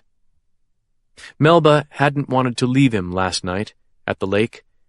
Thankfully, she had finally relented, or the confrontation with Knox's killers might have gone differently. Tom hated to ask more of her, but the grim truth was, Melba was single, her children were grown, and her loyalty was beyond question. Tom had only to close his eyes to remember what a wreck Melba had become when her husband left her for a younger woman. She'd drunk so steadily and suicidally, with various pills added to the mix, that she put even Tom's worst excesses to shame. But with Tom's intervention and help, she had survived. He didn't think of the present situation in terms of her repaying any debt. He simply knew that if asked, Melba would come. She was like Viola that way. Chapter 25. Waiting until Kaiser left the building had required almost heroic self-denial on Caitlin's part. Even after Jamie assured her that the FBI agent had gone, she ran to the back window and checked the back lot to make sure the black Crown Victoria was gone. Satisfied that it was, she'd hurried back to her office, locked her door, then climbed onto her chair to verify that Henry's 2 surviving journals were where she'd left them. Finding the moleskin safe, she took them down and laid them on her desk, then opened her top drawer and removed the manila envelope Henry's mother had brought her. No one else in the world knew these artifacts still existed, and that knowledge was intoxicating. While her heartbeat returned to normal, she put a pot of water on her cooking ring, knowing that tea would steady her nerves. As the water heated, she picked up Henry's most recent journal. The feel of its charred leather cover gave her a thrill of anticipation. She opened the moleskin and flipped through the dense handwritten notes and finely detailed sketches. After decades of patient investigation, Henry had spent the last month of his life rushing from revelation to revelation. The death of Pookie Wilson's mother, the appearance of a mysterious witness to the Norris bombing, and finally the confessions of Glenn Morehouse had given Henry potential keys to some of the most heinous unsolved murders in American history. Last night's events had brought a partial closure to some of those cases, but many mysteries remained. As footsteps passed back and forth beyond her door, she dropped a bag of green tea into her mug and settled in behind her desk. Then she took out the sheet labeled Elam Knox and began to read Henry's notes. The writing on this sheet was much clearer, which told her Henry must have written this shortly after seeing Kaiser before the sniper's bullet grazed his head. I always knew that Abbott's redacted 302 contained something important, but I never could have imagined what it was. According to John Kaiser, Jason Abbott told a lot of lies about Forrest Knox in his effort to incriminate him, but Kaiser believes that some of what he said was true. Abbott told his FBI interviewers that in 1966, Frank and Snake Knox murdered their father Elam at the Bone Tree. Abbott said Elam had died a particularly brutal death even by the standards of the Double Eagles. As for the motive, all he knew was that Elam had been killed for betraying his family. But Elam Knox's death was held up as an example of how far the Knoxes would go to avenge treason. According to Abbott, the old man's bones were left among all the others at the Bone Tree as a perpetual warning to would-be traitors. Kaiser believes that Elam Knox was murdered by his sons, but he's not convinced that he died at the Bone Tree. Like Dwight Stone, Kaiser doubts that the Bone Tree exists. He thinks it more likely that the term refers to a man-made cross or torture post in the Lussahatchee Swamp, or even a torture house that many FBI agents were told about in the 1960s. Kaiser told me that anecdotal evidence suggests Elam Knox was not only a violently abusive man, but also a sexual predator. He was the kind of itinerant preacher who seduced women in every town where he ever set up his revival tent. Many of his paramours were underage, and if rumor could be believed, not all were female. Both his sons were often in trouble for violent offenses, some sexual in nature. Kaiser theorized that Elam might have crossed some sexual or moral line that Frank would not tolerate and was punished for it. But I'm not so quick to believe this. I always heard that Elam was a bad-tempered drunk, and it might be that he simply passed on information that ended up hurting the family or the Double Eagles. Kaiser also believes that a cache of trophies of Double Eagle violence exists somewhere, such as the military tattoos cut from Jimmy Revels and Luther Davis. After hearing my summary of Morehouse's revelations, he thinks that cache might be at Valhalla, in Lussahatchee County. Of course, I told Kaiser nothing about Morehouse verifying the existence of the Bone Tree, or his assertion that some sensational historical artifact might be hidden there. On balance, I believe the Bone Tree exists. At the very least, the bones of Jimmy and Pookie and Joe Lewis probably lie there. As for Frank Knox's insurance against Carlos Marcello, I won't know that until I find the tree myself. I asked Morehouse about Elam on the phone Monday afternoon, but he refused to say anything. I could tell he was holding something back, and I suppose now I know why. The truth would have opened Snake Knox to a murder charge, and not for just any murder, but patricide. Caitlin licked her lips and set the stationery to one side. Then she picked up Henry's Bone Tree journal and opened it with almost reverent care. Reading these moleskins was like being given the key to a hidden library, one in which the secret histories of Natchez and Concordia Parish had been recorded by a monk working in fanatical solitude. And out of all the tales Henry had meticulously documented, none had lodged in her mind like that of the huge, hollow, centuries-old cypress hidden in a swamp near Athens Point, Mississippi. According to Henry's research, the mysterious Tree of Bones dated to pre-Columbian times, when the mound-building Natchez Indians were said to have traveled south to conduct rituals beneath a great cypress in a swamp that lay to the east of the Father of Waters, between two natural clearings that would later become the towns of Woodville and Athens Point. In that swamp, said the Indians, dying deer and panthers had chosen certain hollow trees in which to spend their final hours, over time creating and sanctifying bone trees. One particularly large specimen had been woven into several area legends, from that of pirate Jean Lafitte in the early 1800s to Al Capone's bootlegging operation in the 1920s, which had flourished up and down the Mississippi River. While Henry was skeptical about these likely apocryphal stories, he'd clearly believed reports that Confederate raiders operating in the area in 1862 to 1863 had used the Lussahatchee Swamp as a haven to escape pursuing Union troops. Those raiders had reportedly hanged at least 3 local Yankee collaborators from what one officer had called the Bone Tree in his diary. Lieutenant Richard Wadsworth, CSA, had noted that slave hunters punished runaways beneath the same tree, which slaves called the chain tree, by whipping, maiming, or worse. Henry had also established a Ku Klux Klan connection to the Bone Tree. According to Special Agent Dwight Stone, one Klan informant had spoken of African Americans being hunted for sport in the Lussahatchee Swamp, those hunts ending in castration or murder beneath the tree itself. In 1964, Stone and a team of FBI agents had searched the swamp for 3 days with boats and dogs, but had found nothing. At that time, Agent Stone had concluded that the term Bone Tree referred to a man-made cross that the Klan had constructed for torture purposes, and not to an actual tree. Caitlin realized that the archetypal image of a sacrificial tree would be irresistible to rumor-mongers, but she couldn't escape the feeling that some of the stories must be based in fact.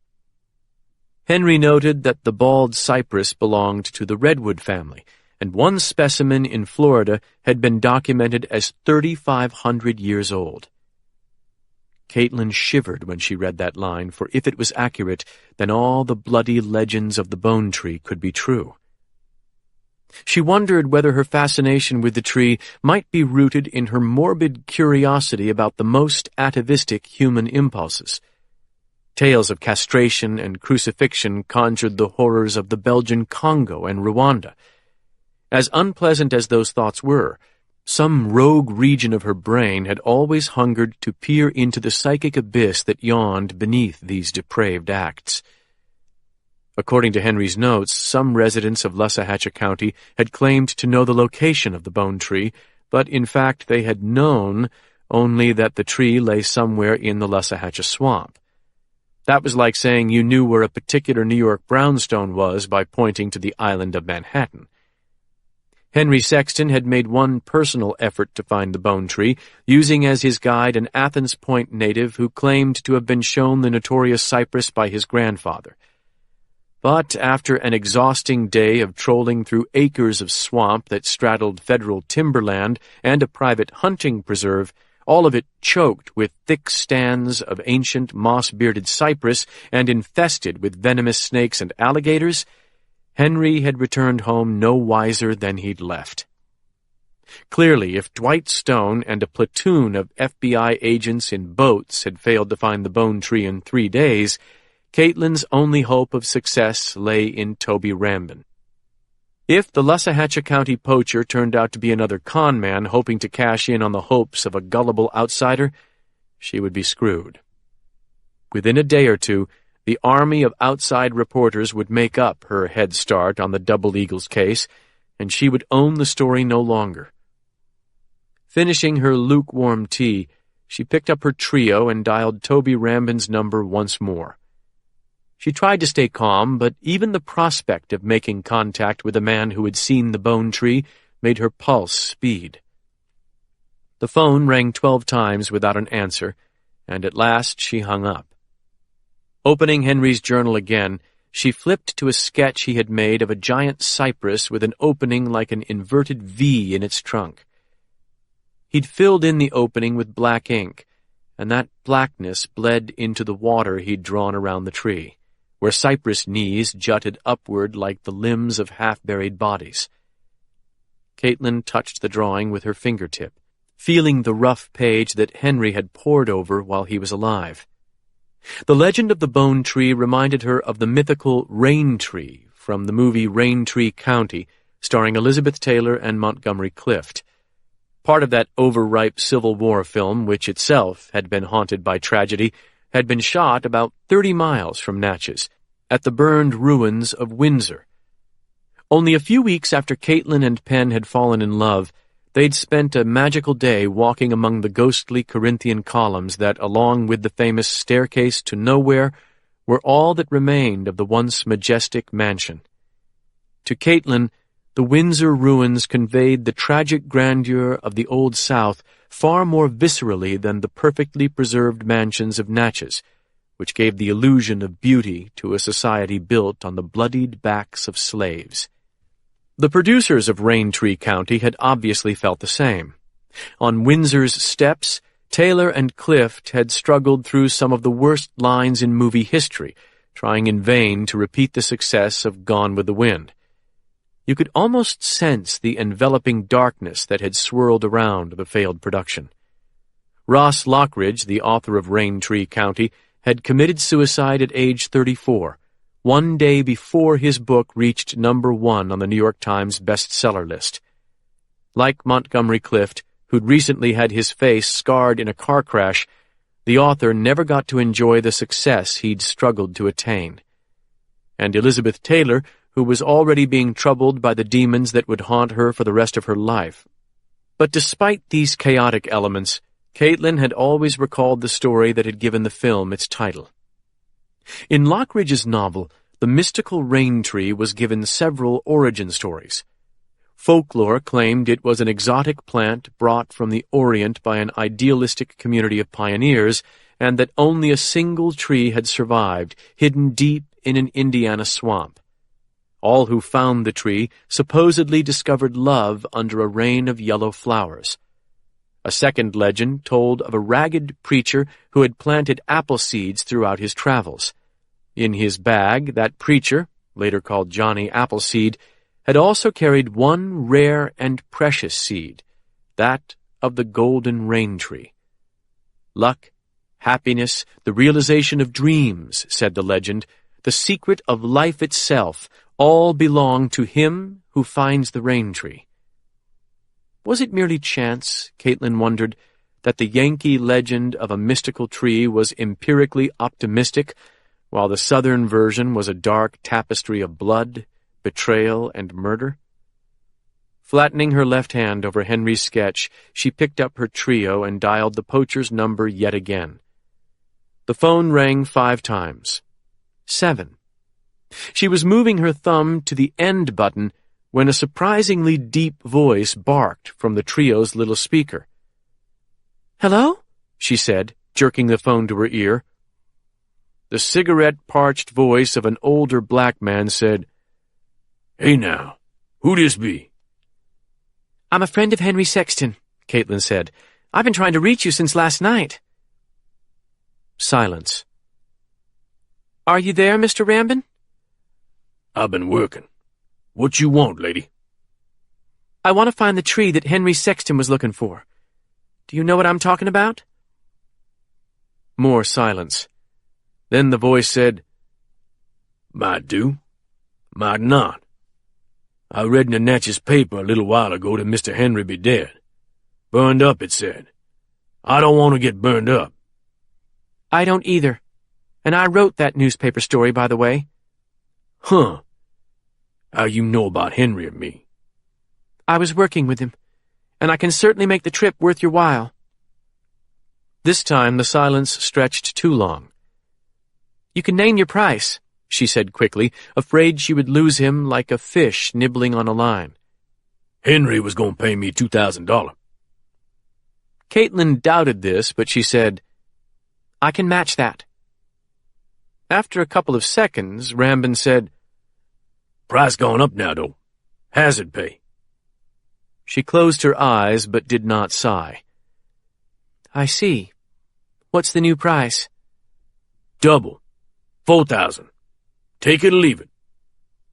After what seemed a suitable interval, which she hoped would mask the fact that she would pay $40,000 to find the bone tree, she said, "4,000 it is, but I want to go this afternoon." "No way, lady. I got work this afternoon. Can't get loose. Plus, I gotta make sure the coast is clear. We'll go tomorrow morning. After that, I'm clearing out. Too dangerous round here. Getting like the old days again." The idea of waiting a full day galled her, but Caitlin sensed that upping her offer wouldn't persuade Rambin to change his mind. "You know what tree I'm talking about, right? Are you positive you know where it is?" A harsh squawk of a laugh came through the phone. "Lady, there ain't nothing I don't know about this old swamp. I was birthed on the edge of it and lived just about every day in it. You just bring your money, here?" "Where?" she asked quickly. "Ain't but one decent road leads down to the swamp from a state road. There's others, but you'd never find them." "I'll be there. Is 8 a.m. all right?" 6:30, Rambin said. "And bring cash. I don't take no damn bank check." "I will." "What's your name?" Rambin asked. "Caitlin Masters." The old poacher took his time with this. "I see it right here in the paper," he said finally. "All right, then. You wear a red bandana around your neck. You see a rusted old school bus, you'll know you're going the right way. Park where the road ends. If I feel like you're on the level, I'll let you see me. And no police. You hear?" "I'll be there," Caitlin promised. "Without police." Rambin clicked off without another word.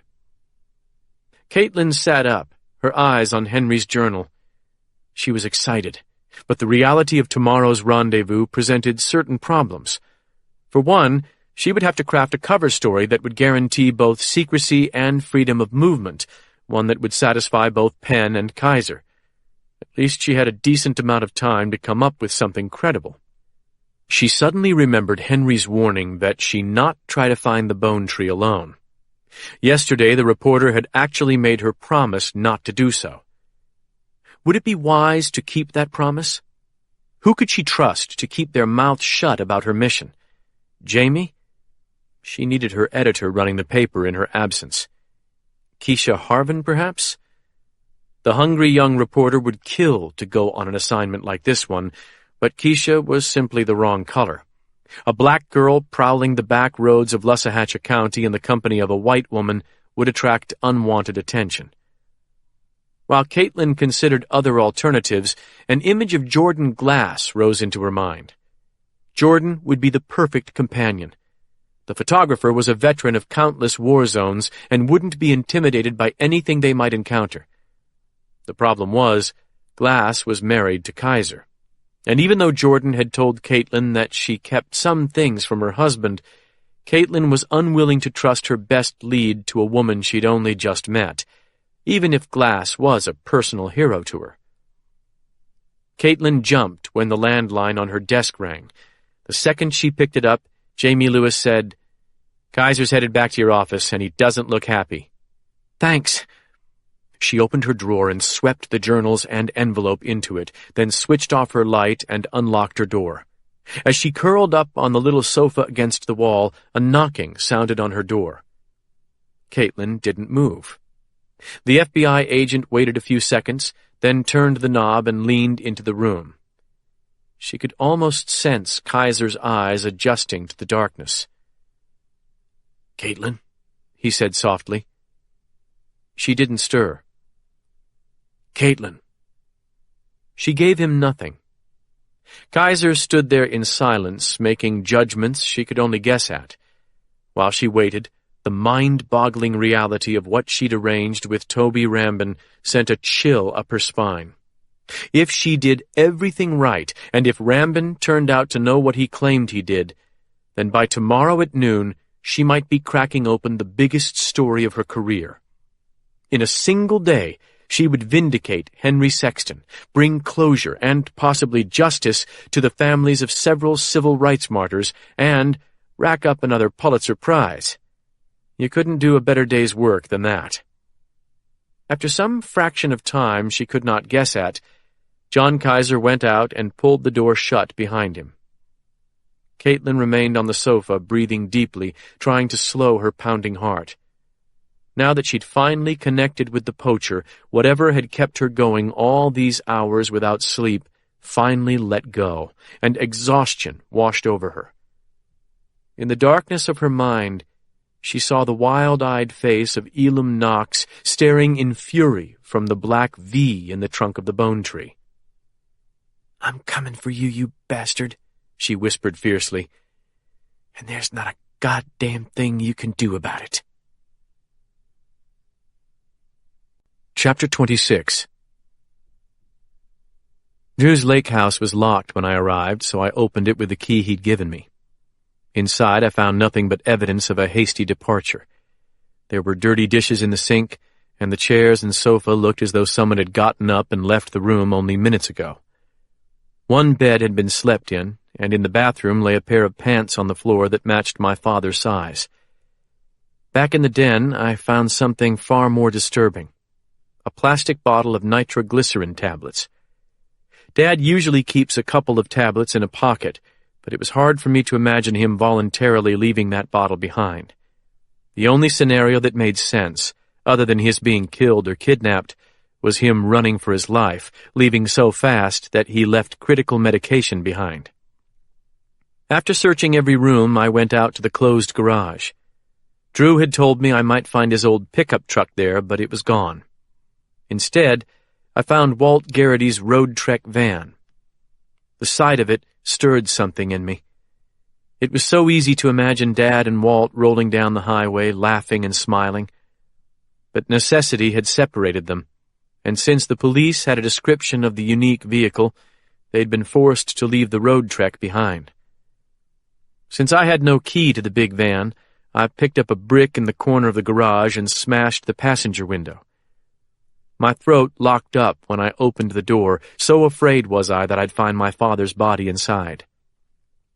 But I found only clothes, a couple of cash cell phones, and quite a bit of high-tech gear that Walt must have brought from Texas.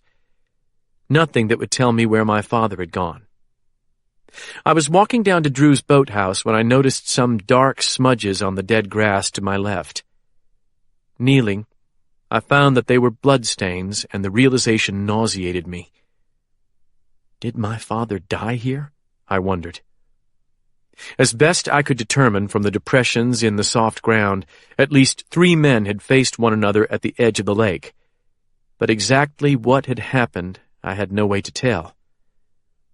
Unable to find any other clues, I screwed up my courage and opened Drew's boathouse again, expecting to find Dad inside. But again, I found no sign of him. No less afraid, I walked the 40 yards out to the end of Drew's pier and gazed desolately over the lake. Here I have stood for 20 minutes, watching the wind ruffle the black water and trying to get my mind around all that has happened since Shad Johnson called me Monday morning. One of the hardest things to accept is that a friend as close as Drew Elliott would lie to me in such a situation. Could he not see that Dad stopped making sound decisions long ago? The most bizarre development, though, is John Kaiser's sudden obsession with the JFK assassination and his belief that Dad might somehow be involved. I can accept that my father probably knew Carlos Marcello, as Kaiser claimed the surveillance photo he showed me proves. After all, my mother verified it last night, or at least that Dad had treated Marcello in the Orleans Parish prison, and Marcello was grateful for whatever Dad had done for him. But that's a long way from my father knowing anything about a presidential assassination. Still, Kaiser's stubborn persistence tells me he's not going to let the subject drop. And if Dwight Stone is really flying in from Colorado to talk to me about it, then they must know a lot that I don't. That, or else both men have crossed the line into conspiracy psychosis. I remember the day John Kennedy died. It's one of my earliest memories. I was sitting on a white vinyl sofa beside my mother, watching our black and white TV. My sister was at school, but because I was only 3.5, I still spent my days with Mom while Dad worked at his new job in Natchez. I didn't really understand that, of course. In my mind, we were still living on the Missouri Army base where he'd been stationed after returning from Germany. I don't remember the assassination announcement on TV, but I do remember my mother suddenly getting more upset than I'd ever seen her, hugging me and sobbing, then frantically trying to reach my father by telephone. We'd recently returned from West Germany, and my parents were acutely aware of the dangers of the Cold War. My sister was crying when she got home, and that evening she and I sat on the floor while Mom and Dad watched the news and spoke in hushed tones. It was only much later that I truly understood what had happened in Dallas, but the emotional crux of it sank into me right then.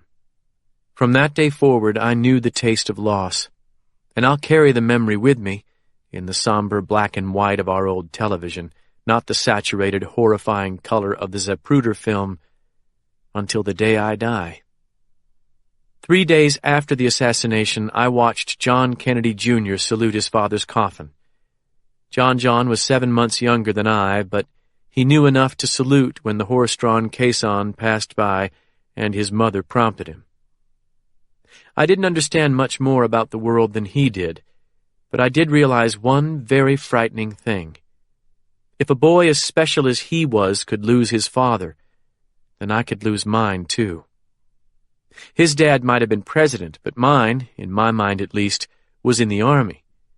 I couldn't know then that my father had already survived the greatest dangers he was ever likely to face in Korea. But time and fate change all things. Now, 42 years after JFK died, Dad is running for his life. And in a twist almost beyond understanding, a senior agent of the FBI believes that he may know the truth behind John Kennedy's death. Is it possible? I wonder.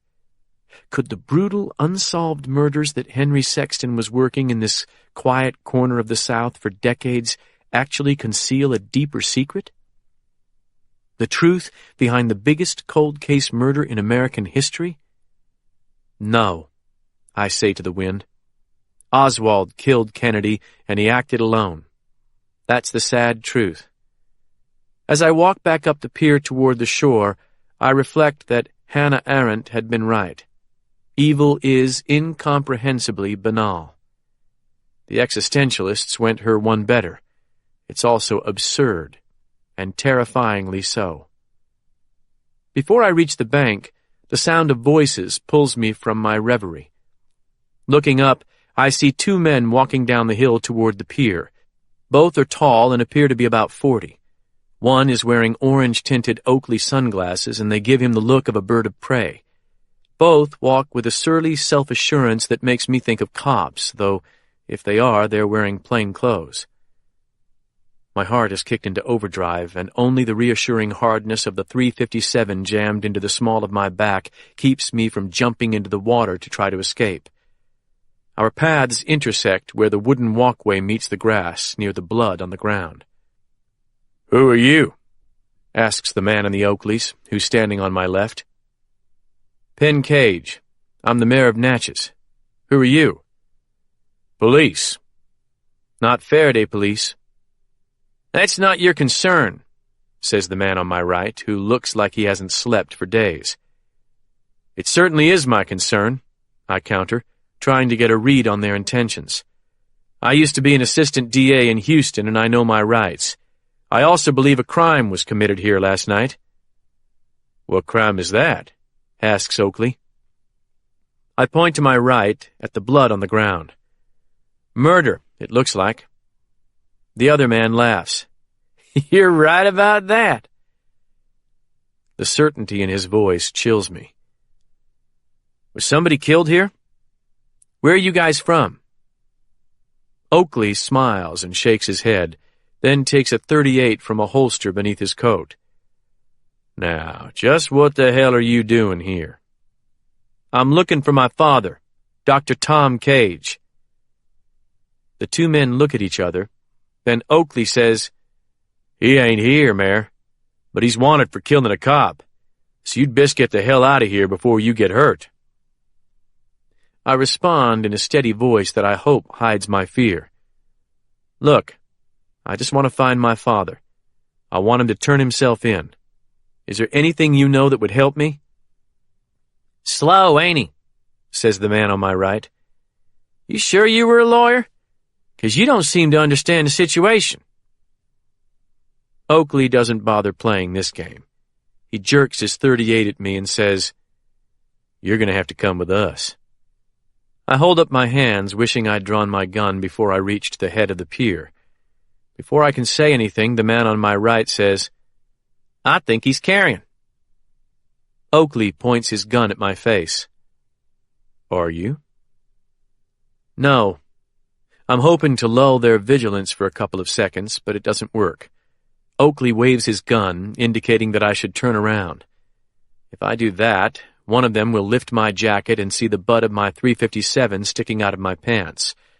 But I have no choice. I'm about to turn when the rumble of a heavy engine rolls down the hill from the house. When I look up, I see a white pickup driving about 30 miles per hour down the slope toward the pier. Clearly confused, Oakley's first instinct is to conceal his weapon, which tells me he's probably not a cop. The two men back into the pier as the truck barrels toward us, and while they do, I draw my pistol and hold it along my leg. "Who the fuck is that?" yells Oakley. Before his partner can answer, the brakes screech, the truck slides to a stop, and Lincoln Turner leaps out of the driver's seat, a sawed-off shotgun in his big hands. He loses no time pointing the gaping barrel at the man nearest him, which is Oakley. "Throw down your guns, motherfuckers!" The two men look at each other, then one pistol hits the boards of the pier. "Kick it in the water," Lincoln tells me. I do. "Yours too, shithead," Lincoln barks, jabbing his shotgun at Oakley. Oakley's pistol hits the pier, and I kick it into the water as well. "Check their ankles." Oakley is wearing an ankle holster with a .25 automatic in it. I draw that and pocket it, then take out the men's wallets. In short order, I learn that they are police officers, both from Monroe, Louisiana. Oakley's last name is Kennard, and his buddy's is Grimsby. "They're city cops from Monroe," I say, walking over to Lincoln's side and facing the men. "Who sent you here?" Neither answers. Forrest Knox, right? The flicker of surprise in Kennard's eyes tells me I'm right. Turning to his partner, I say, "You know what happened last night. You were here, weren't you?" Grimsby's eyes keep flicking to Lincoln's shotgun. "Who the fuck is this?" he asks. No friend of yours, Lincoln bellows. Although you probably figured that when you saw my color. Dad was here last night, I tell Lincoln. I think this asshole was too. We need to know what he knows. Lincoln steps forward and cracks Grimsby across the jaw with the barrel of his shotgun. The man staggers but manages to hold his feet, blood dribbling from his mouth. Rage brews in his eyes, but Lincoln just laughs and says, "You cops ain't used to that kind of treatment, are you? That's how the other half lives." "You're a dead man," says the cop in the sunglasses. Lincoln's half-smile vanishes and he steps up to Kennard. The man flinches when Lincoln raises his hand, but instead of hitting him, Lincoln yanks off the Oakley sunglasses and crushes them in his hand. "I'll tell you boys right now, there ain't no percentage in staying quiet. Next man who refuses to answer a question gets his jaw broke." Kennard shakes his head, but I can tell Grimsby is afraid. "What happened here last night?" I repeat.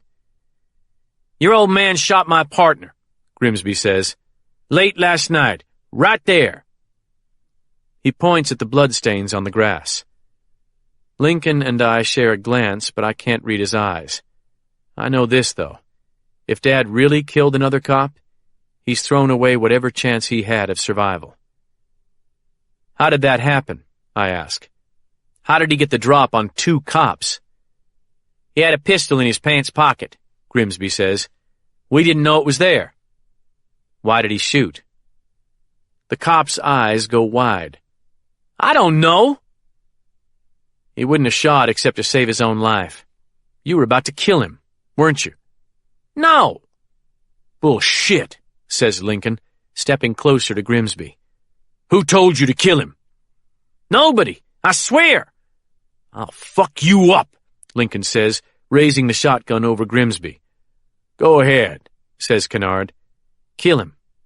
You'll be doing him a favor compared to what would happen if he tells you what you want to know."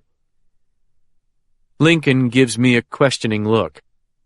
Taking out my cell phone, I start looking for John Kaiser's number. "Who you calling?"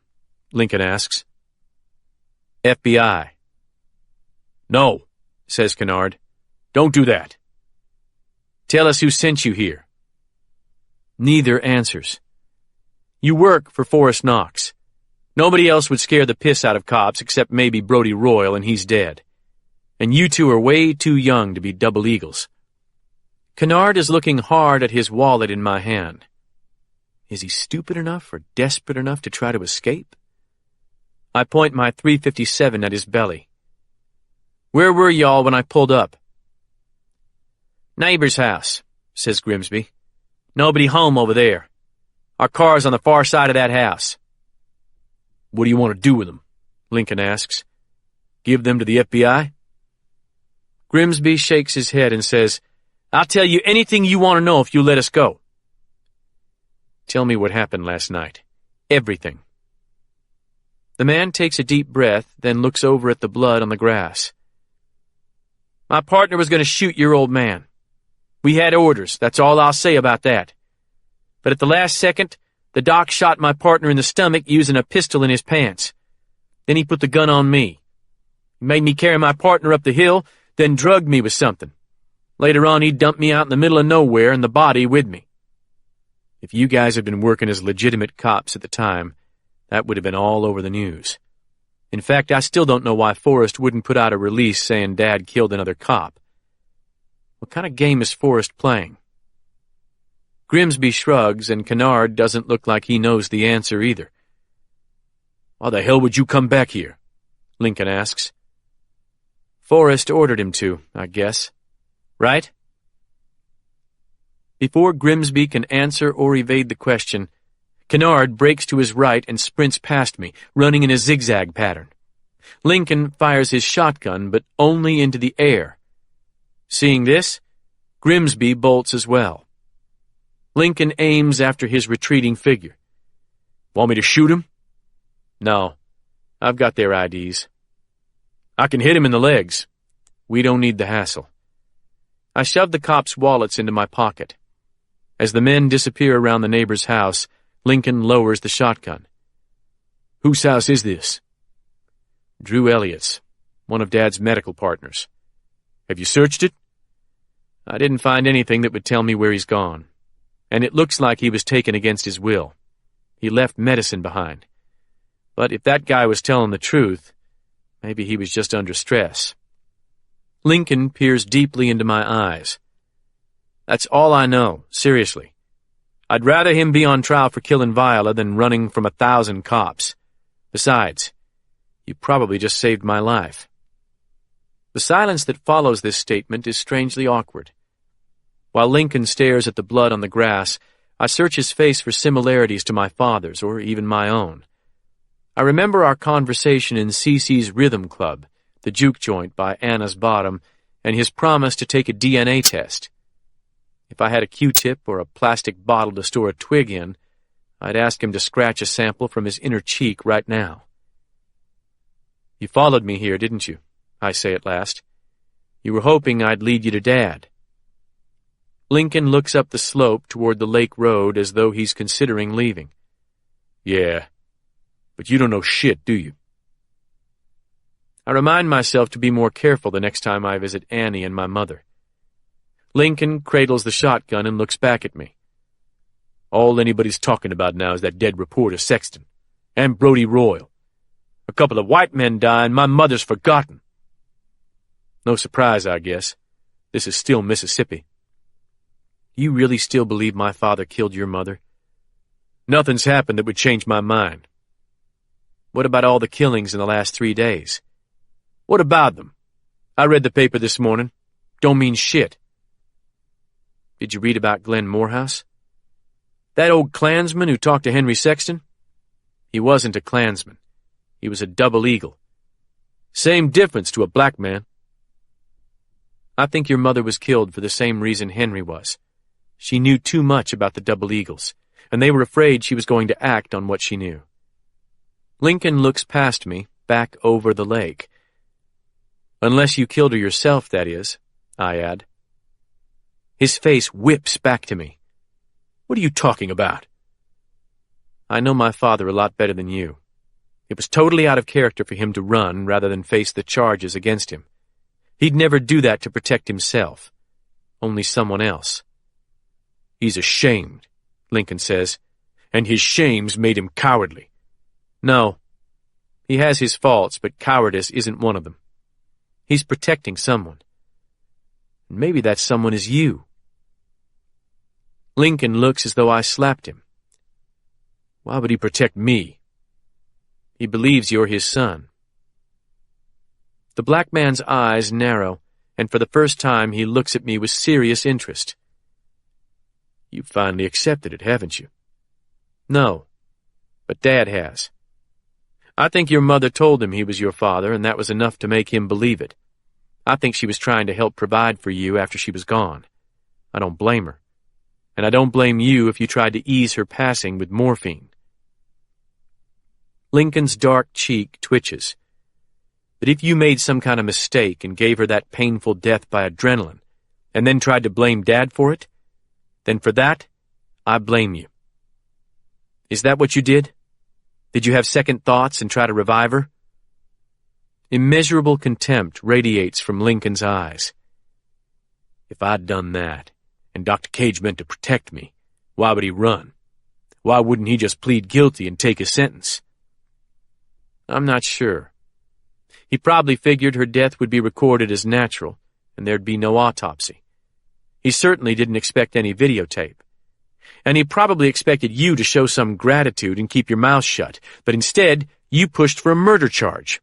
And Dad knows that both the Double Eagles and the Adams County Sheriff would like to see him dead. I don't think he was ready to die in a jail cell.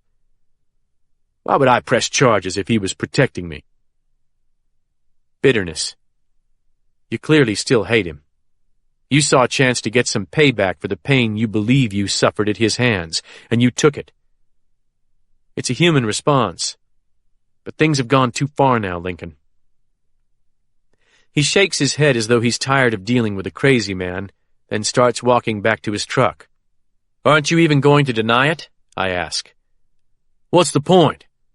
Even after everything that's happened, you can't admit to yourself that he might have killed my mother. You haven't given me any facts. Lincoln shrugs and gets into his truck. The truth will out, my brother, sooner or later. I'll see you round. The big engine roars. Lincoln backs up, and then the white pickup climbs the slope and turns onto the lake road. The rumbling drone lasts half a minute and then fades to silence. Standing alone by the stained grass and the water, I wonder if it's remotely possible that Lincoln Turner and I have the same blood flowing through our veins. It doesn't seem so, and yet it's become clear over the past few days that the history I've believed was mine wasn't nearly the whole story.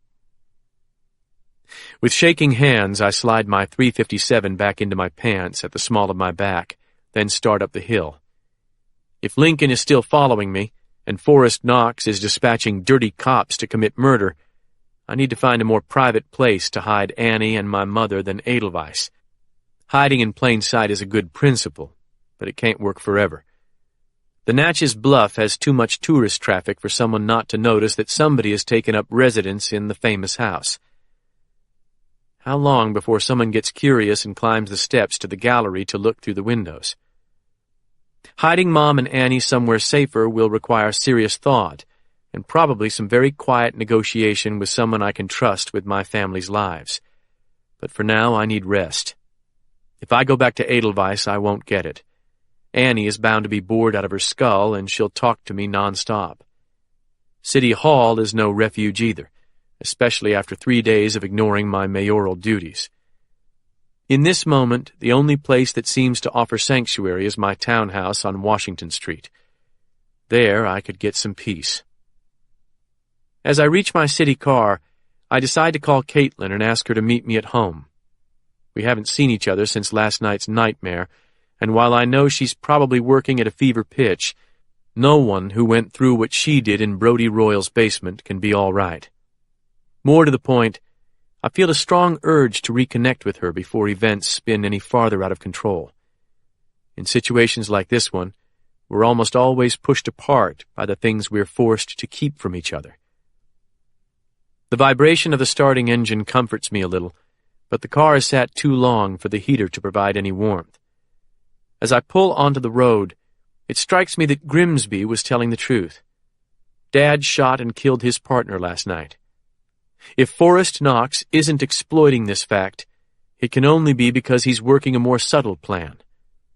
In my present state of ignorance, I have little chance of guessing what that might be.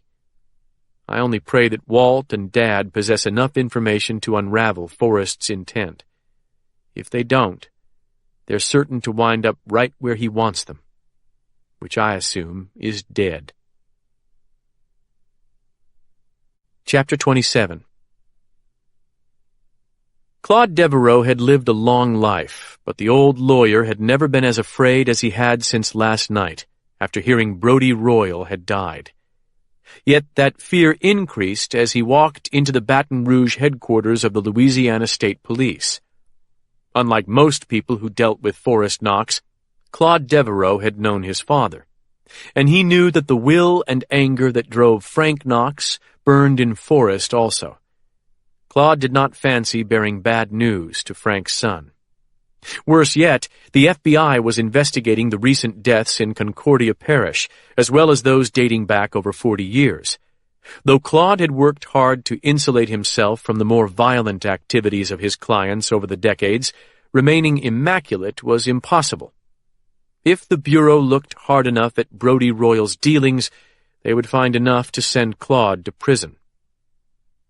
Claude was shown into the office by Forrest's Redbone acolyte, a fairly recent recruit who made Claude's skin crawl.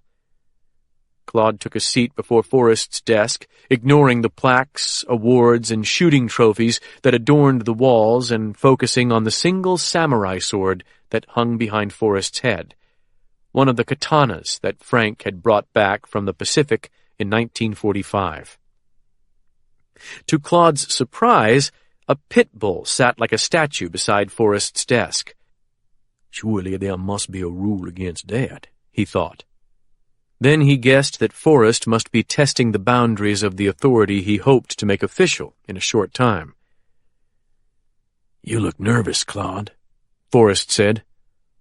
"Oh, I am." "Because Brody was killed? Surely you expected that, as reckless as he's been lately." Claude glanced over his shoulder. The Redbone had taken up a station beside the office door like a second attack dog. "In all honesty, it's a relief he's gone, though I'll miss the fees. I didn't think he'd go as far as he did last night. Kidnapping Penn Cage was suicidal. But that's not why I'm nervous." "What is it, then?" "I'd rather discuss that in private. I have some news."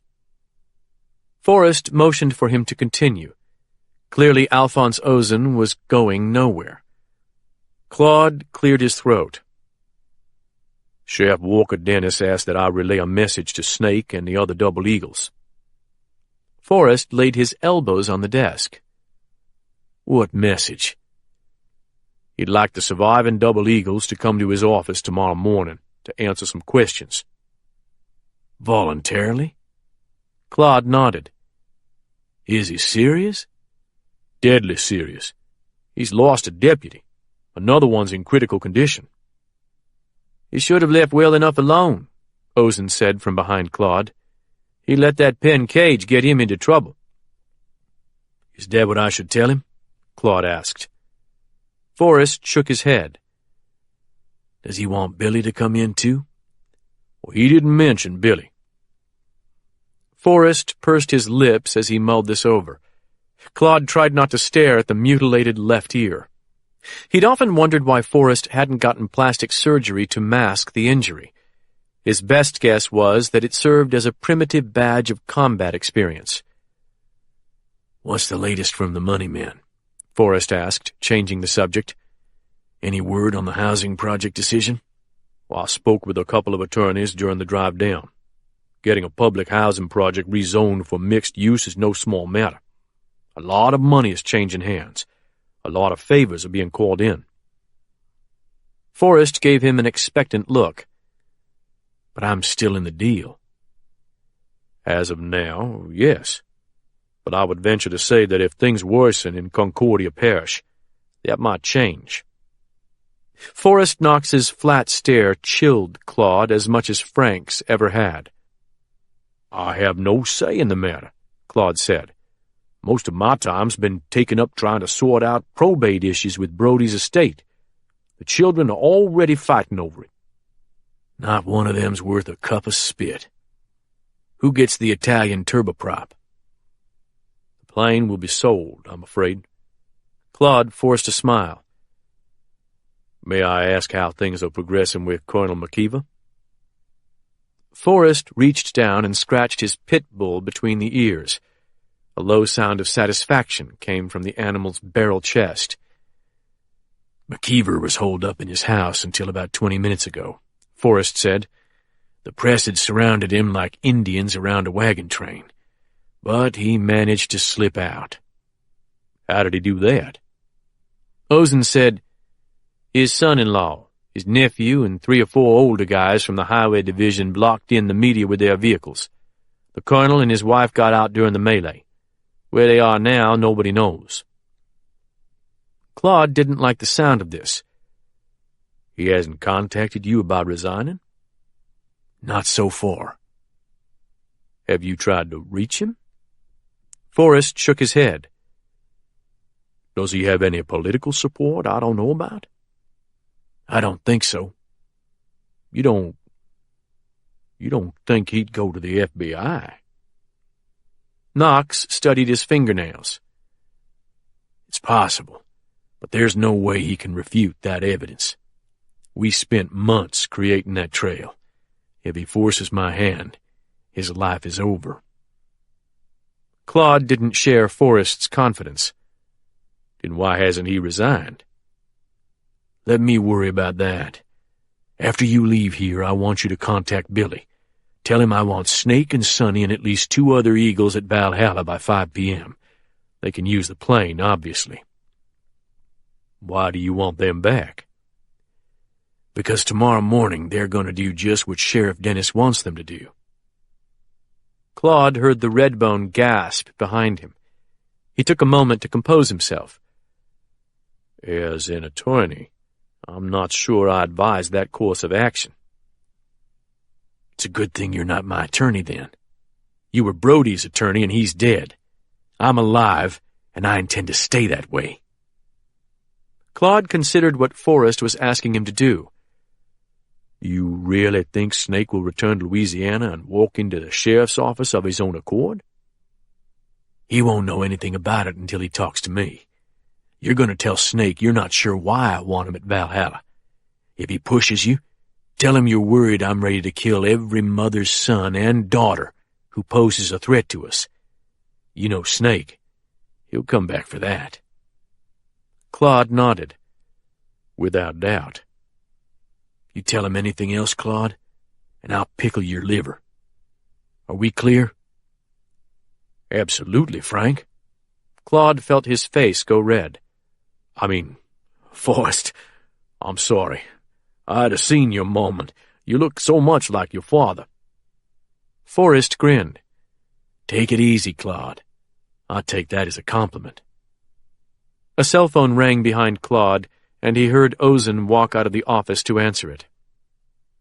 Just tell me one thing, he said to Forrest, taking advantage of the sudden privacy. What do you hope to gain by sending Snake and the others into the lion's den? Time, of course. Meanwhile, I'm going to cut a deal to keep the people who could hurt me quiet. With whom? Claude asked. Who has the power to keep those people quiet? An almost serene expression came over Forrest's face. Thomas Cage, M.D. Claude sat silently for several seconds. Then he said, I see. Yes, I believe I do see. That makes me feel a little better. I suppose you'll blame as much as you can on Brody and Regan. Forrest inclined his head. You have any problem with that? Claude sighed. Not as long as you keep me out of it. I may have to leave the country in any case. Brody kept too many mementos around. Just like Snake and the rest. I've kept a couple myself, to tell the truth. But Brody seemed especially careless about it. That's actually what's making me nervous, Claude said quickly, glancing back at the closed door. I think the FBI has the rifles from Brody's basement. The special rifles. You know the ones I mean. Dallas and Memphis? Claude nodded. How many people did Brody show those rifles to over the years, Claude? Almost none. There was a panel over that display case whenever guests were there. Exactly. Brody was like the guy who pays an art thief to steal a Rembrandt for him, knowing he can never sell it. He was content to stand in front of that case and say to himself, I helped change the history of this country. That may be, but the Bureau has whatever remains of them now. So what? Forrest said, flicking his hands. Those rifles won't tell them anything that can hurt us. Do you think Carlos Marcello ran this state for 30 years by being stupid? No, but... Claude trailed off as Forrest got up and walked around behind him. He felt the younger man's powerful hands on his shoulders, then his neck. I don't like nervous men, Claude. Nervous men make bad decisions. I only wanted to make sure you were aware of the rifle problem. Forrest clicked his tongue twice, and the pit bull growled ominously. I'm not worried about that, Claude. But tell me this. Was there anything in Brody's house I should be worried about? Claude tried to look up, but with his neck in Forrest's grip, he couldn't manage it. Not that I know of. But in all honesty, I think we both should be ready to leave the country on short notice, just in case.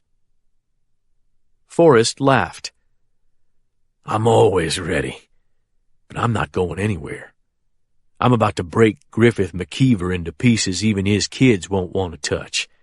Then I'm going to shut down the mess in Concordia Parish. You tell the money men in New Orleans to batten down the hatches for 2 or 3 days. With luck, I'll cut a deal with Dr. Cage and there'll be no more casualties. But if there does have to be more bloodshed, I've got that covered too. No mud or blood will touch the Mardi Gras Kings. Okay? Claude nodded as vigorously as he could. At that moment, Alphonse Ozen came back into the office. I just got a call from Grimsby. Penn Cage showed up at the Elliott Lake House, poking around. Grimsby and his partner were trying to find out if he knew where his daddy was when a big nigger in a white truck pulled up with a sawed-off shotgun and ran him off. Forrest dropped his hands from Claude's neck and walked back to his desk. He was nearly to his chair when he kicked it across the room. The pit bull sprang away, startled into confusion. A big jig in a white truck, Forrest muttered. That sounds like Lincoln Turner to me. Yep, Ozen agreed. What the hell is he doing protecting the son of the man he wants to send to death row? I got no idea, boss. Forrest sat down on the desk and began tapping out a rhythm on his knee. Claude, you do just what I told you, except you tell Billy I want him to fly over with his daddy. Got it? Claude nodded, impressed by the decisiveness in that voice. Forrest Knox truly was his father reincarnated. Alphonse, I'm going to leak the rest of the story on McKeever. Claude cocked his head, curious as to what this might mean. Forrest smiled. We've got a couple of male prostitutes who'll swear under oath that Colonel McKeever paid them for sex on multiple occasions. They're both underage and all the dates match up. Nobody can give old Griff an alibi. While Claude stared open-mouthed, Forrest clapped his hands and stood. Okay, everybody knows what to do. I expect Snake and the boys at Valhalla by 5. If Snake gets ornery, tell him he can bring his sniper rifle. That'll give the old bastard a hard-on. By the time they touch down, he'll think he's in a Charles Bronson movie. Claude couldn't help but chuckle. Forrest knew his uncle well. May I go? Forrest gave him a sidelong glance, then an easy smile. Sure, Claude. Just don't go too far. Claude cleared his throat. Meaning? Don't leave the country. If I call, you come. Are we clear? Devereaux nodded, then shook the younger man's hand and hurried out of the office as though urgent business awaited elsewhere. Truth be told, he had tickets for a Virgin Atlantic flight leaving New York tonight, but he wasn't about to use them now. If he disobeyed Forrest Knox's edict, no country could provide him sanctuary. Melba Price pulled into the parking lot of a Walgreens drugstore, got out, and walked inside to the rack of Natchez examiners near the cash registers. Half an hour earlier, the office receptionist had told her that a caller identifying himself as the husband of Doris Avance, an old patient of Dr. Cage's, was asking for her. Melba had never heard of any such patient, but the first name, combined with the Ave that began the surname, was enough to make her expect to hear Quentin Avery's voice when she picked up the phone. Once she got on the line, though, she quickly recognized the voice of Jack Cage, Tom's younger brother from California. Pretending to be Fred Avance, Jack gave her a list of drugs and other items that his wife needed, and asked if there was any way Melba could drop them by Doris's house that afternoon. He knew that was asking a lot, he said, since their house was near Fayette, but Doris really needed the medicine. With a shiver, Melba realized that Tom must be hiding at Quentin Avery's house in nearby Jefferson County. She told Jack that she was sorry Doris was hurting and promised to get the medicine to her as soon as possible. During the next 20 minutes, Melba had bagged several bottles of drugs from the sample room, then told Dr. Elliott that exhaustion and stress had overcome her. She needed to go home and lie down. Once Drew released her, she'd headed for the Walgreens to get the newspaper. Tom had not put this on his list. She'd made this stop to check whether she could spot anyone following her. As she paid for the newspaper, Melba recalled her promise to call Penn if Tom contacted her again. But she had no intention of doing that. Personal loyalty meant more to Melba than any abstract concept of right and wrong, and Tom would have to do more than he'd been accused of thus far to make her abandon him. Standing a few feet back from the glass doors, Melba scanned the parking lot for familiar cars. Then she looked across the bypass towards St. Catherine's Hospital. She realized then that she'd chosen her location poorly. This section of town had some of the heaviest traffic in the city. After taking a deep breath, she walked back out to her car, started the engine, and set off for the Walmart 2 miles away. The cash cell phones were the most important item on the list, Jack Cage had told her, as important as the drugs. Melba hoped she would find Quentin Avery with Tom when she finally reached his home.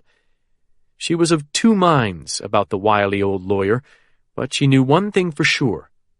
No attorney in the country stood a better chance of keeping Tom out of jail. As she drove north, Melba kept her eyes on her rear-view mirror. Chapter 28. Caitlin's car is parked outside Washington Street when I arrive. When I unlock the front door, I find her standing on the other side wearing a smile like a hastily painted door on a storm-damaged house. The circles beneath her eyes are so dark that her makeup can't mask them, and the Band-Aid on her left cheek reminds me of the painful burn beneath it. Without a word, I pull her to me. She's stiff at first, but after a few seconds, her muscles give way and she sags against me. She feels so light that I know she must have been skipping meals for days, as she does whenever she's immersed in a story.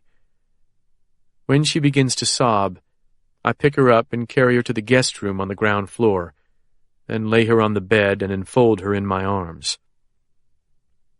We hold each other in silence for several minutes, and I lose myself in the smell of her dark hair in my face. After she quiets down, she asks if I have had any word of my father. I tell her about Drew and Melba lying for Dad last night, and Caitlin doesn't seem at all surprised. She guesses at least a few hundred people would be willing to lie for him, and that the odds of us or the Double Eagles finding him and Walt are almost zero. I'm not nearly so sure, but I don't argue the point with her. I tell her about my trip to the lake, the face-off with the Monroe cops, their story of Dad's gunfight, and my rescue by Lincoln. She listens closely but says little, her mind recording every word with the mechanical dispassion she often shows when she's working. She does ask if my mother and Annie are adequately protected. I tell her they are, and that I plan to move them somewhere safer still as soon as I can arrange it. Caitlin doesn't ask where they are or where I mean to take them, and I know why. If she were to be taken during the next few days, she wouldn't be able to tell anyone where they are. To lighten the atmosphere, she describes a morning confrontation with Billy Byrd, then updates me on the FBI's progress in reconstructing Henry's files.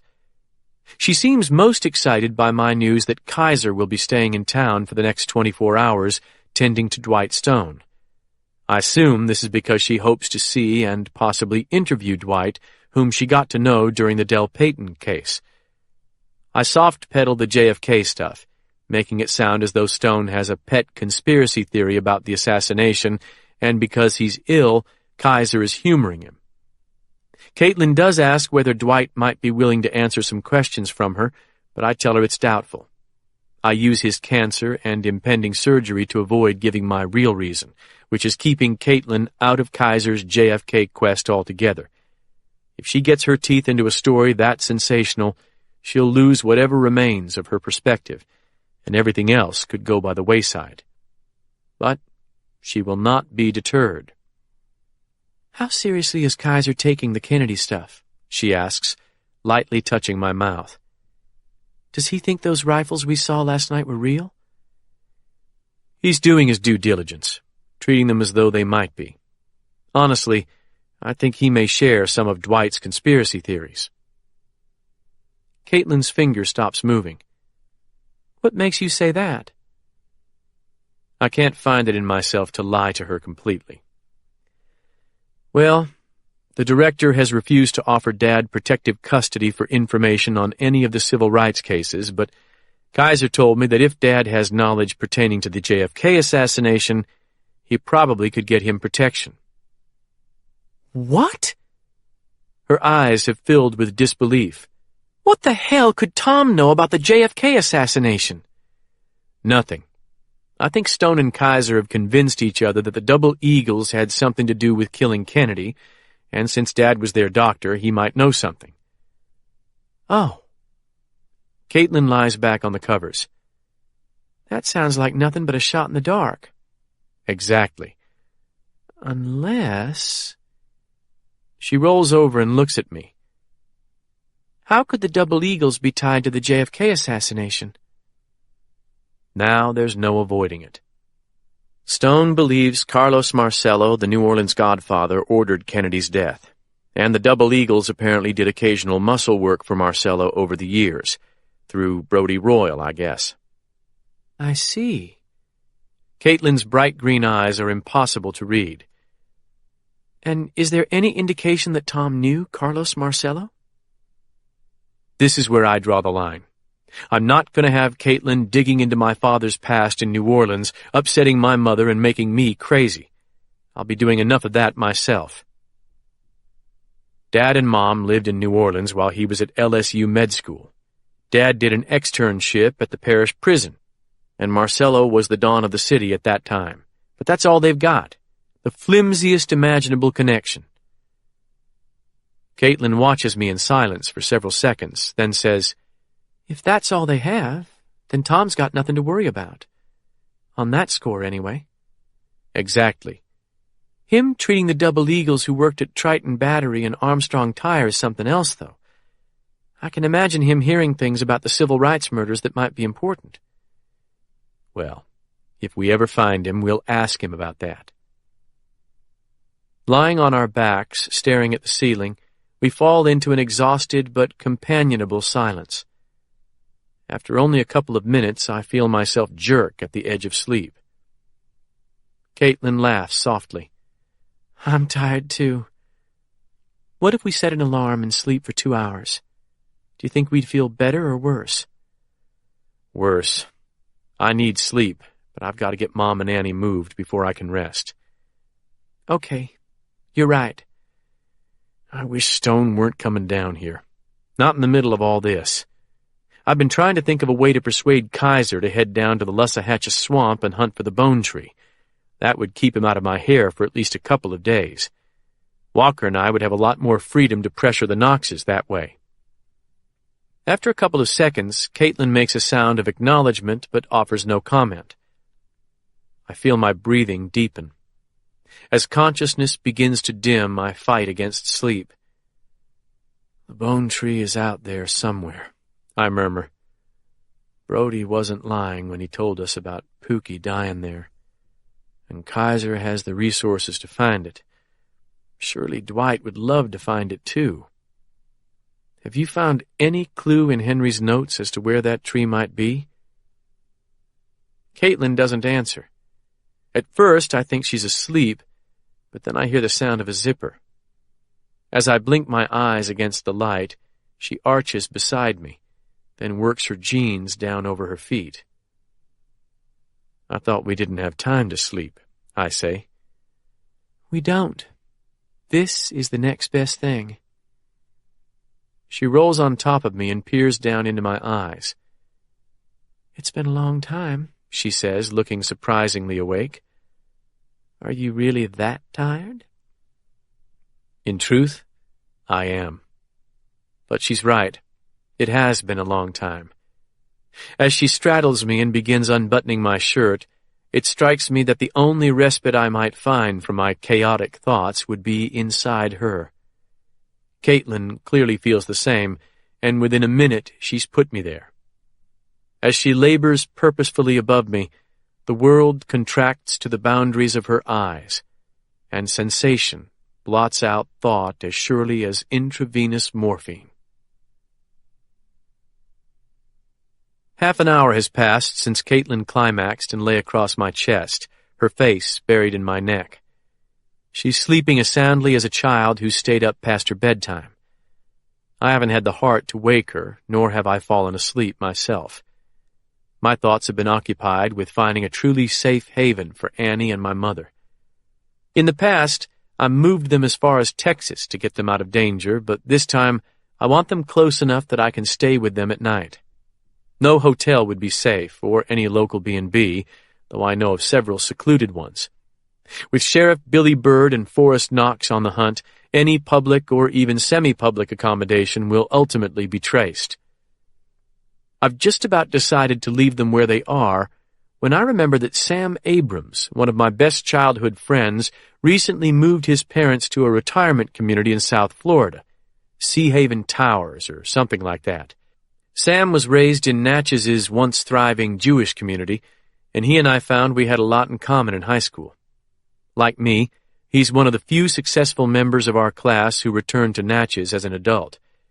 Sam has helped me during difficult times before, and most important, he makes the cut for what I call my foxhole friends, guys I'd trust with my life no matter what the circumstance.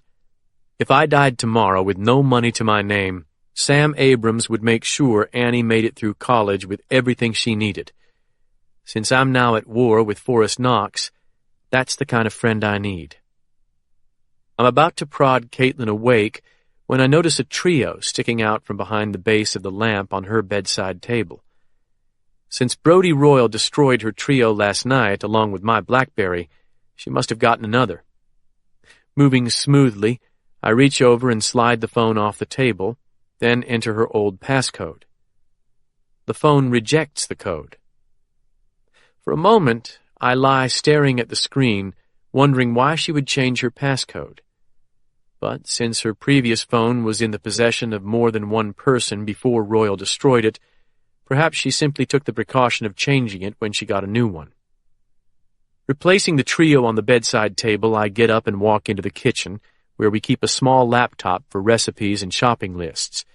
The sweat on my skin evaporates quickly, chilling me enough to make me shiver.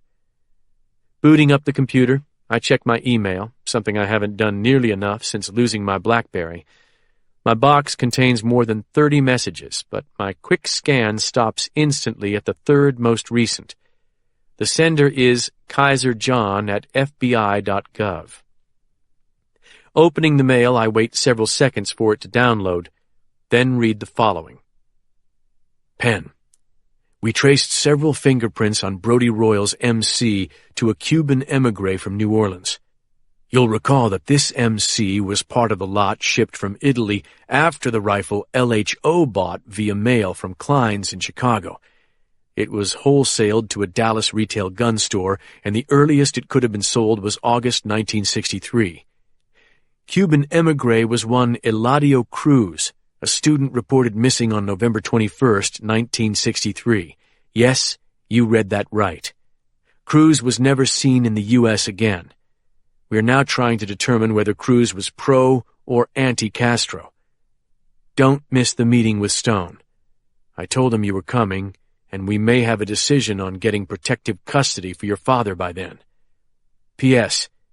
Keep your eyes open and stay indoors when possible. Caitlin, too. Snake Knox could shoot you both from 600 yards, maybe more, and we can't be positive he's in Texas. His flying skill gives him a lot of mobility. Kaiser's mention of Caitlin makes me wonder if he knows I'm with her now. Is there an FBI agent outside my house giving Kaiser regular reports? Or possibly a static surveillance camera? Right now, I don't really care, but I don't want to be followed all afternoon. Kaiser's warning about the danger from the Double Eagles only strengthens my resolve to hide Annie and my mother somewhere safer. As soon as Caitlin and I separate, I'm going to call Sam Abrams and try to arrange a move. Rereading Kaiser's email, I wonder why he bothered to code anything when the overall meaning of the message is so clear. Maybe he was in a hurry. MC obviously refers to the Mannlicher Carcano, and LHO is Lee Harvey Oswald. The 6-month separation between the sale of the two rifles must have miffed Kaiser, but the fact that Cruz went missing one day before the Kennedy assassination would have more than made up for that. That the Carcano was purchased by a Cuban student living in New Orleans is doubly provocative. First, because New Orleans was the private preserve of Carlos Marcello, and second, it throws Cuba into sharp focus in relation to the assassination. The answer to whether Eladio Cruz was pro or anti-Castro will push Kaiser's theory either toward or away from Fidel Castro in Russia. Away from Castro would mean toward the Cuban exiles who landed in the Bay of Pigs and their CIA and mafia backers. John Kaiser and Dwight Stone's working group must be salivating over this possibility. I'm suddenly more sure than ever that I don't want to open this can of worms with Caitlin.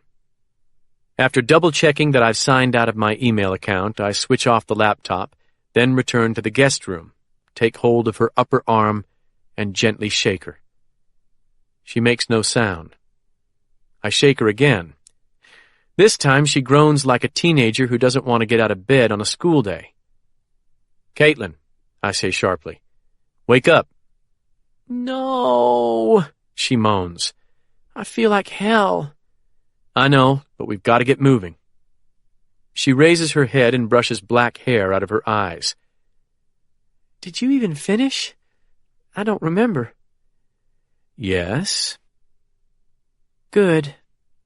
She smiles lazily. "For half a second there, I felt guilty."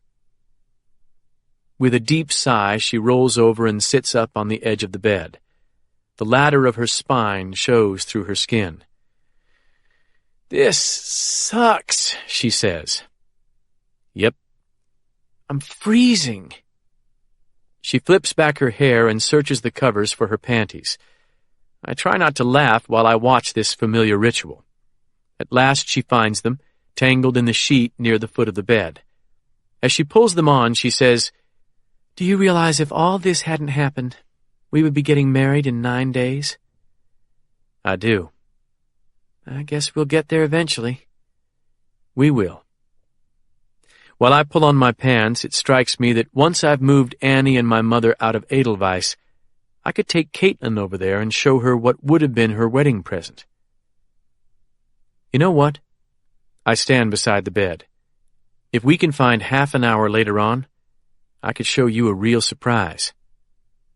She pauses with her bra halfway on and stares at me with narrowed eyes. What kind of surprise? I realize I'm grinning stupidly at her. A one-of-a-kind surprise. She looks suspicious for several seconds, but then she seems to intuit that I won't reveal my secret no matter how hard she presses me. I'll see what I can do. Call me after 8 or so? Before sundown would be better. She draws back her head, once again mistrustful. What did you do? You'll see. Before sunset is tough. There's too much going on and too much competition in town. Plus, we already stayed here too long. My fault, I know. Are you sure it can't be later than that? I guess later's okay, but it won't be as good. She sighs and snaps her bra, then begins hunting her shoes. Later we'll have to do.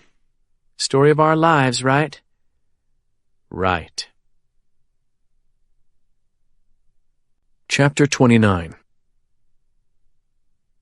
Walt Garrity paused behind a large oak tree and stared up a hill at the Valhalla hunting lodge. He'd been working his way through the forest of Lussahatchee County for nearly 90 minutes, and he was winded. He'd cut his way through the game fence a mile south of the main gate, then taken a circuitous path along the hunting camp to avoid the wildlife cameras he saw mounted on pine trees at regular intervals. He could still see the gate in his mind, an enormous wrought iron thing set between stone pillars. A brass sign on one of the pillars read, Valhalla Exotic Hunting Reserve. Absolutely no trespassing. Nailed to a tree to the right of the gate was a smaller wooden sign with letters burned into it. Those letters read, Fort Knox. Beyond the gate, an asphalt road led deep into the forest. Walt had given the road a wide berth, but during his hike into the hunting camp, he'd crossed several logging roads that led nowhere, food plots for game, and always the cameras affixed to trees with plastic flex cuffs. When the lodge appeared through the trees, he approached it with extreme caution. Though the GPS tracker in Drew's truck had told him Forrest was back at State Police headquarters in Baton Rouge, there might be anything from a gang of double eagles to a full complement of visiting hunters staying at the camp. As Walt neared the big building, the hum of a central heating unit reached his ears. He paused behind a large thorn bush and watched for another 5 minutes, then made a careful circuit of the house. Its rustic appearance was merely an illusion. The rough-hewn timber building was served by both power lines and a massive backup generator, while the telephone wires, satellite dishes, and various antennas made it look more like an army outpost than a hunting camp. Walt saw no vehicles, which encouraged him. Then, to his amazement, he saw that a sliding glass door on a deck at the side of the lodge was standing partly open. Taking a Browning 9mm from the holster at the small of his back, he moved quickly up to the door and scanned the interior. The great room of Valhalla looked as he'd expected. Dozens of stuffed animal heads adorned the walls, many of them of African origin. Some appeared to be threatened or endangered species. A full-grown mountain gorilla stood in one corner as though pondering a charge toward the center of the room. A staircase led up to a broad landing on the second floor. Following his instincts, Walt slipped inside, bypassed the stairs, and moved along one wall to a cypress door at the far end of the room. Near the door, he noticed a display of weapons on the wall. Most prominent in the rack were 4 katanas, samurai swords, that appeared to be antiques. To the right of the rack hung the framed photographs McKeever had told him about early that morning. A Japanese officer with 2 Caucasian heads hanging from his belt, brandishing a samurai sword, and beside it, Sergeant Frank Knox beheading the same officer, who knelt like a slave at his feet. Walt suspected that one of the swords on the wall was the one from the photos, but he didn't waste time finding out. Beyond the door, Walt found an office containing an antique desk that might have belonged to Teddy Roosevelt. The room's appointments also seemed to fit that era, but what dominated the room was a massive feral hog stuffed and mounted on a polished stand against the wall opposite the desk. Walt had hoped to find filing cabinets or even a safe, but he saw nothing like that. Taking a seat in the black leather chair behind the desk, he quickly went through the drawers. He found little. Some ledgers pertaining to Billy Knox's legitimate business interests, particularly a television program about hunting. A messy drawer filled with pens and office supplies, a bottle of wild turkey bourbon, a few tins of Skoal, and a box of Cuban cigars. There was also a letter from Jimmy Buffett's management company expressing doubt that their artist could perform for a private birthday party in Mississippi regardless of the fee. Walt was about to get up and start working his way through the rest of the lodge when he noticed that a rectangular section of the floor beneath him was lighter than the rest. Standing, he looked down, trying to work out why this was so. It appeared that the hardwood around the rectangle had been darkened by sunlight, while the rectangle had escaped this aging, as though a rug had covered it for a long period. As he stared, Walt realized that the rectangle was exactly the size of the base upon which the big razorback had been mounted, which now stood on the opposite side of the office. Kneeling, Walt found a small hole in one plank that went right through the floor. The hole was smaller than his little finger. He searched the desk again until he found what he hoped for, a metal rod with a hook on one end. Inserting this hook in the hole, he lifted a concealed trap door about 2 by 3 feet wide. His heart began to pound when he saw what lay beneath. 2 heavy floor safes with combination locks set in their faces. He was gauging his chances of breaking into those safes when the rumble of a low-flying airplane sounded over the lodge. After 20 seconds, it faded. then returned, though at diminished volume. Walt's heartbeat had just about returned to normal when he heard the whoop-whoop-whoop of a helicopter approaching. This was a different engine. The rotor-driven craft flew directly over the lodge, then hovered and began to land in the clearing outside. With no time to flee the building, Walt dropped the trapdoor, replaced the hook in the desk, and ran for the staircase in the great room. The last thing Billy Knox wanted to do while Concordia Parish was turning into a redneck version of Fallujah was return to Louisiana, especially in the company of his father. But since his cousin had sent the invitation, remaining in Texas wasn't an option. At Forrest's command, Snake had flown Billy and Sonny over in the Barren, while 3 more Double Eagles had set out from Toledo Bend by car and would arrive in 5 hours or so. Snake had spent most of the flight offering theories for why his bullet hadn't killed Henry Sexton at Mercy Hospital, all of which amounted to detailed but pathetic excuses. Only Claude Devereaux's hint that Forrest planned to retaliate for the morning's drug busts by killing Penn Cage and his girlfriend had brightened Snake's mood. He was furious that newspaper whore had written a story claiming he'd murdered and mutilated Pookie Wilson in 1964. That Snake was, in fact, guilty of the crime seemed not to matter to him. But Billy had learned long ago not to demand reason from his father. While Snake went on and on, Billy had simply put on his headphones and listened to Steve Earle for the remainder of the flight. Forrest's Redbone enforcer had met them down at the landing strip in an SUV, then ferried them up to the lodge. Now they trooped into the great room like GIs summoned to a pre-mission briefing. Billy had never served in the military, but everybody else had, and there was no mistaking the martial air of this meeting. Snake made quite a thing of laying his rifle case on the coffee table as though it held some ceremonial weapon about to be consecrated. Forrest straddled a heavy wooden chair at the center of the room, facing the sofas and club chairs.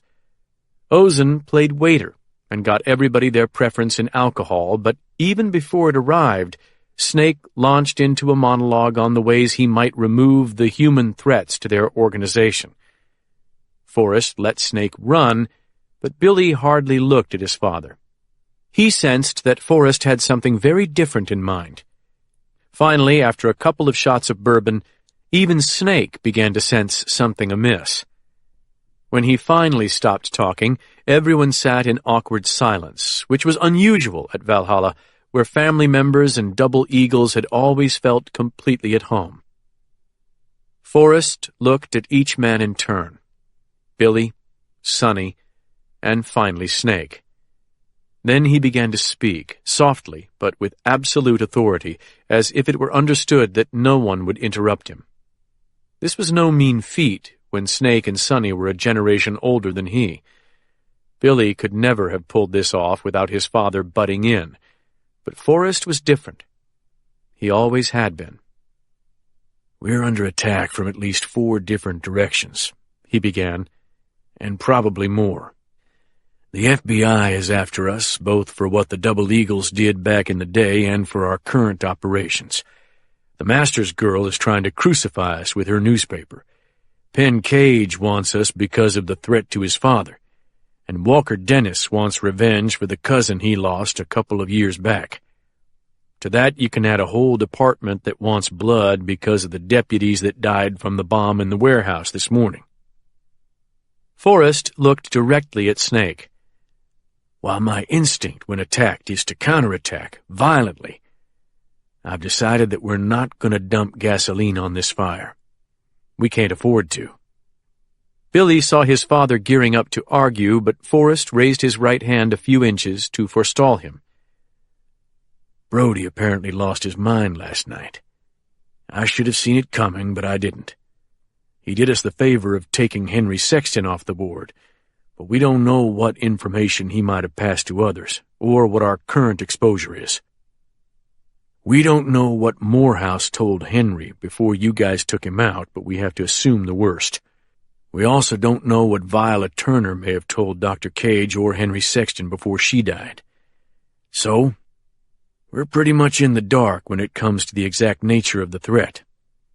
The body count is already unacceptably high. Even if we suspend operations and nobody gets killed, it'll be weeks before the FBI pulls out of the parish. And that is what we are going to do. I've already given the orders to my people, and you guys will do the same. Snake's face had gone red, but to Billy's amazement, he didn't rush to fill the vacuum of Forrest's first pause. The fact that what's been in the paper is focused on the 1960s is encouraging, Forrest went on, because proving any of those crimes in court would be virtually impossible, especially with all the witnesses dead. One of you guys would have to turn state's evidence for them to get a conviction, and I assume that will not happen. You're goddamn right it won't, Snake vowed. Forrest acknowledged his fury with a nod. But that doesn't mean we're in the clear. This morning's busts will allow Dennis to put a lot of pressure on your mules, cookers, etc. Forrest looked at Billy. What do you think our exposure is from those people? 0 to minimal, Billy said. He'd been thinking about this all morning. Hardly any of them can hurt us, and we're holding wives or kids of the few who could. They won't talk. Good. Make sure our men in the CPSO reinforce that. If one man tries to cut a deal, mamas and babies start dying. Just the fact that we have people on the inside will scare the hell out of them. For the first time, Snake nodded in satisfaction. Probably at the coldness in Forrest's voice, Billy thought. As for the bigger picture, Forrest continued, we're going to play it very cool. There'll be a lot of moving parts to my response. First, I've called up the black team. They'll start arriving here today. If anybody needs to be threatened or hit in the short term, they'll handle it. The Bureau has no idea who they are as opposed to you guys. Second, I need time. First, to get McKeever out of his job. But there are other reasons, too. Forrest flexed his fists and looked around the room. To that end, you guys are going to have to do something you won't want to do, but we have no choice. Snake's eyes had narrowed in suspicion. Sheriff Walker Dennis has asked that you guys and 6 other Eagles come into the CPSO tomorrow for voluntary questioning. Billy's stomach flipped over. Snake looked like he was about to bust a gut, but still he waited to hear what was coming. Sonny Thornfield was obviously terrified. Why me? Billy asked hoarsely. Not you, Forrest said. I misspoke there. Billy nearly fell out of his chair with relief. At 7 tomorrow, Forrest said, Snake, Sonny, and the other named Eagles are going to do exactly that. To my knowledge, Dennis has no plans to arrest you. This amounts to harassment, plain and simple, but you're going to put up with it, because I need the time. When Snake finally blew his top, it was like a storm being unleashed from above. He could cuss more in 60 seconds than any man Billy had ever seen. Forrest simply sat there and took it, like a man waiting for a tornado to pass. Sonny looked like he might collapse from the strain at any moment, but at last, like even the most violent of hurricanes, Snake blew himself out. Forrest waited a bit, then said calmly, There's no risk of arrest, Uncle Snake. 0. For you, Snake snapped. That goddamn Masters girl already accused me of murder in the newspaper. Forrest actually chuckled at this. Yeah, well, you've been bragging in bars that you killed Martin Luther King. Did you think that shit was never going to come back on you? This is different. You're goddamn right it is. Forrest's eyes looked like lasers burning into Snake's face. Snake looked at the broad plank floor. What are you going to be doing while all this is going down? I'm glad you asked, Uncle. I'm going to be cutting a deal to make all this trouble go away. Who with? That you don't need to know. Not right now. Nobody does. Bullshit, we don't. Snake said, looking around for support. "If you think I'm going to walk into the sheriff's office without knowing—" "I do think that," Forrest said with icy calm, "because it's your only option. Do anything else, and you look guilty. Kill the mayor, or the master's girl, or God forbid John Kaiser, and we'll have an army of federal agents in here for a year. They'll be like that posse in the Butch Cassidy movie. They'll hound us until we're dead. So you and your old buddies are going to walk into the CPSO like you have nothing to hide." "No goddamn way," Snake muttered. "That's suicide." When Forrest laughed again, Snake looked apoplectic. "I'll tell you what," Forrest said. "I was going to keep this a surprise, but to ease your mind, Uncle, I'll give you a little heads up. 10 minutes after you walk into the sheriff's office tomorrow, Walker Dennis won't be the sheriff anymore." Snake's mouth fell open. "What do you mean? Is the black team going to kill him?" "That's none of your concern. All you need to know is that by the time you walk in there tomorrow, Walker Dennis will have ceased to be a factor in our situation." "Who will be the sheriff then?" Forrest grinned. "A friendly face." Billy drank off his whiskey, leaned forward, and waited for his cousin to lay out the plan. He expected a classic Forrest Knox gambit, ballsy as hell, yet as intricately choreographed as a ballet. But Forrest said nothing. He had no intention of telling them anything. Billy expected his father to raise hell, but after staring at Forrest's face for nearly a minute, Snake settled back in his chair with a malevolent smile. It was as though Forrest had cast a spell over him. "So," Forrest concluded, "we're all clear? Tomorrow you walk in there for questioning?" Snake laughed. "I reckon so, nephew. I reckon so." "Good. Now I want to discuss a couple things with Billy. We're going to take a walk down to check the food plots." Billy started to get up, but Snake said, "Hold up 1 minute. I heard you changed your orders on Tom Cage. No more shoot to kill, they say."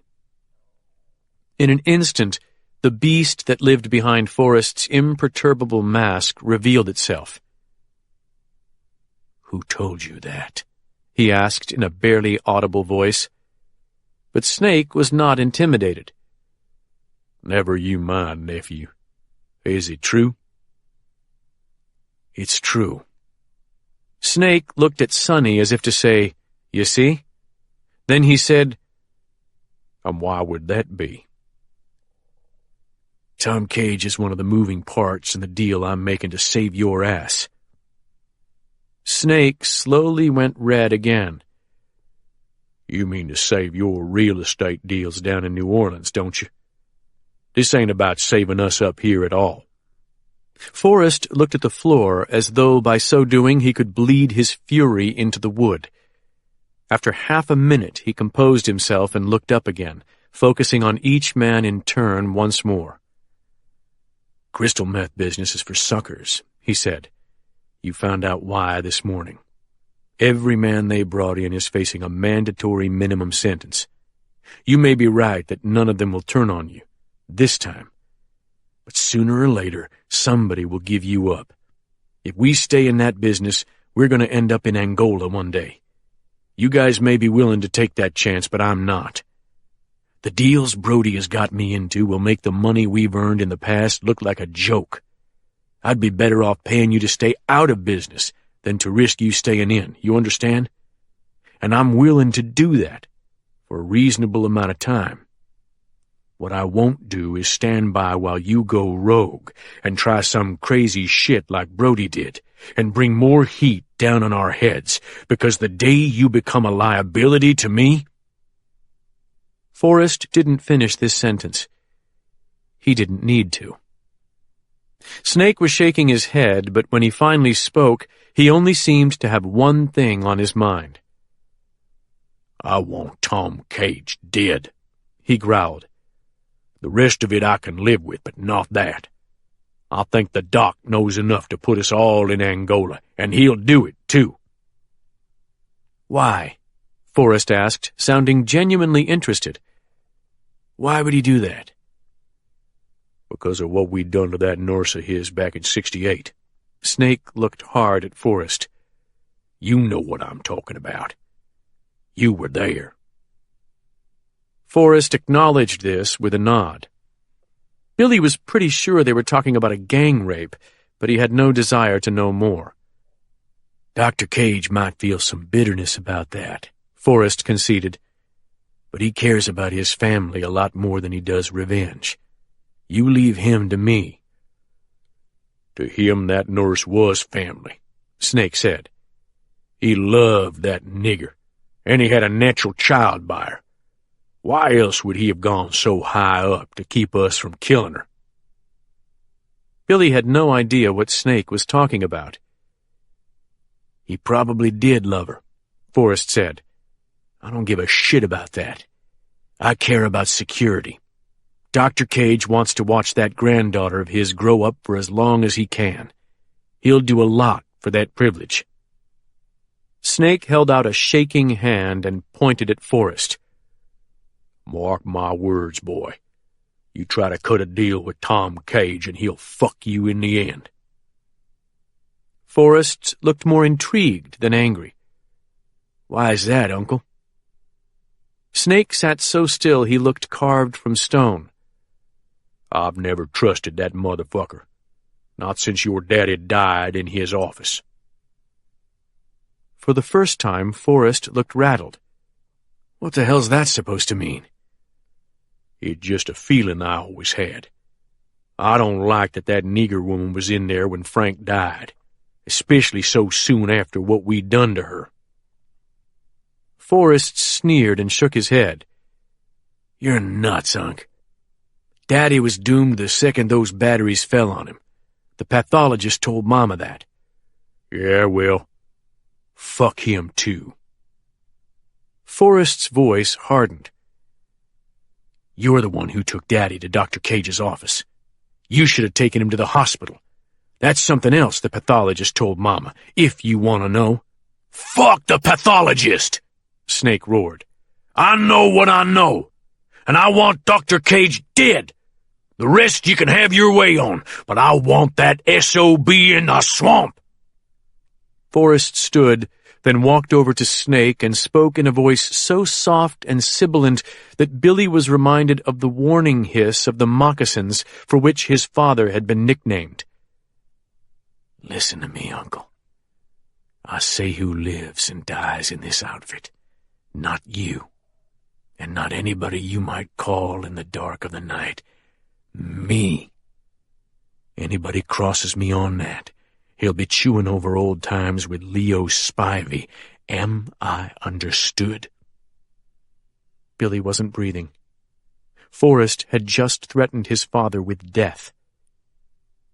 To Billy's surprise, Snake didn't jump up screaming, but instead merely mumbled a reply. Billy couldn't make it out, but apparently this response satisfied Forrest, because he turned and walked over to his chair to get his coat. Billy got up to go for the walk Forrest had proposed, but Snake suddenly stood, grabbed his rifle case off the coffee table, and said, "Don't get up, Billy. I wouldn't want you youngsters to get a chill. Sonny and I will check the food plots. I might see a buck on the way down. At least that way I won't have brought my gun for nothing." As the obviously shaken Sonny followed Snake to the door, Forrest called after them. "I will give you this, Uncle. If I can't get this deal done and quick, there will be some killing to do. Mayor Cage, the master's girl, even Kaiser. So keep your gun warmed up because you never know." Snake stopped and looked back at his nephew. "Agent Kaiser? You serious?" Forrest nodded. "I'm digging into Kaiser right now. I've got a funny feeling about him. It may be that even if I do a deal to spare the Cages, Kaiser will need to have an accident. But until I know, you play it my way. Agreed?" The wild light Billy knew so well flickered in his father's eyes. "Deal," Snake said. Then he went out. Sonny pulled the door shut behind them, and then Billy was alone with Forrest. Billy had no idea what was coming, but he knew it was serious when Forrest motioned for Ozen to leave the room and refilled Billy's whiskey glass himself. Forrest poured himself a straight vodka, then turned the big wooden chair around and sat with his legs crossed, his eyes on Billy's. "How you doing, William?" he asked. I'm good," Billy almost stammered. "Do you think I was too rough on your old man?" Fuck yeah, Billy thought. But in his calmest voice he said, "Nah, I get it. It ain't easy keeping him calm, and we damn sure got enough heat on us already." "That's right. And for that reason, I need to make sure you and I are on the same page." Billy's eyes strayed to the windows that faced the deck. He worried about his father and Sonny trying to eavesdrop. "Alphonse will make sure nobody hears us," Forrest said. "Here's the deal, Billy. I told them the truth. I'm moving up to the next level, where the kind of money and power your father never dreamed about is everywhere. There's room at that table for you, brother, right next to me. You've done a good job of straddling the line between the legitimate and criminal worlds, and you're good with money, especially cleaning it." Billy swelled with pride. His cousin never gave compliments. "At the same time, thanks to the actions of the past generation, we're in more danger than we've ever faced. I told the truth about the drug business, too. It only ends one of two places, prison or the cemetery." Billy took a gulp of bourbon.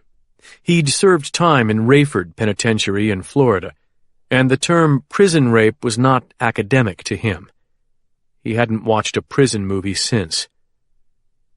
"In some ways," Forrest went on, "we're our father's sons, you and me.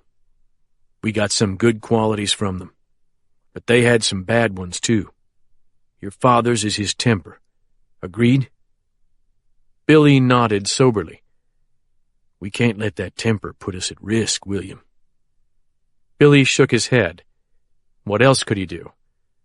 Forrest leaned toward him, and Billy felt as though the temperature in the room had risen 5 degrees. "I'm going to do all I can to keep us all out of prison," Forrest said.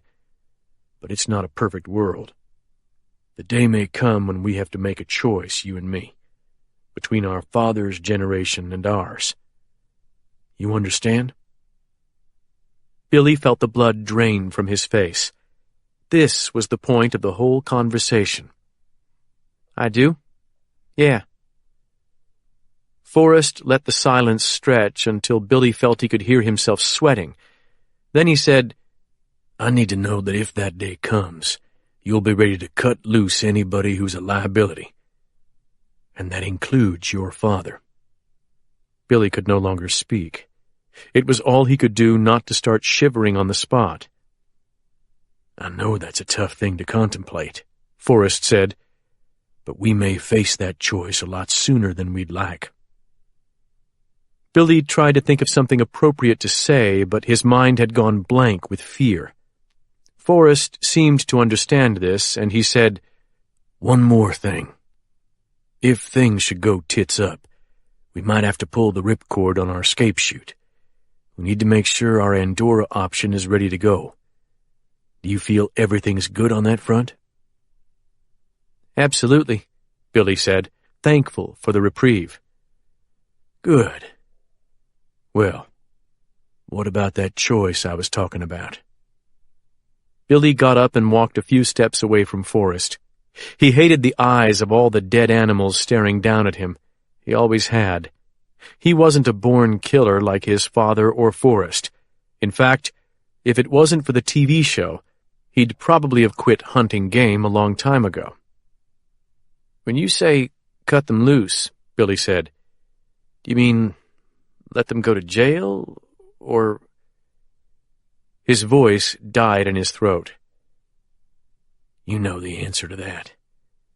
In spite of all their talk about blood oaths, these old men aren't going to sit in Angola while nigger gangs torment them. One of them will talk. Glenn Morehouse proved that.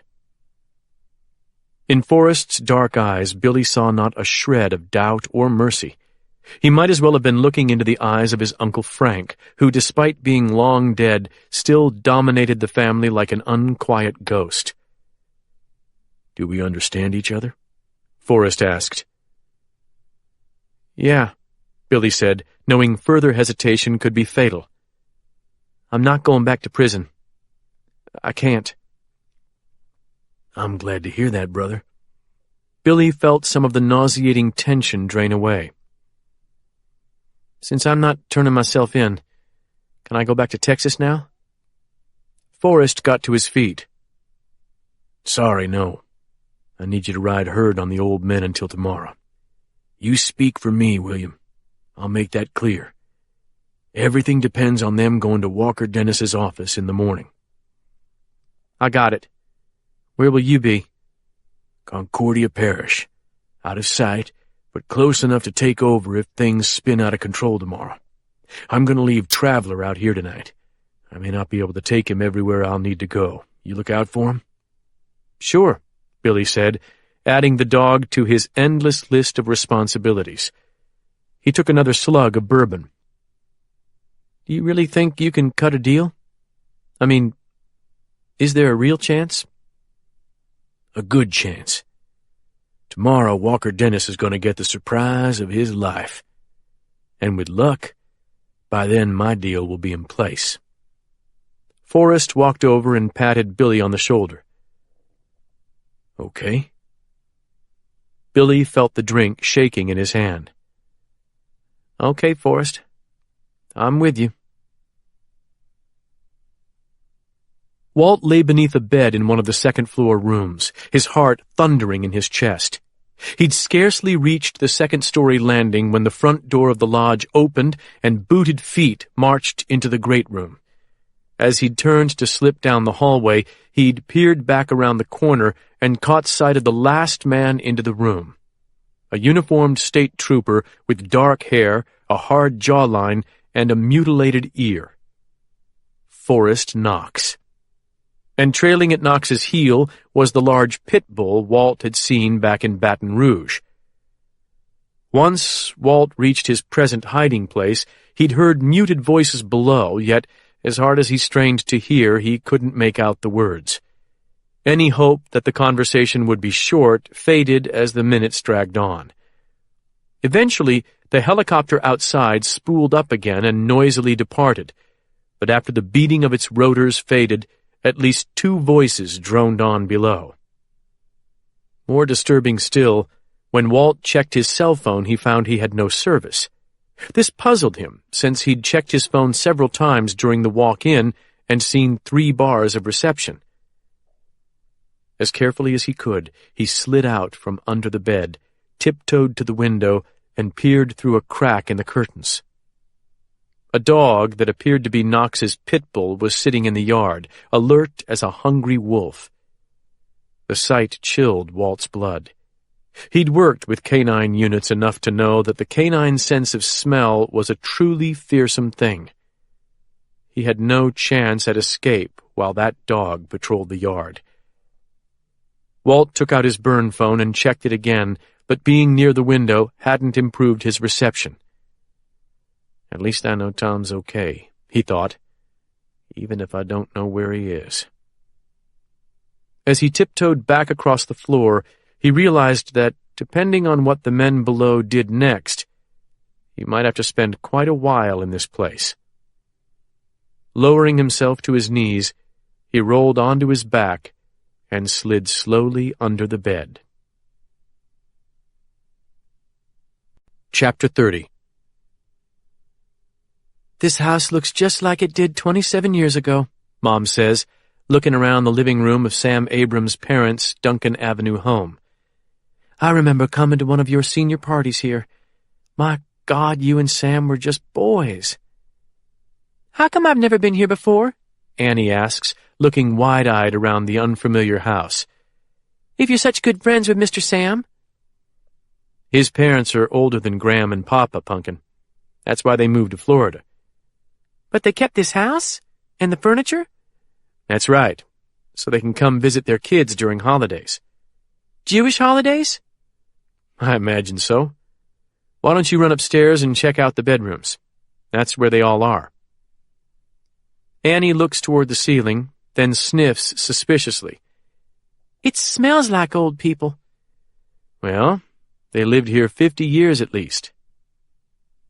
As Annie wraps her mind around this, I know my mother must be thinking of the house she and my father lost to arson 7 years ago. Come on, Graham, Annie says. Let's see where we're going to be living this time. Mom waves her toward the front foyer and stares. You go on, honey. I'll be up in a minute. Annie rolls her eyes, then takes my mother's suitcase from her. I'll carry your bag up. Thank you, Muffin. At age 11, Annie must be pretty tired of being addressed as Punkin and Muffin, but she rarely protests so long as none of her friends are around.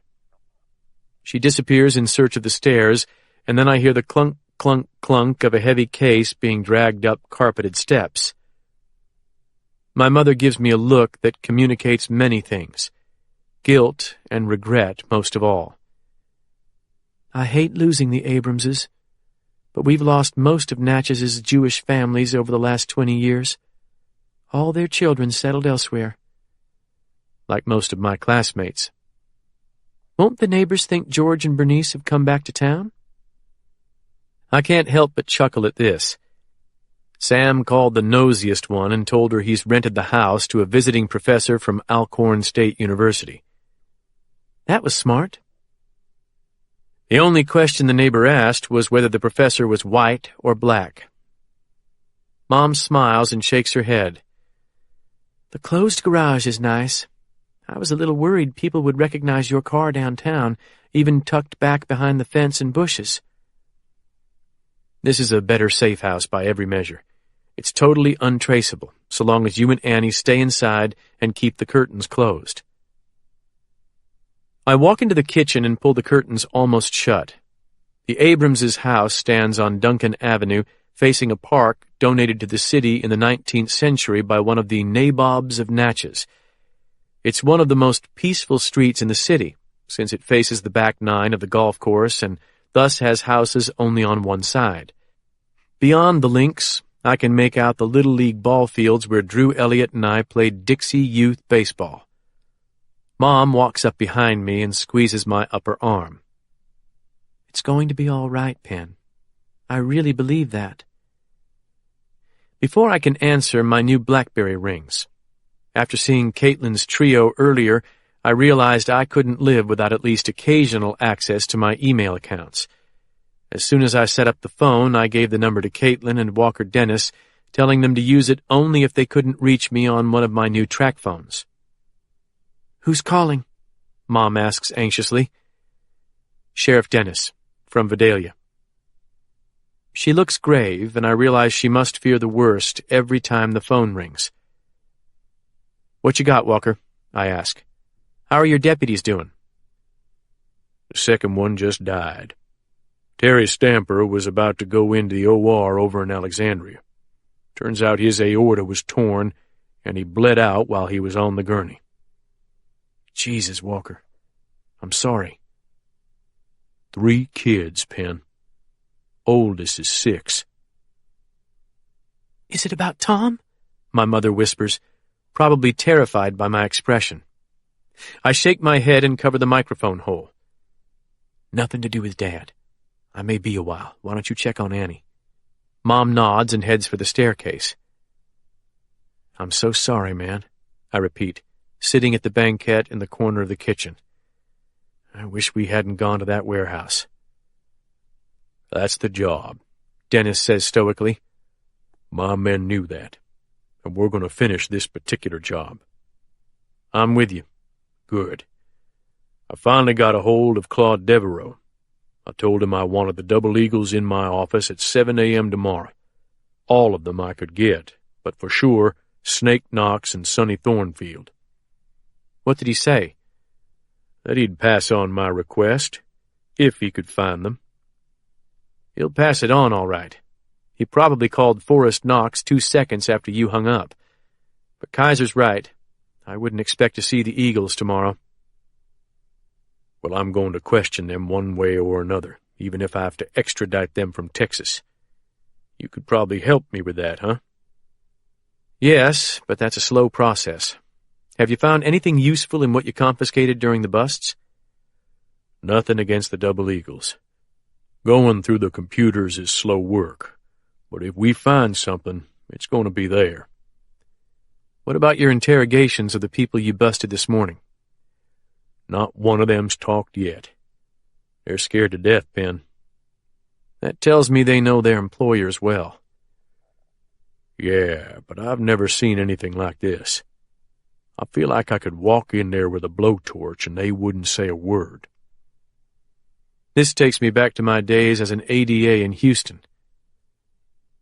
Have you checked out their families? What do you mean? I was thinking about hostages. Sometimes you see that in the drug trade. The Double Eagles might be holding some wives or kids to ensure silence. Oh, I get it. But tracing these families could be tough. Quite a few of these folks are illegals. Do what you can. What about Leo Spivey's death? Anything come from that? It was probably murder, but there's nothing pointing to anybody in particular. I'll tell you something peculiar, though. I noticed it when I talked to Claude Devereaux. What's that? Claude sounded scared, too, especially for a cocky old lawyer. I remember Pithy Nolan telling me that calling Claude Devereaux a snake would be a slander to the serpent. Lawyers who walk the line between both sides of the law tend to build up liabilities over the years. Maybe Devereaux's afraid that his note's about to come due. It is if I have anything to do with it. Are you going to tell John Kaiser you called Devereaux? I will if I hear the Eagles are coming in. Short of that, I got no use for Kaiser. The FBI could help you with those computers you confiscated. Walker pauses for a moment. I'll think about it. What's your plan? I need to sleep, like you said. I'm about to pass out. But I can come over to the station if I can help you with anything. Nah, get some rest. If the Eagles do come in tomorrow, it's going to be a long day, and I want you there. Thanks. And again, I'm sorry about your deputy. Tough times, bud.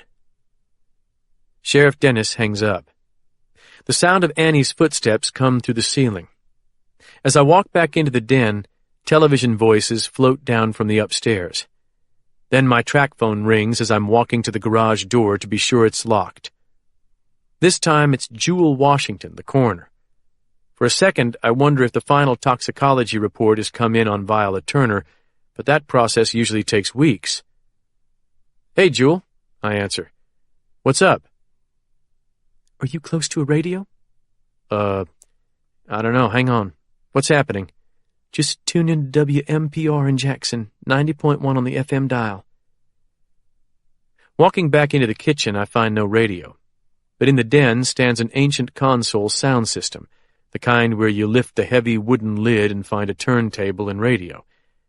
I switch on the system and wait for the tubes to warm up.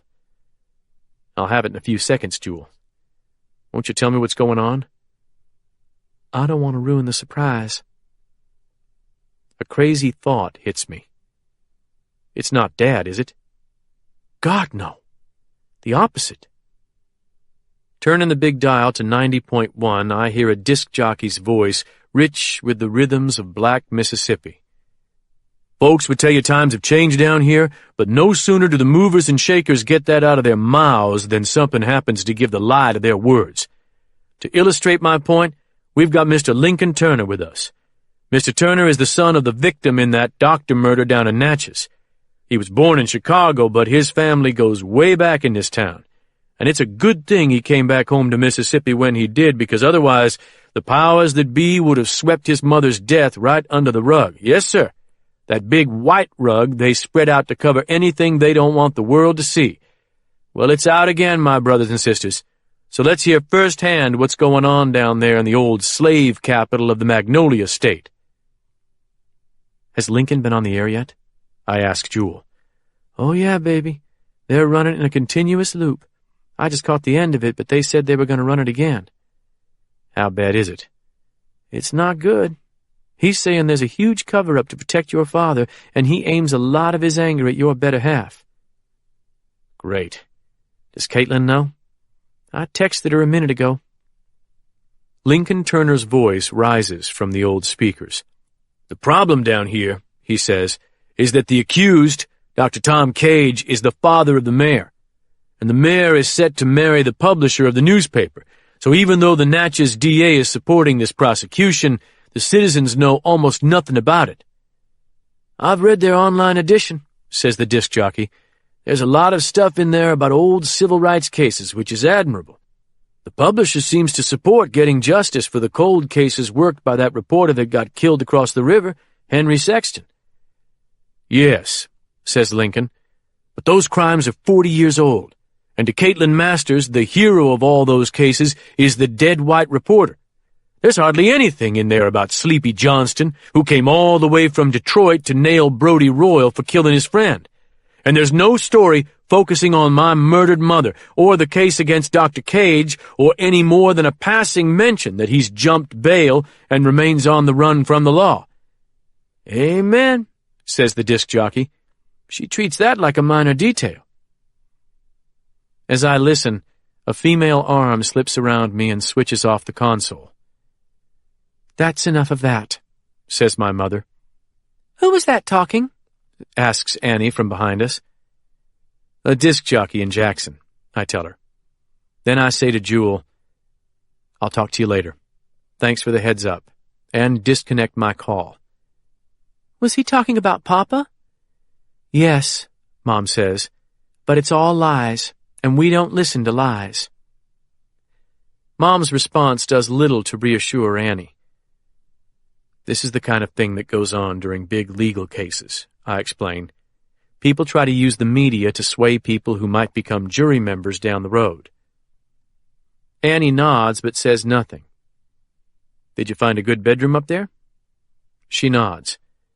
The bedrooms smell like old people too, but they're nice. Graham gave me the one with the TV. Do you want to come watch a show with me? Sure. What about your schoolwork, though? Are you keeping up? Annie smiles. Piece of cake. I've never had this much free time before. I wonder how long the story of a vacation with my mother is going to hold the St. Stephen's administration at bay. Come on, Dad, Annie says, taking my hand. Let me give you a tour.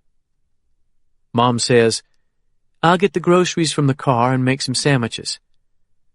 I'll get the groceries, I tell her, but she shakes her head and pushes me after Annie. I'm not so old I can't carry 2 grocery bags. By the time Annie and I reach the top of the stairs, Lincoln's voice has faded from my mind. In its place, I hear Walker Dennis telling me that another of his deputies has died. By the time Annie gets the TV tuned to a documentary on the Discovery Channel, my eyelids are at half-mast. Instead of penguins marching across the Arctic tundra, I see John Kaiser and Dwight Stone on their knees, scrabbling through the ashes of Brodie Royal's house, searching for scorched artifacts from the fall of Camelot. Are you that sleepy, Dad? Annie asks, poking my shoulder. I haven't been sleeping at night. You're going to miss your sandwich. Sandwich? Oh, yeah. I'll eat it when I get up. In less than a minute, I'm sinking into oblivion again, but something startles me back to alertness. It's my internal body clock. Kaiser told me that Dwight Stone, my old savior, would be in town by 6, and I promised I'd meet them at Stone's hotel. Boo, I mumble. I need to wake up at 6. Tonight? Mm-hmm. That's only like an hour and a half from now. I don't have a choice. She groans in frustration and disappointment, but after a moment she says, Okay, I'll get you up. I feel myself sinking again. Don't forget. Don't worry. You sleep. I'll watch over you. Chapter 31. Tom's heart thudded when he heard the car engine outside Quentin's house, but 2 short blasts on a horn told him his visitor was probably Melba. A minute later, the same pattern was repeated from behind the house. It took Tom longer than that to reach the back door, but the more he moved, the more his stiff muscles relaxed. By the time he looked through the peephole and saw his nurse, he felt half human again, and when he opened the door, he hugged her as if he were a prisoner being visited on death row. The upwelling of emotion surprised him, but Melba was squeezing him as tightly as he was her. After they separated, he wiped his eyes and led her back to the living room sofa that had become his home. Is Quentin here? Melba asked. Tom could tell she'd hoped to find the lawyer at home. He shook his head. If the police found him here, he'd lose his law license. I can't let that happen, especially now. Tom eyed the Walmart bag in her hand. Did you get the phones? I bought 4. Thank God. Let's get one activated. I need to let Walt know where I am. He gave me a kind of code, and I can text him where we are using that. How did Captain Garrity's meeting go? Melba asked. With that state policeman?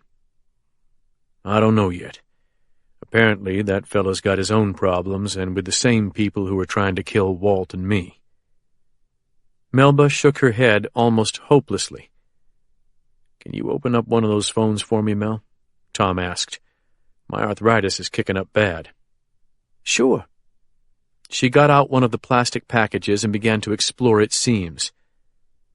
I need to tell you something, Doc. What?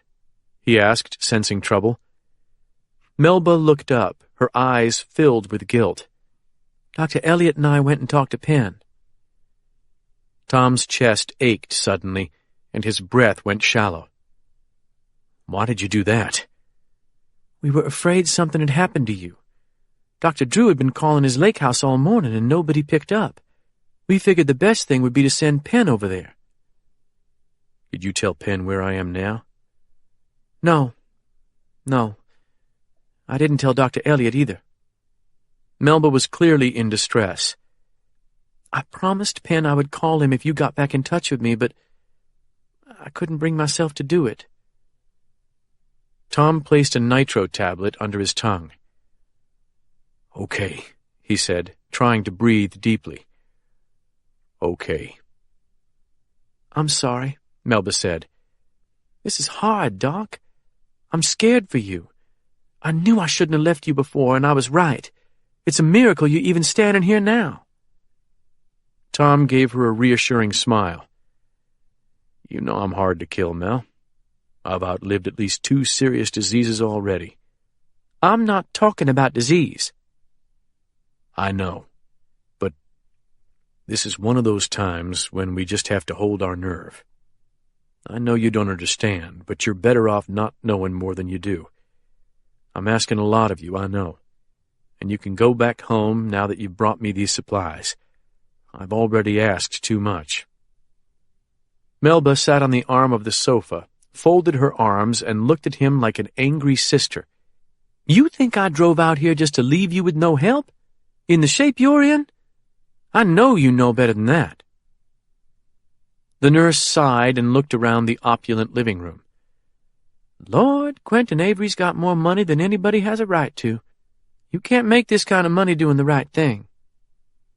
Maybe not, Tom conceded, but he's done more good for more people than most of us ever will. I figure he's earned the right to sell out just a little at the end of his life. Melba gave Tom a chiding look. That's not how it works with right and wrong, Dr. Cage, and you know it. Tom looked back at her for a few seconds, wanting to explain himself. But in the end, he turned away without speaking. Caitlin woke from a dead sleep on her office sofa with no idea what time it was. She'd switched off the ringers on her phones, but still her dreams had been troubled. She'd been frantically treading cold black water as dark figures with yellow eyes floated around her in an obscene ballet. Cypress knees, like gnarled wet knuckles, jutted from the water, giving her the feeling that a great hand waited to snatch her below the surface. And when she looked up to escape this sight, she saw twisted limbs and feathery leaves hanging over her like the hair of some terrible witch. "Caitlin?" said a voice. Someone poked her shoulder, then shook her, and bright light burned away the dark world that had enveloped her. Jamie Lewis stood beside the sofa, staring down at her. "Are you okay?" he asked, starting to kneel. "Don't get too close. I have bad breath." Lewis straightened up. "Gary Valentine's on the landline for you. He said he had a private message for you." "Okay," she said, rolling groggily off the sofa. Gary Valentine was the computer technician she'd dispatched to watch Drew and Melba after Penn told her that both had seen Tom and then lied about it. "I told him we didn't have time for games, but Gary still wouldn't tell me what he wants." "Blame me, not him." Caitlin got to her feet and gave Jamie a smile that triggered a shock of pain from the cheekburn. "Some things you don't need to know. Hand me the cordless phone, would you?" Jamie flipped her the bird, then picked up the phone and gave it to her. "Don't do anything crazy, okay? You nearly died last night. Let's not go for an encore." Caitlin motioned for him to get out. From the door, Jamie said, "Oh, did you see my text about the state police thing?" "No." "Man, you were really out. The Advocate is reporting that a 14-year-old male prostitute from New Orleans claims he was paid for sex by Colonel McKeever on multiple occasions. McKeever's home has been under siege by the media. Some officials are already calling for his resignation." "Forrest Knox has got to be behind that. Stay on it, Jamie. Keep digging into Knox's background. You'll find something we can use against him." As Jamie went out, she thought about Forrest Knox. The man was obviously making an all-out effort to destroy his superior and consolidate his own power, and that would put him in the best possible position to help the Double Eagles survive the attack by Penn and Sheriff Dennis, not to mention protect himself from McKeever or the FBI. Pushing these thoughts from her mind, she put down the cordless phone, took her trio from her pocket, and called Gary Valentine. "Hello?" she said after the door had closed. "Gary?" "Thank God!" said the tech's excited voice. "I think I hit pay dirt." "What do you mean?" "I followed one of the people you asked me to watch. She just went into a place that my gut tells me is what you're looking for." "Melba must have gone to Tom again." "Where is she?" "I probably shouldn't say on the phone, right?" "Damn," Caitlin thought, realizing she must not be fully awake. "I think this line is safe, but can you give me a clue nobody else could decipher?" "I've been thinking about that. She's at a private residence. It's a house that belongs to somebody I'm pretty sure you know. Here's the clue. The owner's initials are the same as those of the first two words of the TV show that Gabriel Vance used to rave about." Gabriel Vance was a gay reporter who'd worked at the Examiner until he moved to the New Orleans Times-Picayune. He'd done heroic coverage of Hurricane Katrina, but what popped into Caitlin's mind almost without thought was Gabe's favorite cable show, Queer as Folk. "Have you got it?" Gary asked. Caitlin almost said QA aloud, but checked herself. Despite her exhaustion, it had taken her less than 5 seconds to arrive at Quentin Avery. "I think I have it," she said. "I've never been there, though. Are you looking at it now?" "You can't see it from the road. I figured out the owner using Google. You ought to check Google Earth." Caitlin glanced at her watch, calculating how long it would take her to reach Quentin's wooded compound in Jefferson County. 20 minutes minimum, and at least twice that to be sure she had no tail. "I'll be there in an hour. 40 minutes if I'm clean when I leave here. I'll be cruising up and down the nearest main road." "Thanks, Gary, and don't tell a soul. Not Jamie, Not anybody. I know, boss. Thanks. Caitlin hung up and opened the purse on her desk. The .38 Tom had given her years ago was inside it. For a few seconds she considered calling Penn, but in truth her decision was a foregone conclusion. Like Drew and Melba, she would not betray Tom's location without his permission, not even to his son. Not until she'd heard what he had to say, anyway. Pulling on her jacket, she slung her purse over her shoulder and opened her door. She nearly jumped out of her skin when she found Jordan Glass standing less than a foot away from her. "Hey, hey," Jordan said, catching hold of her arm. "I didn't mean to scare you." No, Caitlin said, flustered. "I just wasn't expecting anybody." "Obviously. Looks like you're headed out, huh?" Caitlin forced a smile and tried to think of a credible lie. Glass was wearing a black down jacket over a white Synchronicity Tour t-shirt splashed with red, blue, and yellow, a relic of the mid-1980s. "I'm just headed home to get a shower," Caitlin said lamely. "This is the first time things have slowed down at all." Jordan's understanding smile both noted and forgave the lie. "I came by to talk to you," she said. "Have you got a minute?" Caitlin didn't, but she backed up and motioned for Glass to enter her office. Jordan shook her head, then pulled her close. "Not in there," she whispered.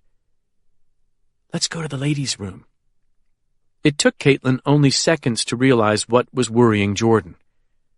Nodding once, she followed the photographer down the hall and into the female employee's restroom. It held 2 stalls, 2 sinks, a tampon machine, and nothing else. "Is my office bugged?" Caitlin asked. "I don't know. It could be." "FBI?" "I really don't know." "But you're obviously worried." Jordan anxiously ran her hands through her hair. She was clearly conflicted about something, and Caitlin guessed it had to do with her husband. "Last night I asked if you ever hold things back from John. You said you did." Glass nodded. "Of course, and he does the same. More than I suspected, I'm afraid." Caitlin saw pain in the older woman's face. "Can you be more specific?" "Not without damaging things I still care about." Jordan turned on the cold water tap and let it run. "But I'll say this.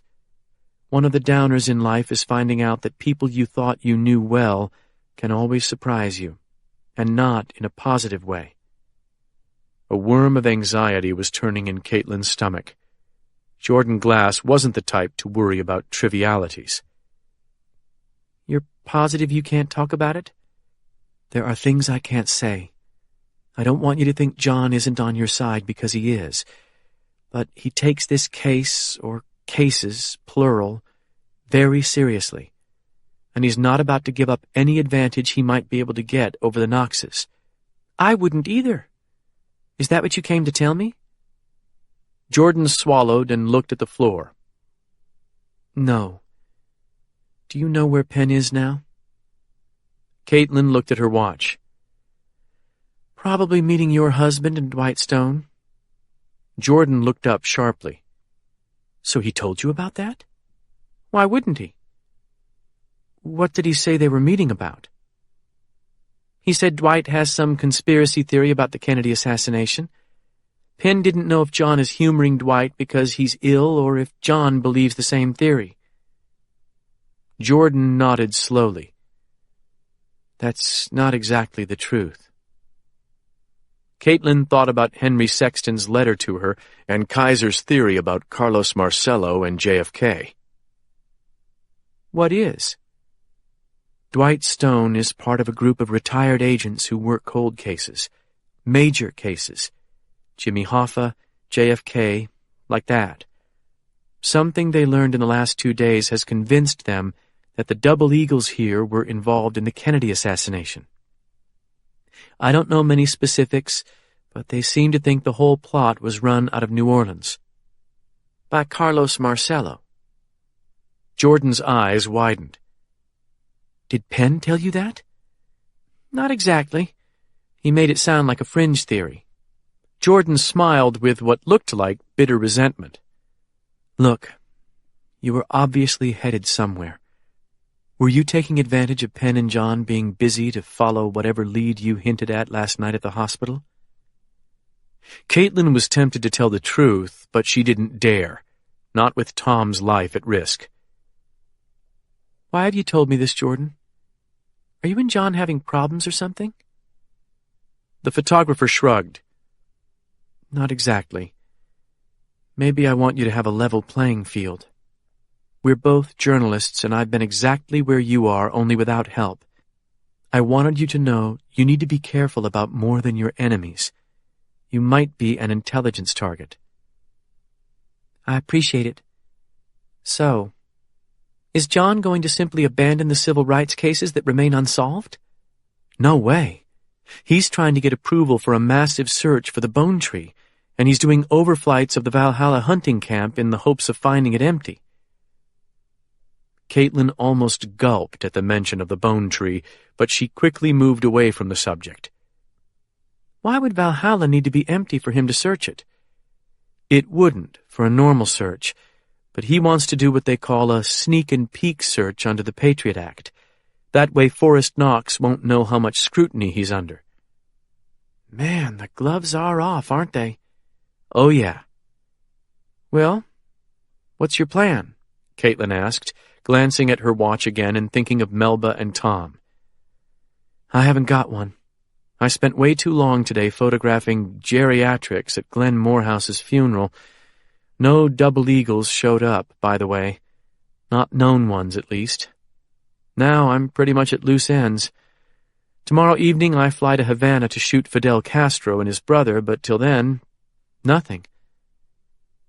Glass obviously wanted to be asked along on Caitlin's trip, but Caitlin wasn't ready to trust her completely. Listen, she said awkwardly, what I'm about to do, I have to do on my own. But if you can get away later tonight, come back and see me. I do have a plan for tomorrow, and you might be able to help. The smile that lit Jordan's face warmed Caitlin inside. Yesterday, the photographer had talked like a burnout case, but there was no denying the excitement in her eyes. I'll be here, Jordan said, turning off the tap. You make sure you get back safe. These are serious people you're trying to dismember in your newspaper. Have you still got your gun? Caitlin nodded. And I won't hesitate to use it. Good girl. And good luck. Caitlin hugged her old idol, then left the restroom and ran for the back door. Chapter 32. Annie dutifully awakens me at 6 o'clock, and Mom sends me on my way with a mug of coffee made in the Abrams's 1970s vintage percolator. Annie begs me to take her along, but I explain that I'll be working in a place that, while not physically dangerous, is no place for an 11-year-old girl. She isn't happy about this, but she doesn't try to guilt-trip me over leaving. Night has fallen as I approach the Mississippi River. An hour ago, the sun's last rays bled red and orange into the clouds over the westward-flowing bend south of town. It's too late now to show Caitlin Edelweiss at sunset as I'd planned, but before I feel too guilty, she sends me a text saying she's tied up and won't be able to meet me for several hours. Dwight Stone has checked into one of the new hotels situated in the flood zone between the levee and the river on the Vidalia side.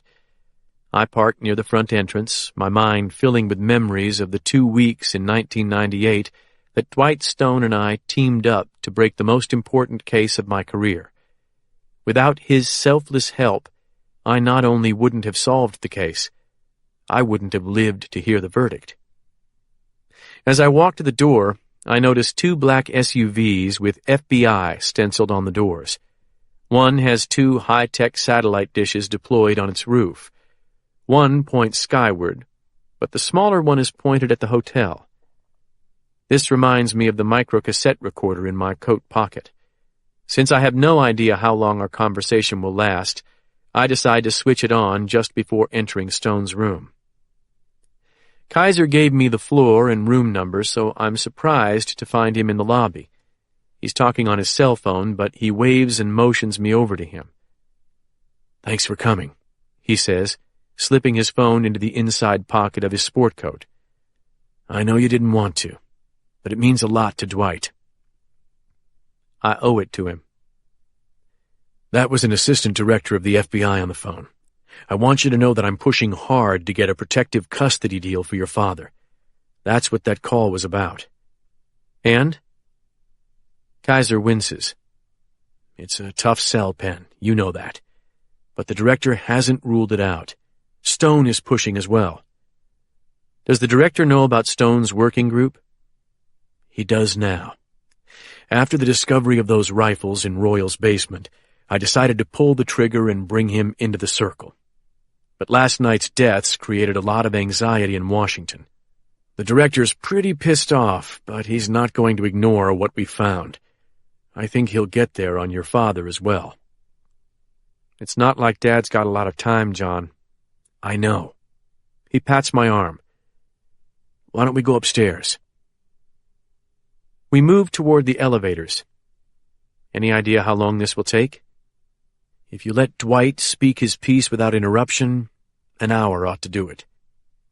"He's going to tell me about Carlos Marcello and the Kennedy assassination?" "And your father." "What about my father?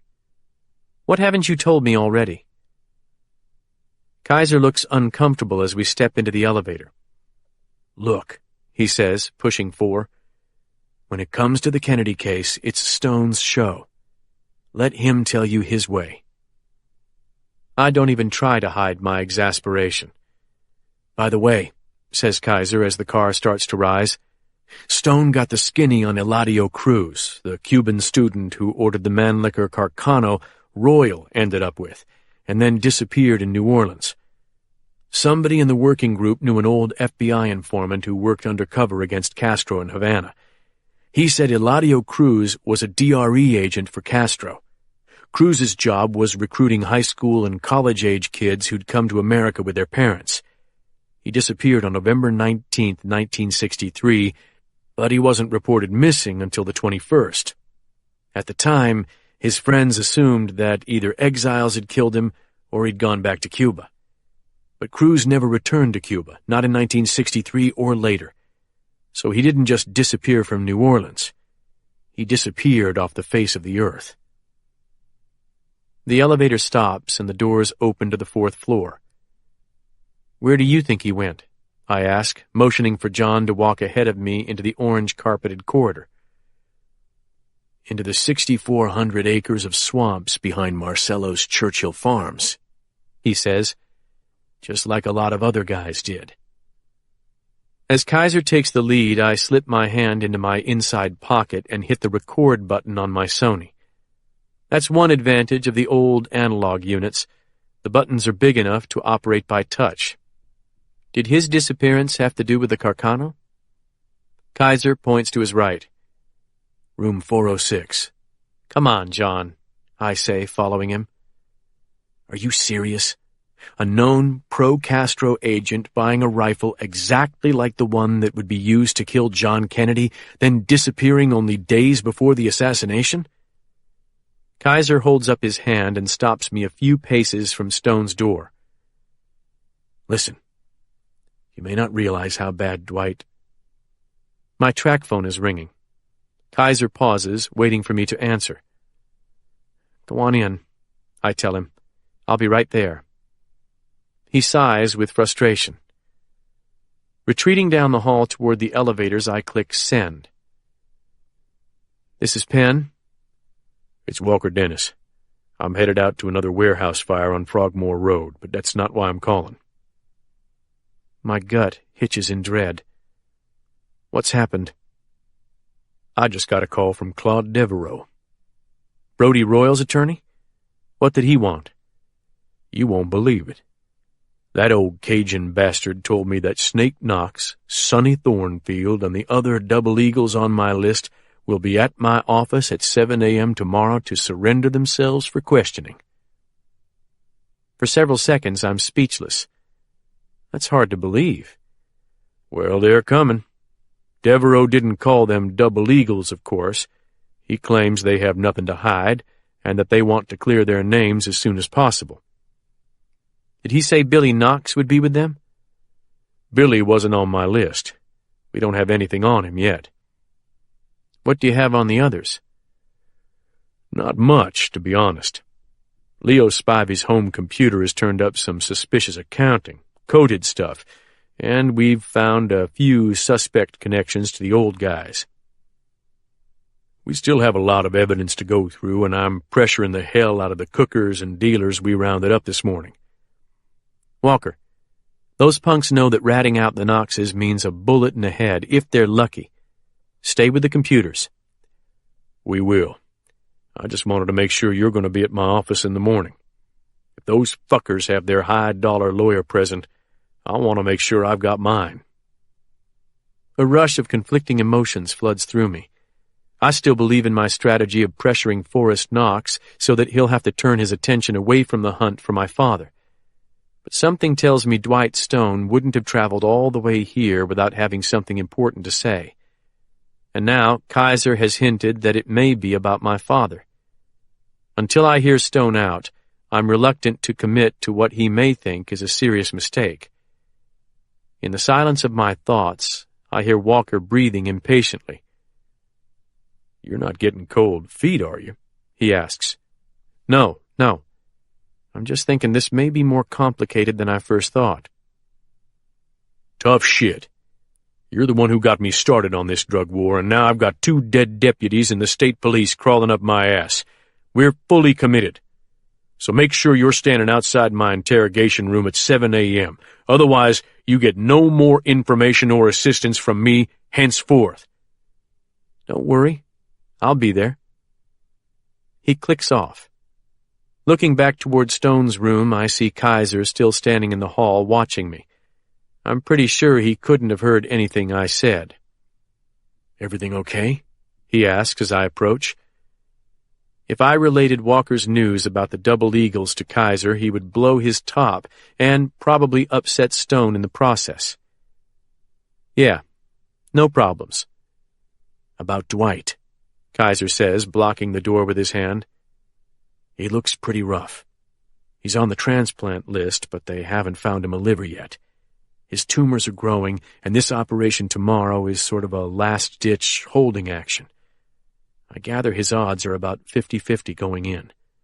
It was crazy for him to come here, but nothing was going to stop him. I lobbied the director to give him this last gift. I hadn't realized things were quite that bad. How's his mental state? Oh, he's still sharp as a razor. That's the tragedy of it. He may run on a little about the JFK stuff, but be patient with him.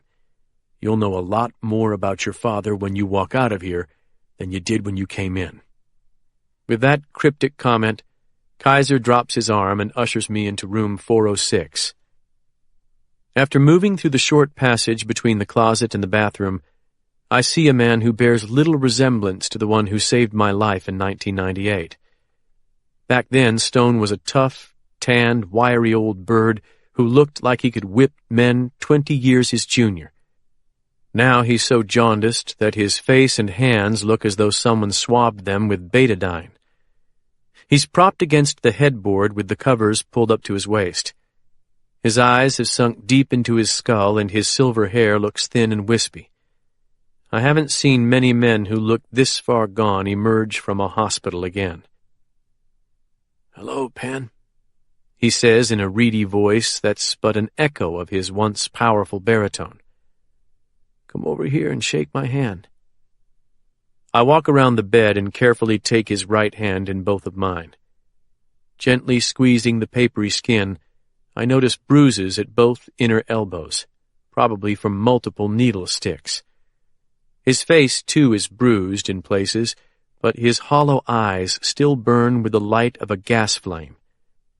In my peripheral vision, I note a plastic urinal behind the lamp on the bedside table and a folded wheelchair leaning against the wall. It's hard to believe this is the man who took a bullet while trying to save my life in the icy river that ran beside his Colorado cabin. "I appreciate you coming," he says, obviously meaning it.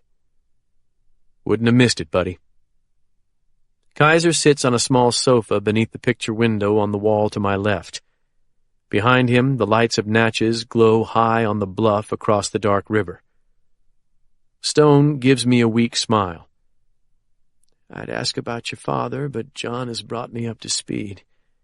You know, back in 1998, after your trial was over, Tom and I had lunch together. We found we had a lot in common. We are exactly the same age, and we both spent 1950 freezing our asses off in Korea. I'd forgotten that. I know you're probably baffled by his recent actions. I hope I can give you some insight into why he's behaved as he has. I sure need it. Is the answer good or bad? Stone drops his hand and takes a measured breath. Once we get to the final truth, I believe that whatever Tom did will ultimately prove justified. Are you referring to the Viola Turner case, or the Kennedy stuff? Both, I hope.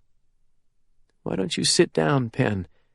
I don't have the wind I used to, so we'd better get to it. You want me to sit on the bed? Or can you talk loud enough for me to use the chair by that desk? The chair's fine. As I move back to the desk chair, it strikes me that I'm sitting with the veterans of two wars, Korea and Vietnam. By being born roughly a decade after Kaiser, I won the lottery that spared my generation combat. Neither man comments when I take my .357 Magnum from the small of my back and lay it on the veneer desk. As I settle back in the chair, Stone folds his hands in his lap, looks down at them, and begins to speak in the voice of a man who has paid a great price for his wisdom. This meeting may be the last significant thing I do in my life outside a hospital. If it is, I'll have no complaints. I've been certain who gave the order to kill John Kennedy for nearly 2 years, but I couldn't prove it, because I didn't know how he arranged it or who fired the kill shot. I glance at the sofa, where Kaiser is silently pleading with me to be patient. Lee Harvey Oswald killed Kennedy, Dwight. From the 6th floor of the Texas School Book Depository, anything else is fantasy. No, he says. Oswald was in Dealey Plaza that day, and he did shoot President Kennedy, but he didn't kill Kennedy. Then who did? Before I tell you that, let me tell you how I know Oswald didn't. I'm not here because some old FBI gomers got together in the rest home and came up with a conspiracy theory. He gives me a small smile. Although I suppose you could make that argument. We're old enough to have read most of the 5 million pages of public records pertaining to the assassination. But my group has also gained at least limited access to most of the 10,000 records that will remain sealed until 2017. This is the first thing I've heard that surprised me. Is that where you got your new assassination theory? From the sealed records? Stone snorts with disdain. God, no. Most of those records remain sequestered for one of two reasons. They deal with CIA and FBI operations that either were illegal or showed gross incompetence by still living officers. Some of it makes waterboarding and drone strikes look like a tea party, but it's ass-covering, Penn. Nothing more.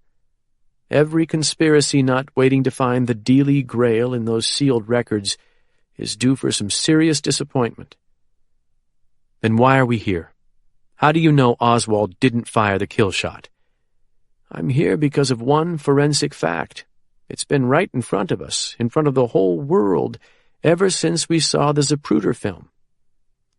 It's simple ballistics, Kaiser interjects, and undeniable proof of a conspiracy in the Kennedy assassination. Well, I prompt. Oswald fired 3 shots in Dealey Plaza, Kaiser says. He only hit President Kennedy with one of them, in the back. That was the so-called magic bullet that produced 7 wounds between Kennedy and Governor Connolly and remained fairly pristine. You remember that? I saw the movie. How could I forget? Exactly. Oliver Stone's film did an even greater disservice to the headshot, the kill shot.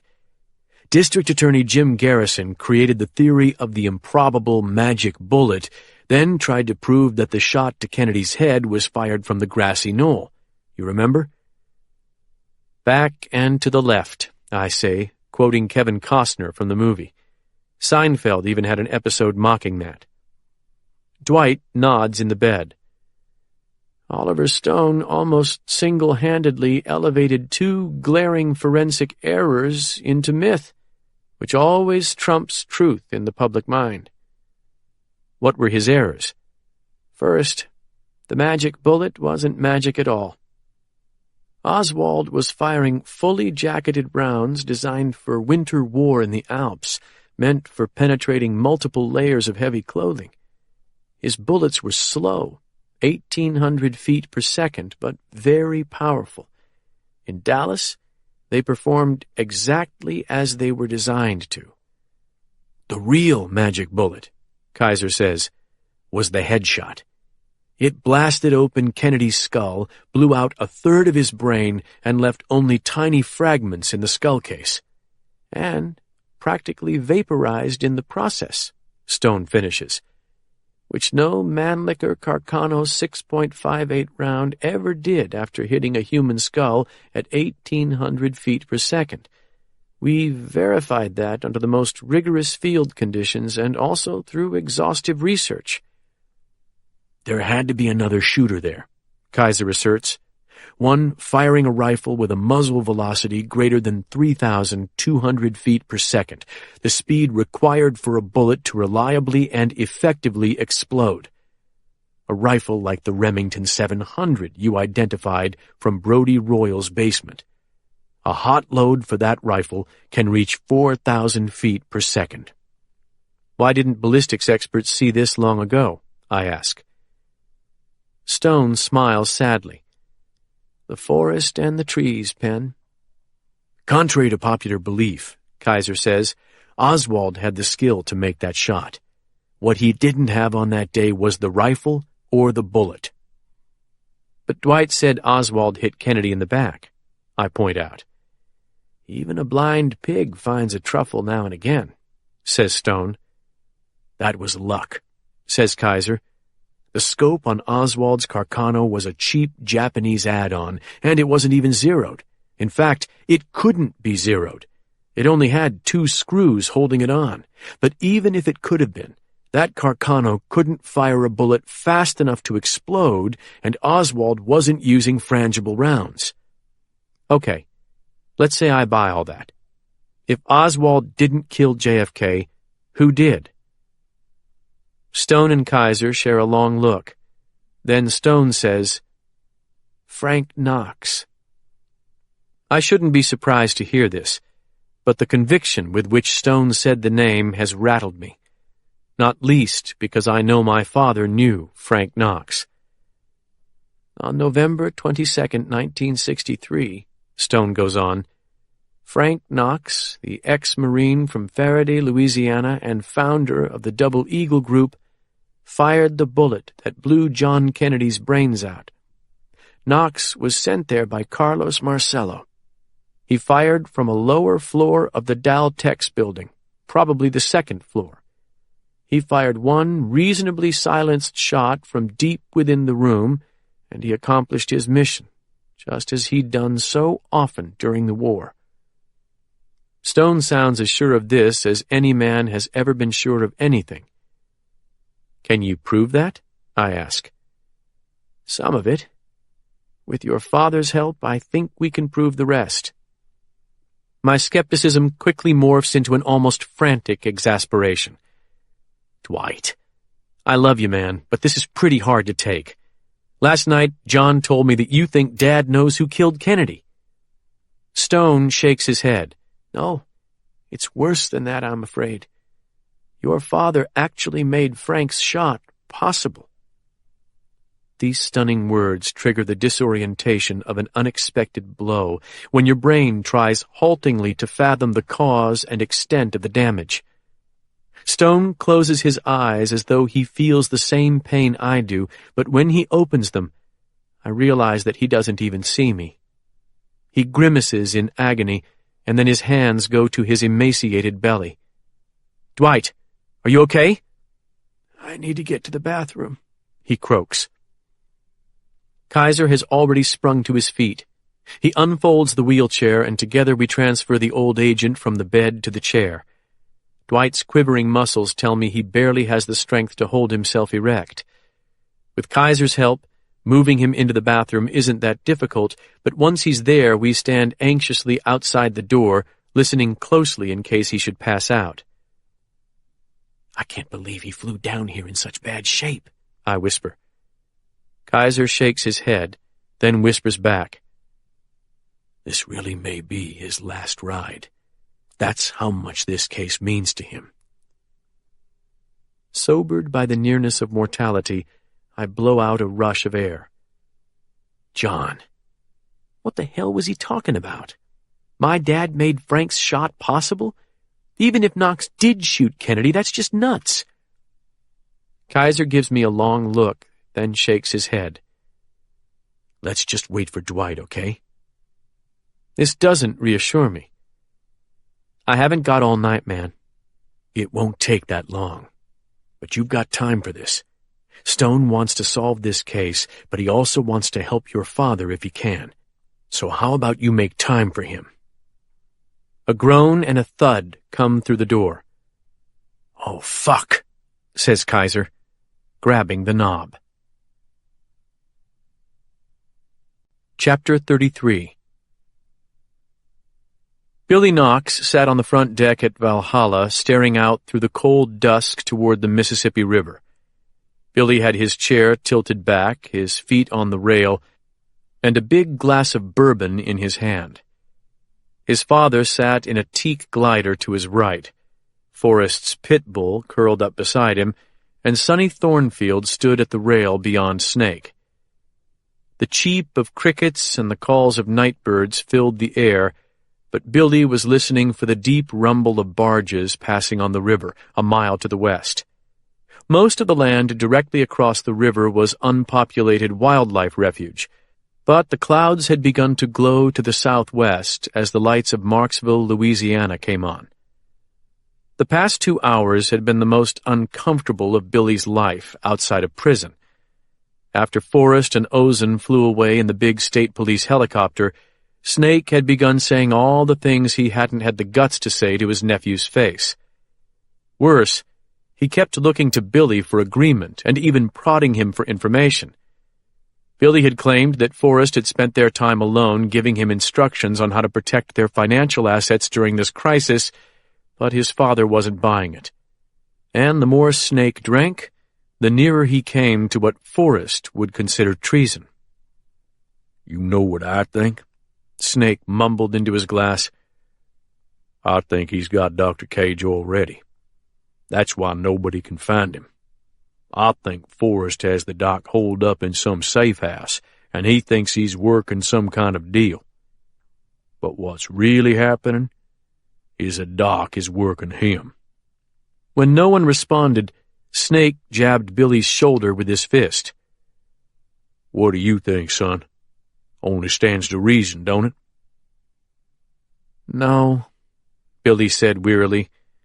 "If Forrest had Dr. Cage, he'd be a lot less worried than he is." "So you say.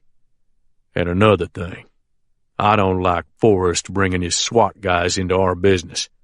What the hell do we need them for?"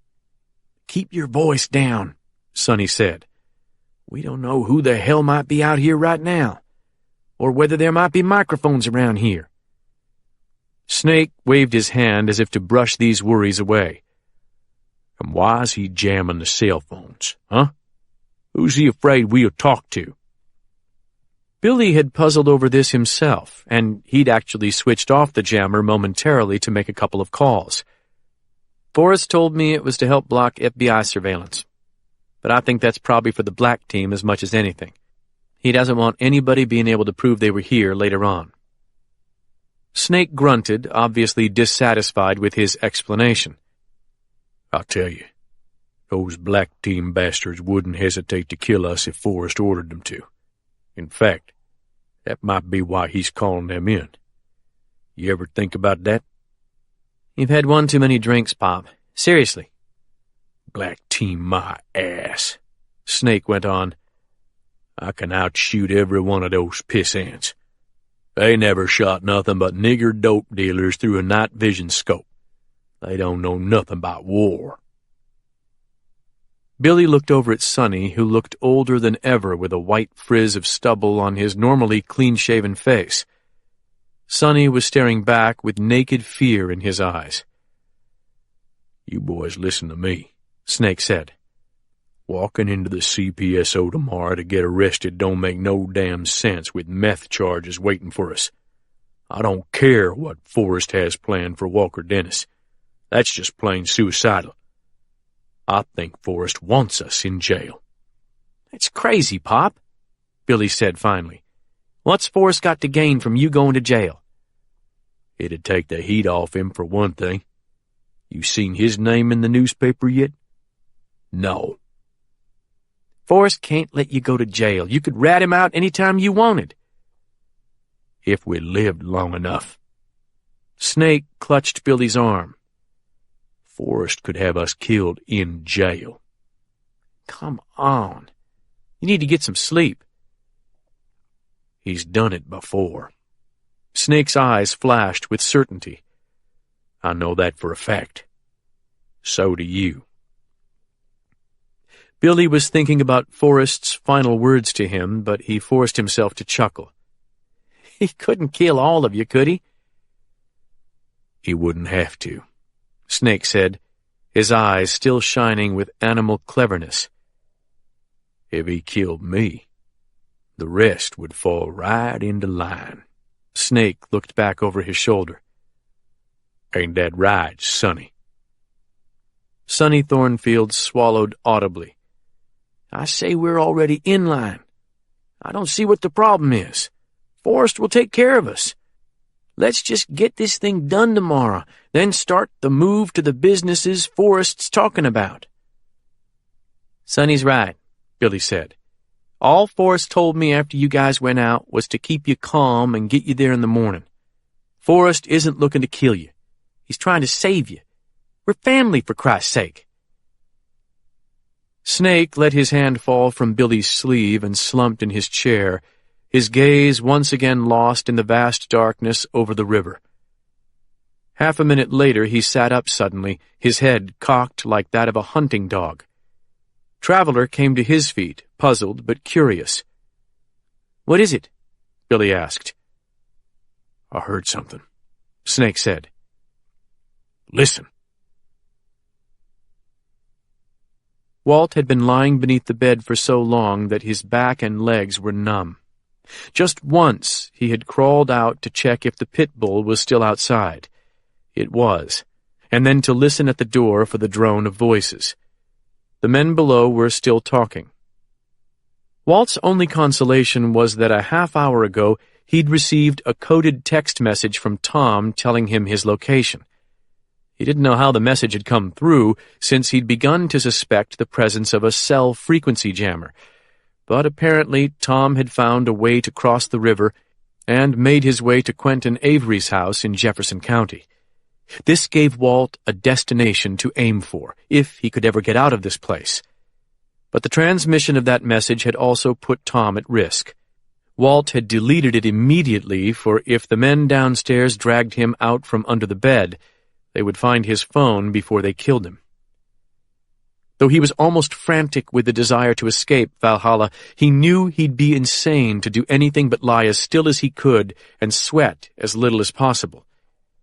If the pit bull outside caught his scent, he was doomed. Walt was wishing he'd hid his truck better when the sound of a helicopter coming over the trees reached him. Seconds later, the window began rattling as the chopper settled over the lodge as though preparing to land. Walt dragged himself from beneath the bed, then struggled to his feet beside the window. Through the crack in the curtains, he saw the chopper disgorge 6 men and 1 German shepherd. Clad in black, they moved easily beneath the rotor blast, and each man carried a heavy gear bag as he trotted toward a building about 30 yards to the south. Walt felt a wild compulsion to use the cover of the rotors to run downstairs and make a break for the woods, but he knew better. Those rotors meant nothing to a dog's nose, and now there was more than one dog down there. He had no choice but to sit tight. Sonny Thornfield watched the state police jet ranger bore in low over the trees and hover above the lodge, blasting leaves and pine straw and other debris into the air in a mini tornado. Its rotors buffeted the air so hard that Sonny felt the waves like a bass drum in his chest. "Why don't he land down at the goddamn strip?" Snake shouted, flipping the bird to the pilot. "Lazy motherfucker!" Sonny watched the big helo settle earthward on the other side of the lodge. 5 seconds later it disappeared from view, and the noise dropped by 50%. "That's the beauty of having a chopper," Billy said, a note of envy in his voice. "You can land where you want." Snake grumbled something unintelligible. "I better go check on them," Billy said, getting to his feet.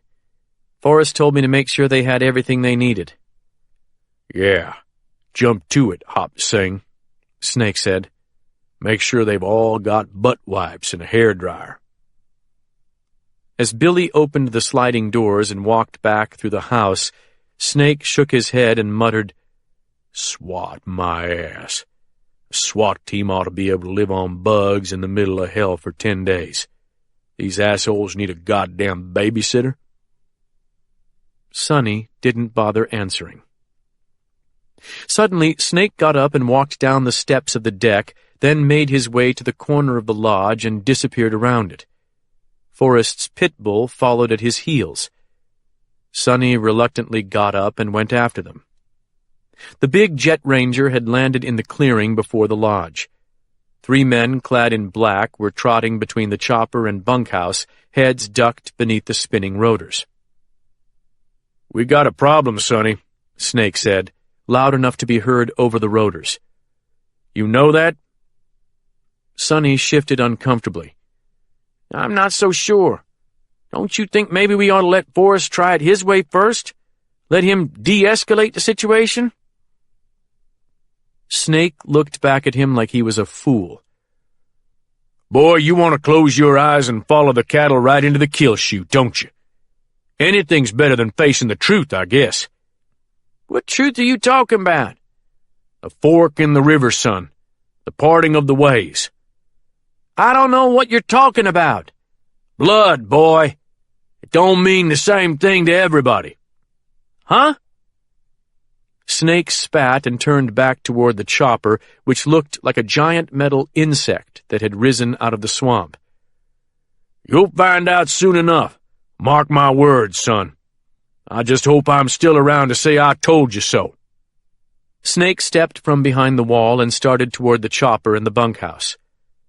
"Where are you going?" Sonny called. "Snake!" Snake looked back and grinned. "Just being friendly. I'm going to make these boys feel at home like Forrest said to." Then he began to trot toward the chopper, one hand raised in greeting.